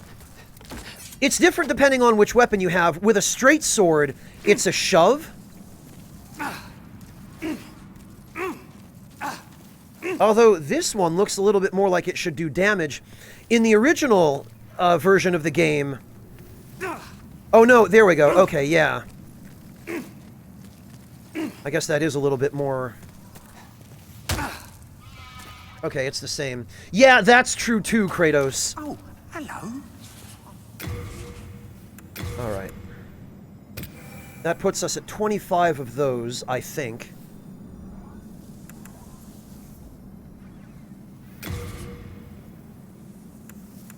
Some soul remains would probably not be a bad idea, because we can use them to deal with the Black Phantom with the meat cleaver in 5-2.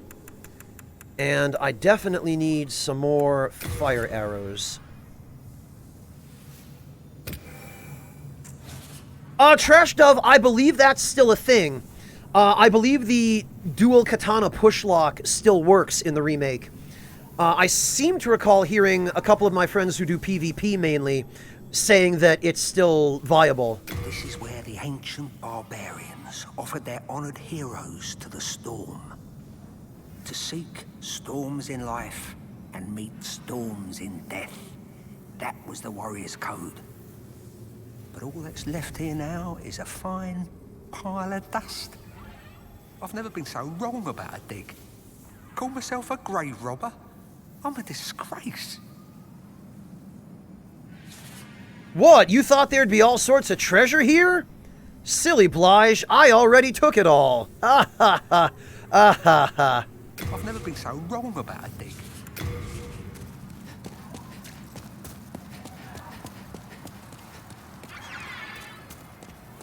Yeah, Kratos, you can still toggle escape. but only people who did lots of PvP in the original game know how to do that. And in my admittedly limited experience in PvP at meta soul levels in the original, because most of what I did was low-level PvP, it seemed like not too many people knew how to toggle escape. Hello, Automata! Welcome! Damn it. Alright, I guess I'm doing this the old-fashioned way. Waltz Queen! Thank you so much, Waltz Queen, for gifting a sub to Pat.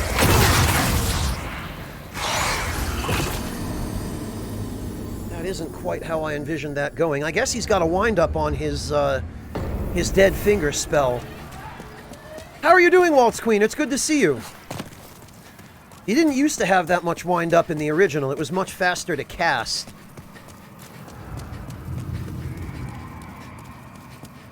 Sure he does, Waltz Queen. He's probably doing his own stream right now. He's probably streaming Cyberpunk.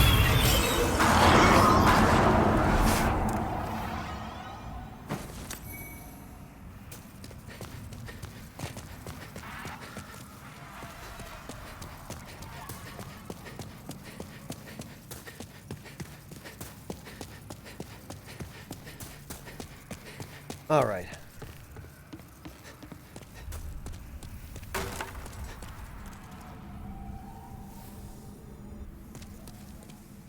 Oh, geez, Waltz Queen. I'm sorry to hear that. Well, come on in and make yourself comfortable, Waltz Queen. Hopefully we can distract you. Log, the last time I checked in on Pat, he'd made it a fair ways into the game, but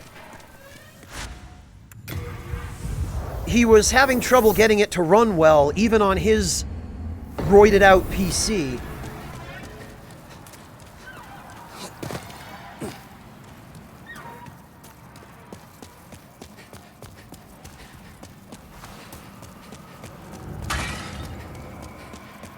Alright, let me just get a few more souls, because I do need a little bit to... Okay, that's not... I was hoping to do the Goomba Stomp on him, but... What I probably should have done, because the Goomba Stomp is a little less reliable, it's really hard to gauge whether you're directly above him.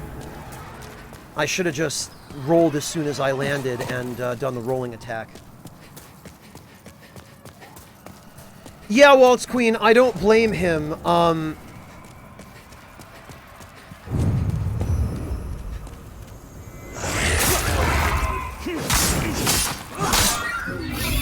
Never mind the state the game is in currently, but there's so much toxicity surrounding that game right now just because, well, for a lot of reasons, but...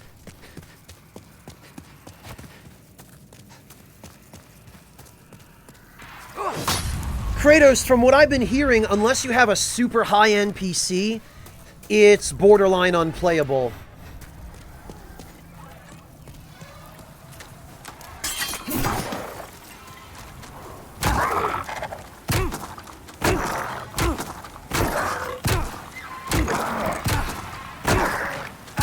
Oh, I guess I don't even really need the headbutt.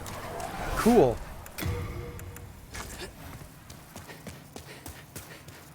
There is, Regita. I didn't know this until yesterday when a couple of my viewers mentioned it to me, but apparently it caused one of the reviewers to actually have a seizure, like a legitimate real seizure. And then, of course, the gaming community having so many toxic fucks in it, people sent her messages disguised as regular messages that just linked to videos that were deliberately intended to induce seizures. Not to mention all the toxicity about people actually genuinely sending CD Projekt death threats because they delayed the game. It's just... There's some really terrible people out there. And some really entitled ones.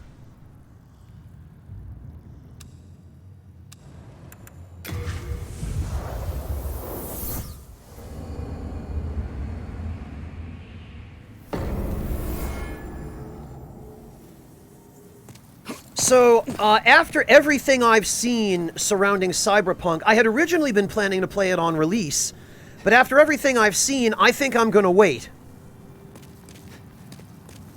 Or maybe skip it entirely, depending.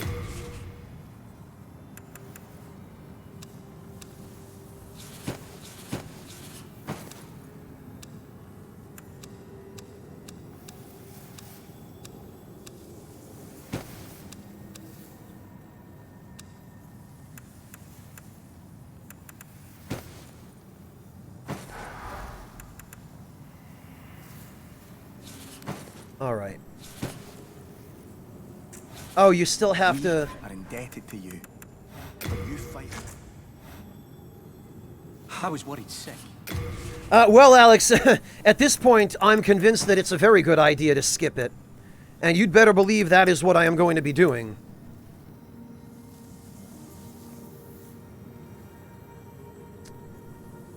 Yeah, Hivarius, I heard they didn't even have a warning in the beginning, that it was just mentioned in the EULA, which of course nobody is going to read.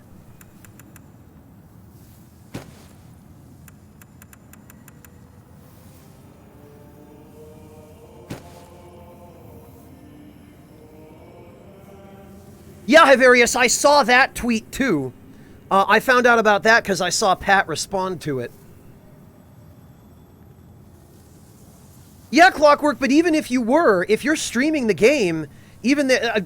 Hivarius just said it, but even their streamer-friendly mode will still get you, claimed.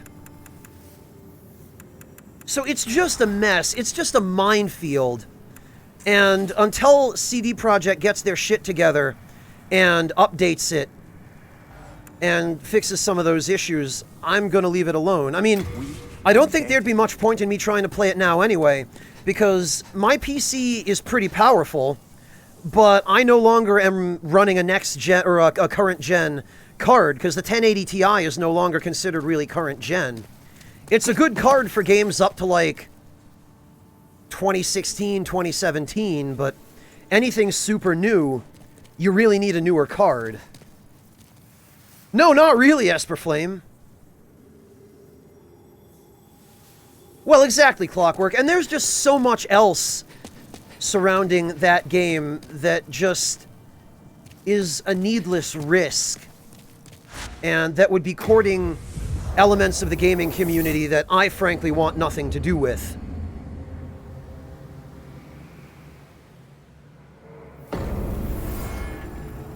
Yeah, Trash Dove, you're better off waiting until the game is in a more stable state anyway, before you drop the money on it.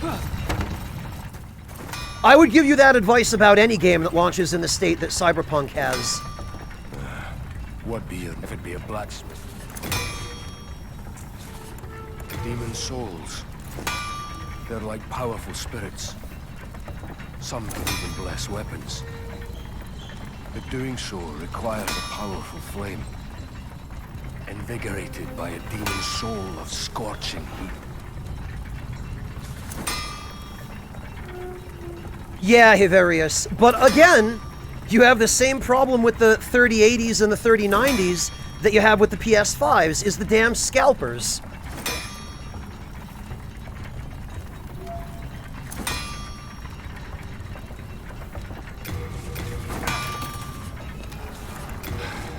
I told you that I'm busy. Each ore has a grade. Mighty weapons can only be blessed by ores of high grade. The highest grade of all is a pure ore. It shines in utter brilliance. A spirit force that delights the eyes. I'm really sorry to hear that, Trash Dove. I know a lot of people have been hit hard by the pandemic. And especially if you don't have the ability to work from home, or if working from home isn't enough to sustain the company you work for if you work for a company. It's one of the reasons why I'm really glad that I have Twitch, because Twitch has been a really stable source of income through the pandemic. And it's really bailed me out in a lot of ways in terms of being able to continue to, you know, support myself. Having said that,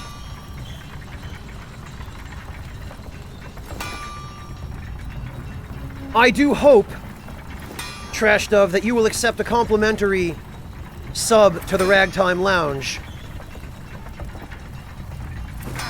I realize things have been rough, and I don't know how much this is worth to you, but I hope at the very least it's worth more than nothing. Yeah, Waltz Queen, I love that you noticed that I want to make absolutely sure I don't hit him. The highest grade. All done. Alright, now we give him the Flame Lurker soul. Yes, that's the one. A searing demon soul. With it I can forge new breeds of weapon. Bring me your most powerful souls. I hope so too, Esper Flame, but in order for that to happen, people need to stop buying from the scalpers. A wise choice. You've done well to put your trust in the great blacksmith, Ed. Bring me a demon soul, and I shall use it to bless your weapon. No worries, Trash Dove. I'm glad to have been able to help or to contribute anything positive. The highest grade.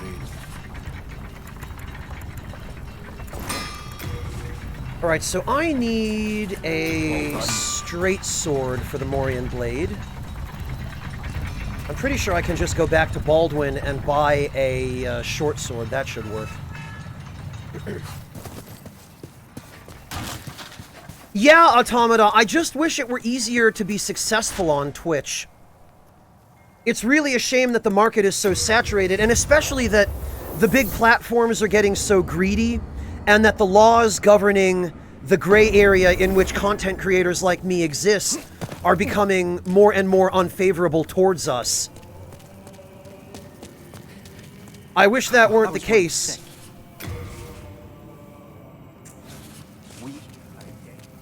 I can forge weapons for you. Alright, I believe... Yes, okay, we'll take the short sword. And we should be able to upgrade it. And it needs to go to +6.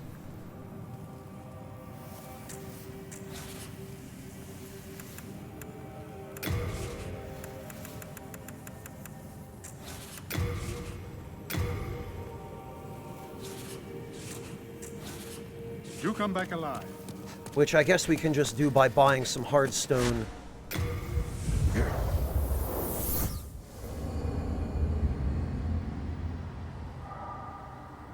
Ah, very good, Hivarius. Honestly, any of the 3000 series cards would work.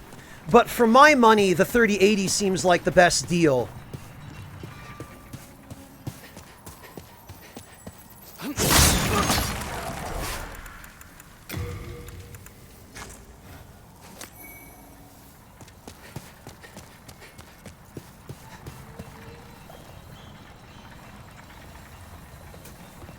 Ooh.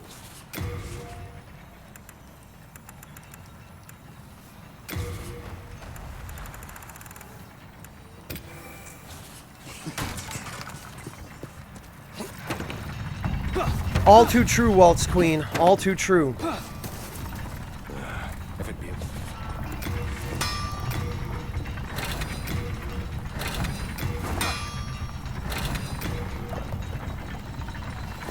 Alright, now... Oh no, I think it might be +8.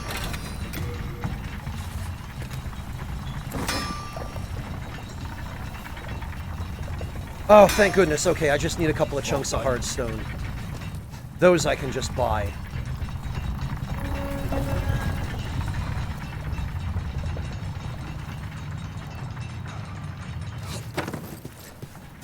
Well, Kerrig, I'm not going to tell you it's completely impossible now.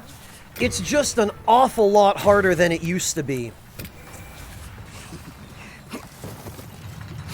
To the point where I wouldn't recommend trying to get it. Well, I mean, I guess during the pandemic, there's been more demand for the sorts of entertainment that content creators provide. But I still don't think that's enough to really make up for the market saturation. There we go. There she is. My old friend.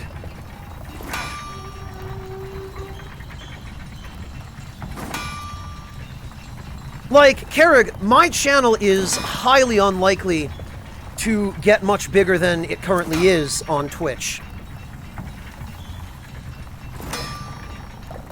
I mean, there's a very, very slow trickle of growth over time, just as you keep doing streams, but not anywhere near enough to get me to the point where I'll probably be able to be independently self-supporting on Twitch income alone. Alright, let's see. So...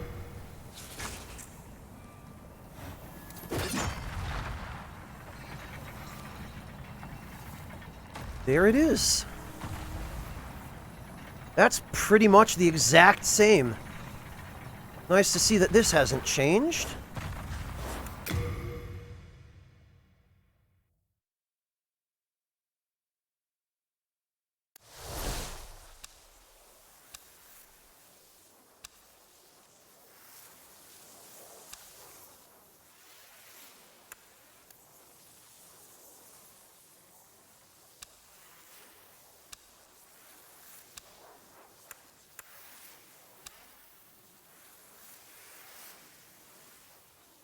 It's always interested me that these little tails on the Morian blade, which appear to be the handguards, in the original version of the game, and I'll have to try it out here to see if it's the case, but the only way that you can hold this weapon with the handguards facing out in the original version of the game, which is the direction I presume they're meant to face, the way they're facing here, outward rather than inward, is by holding it in your left hand. This weapon has really actually very poor attack power on its own. The only reason you really wield it is for the damage boost at low HP. Which is why I've always thought that this sword was specifically intended to be wielded in the right, the left hand and only the left hand. Because if we put it in the right hand, I suspect... yeah, you still hold it with the handguards facing in. So they would be useless as handguards when you're holding it this way. And they would in fact make it much more awkward to wield, because they'd get in the way of your left arm. So I've always thought that this was meant to be an exclusively left-handed weapon.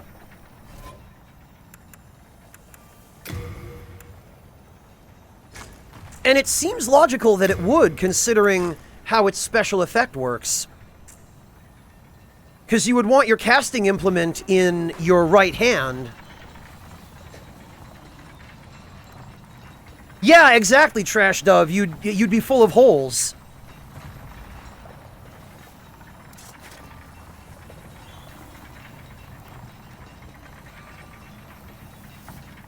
Yeah, Jerusik, it is a double-edged sword, yes.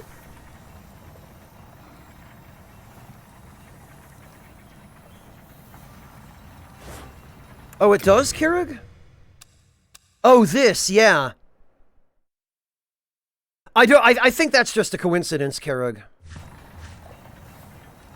It could, Jerusik, but for whatever reason in the original game, they never programmed weapons to be mirrored depending upon which hand you were holding them in. They started doing that in the later Souls games, but they never did it in Demon's Souls.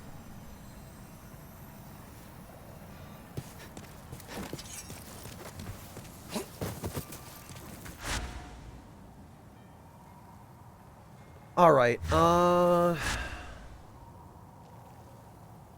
so we've got our fire arrows. Actually,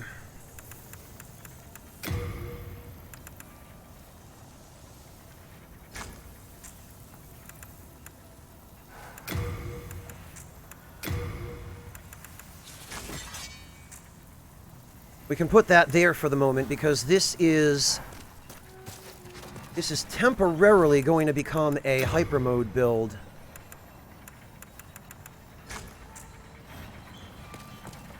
Because, unfortunately, I need... well, maybe not quite yet. The problem is I need Spider Stone. Although, actually, now that Now that we've gotten Stonefang to pure white and we've done Scurver's event, I suppose there's nothing stopping me from bringing Stonefang into pure black.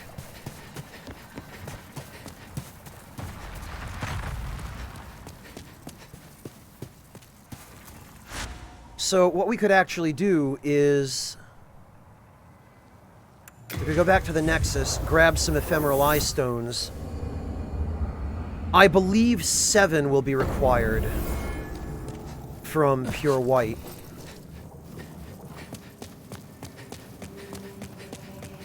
Hello again. I'm keeping a close... No, no, no, no, no, no, Kratos.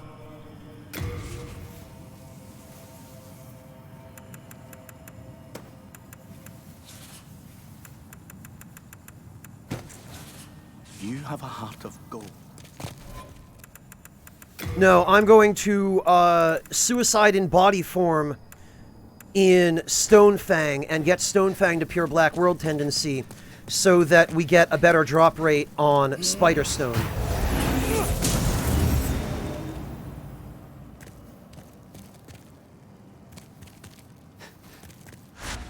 Yeah, Trash Dub, but I don't think that lizard drops Spider Stone is the issue. The only enemies I remember that drop it for sure are the Scale Miners, and I think there's a Crystal Lizard further in. It's the one that got away from me the other day. Yesterday, I'm pretty sure.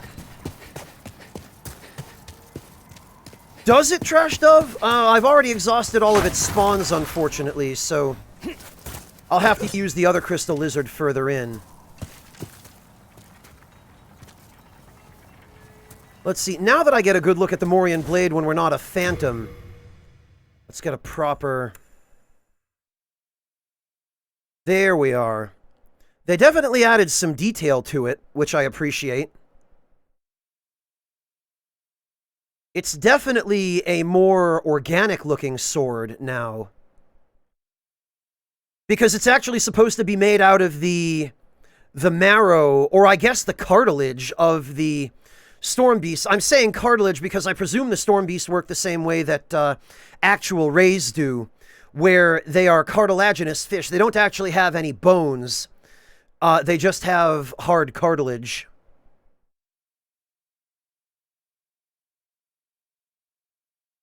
Exactly, that one, Trash Dove. Oh, that's the one you were talking about. I thought you meant the one here, on this ledge. You and I were thinking of the same one from the start, then. I see.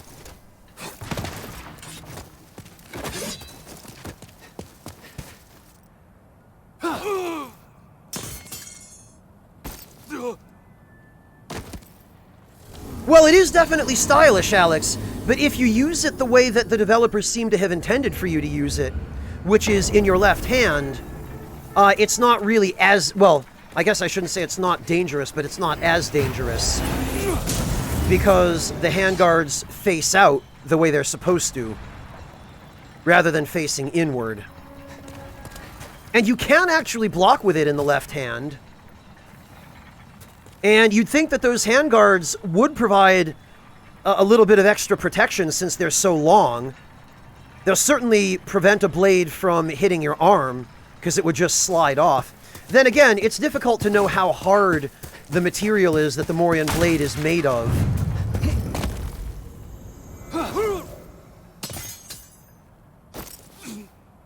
It could be Trash Dove, but it could be that they deliberately designed it that way.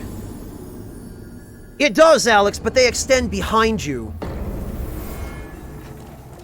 So as long as you don't actually lift the sword up to do anything more than guard.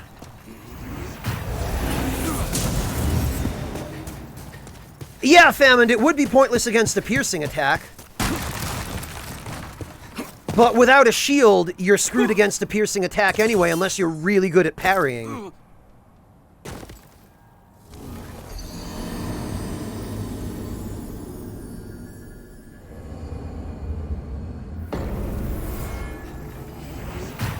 Alright, now we just have to use up these 7 Ephemeral Eye Stones, and we should be in pure black world tendency.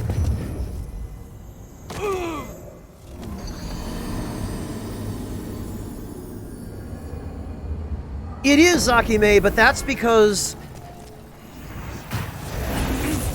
it's a missing section of the bridge that leads into Stonefang Mine. Like, if you look over there, you can see that there is a road over there that leads up to the mountains to the mine. And there is a Boletarian dog cart there as well. And the game actually references, or the original game did, I don't know if the text is still in the remake, but the original game references the fact that Boletarian soldiers were sent to support the miners of Stonefang against the demons.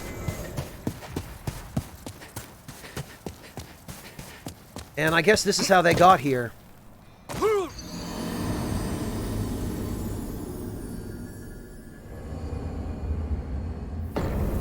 Akime, I don't know. I think it looks pretty clearly to be a drop to your death. There are definitely other spots where I feel like, yeah.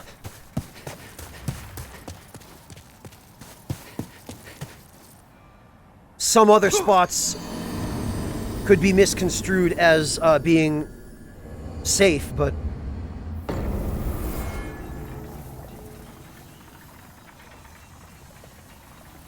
not so much this one, I don't think. Alright, actually, can we... Let's see, if 6 did it, then...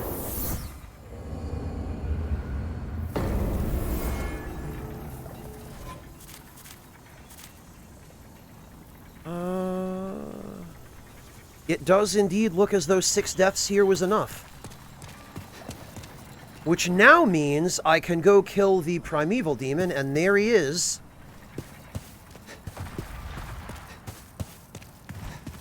And then I can go kill Black Phantom Scurver, but actually, before I deal with the primeval demon,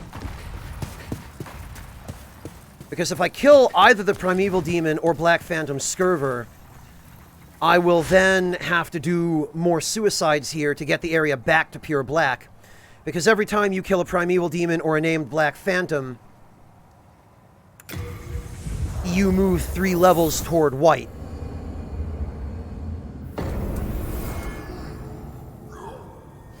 It doesn't have the red aura? It looks like it does. I see red particle effects. At least I think I do. Oh wait, no. Upon closer examination... You're right. Okay, it looks like it does require 7. In that case... Yeah, I see some red on it, but... Upon closer examination, it is missing the particle effects. So we'll just do this.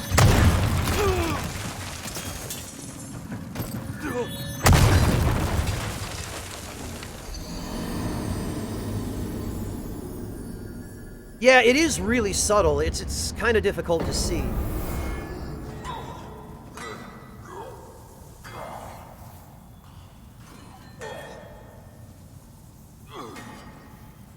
So the most efficient thing to do here would be to get the Spider Stone I need and then kill the Primeval Demon and Black Phantom Scurvy.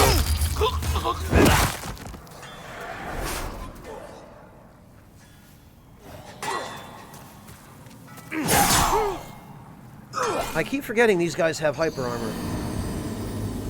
Trash Dove, it seems that if you warp to the same Archstone you're starting off at, it does update.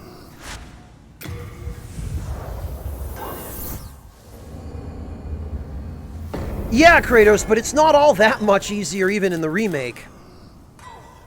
Yeah, now I see the red particle effects on Stonefang, so now we're where we need to be.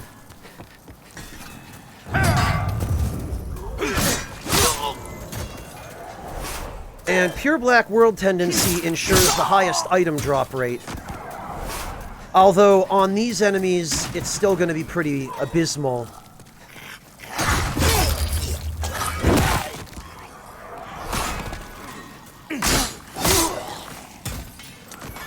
Oh, there's a Spider Stone chunk. And Sharp Stone, which I don't need.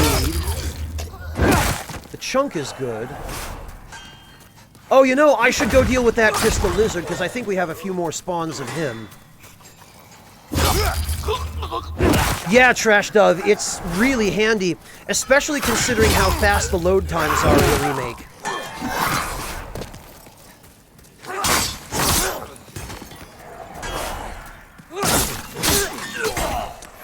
Sharpstone.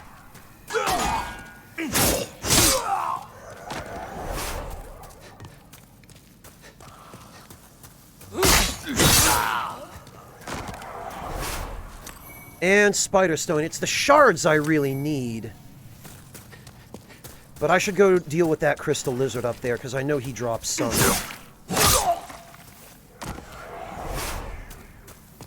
We'll do that first.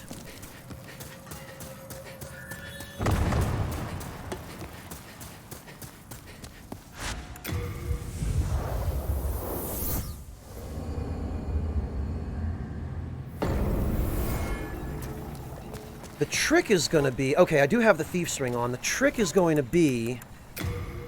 whoops, no, I need the Providential Ring.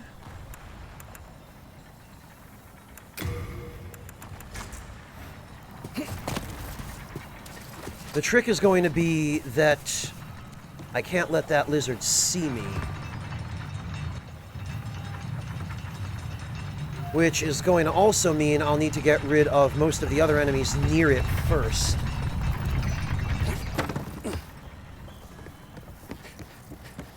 Hi, Ultima. Are you okay? I don't recall mentioning anything about Lunchables. Oh, that's good, Ultima.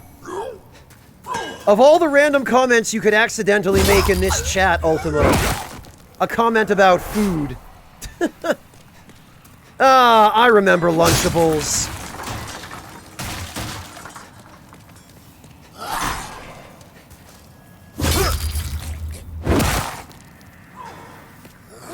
No, it's fine, Ultima. It was hilarious. You don't have to apologize.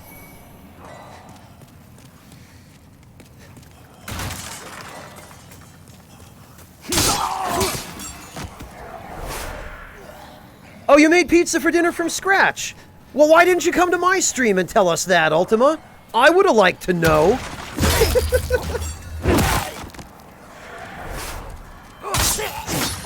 Anytime somebody makes something from scratch to eat, I always appreciate knowing what it is. Because it might be something I want to make from scratch.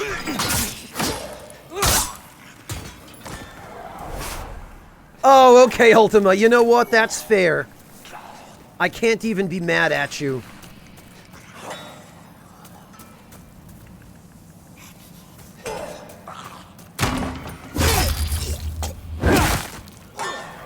Oh, yeah, Akime. I think the last time I ate Lunchables was when I was 7 or 8. And my mother bought them for a little while, but then she decided that they were too expensive. So she stopped giving me them to go to school with.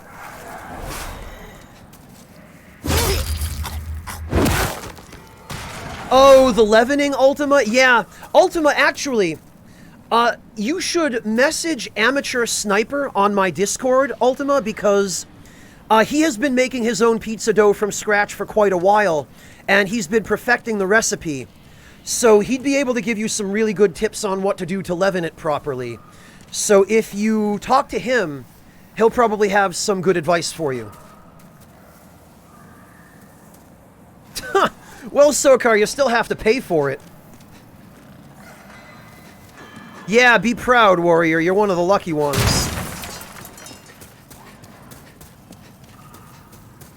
Alright, so I think what the safest thing to do here... If I had holy arrows, it'd be a little easier. But I left them all at home.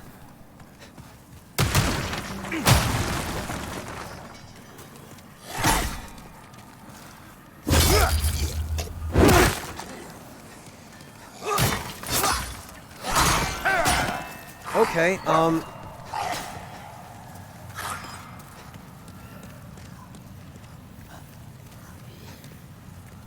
gonna let a couple of them forget about me.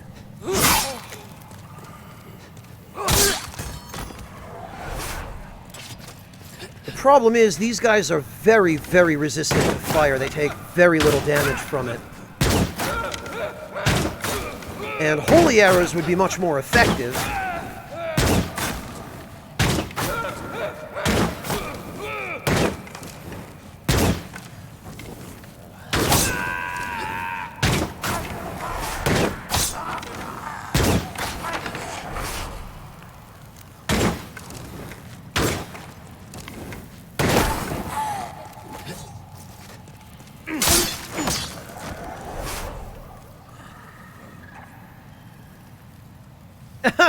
Yeah, Ultima, as a kid, we were all taught to love pizza.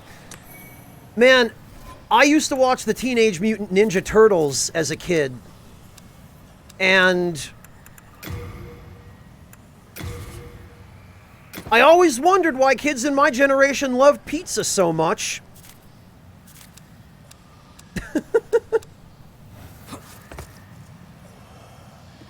Me too, Kerrig.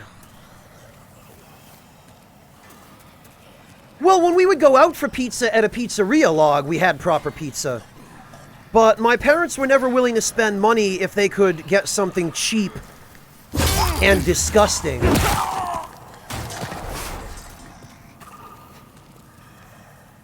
If there was a bargain basement alternative that tasted terrible and was full of artificial ingredients, my parents were all about that if it would save them money.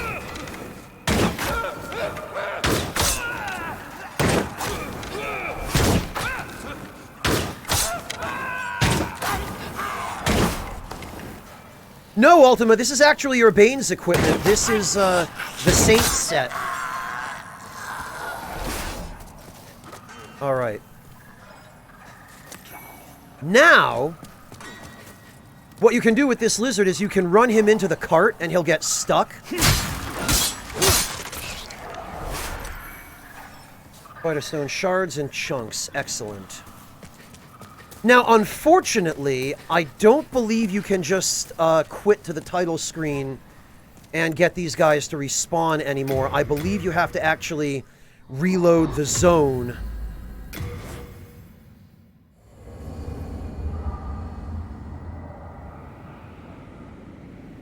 No, Hiverius, there's a set of it on a corpse in 5.1. Yeah, I'd have to go reload the whole zone for this. Bah. Well, at least it's an easy walk back.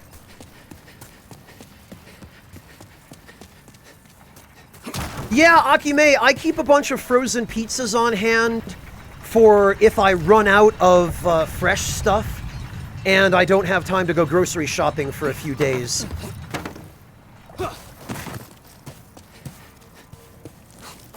Yeah, you are very lucky, Sokar. Where I live in Germany, I'm walking distance from 3 or 4 different grocery stores, each of which has a different sort of clientele that they cater to. Like there's Lidl, which any of you who live in the UK will be familiar with. Lidl is the sort of regular people's store with usually the least expensive stuff, although stuff there can be kind of expensive depending on what it is. Then there's Rewe, which is a German chain that has kind of nicer stuff, which is more on the level of like a Whole Foods, maybe. And then there's Al Natura, which is like the, hey, do you want to eat nothing but organic stuff kind of store.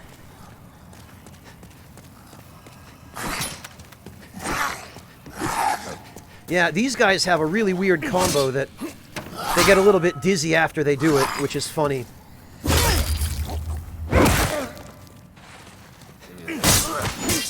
Brown, Aldi is a little bit further from me.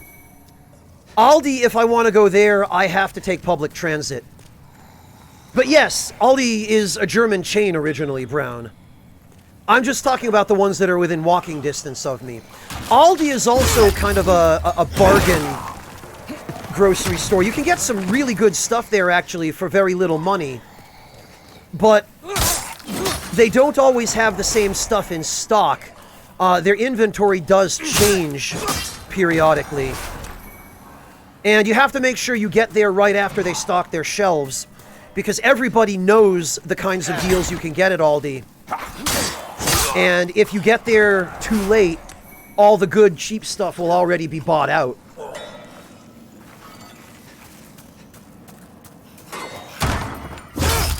It's funny you mention Aldi, Brown, because my father, who lives in America,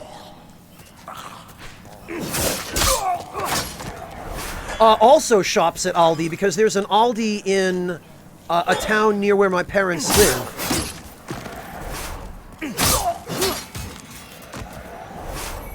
So they do their shopping there when they can, because of the good deals.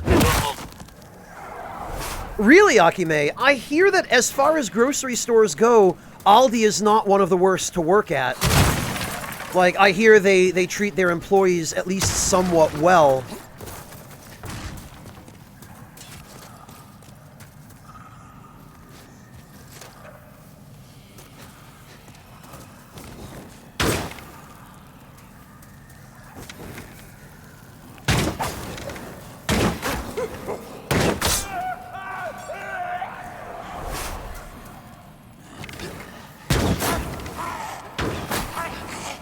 This probably would have been a smarter way to handle this whole situation from the very start.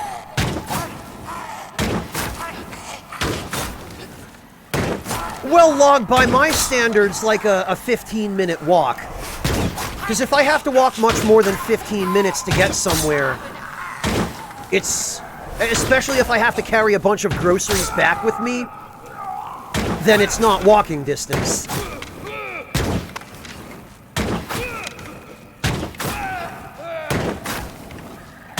Oh, that's good, Sokar.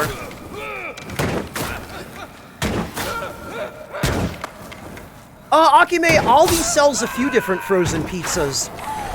In America, you can actually get Dr. Etker Virtuoso frozen pizzas at Aldi.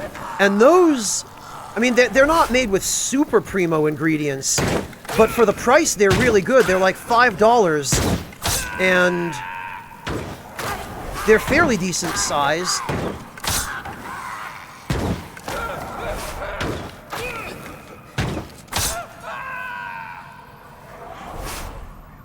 And they're actually quite nice for what they are. I agree, Sokar. It's better if you can get something that's halfway fresh.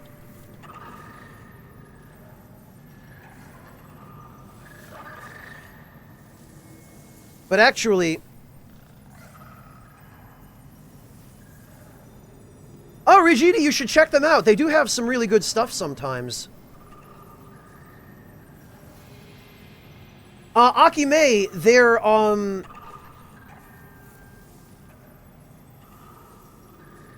these are the ones I'm talking about. You can get them in Germany, too.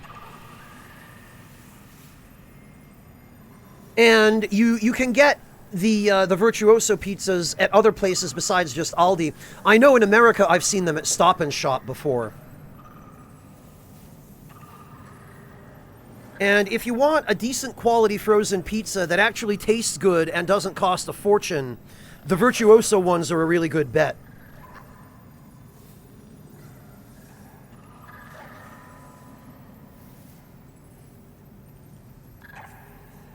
Yeah, Brown, what I've noticed about big cities in the United States is you never have to walk very far in a big city if you want to go to a restaurant to eat out. But grocery stores in big cities, either it'll be like a mom and pop convenience store with like a couple hundred square feet, or if you want a big grocery store, they're only in fairly central locations, and you usually have to make a trip to get to them.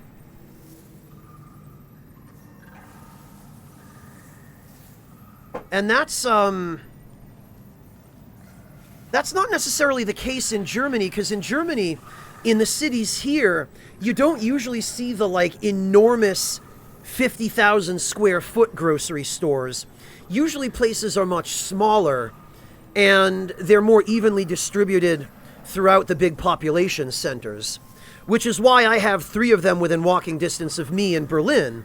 None of them are huge. None of them are anywhere near as big as the Stop and Shop that's a 10-minute drive from my parents' house in Connecticut. But they're all within reasonable walking distance of me. My parents could never walk to a grocery store. A 10-minute drive for them would be a 3-hour walk, because they live out in the countryside, and there's nothing for miles around. That's true, Distorted Symbol. The big cities in Germany were laid out around horse and cart, really.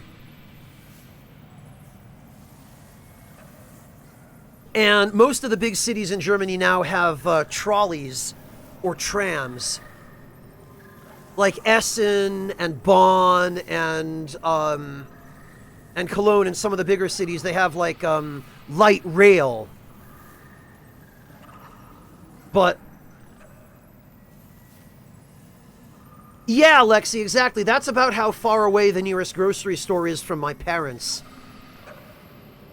Whereas in Berlin, I don't really have a gigantic store that's anywhere near that big that I can go to, because it's an urban area. There just aren't plots of land that big. But I don't mind, because I can get all my staple stuff and the few luxuries that I allow myself nowadays at the smaller stores.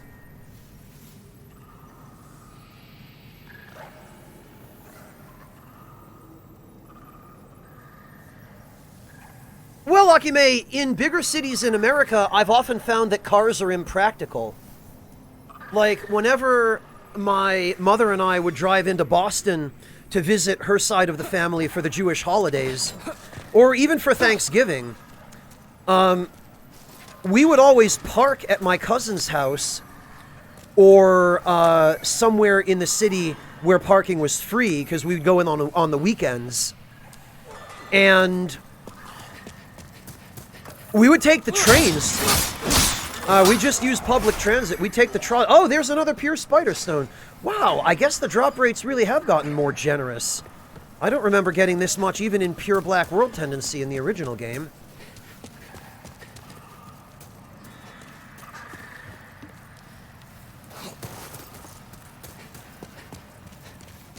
Oh, are they, Akime? I've never been to a Winn-Dixie. That sounds like a southern chain. And I haven't really traveled too extensively in the southern U.S. The furthest south I think I've ever been is Florida. But I haven't really seen or done anything in between Connecticut and Florida. And all I really saw of Florida was Disney World.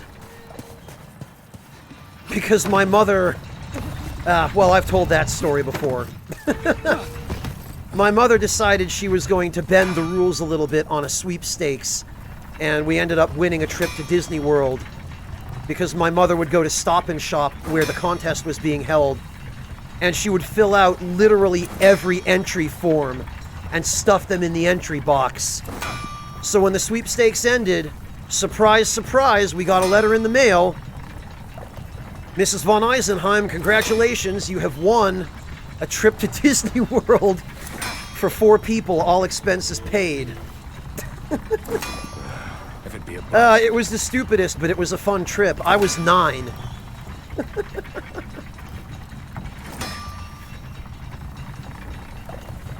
He certainly does have a very impressive gauntlet, Shirosuke.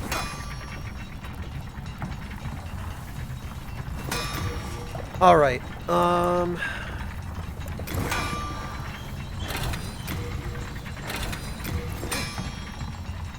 we need a few more shards of spider stone. All done. But I think we can swing that.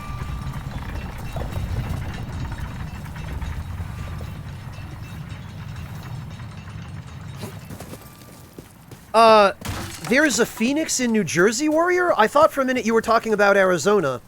Because I've been to the Phoenix that's in Arizona.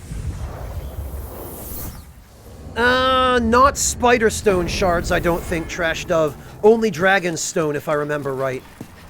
But there should still be one spawn left on that crystal lizard, so...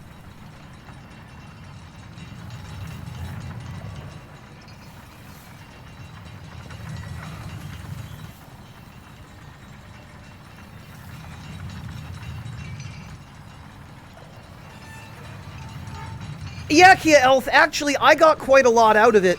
I had a very, very early moment, Kia Elf, of... sort of in a dumb, oblivious, childish way, ruining a Karen's day. Because I remember at one point, I think it might have been at Epcot, my mother took me because... As a kid, I loved ships.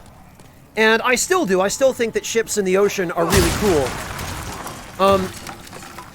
I loved ships, and I think it was somewhere in Epcot at the time, there was a life-sized pirate ship exhibit that was free. You could just walk on board. And it was it was a pirate ship that was in the middle of a pool of water. And it had water cannons on the gunnels that would actually shoot streams of water. And I remember I walked on board this pirate ship, and I figured out that you could actually use the water cannons. They actually shot water. And I was, you know, in my oblivious, childish way, just looking for somebody to shoot with them, as you would at 9 years old. And there was this woman standing a little bit too close to the ship, right on the edge of the pool of water, having a very stern discussion with a young child whom I have to have guessed was hers. And in my memory, she is exactly what we think of today as a Karen. And I remember aiming the water cannon at her from this ship and hitting her squarely in the face with the stream of water. And boy, I have never heard such an angry suburban mom. It was glorious.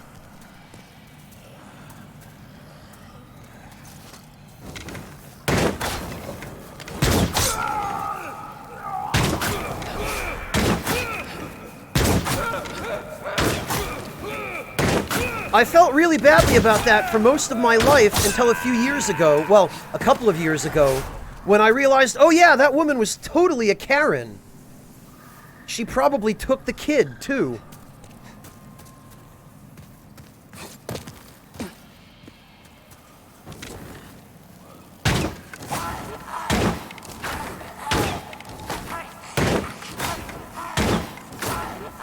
Oh, Disney World was a fun time at 9 years old.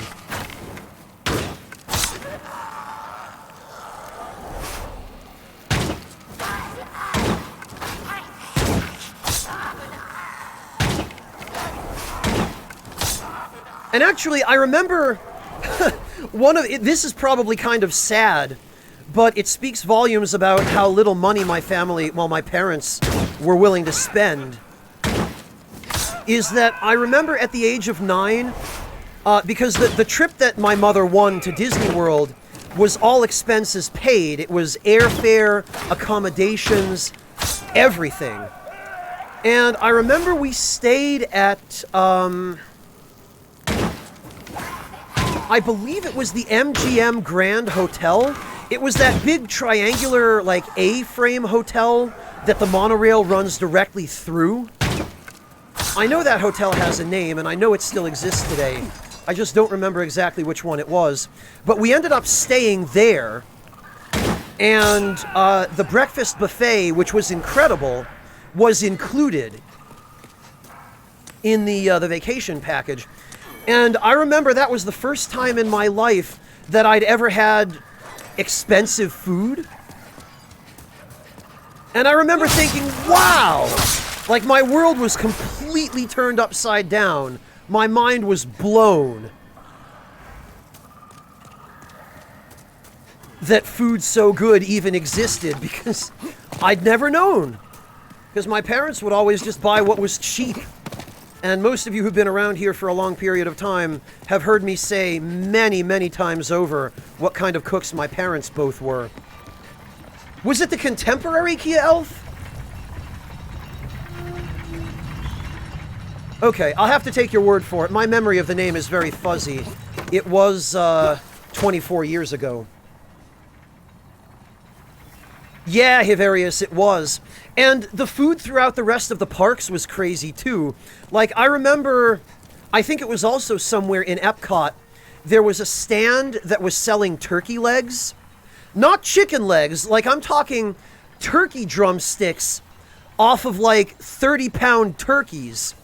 And I remember my mother bought me one, and she handed it to me, and I could barely hold it because it was so big. The thing was bigger than my head.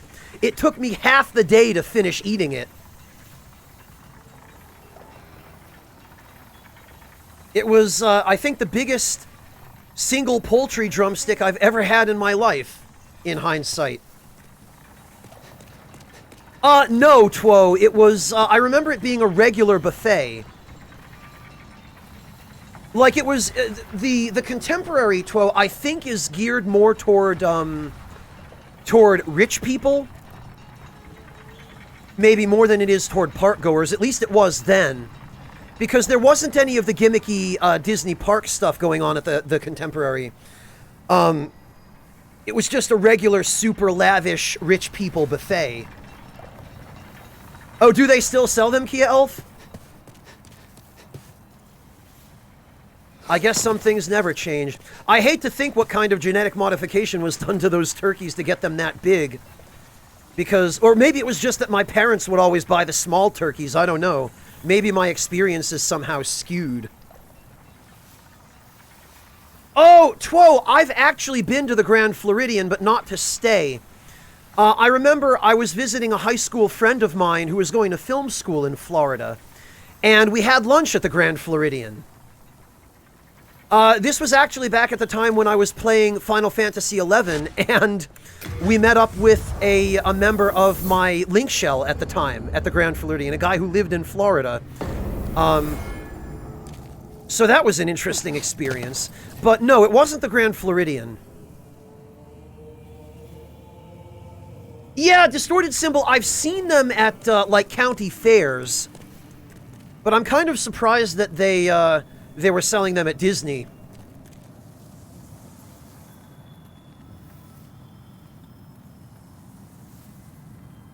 Well, Hivarius, I wasn't alive in the 60s, but I definitely remember turkeys being smaller in the 80s and the 90s. But again, I guess selective breeding and genetic modification probably account for that.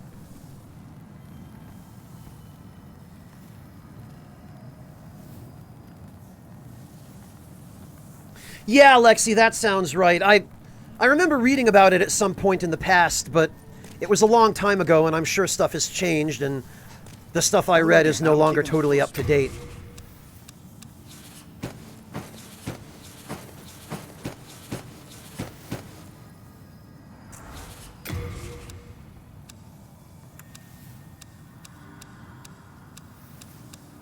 Actually, might be a good idea for me to bring my holy arrows now. Since we're here.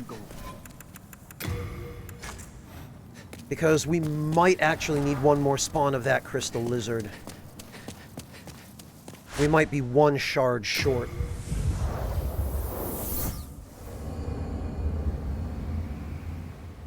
Oh, okay, Kia Elf. Yeah, the Disney parks are the kinds of places where, if you haven't gone there for a few years, stuff tends to be different when you go back.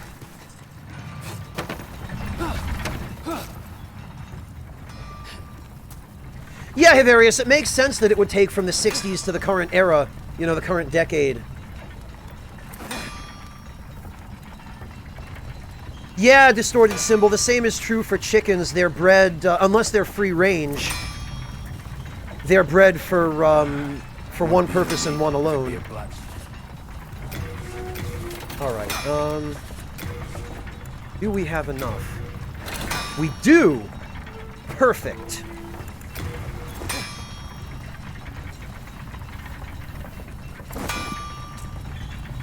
We'll have to settle with the +4 Dragon Longsword for the moment, though, unfortunately.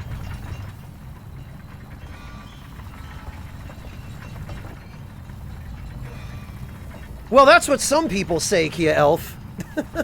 But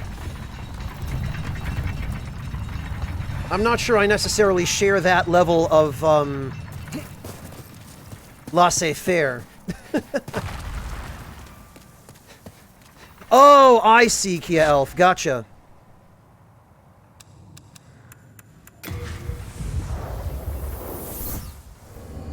Yeah, Brown, I'm aware. I grew up in Connecticut, actually, from the age of 4 to about the age of 18. And one thing that my father's friends, who tended to be kind of like backwoods hillbilly types of people, one of the things that they would frequently do is they would go hunting. And every now and then when I would go with my father to visit his friends in like the way remote region of town, even more remote than the town already was because it was a really small town, often enough we would show up there and somebody would have a wild turkey or a deer that they had just bagged. And there'd be venison or turkey or, you know, other game on offer.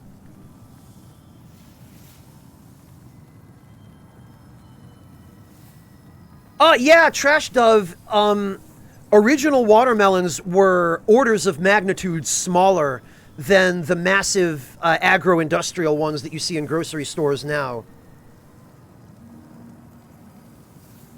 Oh, the YouTube channel, Lexi? Yeah, I've watched a few of those videos. It really is impressive how much that stuff has changed over the years. Yeah, Kia Elf. It's the same at the county fairs in Connecticut, in the area where I used to live. They would do a big county fair every year, and then smaller ones throughout the year. And they'd have stuff like that. The giant turkey legs didn't become a thing until maybe... Oh god, until I want to say I was probably 15 or 16. You didn't really see them too much before that.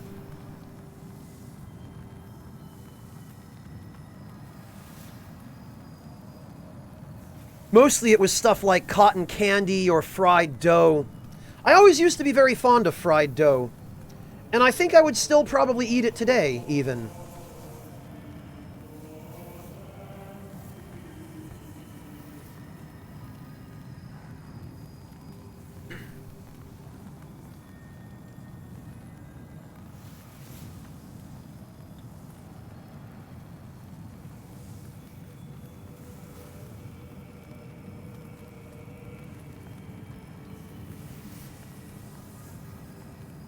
I bet it is, Tiny Little Dancer. And I mean, turkeys are stupid enough that they're not all that difficult to hunt. I mean, I've witnessed with my own eyes turkeys chase people. Like, in elementary school, I remember one day I was in, I think, 4th grade. So I would have been 9 or 10, I think. And my elementary school, I lived in a town where the school had a fairly large property, and they had a playground, and down the hill from the playground, they had like a sports field that they mainly used for soccer and other outdoor sports. But I remember one day we went out for recess, and there was a flock of turkeys just chilling in the ball field. And before any of the teachers could stop us, we all ran down the hill because we were like, wow, turkeys! And we walked up to the turkeys, and instead of running away, they started coming toward us. And eventually we realized that the turkeys were almost as tall as we were. And we went, you know what, actually, maybe this is a terrible idea. And it ended up being the turkeys that chased us away. Yeah, Kia Elf, they looked like they were shaping up to be.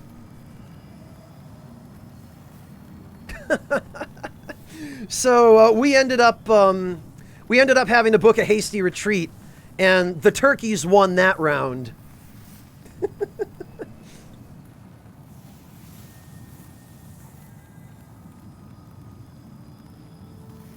In any case, guys, we are nearing the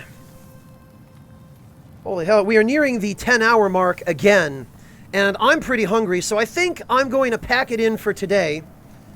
We're going to go raid my friend Miss Meowsy, who is playing Persona 4. And you guys are going to really like her. She's very sweet and very entertaining. And if we're lucky, we might catch her at another inopportune moment when she's saying something a little bit off color and will really embarrass. I mean, make her day much, much better. So, thank you all very much for joining me. I really appreciate everybody hanging out. And I am sure I will be streaming more of this tomorrow. Have a great night, everybody. Thank you to all of the new viewers for coming to join us. And for the follows and subscriptions, thank you to my regular viewers for coming as well. And I will catch you all next time. Take care, everybody.